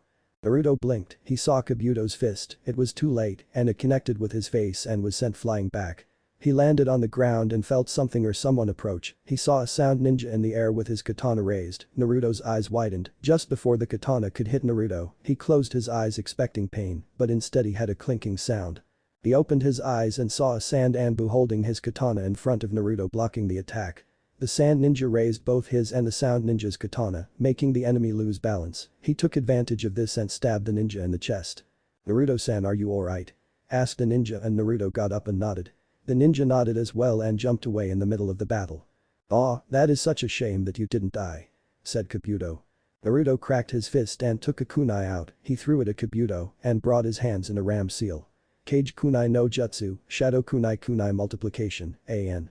"I forgot the real name if there was, please tell me the real one if you know, thank you," he called, and the kunai disappeared in a puff of smoke and then when it came out of the smoke, it was followed by 100 more.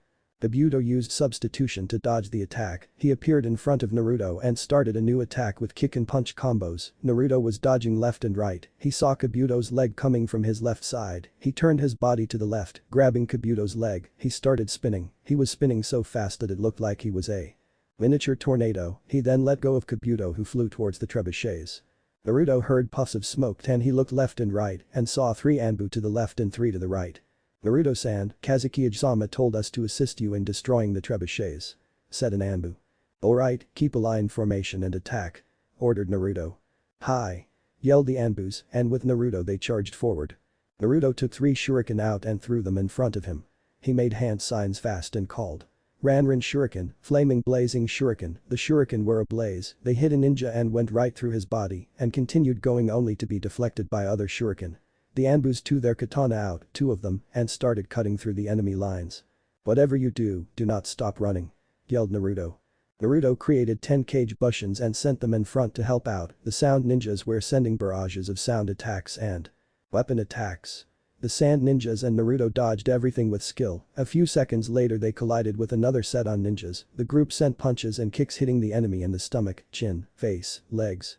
After a brutal beating they charged again, but this time the enemy lines doubled. Naruto's group collided with the enemy line and each of them were fighting 2 at the same time. Naruto was sending punches and kicks when The sand ninja was lowering his sword above the sound ninja, it connected with him, and the sound ninja died. He brought his sword back up, and he was about to turn around when Kabuto appeared behind him, and with a swift motion he cut the sand ninja's throat. Naruto kicked the two ninjas away and turned towards the ninja he thought he saw. When he looked, his eyes widened. The Anbu was an. And here is your Cliffinger, man. I can't believe I actually wrote all that. I hope this battle scene is better than the last one. I am expert when it comes to making, as in movie making, battle scenes, but I am not that good at writing them.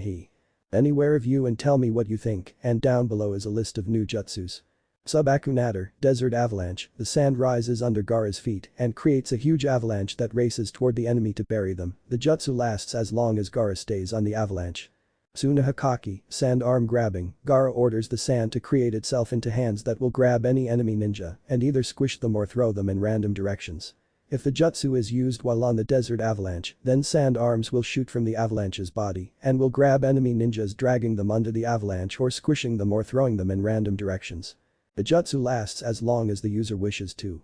Tsunasobi, sand pit. Gaara orders the sand from under his targets to become softer than usual. He also orders the sand to start sucking everything that steps on it inside. Once caught inside the jutsu, you cannot escape and your death is imminent. The only way to escape is either for the creator to stop the jutsu or for the target to use the kawarimi or body flicker to escape. Mind Control, mind control. The mind control is an ninjutsu. Unlike the mind transfer jutsu, this jutsu does not make your spirit or mind go in the opponent's mind. It focuses your energy and concentration in the enemy, whose mind is too shattered, and grants you control over his body.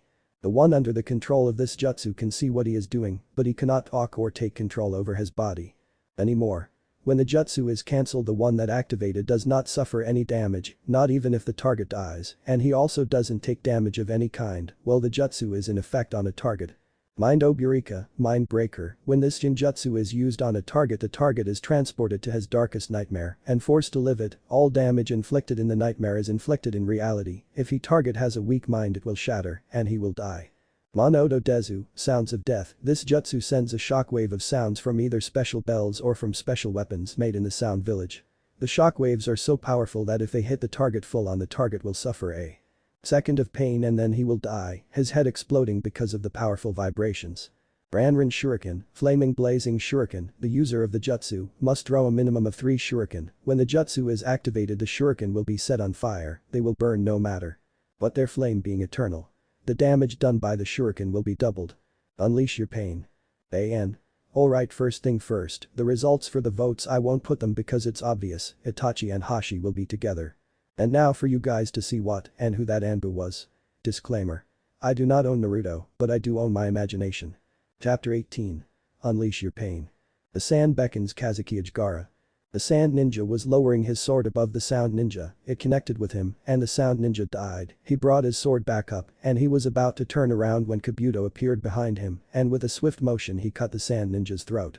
Naruto kicked the two ninja away and turned towards the ninja he thought he saw. When he looked, his eyes widened. The Anbu was taking his sword out of a sound ninja's skull. The ninja was ready to turn around when Kabuto appeared behind him. The silver-haired man took a kunai out, and with a swift motion he cut the sand ninja's throat.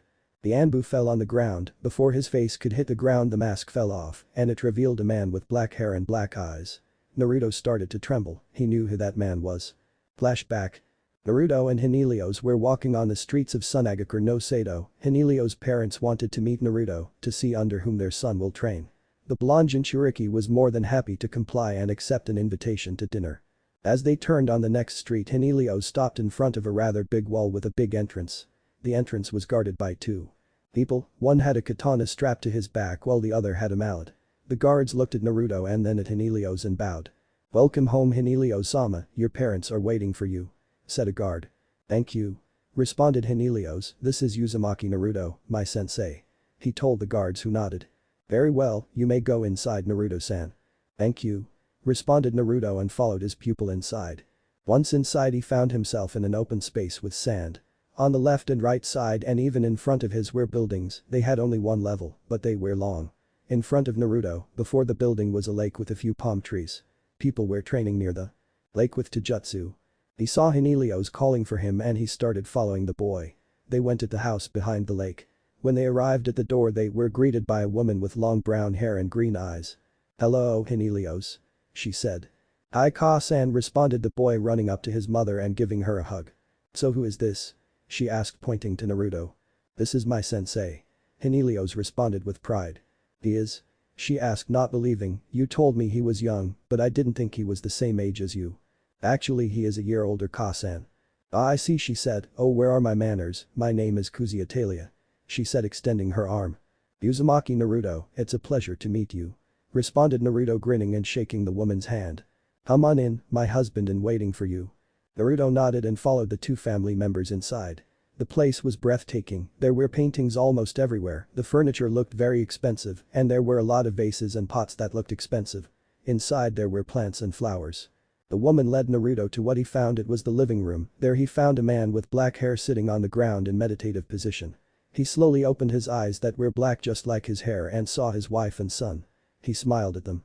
"Welcome home, Helios," he said, standing up. "Hi Tsunade. So where is your sensei?"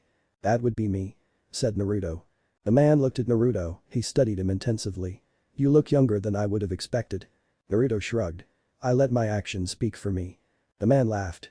"Indeed you do, people in the Anbu speak highly of you." "You are in the Anbu?" asked Naruto. "Yes, you should know, everyone in the Anbu calls you the Sand Fox," he said, laughing.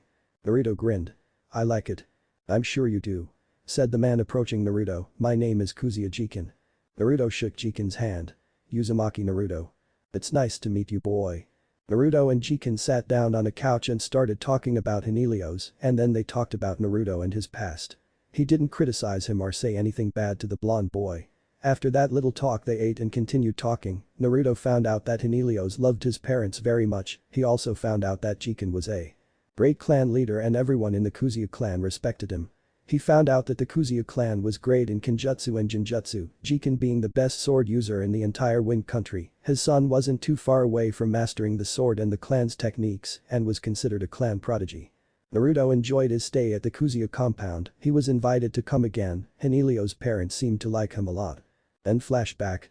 Naruto looked at the dead body of Kuzuya Jiken. He couldn't believe that he actually died, that Kabuto really did kill him. He felt his anger coming up and before he knew it, he charged Kabuto. The silver-haired man looked at Naruto and smirked. He got in his taijutsu stance and waited for Naruto to get in range. Once the boy was close, Kabuto sidestepped and grabbed Naruto by his left arm. He brought his arm behind him and a cracking sound was heard. Naruto yelled in pain before spinning round and kicking Kabuto in his ribs, breaking a few. Naruto fell on one knee and grabbed his injured arm that was healing with Kyuubi's help. He looked at Kabuto with hatred in his eyes and created 4 cage bushins and attacked. Kabuto. The sound ninja dodged a punch directed to his face and grabbed a clone by the collar and threw it in another clone, destroying them in one blow. He turned around and let his body fall back, dodging another punch. He spun and side-kicked a clone in the face. He heard a poof and turned around. He saw 4 more clones, but before he could act, a clone appeared from behind. The clone slid forward on the sand and when it was under Kabuto it hit him. Kabuto was thrown in the air. Another clone then came and kicked him in the back, yelling "You." Another clone came and kicked him higher, yelling "Zu." The third clone came and kicked him higher, saying "Ma." Then the fourth clone came and called out 2 more letters after kicking him higher. The letters were Kai. Finally Naruto appeared above Kabuto and with a swift motion he lowered his foot in Kabuto's face, yelling "Naruto Renden." Kabuto flew towards the ground and hit it with full force. Naruto heard his bones crack and smirked. The blonde boy landed near the silver-haired nin and was shocked to see that there was not much damage, only a few scratches. "Surprised?" asked Kabuto. "Or have you forgotten about my bloodline?" he asked, laughing.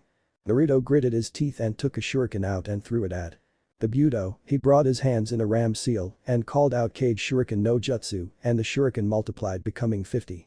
Kabuto poofed away, dodging the attack. He reappeared near the trebuchets. "Alright, I want you all to fire at the same time and place explosive tags on those boulders," yelled Kabuto. The ninjas complied. The trebuchets fired at the same time, sending boulders that were in flames, explosive tags attached. Kisame, who was on the walls, narrowed his eyes. There were 3 flaming boulders heading towards the wall at the same time. He tried to take them down, but when he extinguished the fires he saw that this time they used boulders and not what they used last time. The boulders hit the wall and the tags went off. The walls trembled and Kisame cursed under his breath. He saw another wave coming and this time he made a more powerful jutsu and unleashed it on the attack that was stopped. The boulders fell on the ground a few meters away from the wall. Itachi saw the attack, so did Gaara. They knew Kisame wouldn't last for long like that, so they needed to hurry. Soon the forces pushed forward. yelled Gaara, take those trebuchets down.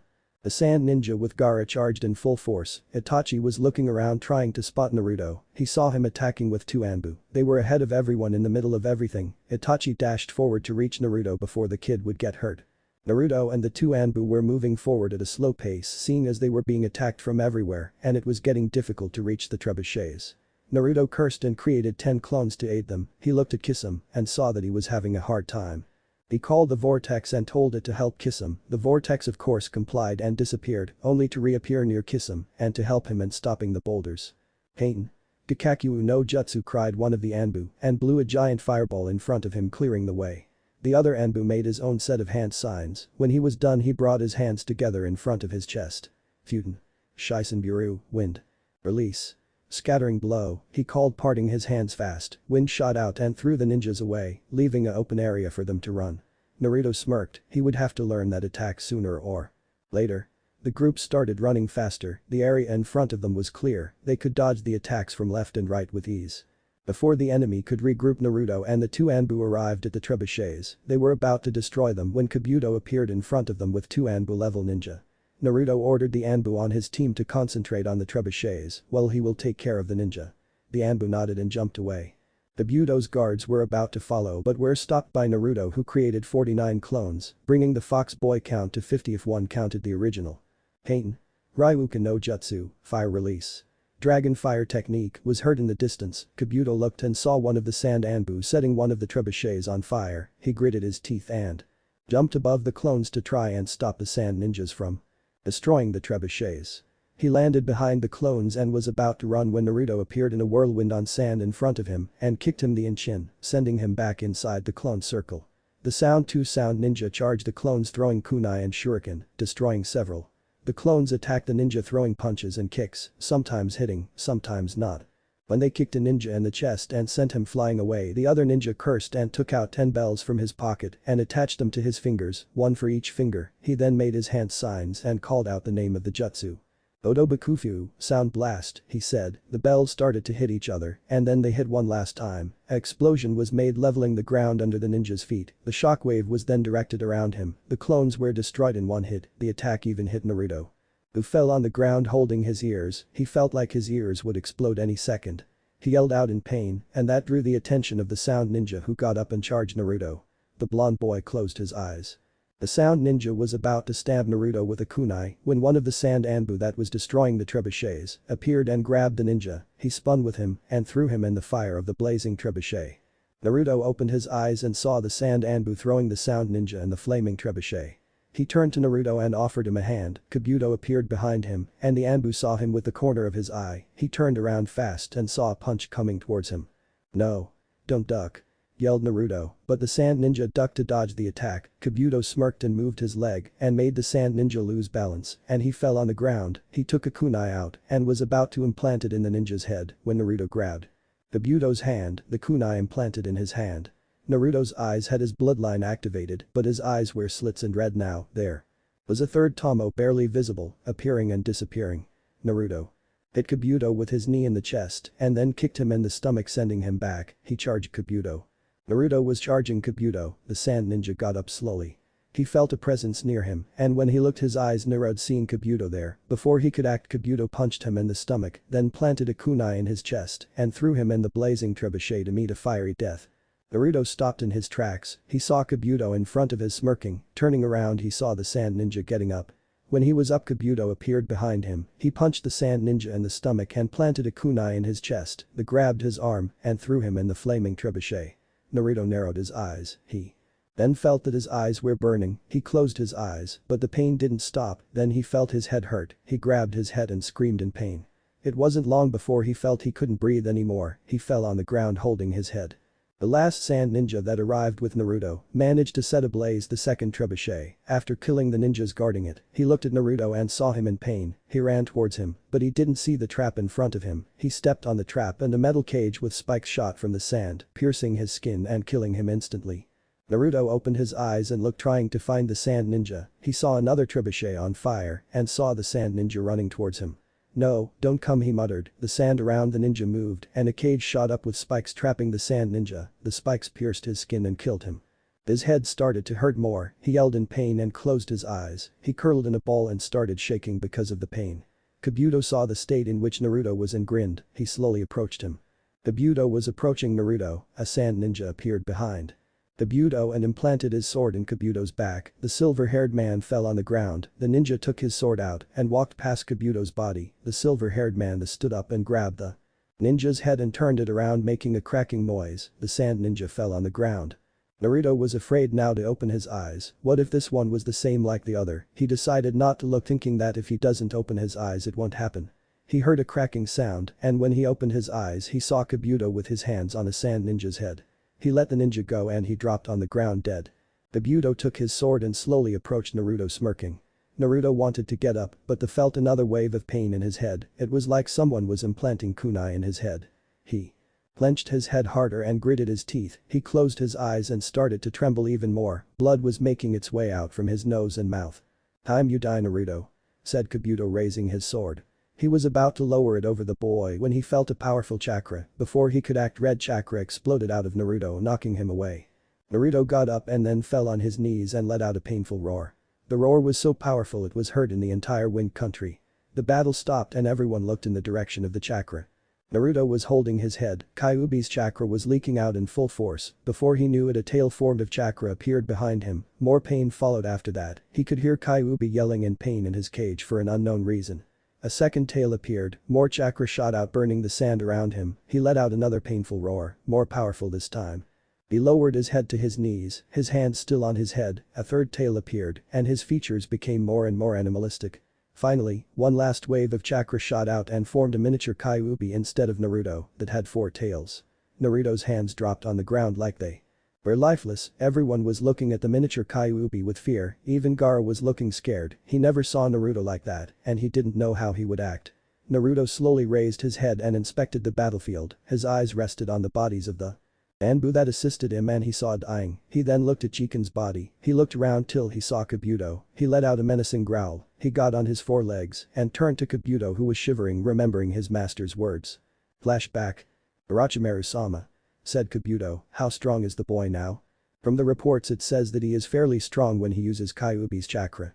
Did the report say how much he used? "Only 1 tail, equivalent to the 2nd level of the curse seal," said Orochimaru and Kabuto nodded. "Kabuto, I made a study and it shows that if he would use 4 tails he will be very powerful." "How powerful?" "In 4 tails he would kill me for sure," said Orochimaru deadly serious. Then flashback. Kabuto gulped, Naruto was now in his 4-tailed state and like this he could kill Orochimaru with no problem, which would mean that he would just be a roach in his way. Naruto raised his head to the sky and brought his tails to his mouth, chakra was forming in his mouth and he took a deep breath and moved his head towards Kabuto and released the wave of chakra towards the silver-haired man who jumped away barely dodging the attack. The attack didn't stop, it continued going till it hit the armies, or more it actually hit the Sound Army, decimating more than 50 in one go. Itachi jumped near Gaara who was sweating, he didn't blame him and not even he knew how to stop Naruto when he was like that. "Gaara, tell your troops to retreat," said Itachi. The red-haired boy looked at him. What? "Give the retreat order, you can't do anything now." "But Naruto is there, I know, but right now I don't know if he realizes who his allies or enemies are."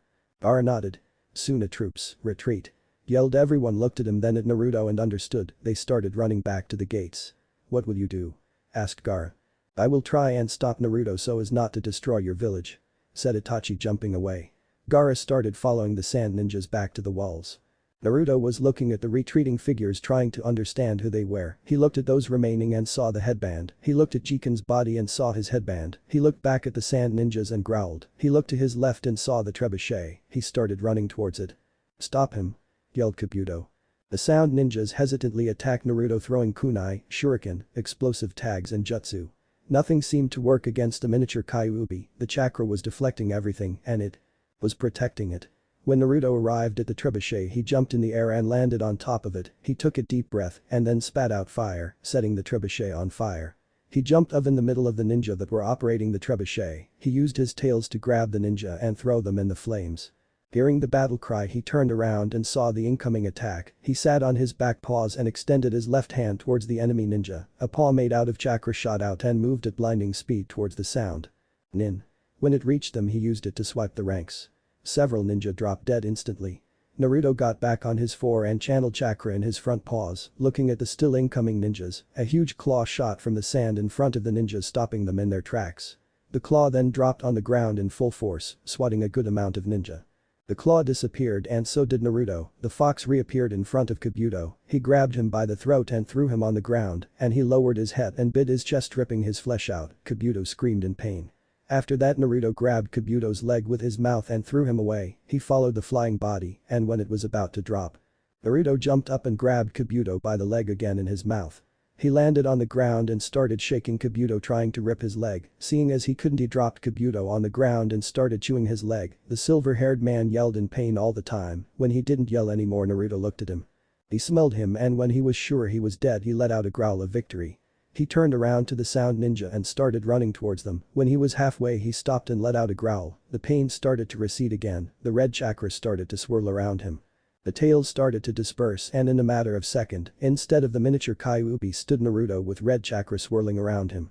He let out a yell of pain and then dropped on the ground unconscious. The sound ninjas, seeing this, attacked again. When they were very close to him, Itachi appeared, followed by Gaara with 10 Anbu.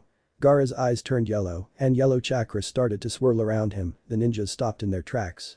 Sound said, a voice retreated, said again, coughing. They looked and saw Kabuto barely standing up, his body regenerating. 2 sound ninjas appeared and took Kabuto and started running away, followed by the rest of the sound ninjas. Gaara was about to follow when Itachi stopped him. "Don't," he said, "we need to take care of Naruto."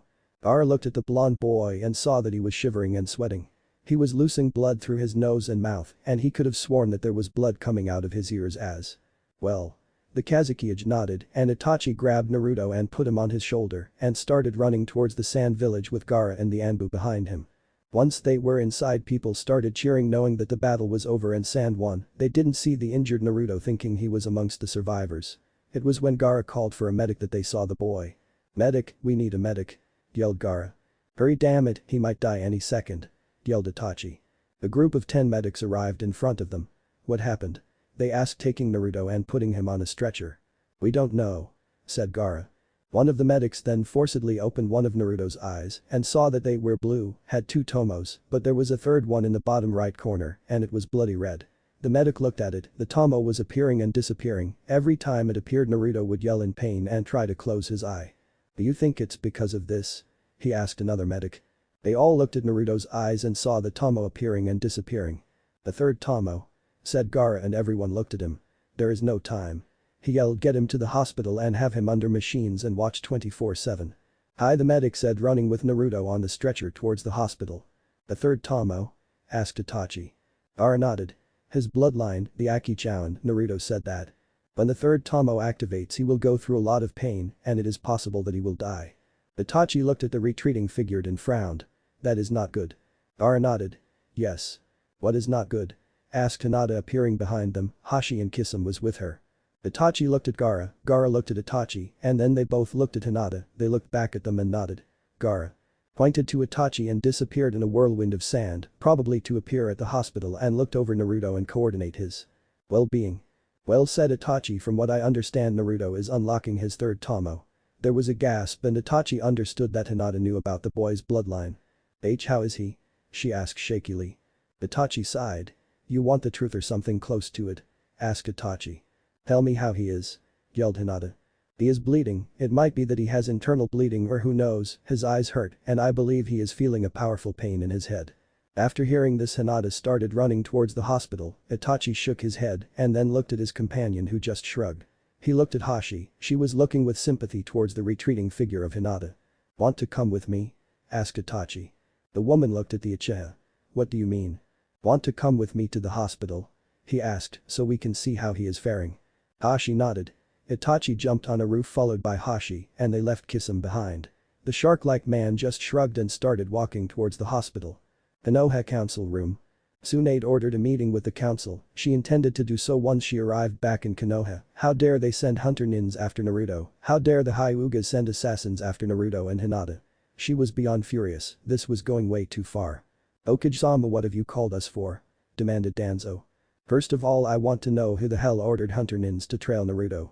He is an S-rank missing nin now, and on top of that he is a demon," yelled Danzo. "How dare you say something like that?" shot back Inoichi. "I dare," said Danzo, because he is a demon and demons need to be killed. The only demons that we see here are you and all those villagers. Said Chauza pointing accusingly to Danzo, Hyuga, Inuzuka and Haruno. And you are a bunch of demon lovers. Shot back the Haruno. Enough. Yelled Tsunade, she didn't need anything like his now, who gave you permission to send hunter nins Danzo? The people did. You have no right to send them and neither do the people.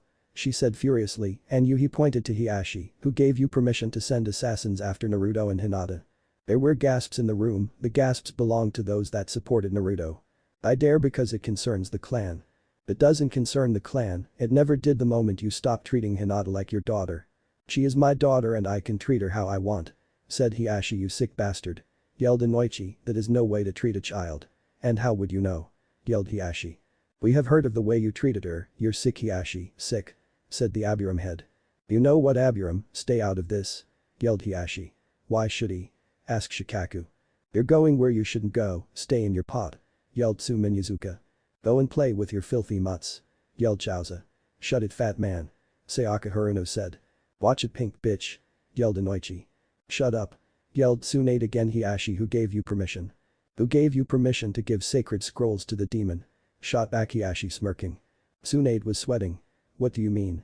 You gave the demon and that traitor scrolls with jutsu from Konoha even about the Hyuga and Ichiha.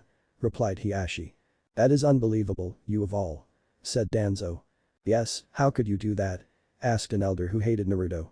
Those were his scrolls found in his house. Said Tsunade. Either way they were Konoha property the moment he left. Spat Hiashi.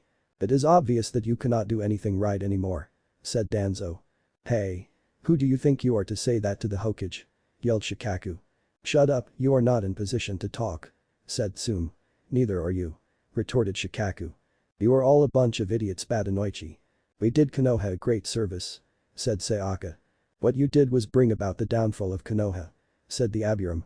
Because of you we lost the best of the best. Said Chauza. The best of the best never was that demon and will never be. Said Hiashi, it is the last Ichiha. Exactly. Supported Sayaka nodding.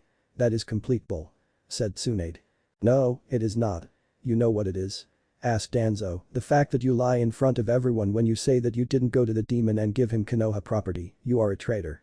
Because of this we have talked to the council. Said Hiashi. And the council will reduce your power, you will not be able to take decisions anymore without consulting us, and you will not be able to leave the village without us knowing. Said an elder and Hiashi and Danzo smirked. If you try to break any of the rules put you will be replaced with Danzo or Hiashi. Said another elder and Tsunade paled. She tried to say something, but couldn't, this is outrageous. Roared Inoichi. You are not allowed to do this. Said the Aburam. We are. Said an elder we have already talked to the daimyo, and he agreed. Naruto's defenders started swearing under their breath, they knew that they must have lied to the daimyo because he is a good man, and he never hated Naruto. Also. Said Danzo Jiraiya is now an S-rank missing nin. What? Yelled the group that supported Naruto. We have found out that not only did he accompany you to the sand, but he is now staying there and training the demon and the traitor. When he should be training the Uchiha. Said Hiashi. You bastards. Yelled Tsunade. Now Hokage-sama. Said Danzo sarcastically, you don't want to do anything wrong, now would you? Besides it was already discussed. Said an elder, and we have decided while you were away. This meeting is over. Said Hiashi standing up, it is not over till I say so. Spat Tsunade. Yes it is over. Said an elder that got up and left. Slowly everyone left, leaving Tsunade alone. She got put of her chair and started dragging herself to her office. Tears dropped from her eyes as she knew that she had failed both Naruto and Jiraiya, she will not be able to help the boy anymore, and Jiraiya won't be able to return to Konoha anymore. She entered her office and sat down on her chair sobbing silently. She looked at the picture of the fourth. I can't believe they did this to your son Minato. She thought as he looked at the smiling picture of Namikaze Minato, also known as the fourth Hokage, Yondaime, and Naruto's father. She heard the door open and saw 5 Anbu. She wiped her tears away and looked at them. We are sorry for what happened. Said the leader of the Anbu. Tsunade nodded. I guess it couldn't be helped. She said. We know said an Anbu with weasel mask. Hokage-sama. Said the leader I'm afraid I will give you bad news. Tsunade looked at them worried. Please tell me they didn't send you after Naruto. The Anbu shook their head. They didn't, it's something else. But it's still bad. Said Tsunade. It depends on what way you look at it. Said Anbu with a swan mask. Alright I'm listening. Said the Hokage. Okage-sama, with regret we are informing you that we are defecting from Konoha. Said the leader and the other four nodded. Tsunade looked down in shame. Is it because of me? She asked. Not at all. He responded, we would never leave because of you, we are leaving because of the elders and the villagers. Tsunade nodded. Where will you go? She asked. The Anbu nodded and placed a silencing jutsu on the room before asking. Is it true that Uzumaki Naruto is going to form a new village? Tsunade looked at them wide-eyed. She thought for a second and then nodded, yes, it will be called Hidden Village in the Waves, he will try and make it in the Wave Country, where the Great Naruto Bridge is. The Anbu nodded amongst them. Thank you Hokage-sama, we will take our families with us, tonight at midnight we leave, we have already talked with Kotetsu and Izumo, they will open the gates for us, also the night guards are Ibiki's men and they know of this. They will let us pass, also Ibiki is still thinking if he will go and find the boy or not. How many are planning on leaving? Asked Tsunade looking up. So far 75% of the Anbu want to leave, including Ibiki and Anko, those 75% are the ones that trust and know Naruto is not a demon, just the carrier. Responded the leader. Tsunade nodded smiling. What about the two Chunin? Kotetsu and Izumo? I know they like Naruto a lot. They will leave too, but in the future, they still want to help you Hokage-sama. But what started all this desire to leave? For once is how they treated the boy, second of what they did to you Hokage-sama. How did you know? It was being talked around the day before you arrived. Danzo was very happy that you will lose your power. Said the leader with malice. I understand. Said Tsunade, please take care of Naruto, I am sure he could use your help. The Anbu nodded. Thank you Hokage-sama, take care, probably we will meet again in the future, and hopefully it will be a bright one. With that the five Anbu disappeared in a puff of smoke, leaving Tsunade alone. Suna, hospital. Naruto was on the hospital bed in the emergency room, there were machines keeping him alive, the medics were using every healing jutsu they know and were giving him medicine. Hinata was on a chair a few feet away from Naruto panting, she had used almost all of her chakra to heal him, to try and find a cause to his bleeding. From what they had seen so far Naruto is bleeding due to the awakening of the third Tomo. Itachi was standing amongst the medics helping how he could, he knew little healing jutsus, so he would look through the scrolls he got from Naruto's house, the scrolls contained information about his bloodline, and he left it in Hinata's care just in case something like this would happen. The information on the scroll was impressive, but it wasn't good enough to help the boy from dying because of bleeding. Itachi sighed, this was going nowhere. He heard a medic yell and saw that Kyuubi's chakra was leaking out again, he stood up and ran towards the boy pushing a medic away. He tried to talk to Naruto to tell him to stop, to calm down or anything, just not let Kyuubi's chakra take over, but it had no effect. He opened on of his eyes and activated his Mangekyo Sharingan and brought the boy in the Tsukiyomi world. Tsukiyomi. Itachi was looking around, this wasn't the Tsukiyomi world, he was an Asour. Could it be that Naruto forced him inside his mind? Itachi had no idea, he started walking and looking around, the walls were cracked and were cracking more than they were already. He heard a scream and started running, he heard a painful growl coming from around the corner, he took the turn and found himself in front of Kyuubi's cage, he looked inside and saw Kyuubi fighting himself and losing. Damn it, I forgot about the repercussions. He said taking a bite out of his clone. Itachi looked around and his eyes narrowed when he saw Naruto, like the fox he was fighting himself, but the self he was fighting had slit eyes, his canines were visible, his hair longer and more feral, his nails longer, and he had 9 tails behind him and looked stronger. The 9-tailed Naruto kicked the blonde boy who hit his head on Kyuubi's cage, the walls started to crack more. Itachi now understood, the 9-tailed Naruto was more the darkness of which Naruto talked in his papers, the one that would try to take control over him. The 9-tailed Naruto was also the pain created when the third Tomo starts to activate. Itachi looked up and saw a blood-red Tomo looking over Kyuubi and Naruto, he saw the 9-tailed Naruto moving towards the blonde boy, he got in his taijutsu stance and charged, the 9-tailed Naruto saw Itachi coming and directed his attacks towards the newcomer. Itachi dodged a punch and kicked his enemy in the stomach sending him back, he heard a howl and saw that Kyuubi managed to push his attacker away. Itachi did his hand seals and took a deep breath, he shot a large fireball towards the 9-tailed Naruto who used a Suiton jutsu to stop the attack. He attacked Itachi sending kicks and punches, Itachi was having a difficult time dodging them, and suddenly the 9-tailed Naruto was punched across the room by the real Naruto. Thanks for the help Itachi-senpai. Said Naruto panting. Naruto, what is happening? Asked Itachi. Kyuubi and I are fighting the third Tomo. The third Tomo? Asked Itachi. Yes, look carefully at my clone Kyuubi's. Itachi inspected the Naruto clone and saw that his hair wasn't blonde but bloody red, he looked at Kyuubi's clone and saw that its fur was bloody red and not fiery red like Kyuubi's. This is the difference. Said Kyuubi, dodging a tail. The third Tomo creates a being inside your head. This being is stronger than you, and his hair fur is the color of the Tomo. But why are you fighting too? Asked Itachi. I forgot that since I am in here, the Tomo will consider me as a help for the kit and will make a clone of mine, but unlike the kit's, mine won't be stronger, it will be even in power. Why is that? Asked Naruto, dodging a punch from his clone. Because the Tomo only needs to defeat you to kill you, he needs to keep me at bay so as not to help you. Said Kyuubi, biting his clone. Now I understand. Said Itachi, delivering a punch to the nine-tailed Naruto. He then took out a kunai and poofed behind the clone and stabbed it in the chest. The clone screamed in pain. Naruto appeared near Itachi and kicked the clone chest and then started punching it. The clone used a tail to grab Itachi and throw him away and then grabbed Naruto by his throat and threw his against the bars of the cage. Itachi shook his head to make it clearer and looked around. He saw the clone charging Naruto once again. He ran towards the clone and grabbed its arm and threw it against the wall again. He felt something behind him. Watch out! Yelled Kyuubi. Itachi turned around and saw Kyuubi's clone lowering his paw between the cage's bars to try and hit him. Itachi grabbed Naruto and jumped away. What is happening here? It seems that the Tomo doesn't like you being here, so it will try to kill you too. Be warned, if you are hit powerful enough you will be blown out of here, but if you are killed you will die in the real world as well. Warned Kyuubi, spiting chakra at his clone. Itachi nodded and made hand signs again. When he was done he spat 3 lesser fireballs at the nine-tailed Naruto, hitting him in his head.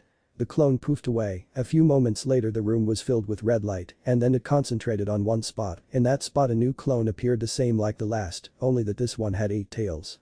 He looked at Kyuubi and saw he killed his clone, and again the room was filled with red light and it concentrated in front of Kyuubi and another clone appeared, but like Naruto's, it had only 8 tails. So you need to kill them a total of 9 times to stop the third Tomo and gain it. Thought Itachi. He looked at Naruto and saw him thinking. He then turned at Itachi and nodded. The Uchiha grinned. The boy understood as well. They both charged the Naruto clone. Naruto threw shuriken, but the clone dodged them. Itachi arrived near its eye and delivered a kick that was caught. The clone spun and let go of Itachi that fell on the ground and he hit his face on the cage's bars. Blood started to come out of his nose as he broke it. Suna, hospital. Everyone was looking at Itachi, wondering what he was doing looking in the boy's eyes. Itachi was still wearing his cloak, so those who didn't know it was Itachi didn't know what they were doing. Kisame knew that he took Naruto in the Tsukiyomi world but didn't know why. The good thing was that the red chakra receded and now Naruto was only shivering and bleeding lightly. Suddenly Itachi's head moved back a little and then blood started to drop from his nose, staining his cloak. The medics became alert. Itachi wasn't moving, his eyes were still fixated on Naruto's and he somehow started to bleed. They wanted to grab Itachi and move him away from Naruto, thinking that there was an invisible chakra hitting him, but Kisame stepped in and stopped them before they could move Itachi. Don't move him. He said. But he is bleeding. Said a medic. Weasel knows what he is doing, don't do anything. Listen to him. Said Gaara, coming out of the shadows. Weasel indeed has a mind-entering technique, he might be helping Naruto now. The medic stepped away. Gaara moved close to Kisame and whispered. I thought he had control over the Tsukiyomi world. So did I. Said Kisame. What do you think is happening? No idea. Naruto's mind. Damn it. Yelled Naruto, who failed to land a punch on his clone that still had 8 tails. Naruto-kun, try to use your jutsu. Suggested Itachi.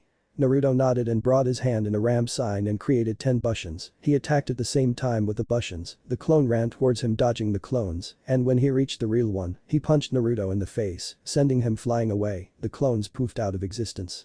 Itachi cursed under his breath. The Tomo knew which one was the real thing. Itachi. Called Naruto, hold my clone so I can hit it. Itachi nodded and attacked the 8-tailed Naruto. He threw a punch, the clone dodged, and he spun behind him and grabbed its arms and pulled them behind him. Do it now. Called Itachi. He looked up and saw Naruto charging with a Rasengan in his hand. He heard a sound and looked at the clone's hands and saw he was trying to form a Rasengan. He twisted his hands. The clone howled in pain. Itachi let go of the clone and jumped away. Before the clone could act, Naruto hit the clone with his Rasengan in the face, sending it flying away and hitting the wall violently. There was a cracking sound heard and they saw blood coming down the wall. Surely he had broken the clone's head. The clone poofed away once again and the room was filled with a red light. A new clone appeared with 7 tails. Itachi got in position, but before he could act the clone disappeared and appeared behind him. He narrowed his eyes. The clones grabbed his hands and brought them behind him. He made Itachi drop on his knees and put his left foot on his back. He started pulling Itachi's arms. The Uchiha gritted his teeth in pain. Before the clone could break his arms, Naruto appeared in air and kicked the clone away. Itachi dropped on the ground holding his arms. "I told you to be careful, human," said Kyuubi. "Naruto-kun, if I disappear, do not stop fighting, you can defeat them," said Itachi, and Naruto nodded. Itachi got up and turned towards the clone. He heard a swirling sound and looked at Naruto. He created a new Rasengan. He looked at the clone, it had a Rasengan. They both charged at the same time, and Itachi formulated a plan. He charged behind Naruto. He would wait for the blonde boy to hit first, then he would jump behind the clone and cut its throat. Naruto was about to hit the clone when it jumped up, landing behind him. Itachi's eyes narrowed when he saw the clone coming to him. He sidestepped, but the clone spun around and thrusted the Rasengan in Itachi's chest. Itachi yelled in pain and was pushed away. Before he could hit the wall, he disappeared. "Itachi-senpai," yelled Naruto. "Damn it, he was kicked out of here," cursed Kyuubi. "Continue fighting, kid." Naruto nodded and charged the clone. Suna, Konoha Hospital. Itachi was still standing over Naruto looking in his eyes when suddenly there was a dim light between them and Itachi flew from the table to the other end of the room, hitting the wall violently. The medics raced to him. "What happened?" demanded Gaara. "Ugh," said Itachi. "Naruto-kun is fighting the third Tomo and I was kicked out of his mind." "You were sent in his mind?" asked Kisame. "Yes, I don't know how it happened, but I was sent there." "How is he doing?" "His mind is cracking. At first he was losing, but now he is doing better, and the fact is that Kyuubi is fighting as well." "But what are they fighting?" "Themselves," responded Itachi, getting up. "When I arrived, Naruto was fighting himself, only that his clone had 9 tails. Now the clone has 7 tails and it's going down fast." They heard a gurgling sound and they looked at Naruto, who was choking on his blood. The medics raced to him. "I think he was hit hard," said Itachi. "What can we do?" asked Hinata, scared. "Nothing at the moment, just make sure he doesn't die on the outside and hope he doesn't lose the battles." "Look over the scrolls again, there has to be a way to help him," said Gaara. Itachi nodded and took the scrolls again and started reading. The medics managed to make the bleeding stop. Naruto now looked like he was sleeping, he had fever and was shivering, but he wasn't bleeding anymore. Itachi looked over the scroll and snapped his fingers. "He must be at his 6th tail." "Why do you say that?" asked Hinata. "Because he wrote here that at a certain point in the pain he will have to run through a maze and find the way out, but it doesn't say how fast. I don't think he knows either." Hinata took Naruto's hand in hers and held it tight. She closed her eyes to calm down. She started stroking his hair. His fever was going down, which made her confused, but his shiver was still present. Naruto slowly opened his eyes. "Naruto-kun?" asked Hinata. "Hi, Hinata-chan," he smiled weakly. "What happened? How come you are awake?" asked Itachi. Naruto closed his eyes and gritted his teeth. His pain was slowly coming out. "I managed to take the 7th tail down. I'm at the 6th tail and he has me running through a maze. He is dormant for the next several hours, but the more he remains the stronger he becomes. If I don't stop him he will be able to take over me." "Naruto-kun, how can we help you?" asked Hinata. "You can't," said Naruto weakly, "only I can do this, but you can have faith in me," he said, grinning. Hinata hugged Naruto and kissed him on the cheek. "Are you sure there is no way?" Naruto pulled her close to him. "I'm afraid so, but I promise I will come back. I have to found a new village, right?" Hinata nodded as she kissed him again on the cheek. She put her head on his shoulder and held him tight. "Also, I need to marry you," he said, letting out a small chuckle and making Hinata blush. "Yes, you need to," she said, snuggling closer. "I need to go, Kyuubi is being an ass and he wants me to continue running," he said. He pulled Hinata in a deep kiss. After a few seconds he pulled back and closed his eyes. "Believe in me," he said before falling asleep and going back in his mind.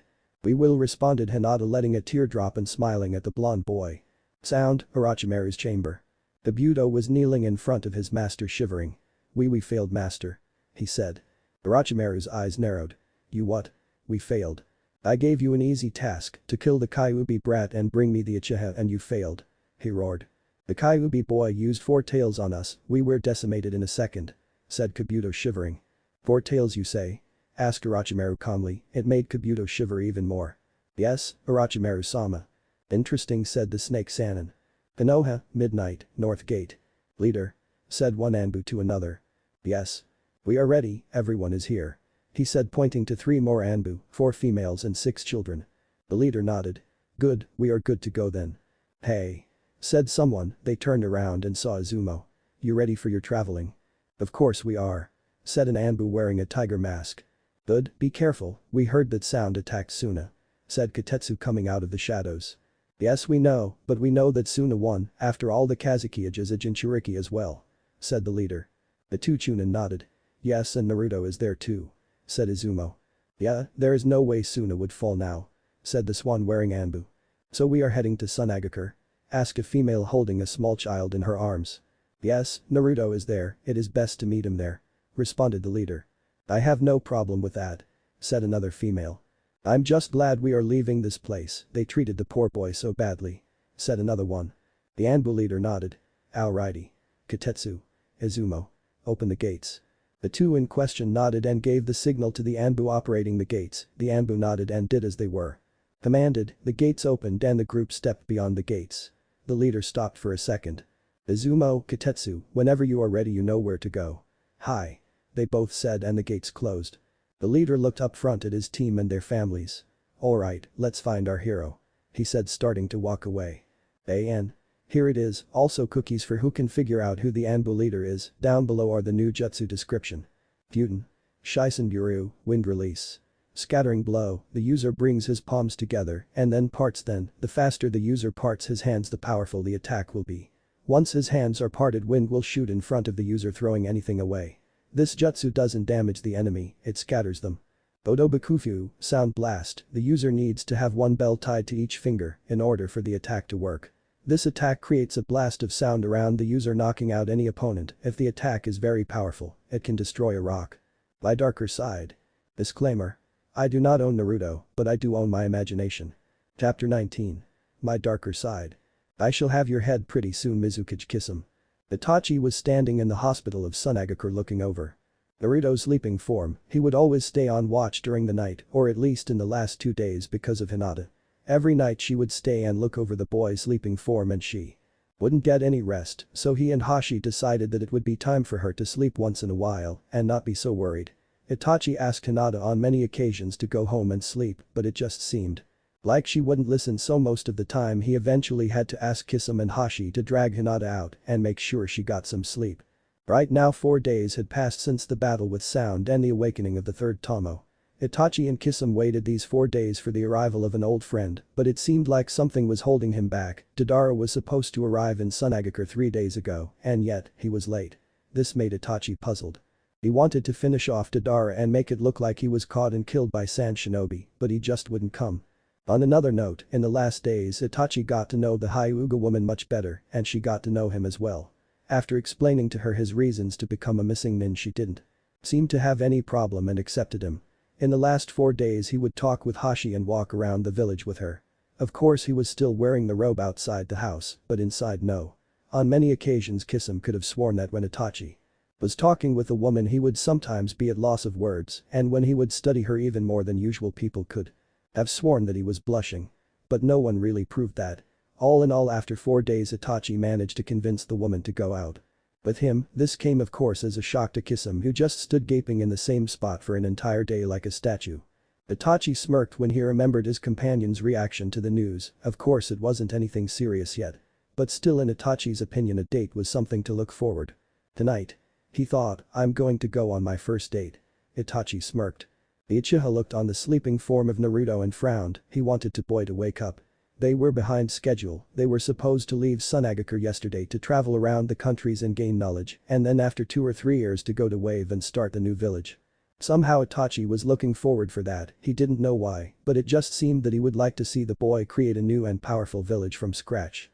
He knew that boy was capable, he had a lot of potential, even though he didn't show it entirely. Itachi looked out the window, the sun was rising, he sighed as he knew that he would have to leave the hospital and get some rest. An entire night without sleep can be a pain. He suddenly felt movement, looking towards the boy he saw him starting to squirm in the bed, he was making different facial expressions.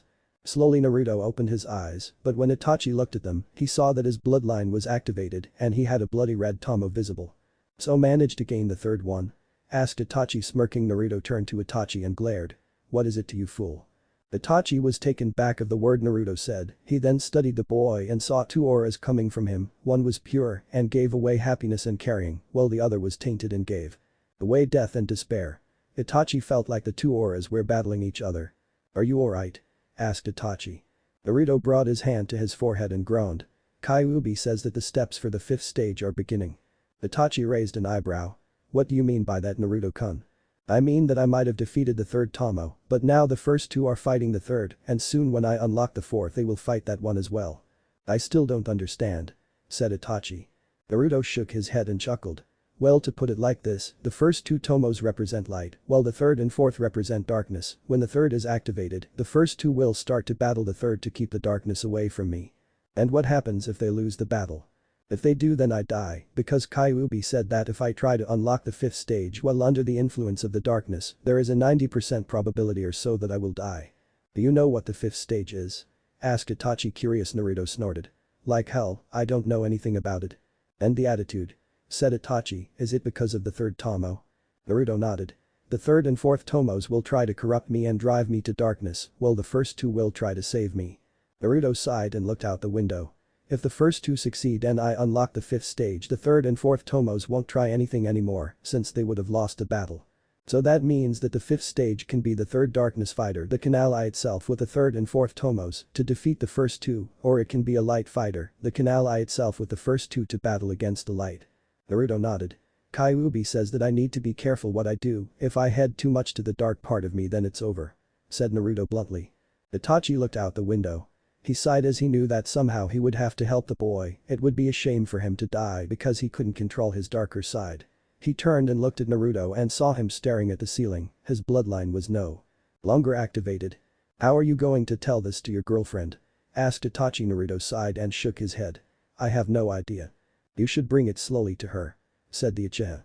"I know," responded Naruto, nodding. "I'll have to be careful, I don't want to scare her and make her be worried too much for me." Itachi snorted.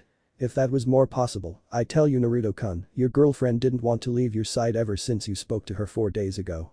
Naruto's eyes narrowed. 4 days. He yelled, "I was asleep 4 days."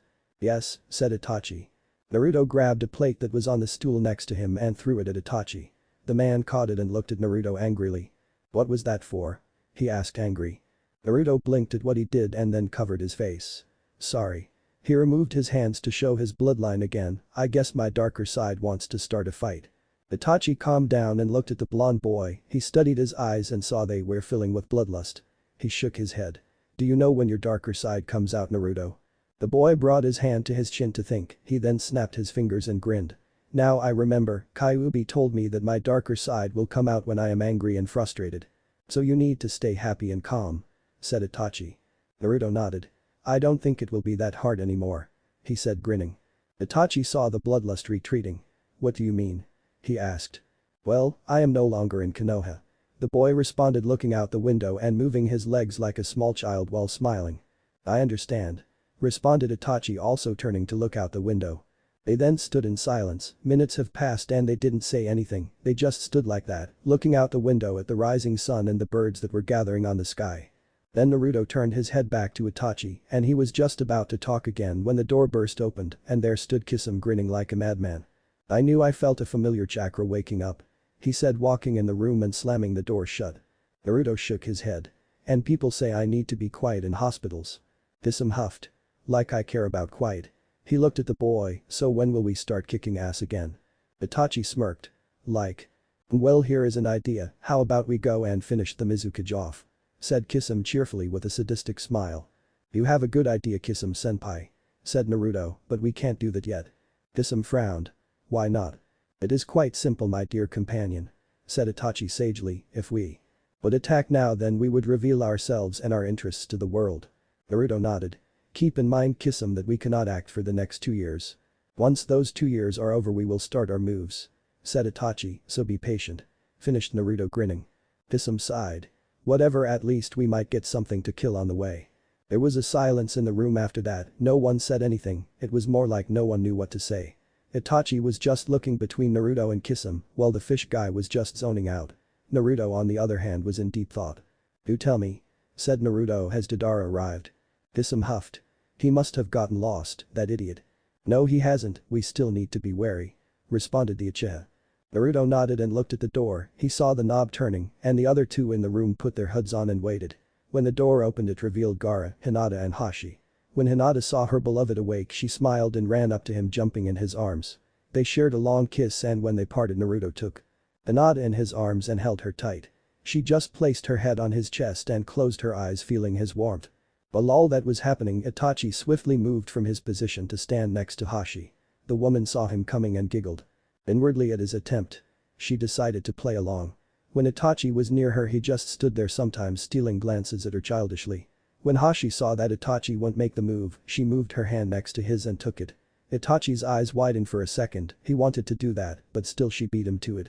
He turned to her and gave her a smirk. The woman frowned, wondering if Itachi knows the meaning of smiling. She then grinned evilly. Tonight she will try to make him smile, whatever it took.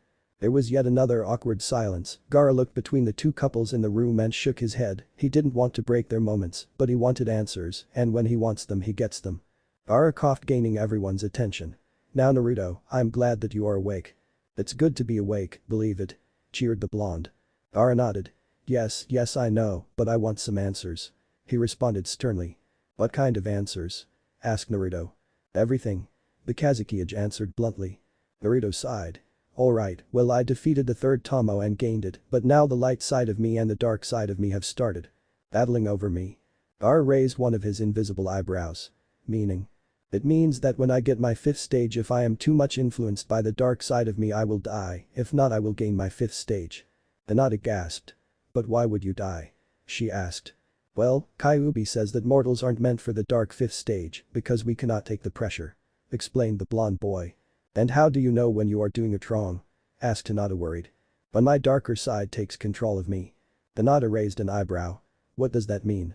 It means that when Naruto-kun is acting more aggressive and his desire for blood rises, his darker side has taken control over him. Responded Itachi, beating Naruto to the answer. Hinata looked at Naruto and he looked back at her. And how does the dark you appear? If I am angry and frustrated, he responded. Hinata nodded and placed her head back on his chest. Then don't get angry, alright? Naruto chuckled. I won't. Hey kid. Called a familiar voice inside his mind. Naruto frowned inwardly. What do you want, Fox? Don't talk to me like that after I helped you for 4 days, insolent twerp. Scowled Kyuubi angrily. Anyway, what do you want? You know what I want. Said the fox, grinning. The hell? I can't do it here, there are people. And they all know about me. You will explain after they get their shocks in check. But. No buts, you promise, now do it. Demanded Kyuubi, not letting any opening. Naruto grumbled something, gaining the attention of everyone in the room. He didn't notice this stuff. Fine, he thought. He then mentally did some hand seals and red chakra started leaking out of him. Everyone in the room stiffened. Itachi and Kisame got ready to fight the boy if something was happening again. They looked at the chakra leaking out of him and saw that it was moving towards his lap and started taking shape. After a few seconds, a two-tailed fox reaching up to Naruto's knees stood on his lap. The fox had a flaming red fur and its tails had a black ending. Its eyes were slit, of course, but red as the blood. The fox looked behind itself and saw the two tails and scowled. Is this some kind of sick joke? 2 tails. Yelled the fox, stunning everyone. Now Kyuubi, don't be like that. I can't give you more and I don't see a reason to give you more. Responded Naruto. Everyone in the room had eyes as big as saucers and started stammering. Kyuubi? They asked at the same time. The fox sneered. Who did you expect? Santa Claus? Everyone just stood gaping at the fox, everyone except for Naruto, of course, who was rolling his eyes. Then Hashi moved slowly to the fox. When she was near him, she looked at him in the eyes. What? Demanded the fox. Can you feel pain? She asked kindly.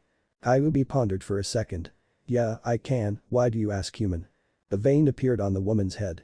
Oh, nothing, just curious. She asked with her hand behind her. Those that were behind her saw chakra moving towards her palm. Kyuubi sneered. Then be gone. Oh, I will, she said evilly. Kyuubi looked at her and raised an eyebrow, then when he least expected it, he was slapped by the woman. But it wasn't any ordinary slap, it was chakra enhanced. Kyuubi hit the wall with a loud sound and groaned. What the hell was that for? He demanded. That was for killing my brother. She yelled as she stormed away, taking her place near Itachi and claiming his arm. The Uchiha raised a curious eyebrow and felt heat coming to his cheeks. He shook his head. I do not blush, he chanted in his mind with his eyes closed. Naruto. Said Gaara dangerously. Why is Kyuubi out? He asked. Naruto scratched the back of his head and laughed. He wanted out. Well, I'm out of here. He said, getting ready to jump out the window. If you aren't back till tonight, I will force you back inside. Called Naruto seriously. Kyuubi sneered. Like I could run away, I'm still bound to you. And with that he jumped out the window and started running through the streets to do who knows what. Everyone in the room was looking at Naruto and asking themselves why he set the demon fox free. The boy turned to meet their gazes and started sweating. "What?" he asked. "To put it simple, why is Kyuubi out?" asked Itachi. Naruto closed his eyes. "Well, I was at the fourth tail, I needed help and Kyuubi offered help a lot and he demanded something in return." "Freedom," said Kisame.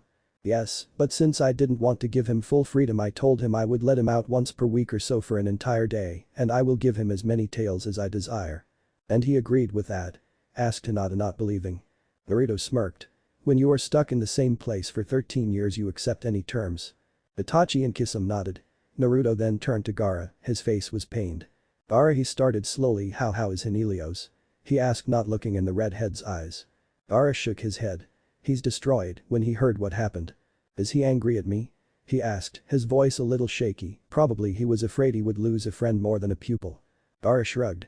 "I have no idea, he locked himself in his room when he heard the news and he didn't leave the compound." Naruto looked down. "Do you know where he is now?" he asked. "The funeral starts in half an hour," responded Gaara. "I have to attend." Naruto nodded. "Do you think I could come? I need to see how he is faring." The Kazekage nodded. "You should come and don't worry, I'm pretty sure he doesn't blame you."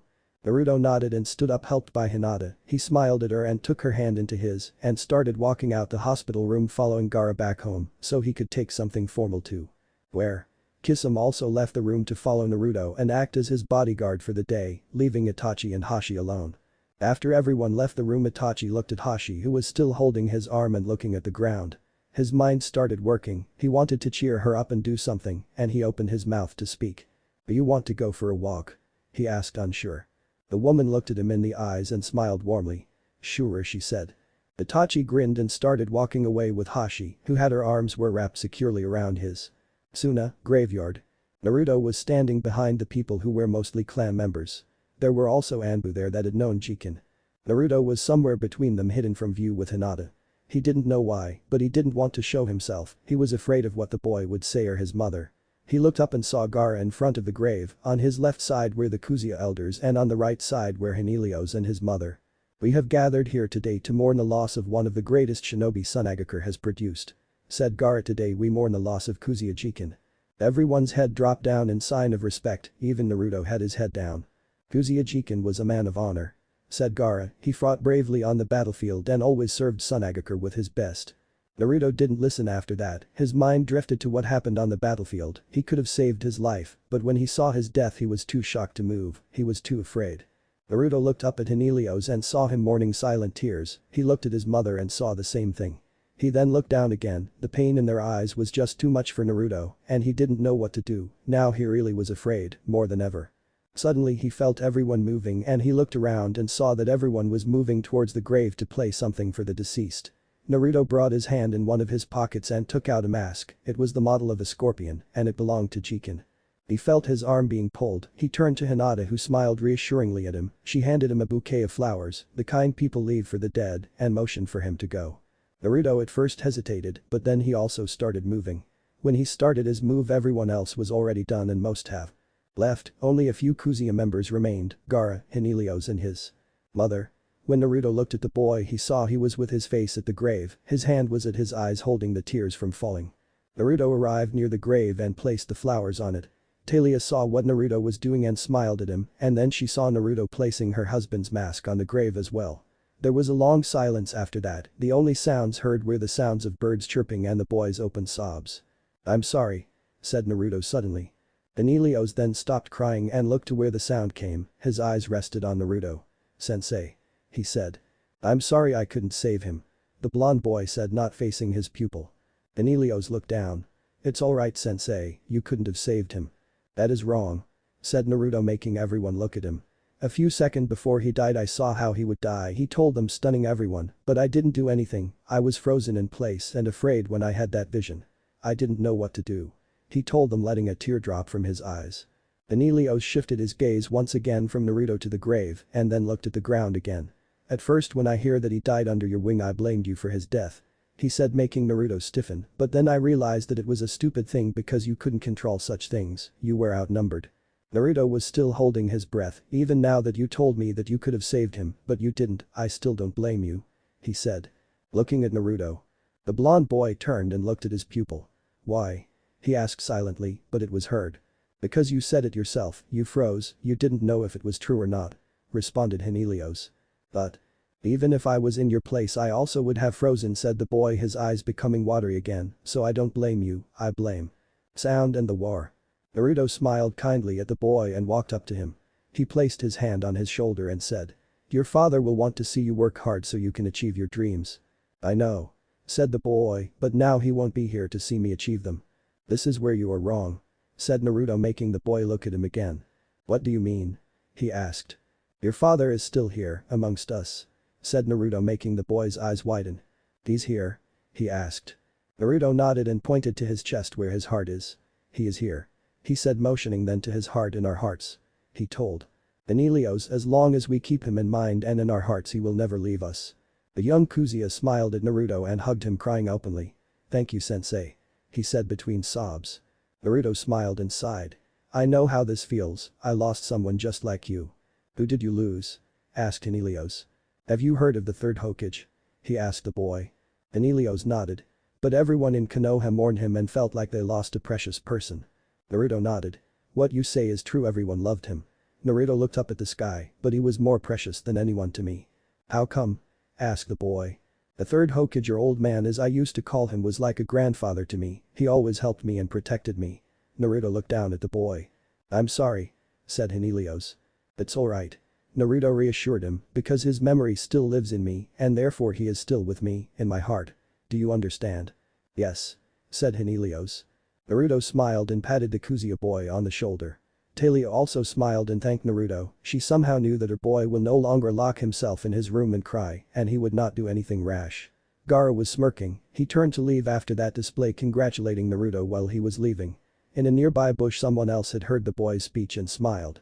Your father would be proud. Said Kyuubi, disappearing to continue his free time outside. Konoha, Hokage Tower. Tsunade was having a headache, she was having a very bad week, it was horrible. First Yamato and his team decides to leave, taking their families away. Shortly after that they were followed by Yugao Yuzuki, who said she couldn't take what was happening in Konoha anymore. She left saying she is going on a mission, everyone believed her, but Tsunade knew that it was no mission, she had left to find Yamato and then Naruto. But that wasn't all, no, right now the 75% of the Anbu was outraged that they couldn't leave and follow Yamato's example. Jounin and Chunin alike were also furious on the council and the elders, but also furious they couldn't leave. To add more to this, 2 days ago a new clan arrived in Konoha, they were also a bunch of stuck-up idiots, but because of their strength and numbers they were welcomed in Konoha, mostly the Naruto haters forced Tsunade and the Naruto supporters to accept them. But this wasn't the only problem, oh no, the clan was a clan. The family jutsu the Sharingan cannot copy and it cannot be learned if those members of the clan do not teach it to you. The jutsu allowed the user to create creatures out of metal, just by placing a kunai on the ground they could morph it in becoming an animal by their desire that in turn would fight and have their own unique jutsu. This clan was a nomad clan up until now when their former leader died mysteriously and the new one wanted to join a village, Konoha being the closest they came here. Of course they developed a hate for Naruto all thanks to Hiashi and joined the Naruto haters party. They weren't in good terms with the Aburam for a strange reason and the Aburam rapidly developed a hate for them. They had a total of 200 members, Tsunade was also furious that they demand a luxurious place to stay, so she had to order the cutting of the trees in Konoha to build a new compound. 1. The Hokage robbed her templates as she received a lot of complaints from ninjas that the new clan was more stuck up than the Hyugas and was driving everyone insane, strangely the villagers seemed to like them, which only added more hate towards them from the ninjas. Tsunade was about to drink something when the door burst open to reveal a pissed of Anko and the Anbu interrogator Marino Ibiki, who was trying to calm down Anko. Tsunade sighed. What happened now, Anko? Asked Tsunade. The woman narrowed her eyes. I will tell you what happened. What happened is that those newcomers took away all the seats in the dango shops and took all the dango just to piss me off. Said Anko, gritting her teeth. Anko, calm down. Said Ibiki. Shut it, Scarface, roared Anko, I also want out of here. She demanded. I can give you a long-term mission if you want. Offered Tsunade, not that kind of out. Said Anko. Tsunade narrowed her eyes. Not you too. She said. Anko sneered. Yes, me too, I hate this place, I should have left a long time ago and find the brat, but no, I had to listen to Ibiki and wait for the right moment. Anko, we cannot leave like this, we need to try and find out where the boy will go and when he will start his new village. Said Ibiki. I don't care, I want out. Said Anko, stomping her foot. Anko, we cannot all leave at the same time, it will arise too much suspicion. Right now Danzo is searching for Yamato, he sent root members after him. Said Ibiki nervous. He sent root after Yamato? Asked Tsunade shocked. Yeah, that old bastard. Said Anko with her hands crossed. Danzo also ordered that those that followed Yamato to be executed and he brought back for torture. Said Ibiki clenching his fists. That bastard. Said Tsunade, can Yamato survive this? If there is one thing I know is that Yamato didn't get the rank of Anbu captain for nothing. Said Ibiki. Yeah, he can take care of himself and everyone around him. Said Anko waving her hand around. Tsunade sighed, this was going from bad to worse. Well, said Anko, can I leave? No. Said Tsunade sternly. But Hokage-sama, the Aburame, Akimichi, Nara and Yamaneko are planning to leave, why can't I? Whined Anko like a little girl. Because they are following the plan, not like you. Said Ibiki. Anko sneered. Like I care about that plan, I want out and I want it now. She said punching the Hokage desk.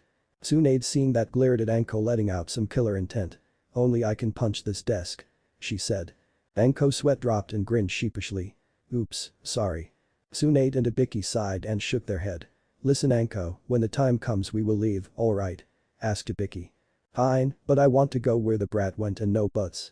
She said storming out of the room and closing the door behind her forcibly. Tsunade sighed. That woman is impossible. Yes she is. Said Ibiki, what will you do Hokage-sama? He asked, what do you mean? Will you leave with us? Asked Ibiki, when the time is right, I'm sure Naruto would be happy to see you. Tsunade nodded. He would be and I will leave at the same time everyone does. Good, do you know the plan? He asked placing a silencing jutsu on the room. Not entirely. She confessed. The plan is that two clans will leave at the same time, after an hour two more, then after another hour the ninja. Once we are at least 50 kilometers away from Konoha we all split into groups of a maximum of 50 and move to the boys' location. Said Ibiki. Sounds easy. Remarked the Hokage. It is if we stick to the plan and we have no flaws. They won't be. Said Tsunade, I will make sure of that. Konoha, forest. How is the plan working so far? Asked a tall man. Everything is going accordingly. Responded a red-eyed woman. Good, said one of the men. So we know what to do? Asked a man smoking a cigar. Yes, when he does it we will go. Said a silver-haired man. They will regret what they did to Naruto. Said another man with a scar. Let us see when more than half of the ninja will leave this hellhole. Said a female. Suddenly someone dropped between the groups. So did you talk to her? Asked a woman. Yes, Hokage-sama accepted, she will also follow us. Responded the newcomer. That is indeed good. Remarked a man. Oh, the flames of youth burn in her. Cheered a bull-haired cut man silently. Be quiet, it wasn't enough that Anko lost it, we don't need people to hear you and discover us. Scowled the red-eyed woman. Alright, no need for that now, the meeting is temporarily over. Meet again here in a week. Said the silver-haired man. There was a chorus of hi and everyone disappeared except the silver-haired man. I'm sorry sensei, Obito, Rin, it seems Konoha has lost its glory, it's time things move on. The man turned to leave but stopped and looked at the memorial stone, but our old comrades' souls won't be bound to this accursed place.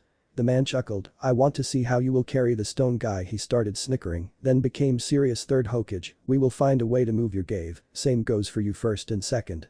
Suna, Hot Springs. Hey, Iro-sanin. Yelled a blond boy at a white-haired man who was currently on the ground unconscious from the beatings he received from the women that spotted him peeking in the bathtubs again. Hello. Said Naruto waving his hand in front of the Sanin's face. The Sanin slowly opened his eyes and looked at Naruto. What do you want? He asked. Well, two things. Said Naruto raising two fingers up. One, when are you going to start training me and Hinata-chan? He asked. Jiraiya frowned. When we leave Tsunade. He responded. Seems fair, responded the blonde. Now, do you know your current ninja status? He asked. Gaara just told me. Jiraiya gritted his teeth. I am a missing nin. He spat out, I knew those bastards wouldn't comply with what I decided to do. Naruto sneered. Like they would ever comply with anything else, seriously Iro-sanin. Would you stop calling me that? Yelled Jiraiya hitting Naruto on the head. No I won't, you are a pervert and you are treated as such. Said Naruto sternly. Jiraiya was about to hit Naruto when a two-tailed fox jumped on his lap and leaked killer intent towards the boy. This place sucks. Complained the fox. Everything sucks for you Kyuubi. Said Naruto crossing his arms. I want to go in a forest, there is nothing to hunt here. He said angry. You will have to wait a few days. Responded the blonde. Naruto? Asked Jiraiya, did you by any chance say Kyuubi? Naruto looked at his sensei. Yeah, I made a deal with him, I let him out with as much tails I want once per week and he helps me when I want. What if he attacks someone? Asked Jiraiya confused.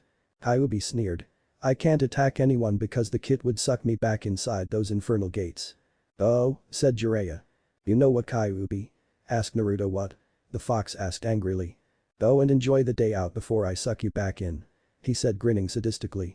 Kyuubi looked at him with wide eyes before he ran away leaving Naruto behind, laughing his guts out and a shocked Jiraiya. So what are we going to teach me? Asked Naruto regaining himself. When we are out. Asked Jiraiya making Naruto nod, all that I know. Really? Asked Naruto with starts in his eyes. You want to be Kage of your new village, right? Asked Jiraiya. Naruto scoffed. Of course I want, that is what I am after. Then I will have to teach you all my jutsu, you need to know over 1000. Naruto's eyes went wide, so wide that you would think they were about to pop. 1000. Yes, responded Jiraiya. Yada. Jump Naruto, I will know all the jutsu in the world. He said making Jiraiya sweat drop. Suna, night. Naruto had been following a strange person all night, the person passed the guards with no problem whatsoever. He was strange. Naruto scowled that he kept himself in the dark and he couldn't see the design of his robe. He saw it was black and had a design on it, but he couldn't see what. He had followed the man to the biggest living quarters of Tsunade. He seemed to be looking for something, for a house or something like that, if not for a person. Naruto started to wonder if this was one of the Akatsuki that were after him and Gaara and was now coming to retrieve the stolen documents.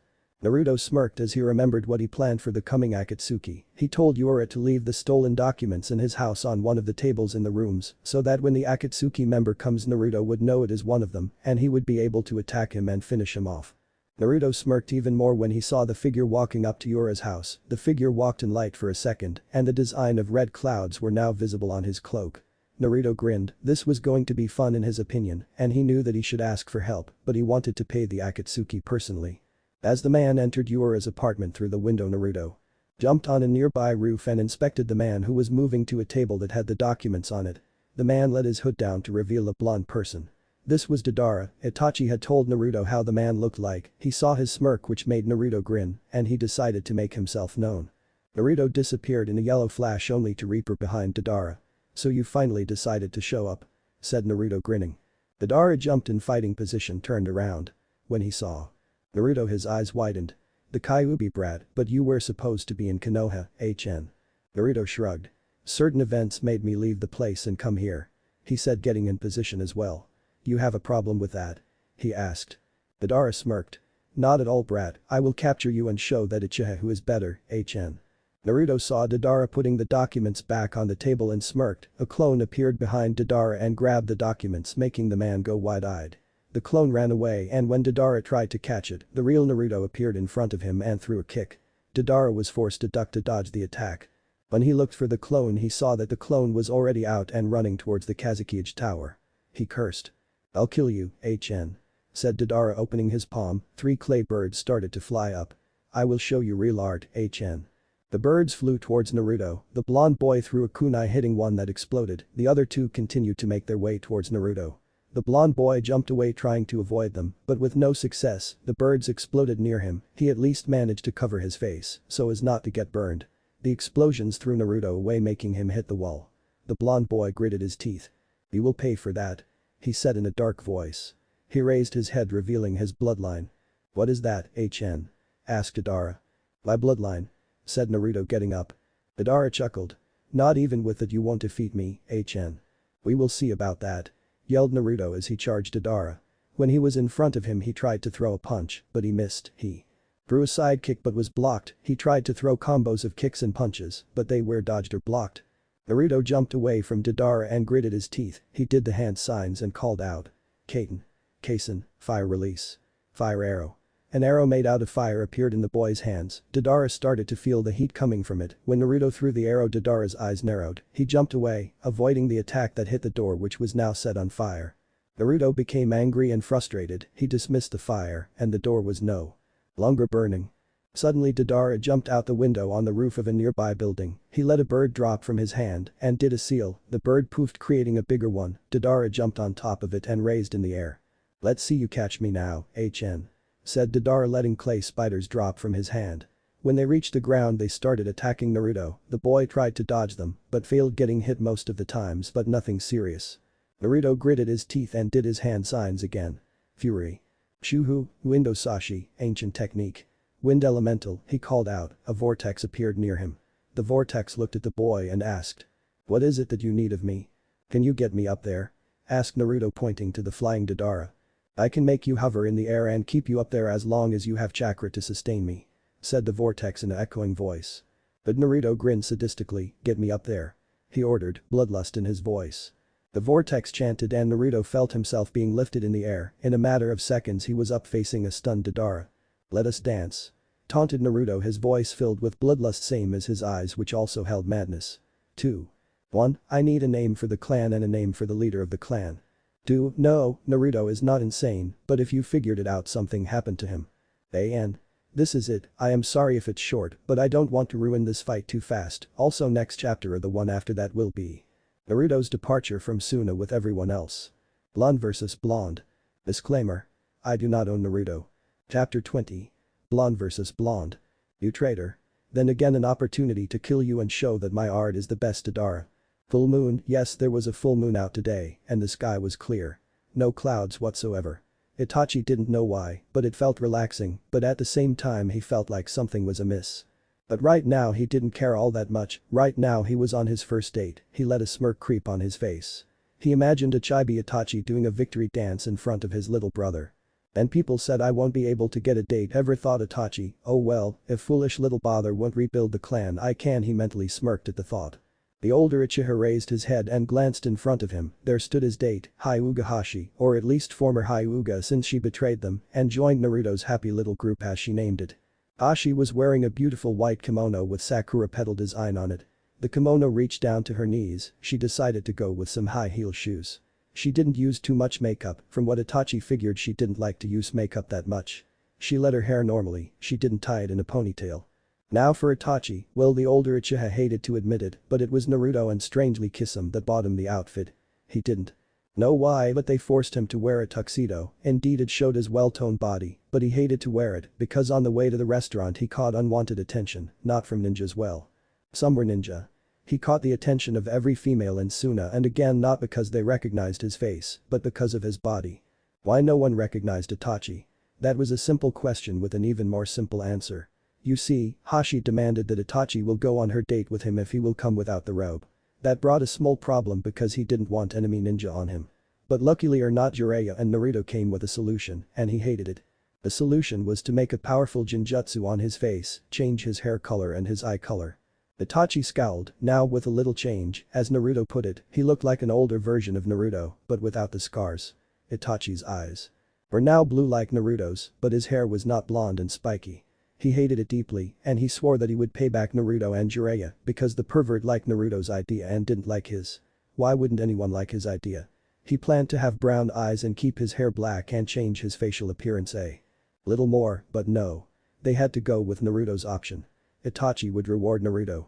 Itachi focused his attention on Hashi again. He studied her dress again. Somehow his eyes landed on her chest, and he deducted happily that she had medium-sized breasts. He looked up at her face, her rosy lips, and then at her wide eyes. She looked at him and smiled. So tell me, Itachi, how come you are in a tuxedo? She asked sweetly. Itachi stood unfazed. Naruto, he paused, and Kisame. He let out an annoyed sigh at Kisame's name. He hated him because he helped Naruto put him in the tuxedo. Well, I think you look good, she commented. Itachi looked at her and blinked. Thanks, he said unsure. You look good too, he told her, making the woman blush slightly. Yeah, it was hard to find the perfect dress, she told him.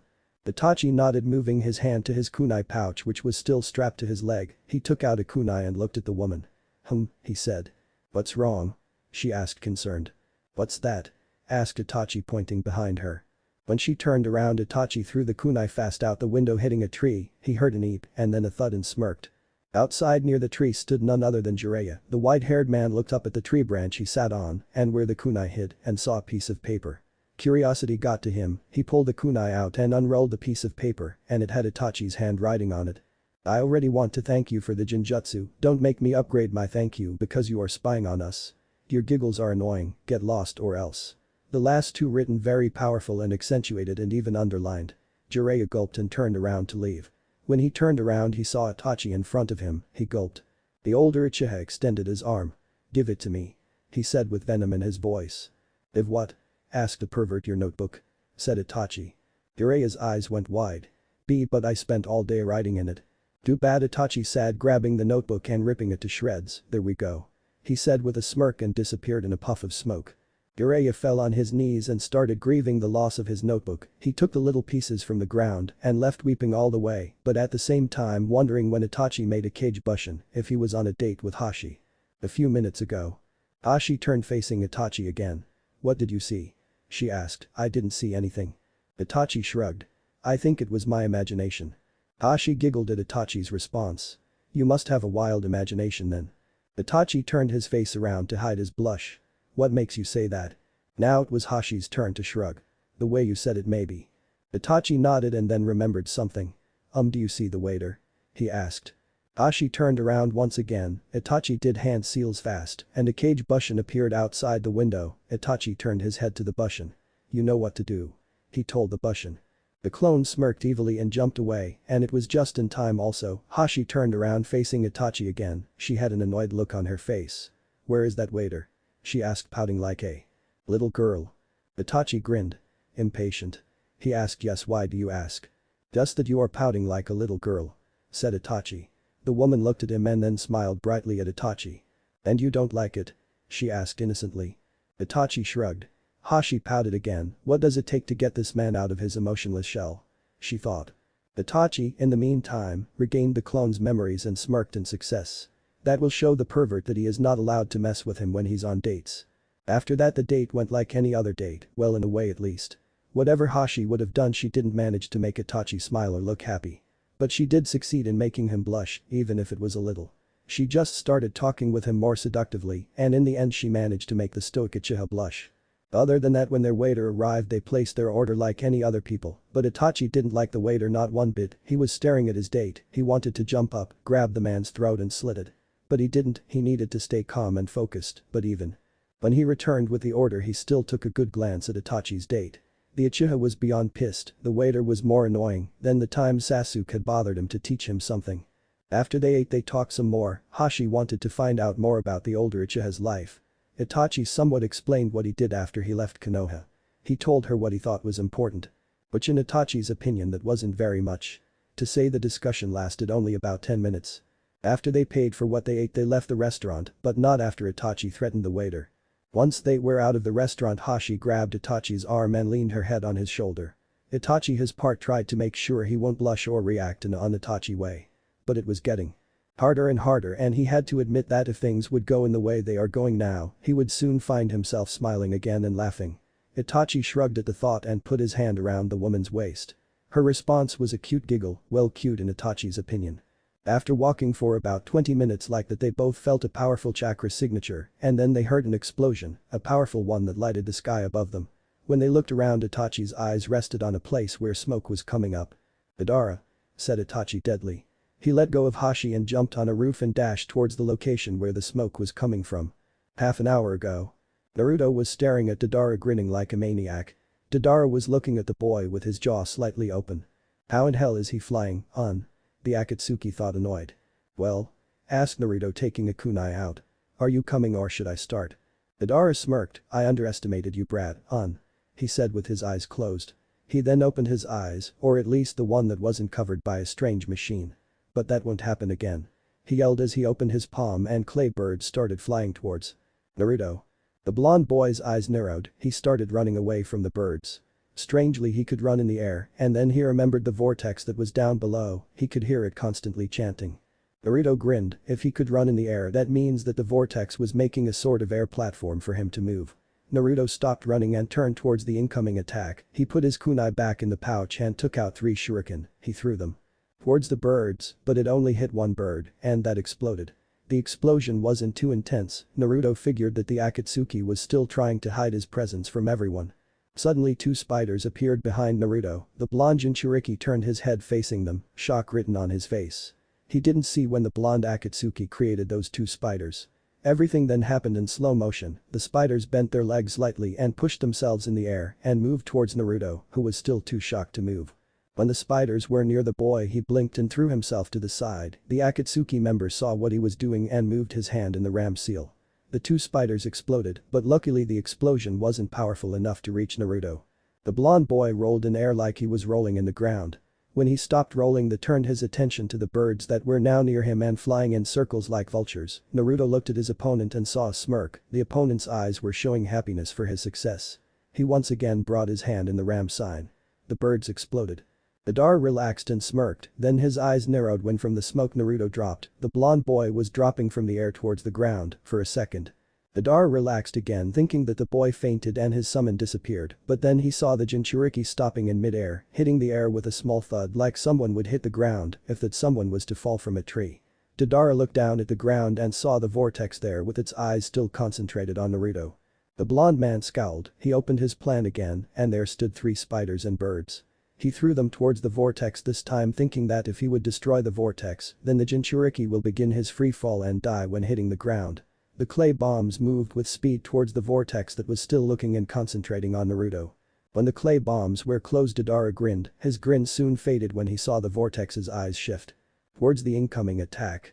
The vortex chanted something, and a powerful gust of wind blew the 3 spider bombs in the wall near it, destroying them. When the birds were in front of the vortex they exploded. Madara looked at the blonde boy who was now on his feet but still in the air, his eyes widened, he looked down on the ground again and saw the wind concentrating on the roof of a building. The wind spiraled for a few seconds before it formed the vortex again. "Surprised?" asked Naruto grinning. "My friend is made out of air, he can disappear and reappear easily, and don't think that only because he is concentrating on me means that he can't attack someone or defend himself." Naruto grinned and charged Madara. The blonde man blinked and he saw Naruto just a few steps away from the bird's head. The bird moved its head to the side and flapped its wings and started ascending some more. Naruto looked up at Madara and scowled. The blonde man looked down at the boy and to his surprise the boy was also ascending, but not by standing still. Naruto seemed to be running up some stairs in a spiraling way. Madara cursed, he opened his palm and the mouth in it spat out 5 small birds. He looked at the boy and tried to find an opening. Naruto stopped ascending, he looked at the Akatsuki on the bird that was hovering above him, he looked at the man's eyes and saw that he was studying him. Naruto realized that Madara was going to try something. He started making hand seals and when he was done he raised his head towards Madara and took a deep breath. "Pain. Ryuka no Jutsu," Naruto yelled just before he spit out fire that took the shape of a dragon. The fire moved with great speed towards Madara and the blonde man turned his bird fast and dodged the attack. He cursed at Naruto and threw his clay birds. The birds flew towards Naruto. The blonde Jinchuriki frowned. "Is he only going to send this crap after me?" He thought annoyed. He studied the attack pattern and wasn't impressed. He jumped up dodging a bird. When he looked down his eyes narrowed. The clay bird stopped abruptly and then turned towards Naruto and flapped its wings once and ascended with great speed towards Naruto. The blonde boy cursed and ran towards Madara. The Akatsuki member grinned and opened both his palms. Naruto's eyes widened and both of Madara's palms were more than 20 small birds. The said birds flapped their wings and slowly gained altitude above their creator's hands. Then they flapped their wings harder and moved with blinding speed towards Naruto. As Naruto was running towards Madara 2 small birds appeared in front of him. Naruto quickly covered his face and just in time. The 2 birds exploded sending Naruto back. Then the bird that was chasing Naruto appeared from behind and exploded throwing Naruto towards Madara. Naruto used his chakra to stop and succeeded. He looked around trying to find the rest of the birds and then all of them appeared around him. The blonde boy thought fast and jumped up, several birds exploded but the rest flew towards him. Naruto started running in zigzags, throwing shuriken behind him but all were missing their targets. "How do you like them?" Heard Naruto a mocking voice, he turned his head to Madara, who was laughing. "Those are my fast bombs, they are so fast that a normal eye can't keep track of their movement, he taunted. Naruto spat. "Just you wait, I'll beat the crap out of you," yelled Naruto angrily. "Oh, I am so afraid, said Madara pretending to be afraid. Naruto gritted his teeth, he looked behind with the corner of his eyes and saw the bird still chasing. He looked down at the vortex and into its golden eyes. He then grinned and looked back at the birds, he extended his palm and shouted to Indosashi. "Heighten, wind elemental. Freezing point. The vortex started doing a second chant that sounded all around the area. Madara looked between the vortex and Naruto, trying to figure out what was happening, he then saw the vortex forming an arm. Of course the arm was made out of wind, the vortex looked towards the birds and extended the newly Formed arm, Deidara looked at his creations and saw that they were slowing down, and then all of a sudden they completely froze. The birds started dropping from the air, and when they reached the ground they shattered in small pieces of ice. Deidara looked at Naruto and gritted his teeth. He saw the boy grinning in success. He opened his palm and the mouth partially spit out some clay that didn't look to be modeled. Deidara used his other hand and grated the clay and pulled it out of his hand's mouth. Naruto looked with interest. When Deidara was down he did some hand seals, and the clay exploded in a puff of smoke, and when the smoke cleared Naruto's eyes narrowed. Around Deidara was a clay snake. It was long like an anaconda and huge like one of them. Deidara grinned. I like to call it Bakuretsu Daija, exploding. Serpent, on. Deidara moved his hand, and the snake moved its head facing Naruto. Then Deidara bent a little and moved the hand that was holding the snake's tail behind. With a fast move he threw his arm in front of him, and the snake started moving towards Naruto with amazing speed. Think Renji from Bleach when he first used his Bankai dot. Naruto jumped just in time to avoid the snake's mouth. Deidara moved the tail towards the direction Naruto jumped, and the snake turned its head and dashed towards Naruto. The blonde boy moved his hand fast to his kunai pouch and grabbed an kunai and threw it towards the snake. The clay snake swallowed the kunai like it was nothing and continued to move towards Naruto. The snake was near Naruto. He created a cage bushin and used it to throw him out of the snake's way. The bushin was swallowed by the snake. Deidara once again turned the snake's tail towards Naruto, and the clay bomb moved towards the blonde Jinchuriki that started jumping left and right like he was jumping from rooftop to rooftop. All of a sudden Naruto heard another puff of smoke and turned his head to the Akatsuki, and to his horror, he saw another snake held in Deidara's free hand. Deidara moved his other arm back and then moved it fast in front of him towards Naruto. The second snake started moving after Naruto. The blonde boy narrowed his eyes and jumped to the left, dodging the first snake. He did the hand signs for a Kaiten attack, but he didn't finish as the second snake was about to swallow him. Naruto was forced to jump up. He landed on the snake's head and started running down the snake towards Deidara. Deidara twitched his hand. The second snake turned its head up and looked in the direction Naruto was running. The first snake passed above the second's head towards Naruto. Then the second snake started twitching its body to make Naruto fall or force him to jump off its body, and it seemed to work. Naruto slipped and fell off. The first snake was following the free-falling Naruto, and the second joined the first.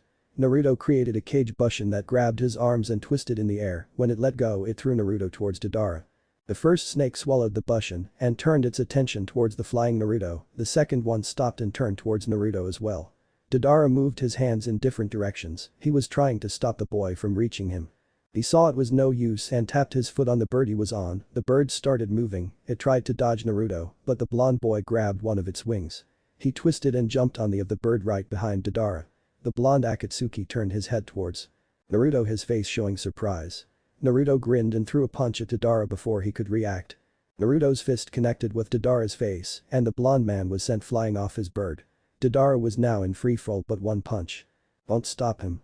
Deidara moved his hands. The first snake appeared under Deidara, and the blonde man landed on top of his snake. The bad thing was that they were still falling, so he needed to act fast. He pumped chakra in his feet and jumped in the air. The second snake appeared under Deidara. He jumped again and the first snake appeared. Slowly he was ascending towards his bird. Naruto saw what the Akatsuki was doing and grinned. He started doing hand seals for a Kaiten attack, but once again before he could finish, the bird he was on flipped upside down and Naruto fell of it. The bird then flipped to its former position and flew towards its master. Naruto hit the air with a low thud. He got back on his feet and saw Deidara in the air. He charged the man. He wasn't far away from his target. Deidara saw the boy coming and smirked. He moved his arm violently towards Naruto, and the first snake appeared underneath Naruto, grabbing his legs in its mouth. The snake continued to ascend with Naruto sticking out of its mouth. Deidara landed on his bird and looked at the boy, grinning sadistically. He was bringing his hands to the ram seal and Naruto's eyes narrowed. He took out one of his special kunai and threw it somewhere randomly. Then when Deidara was about to make the snake explode, the blonde Jinchuriki disappeared in a yellow flash. Deidara's eyes widened. He started looking around and saw the boy above him in freefall with a Rasengan in his hand. He tapped the bird with his foot. The bird let its body move towards the side and dodged Naruto's attack. The blonde boy flew down past the bird just by a few centimeters. Naruto turned around with his back towards the ground and dismissed his Rasengan. He took his special kunai in hand again and threw it up. He disappeared again in a yellow flash and appeared right in front of Deidara's bird. He put his kunai in a different pouch and charged Deidara. Deidara smirked. He moved one hand, and the first snake appeared in front of him. He moved his second hand, and the second snake appeared behind Naruto.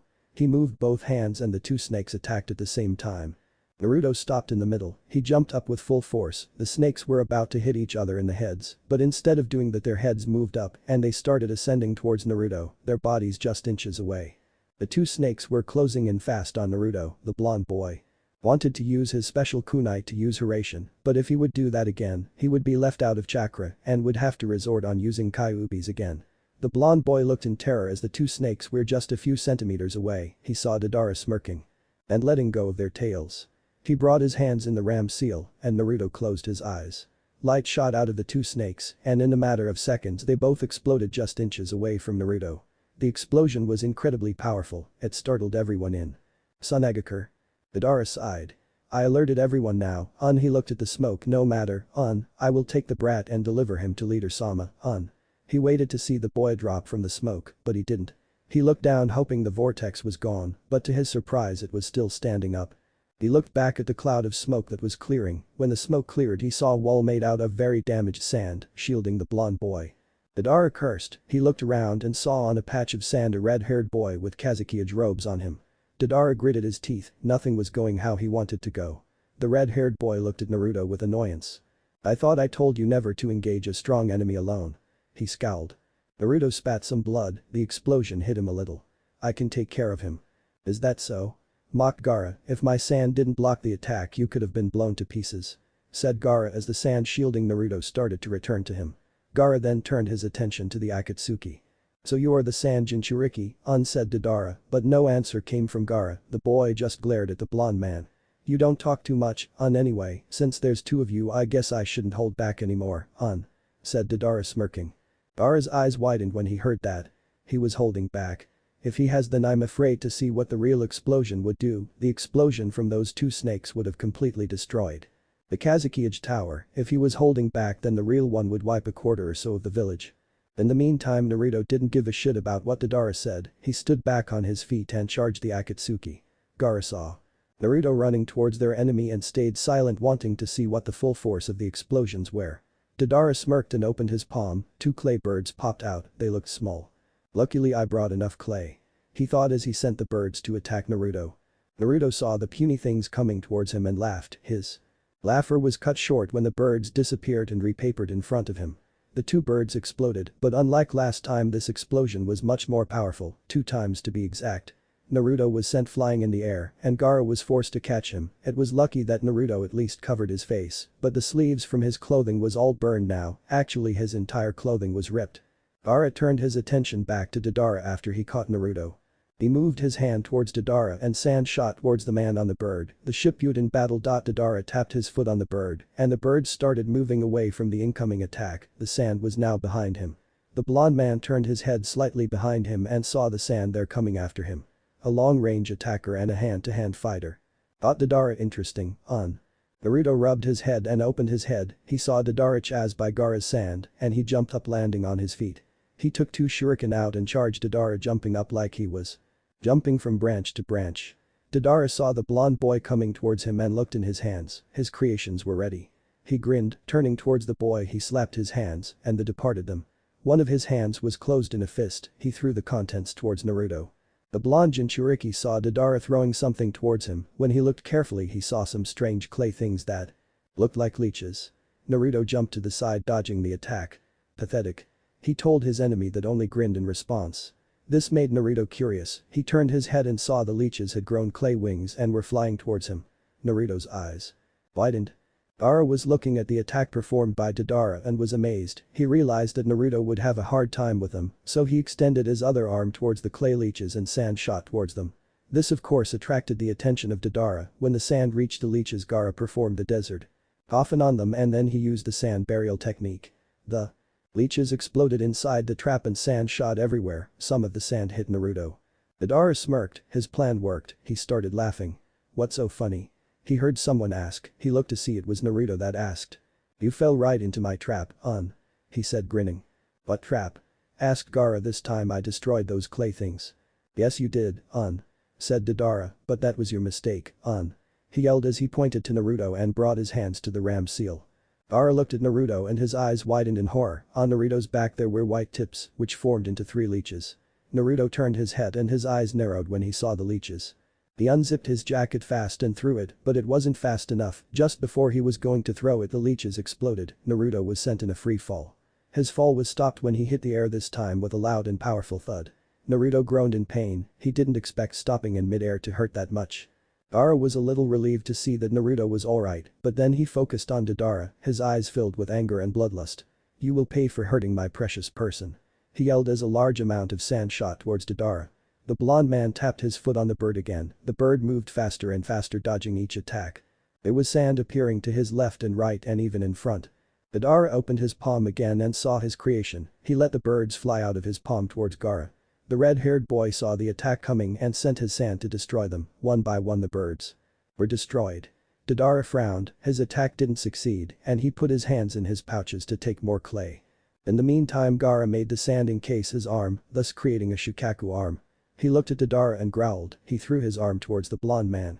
The arm started to grow in length at fast speed, flying towards Deidara.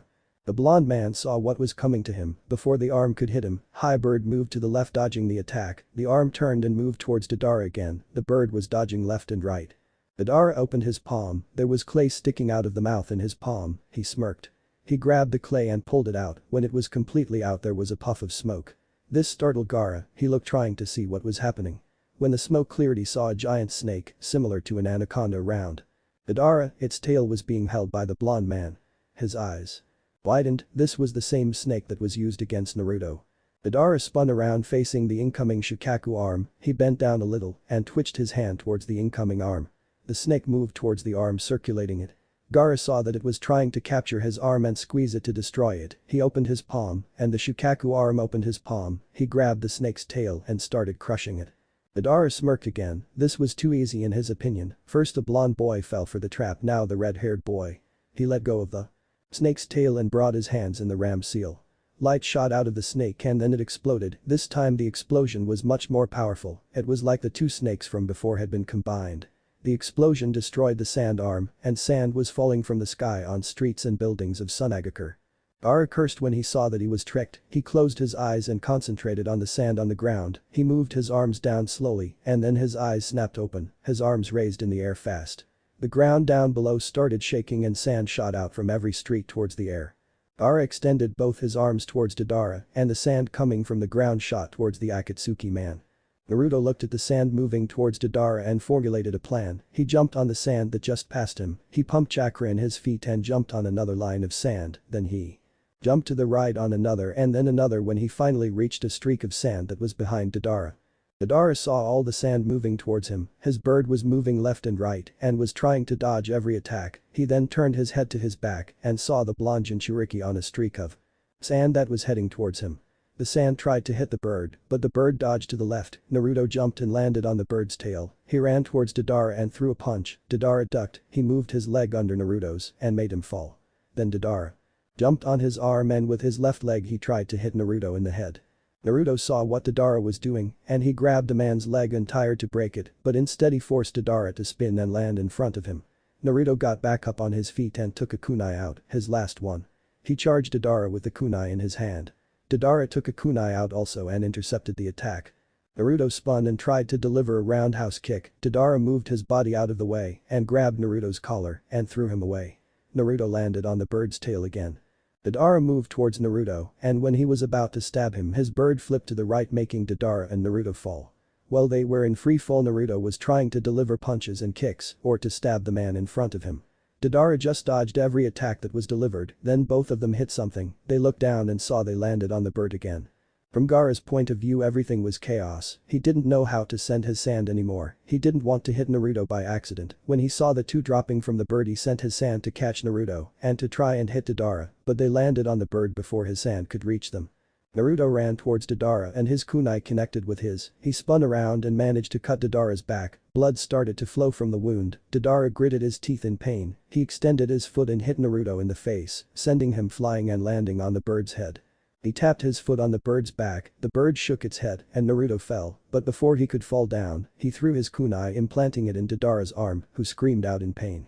Red flashed in front of Deidara's eyes. When he looked at the blonde boy, he opened his right palm and a strange clay creature that looked like an owl of some sort appeared.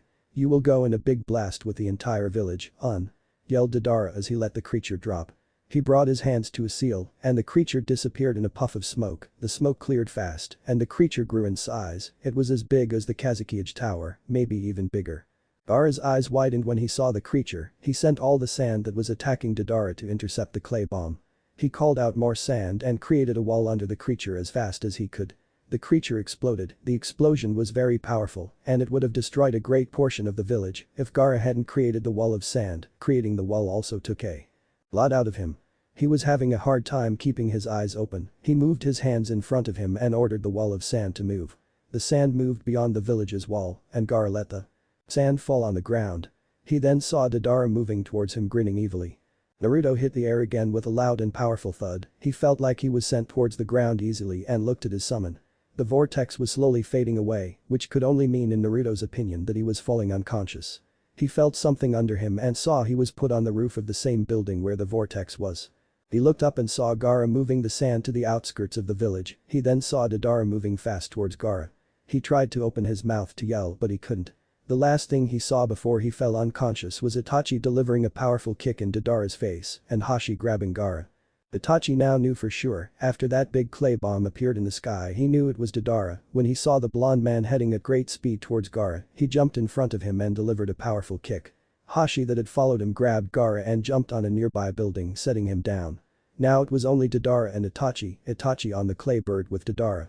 When Deidara saw Itachi he was puzzled. Itachi asked Deidara, what are you doing here, Itachi then realized his genjutsu dropped. He looked and saw Naruto unconscious.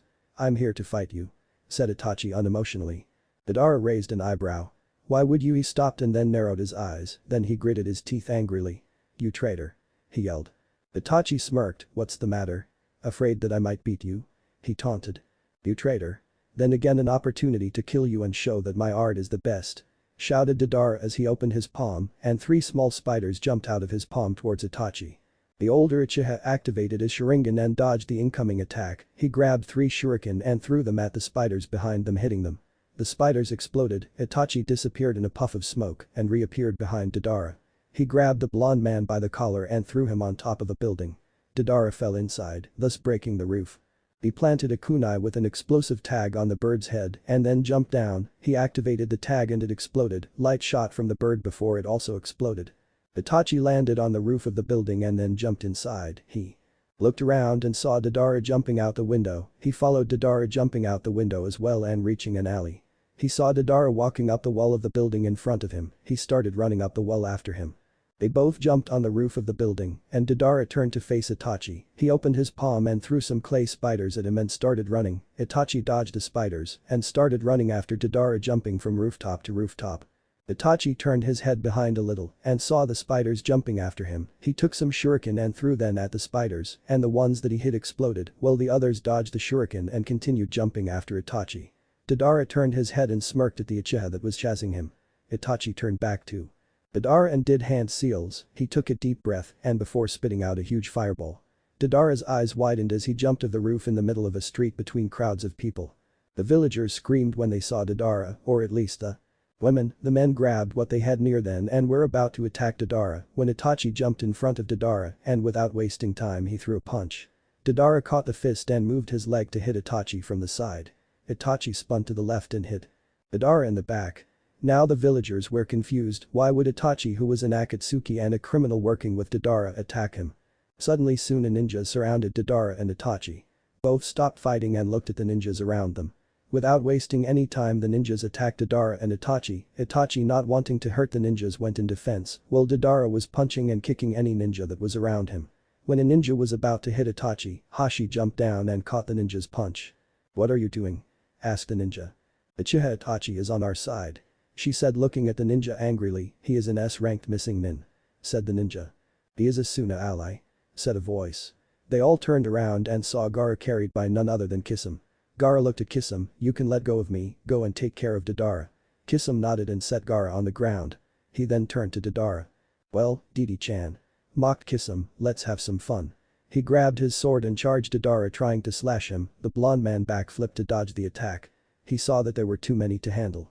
He jumped on a roof and opened his palm. A bird dropped from his palm. He brought his hands to a seal and the bird was replaced in a puff of smoke with a much larger one like the one from before. Deidara jumped in the bird's back and the bird flapped its wings and started flying away.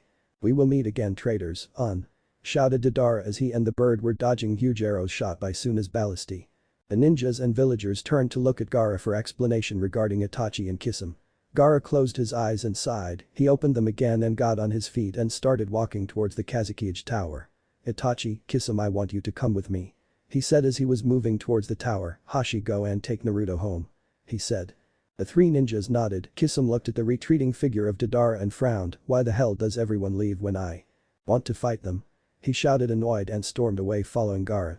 Itachi was about to follow Gaara when a hand grabbed him, he turned his head and saw it was Hashi holding his hand. "Whatever will happen from this point, try not to kill anyone," she joked. Itachi grinned. "I will try."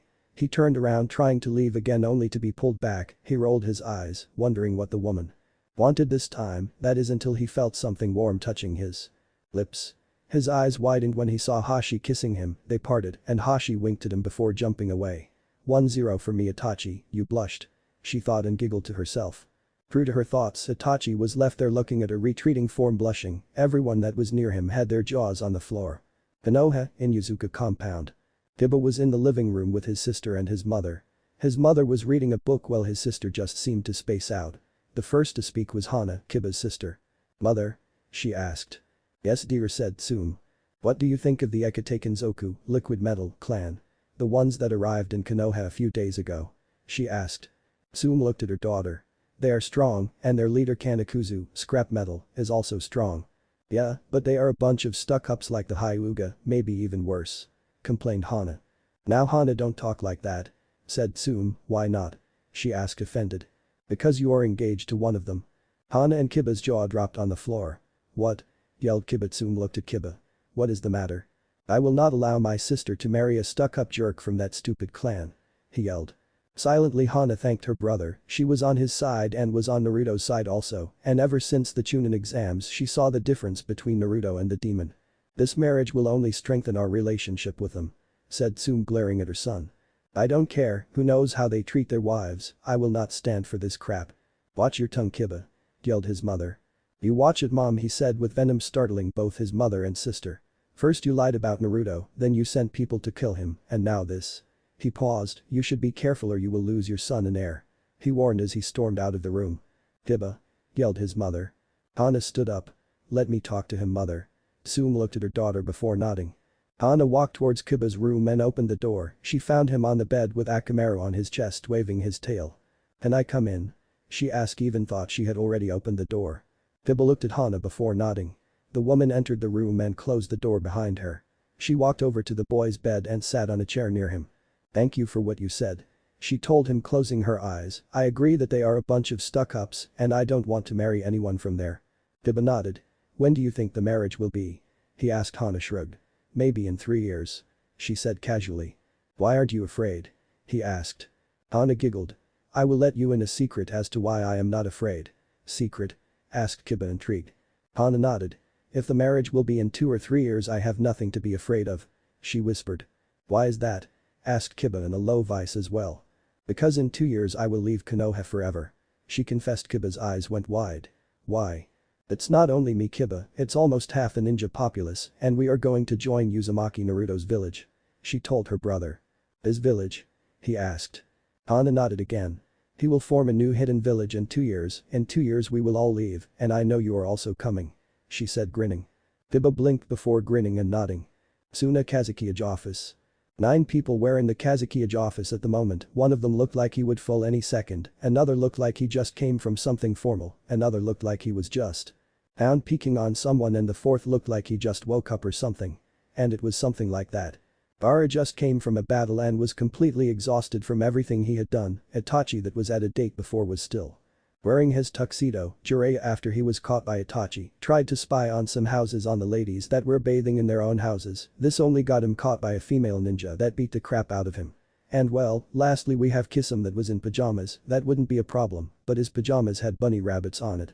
The elders in the room snickered when they saw Kisame. The fish man just looked like he didn't understand what was happening, while Itachi and Gaara were rolling their eyes and Jiraiya was trying to figure out if he would dress like that, would he get more women or not. An elder coughed to get everyone attention. Kazuki Asuma, would you please tell us why there are two S-ranked missing nin? Tsunade and no one knew except yourself. Uchiha Itachi and Hashige Kisame are indeed S-ranked missing nin, but with a purpose. Said Gaara.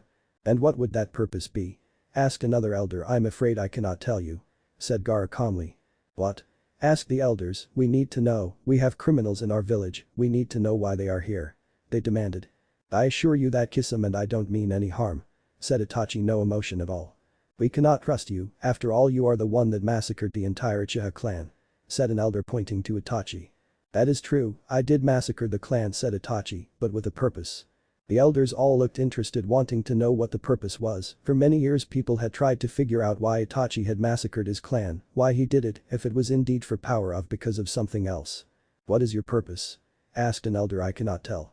Said Itachi bluntly. You are going to tell us? Roared an elder. Itachi glared at the man that started sweating bullets and looked in other direction. I will not tell you because no one is ready to know, the ones that know are the Sannin, the Kazuki and the blonde boy Uzumaki Naruto. Said Itachi. There was a silence after that. The elders somehow didn't know what else to ask, since he wouldn't tell them why he had killed his clan, and they didn't want to ask Kisame because they suspected they might get the same answer. Then after a long silence an elder spoke. Tell me, what was one of Akatsuki doing here, and weren't you two in Akatsuki? Itachi nodded. Yes, we were in Akatsuki. But we betrayed them because we didn't like their plans. Said Kisame. And what would those plans be? Asked an elder. They want to extract the Bijuu from the Jinchuriki and use their power to rule the world and all the hidden villages. Said Gaara. Itachi nodded again. As for why Deidara was here, he wanted to steal information about Tsunade's defenses and their Kazuki, so he could plan an attack to capture him. The elders tensed when they heard that. Do not worry, Naruto, the Kazuki and Itachi managed to drive him out empty-handed. Said Kisame. And I doubt that they will come back again anytime soon. Said Jiraiya. They need to wait 2 or 3 more years before they can start extracting the Bijuus. The elders looked at the two criminals. One of them let out a sigh before talking. Well, we are grateful. But we cannot let you stay in Suna. Said another elder. The temperature in the room suddenly dropped and everyone looked at Gaara that was completely red because of anger. And why is that they can't stay? He demanded. We are afraid that the inhabitants of Tsunade would want explanations, and since Itachi and Kisame won't tell us why they are criminals, we cannot let them stay as they would attract unwanted fights between them and Suna's ninja. Responded an elder. Gaara calmed down for a second. But they will be allowed to come back later if needed. He asked. What do you mean? An elder asked. Jiraiya offered to respond. You see, when Naruto will form his village, Itachi and Kisame will become ninja of said village. The elder's eyes went wide. He trusts them that much? Jiraiya nodded. After all, he knows why they are criminals and he agrees to why they became. He agrees? Asked an elder, not believing. Yes, he does. Growled Gaara, and so do I. There was silence after that. Also, do you know that this too helped us in the war with Sound? He asked. The elders looked at Itachi and Kisame, not believing what they just heard. I was the one stopping the trebuchet's attacks. Said Kisame. I was the one fighting alongside Naruto and your ninja. Said Itachi. We were wearing white robes with the design of a fox with 9 tails that formed the letters FG. Both ninjas said at the same time. The elders were about to faint when they heard that. He cheered and thanked those ninja, and now they find out that said ninja were Itachi and Kisame, criminals. They just couldn't believe it. In the future.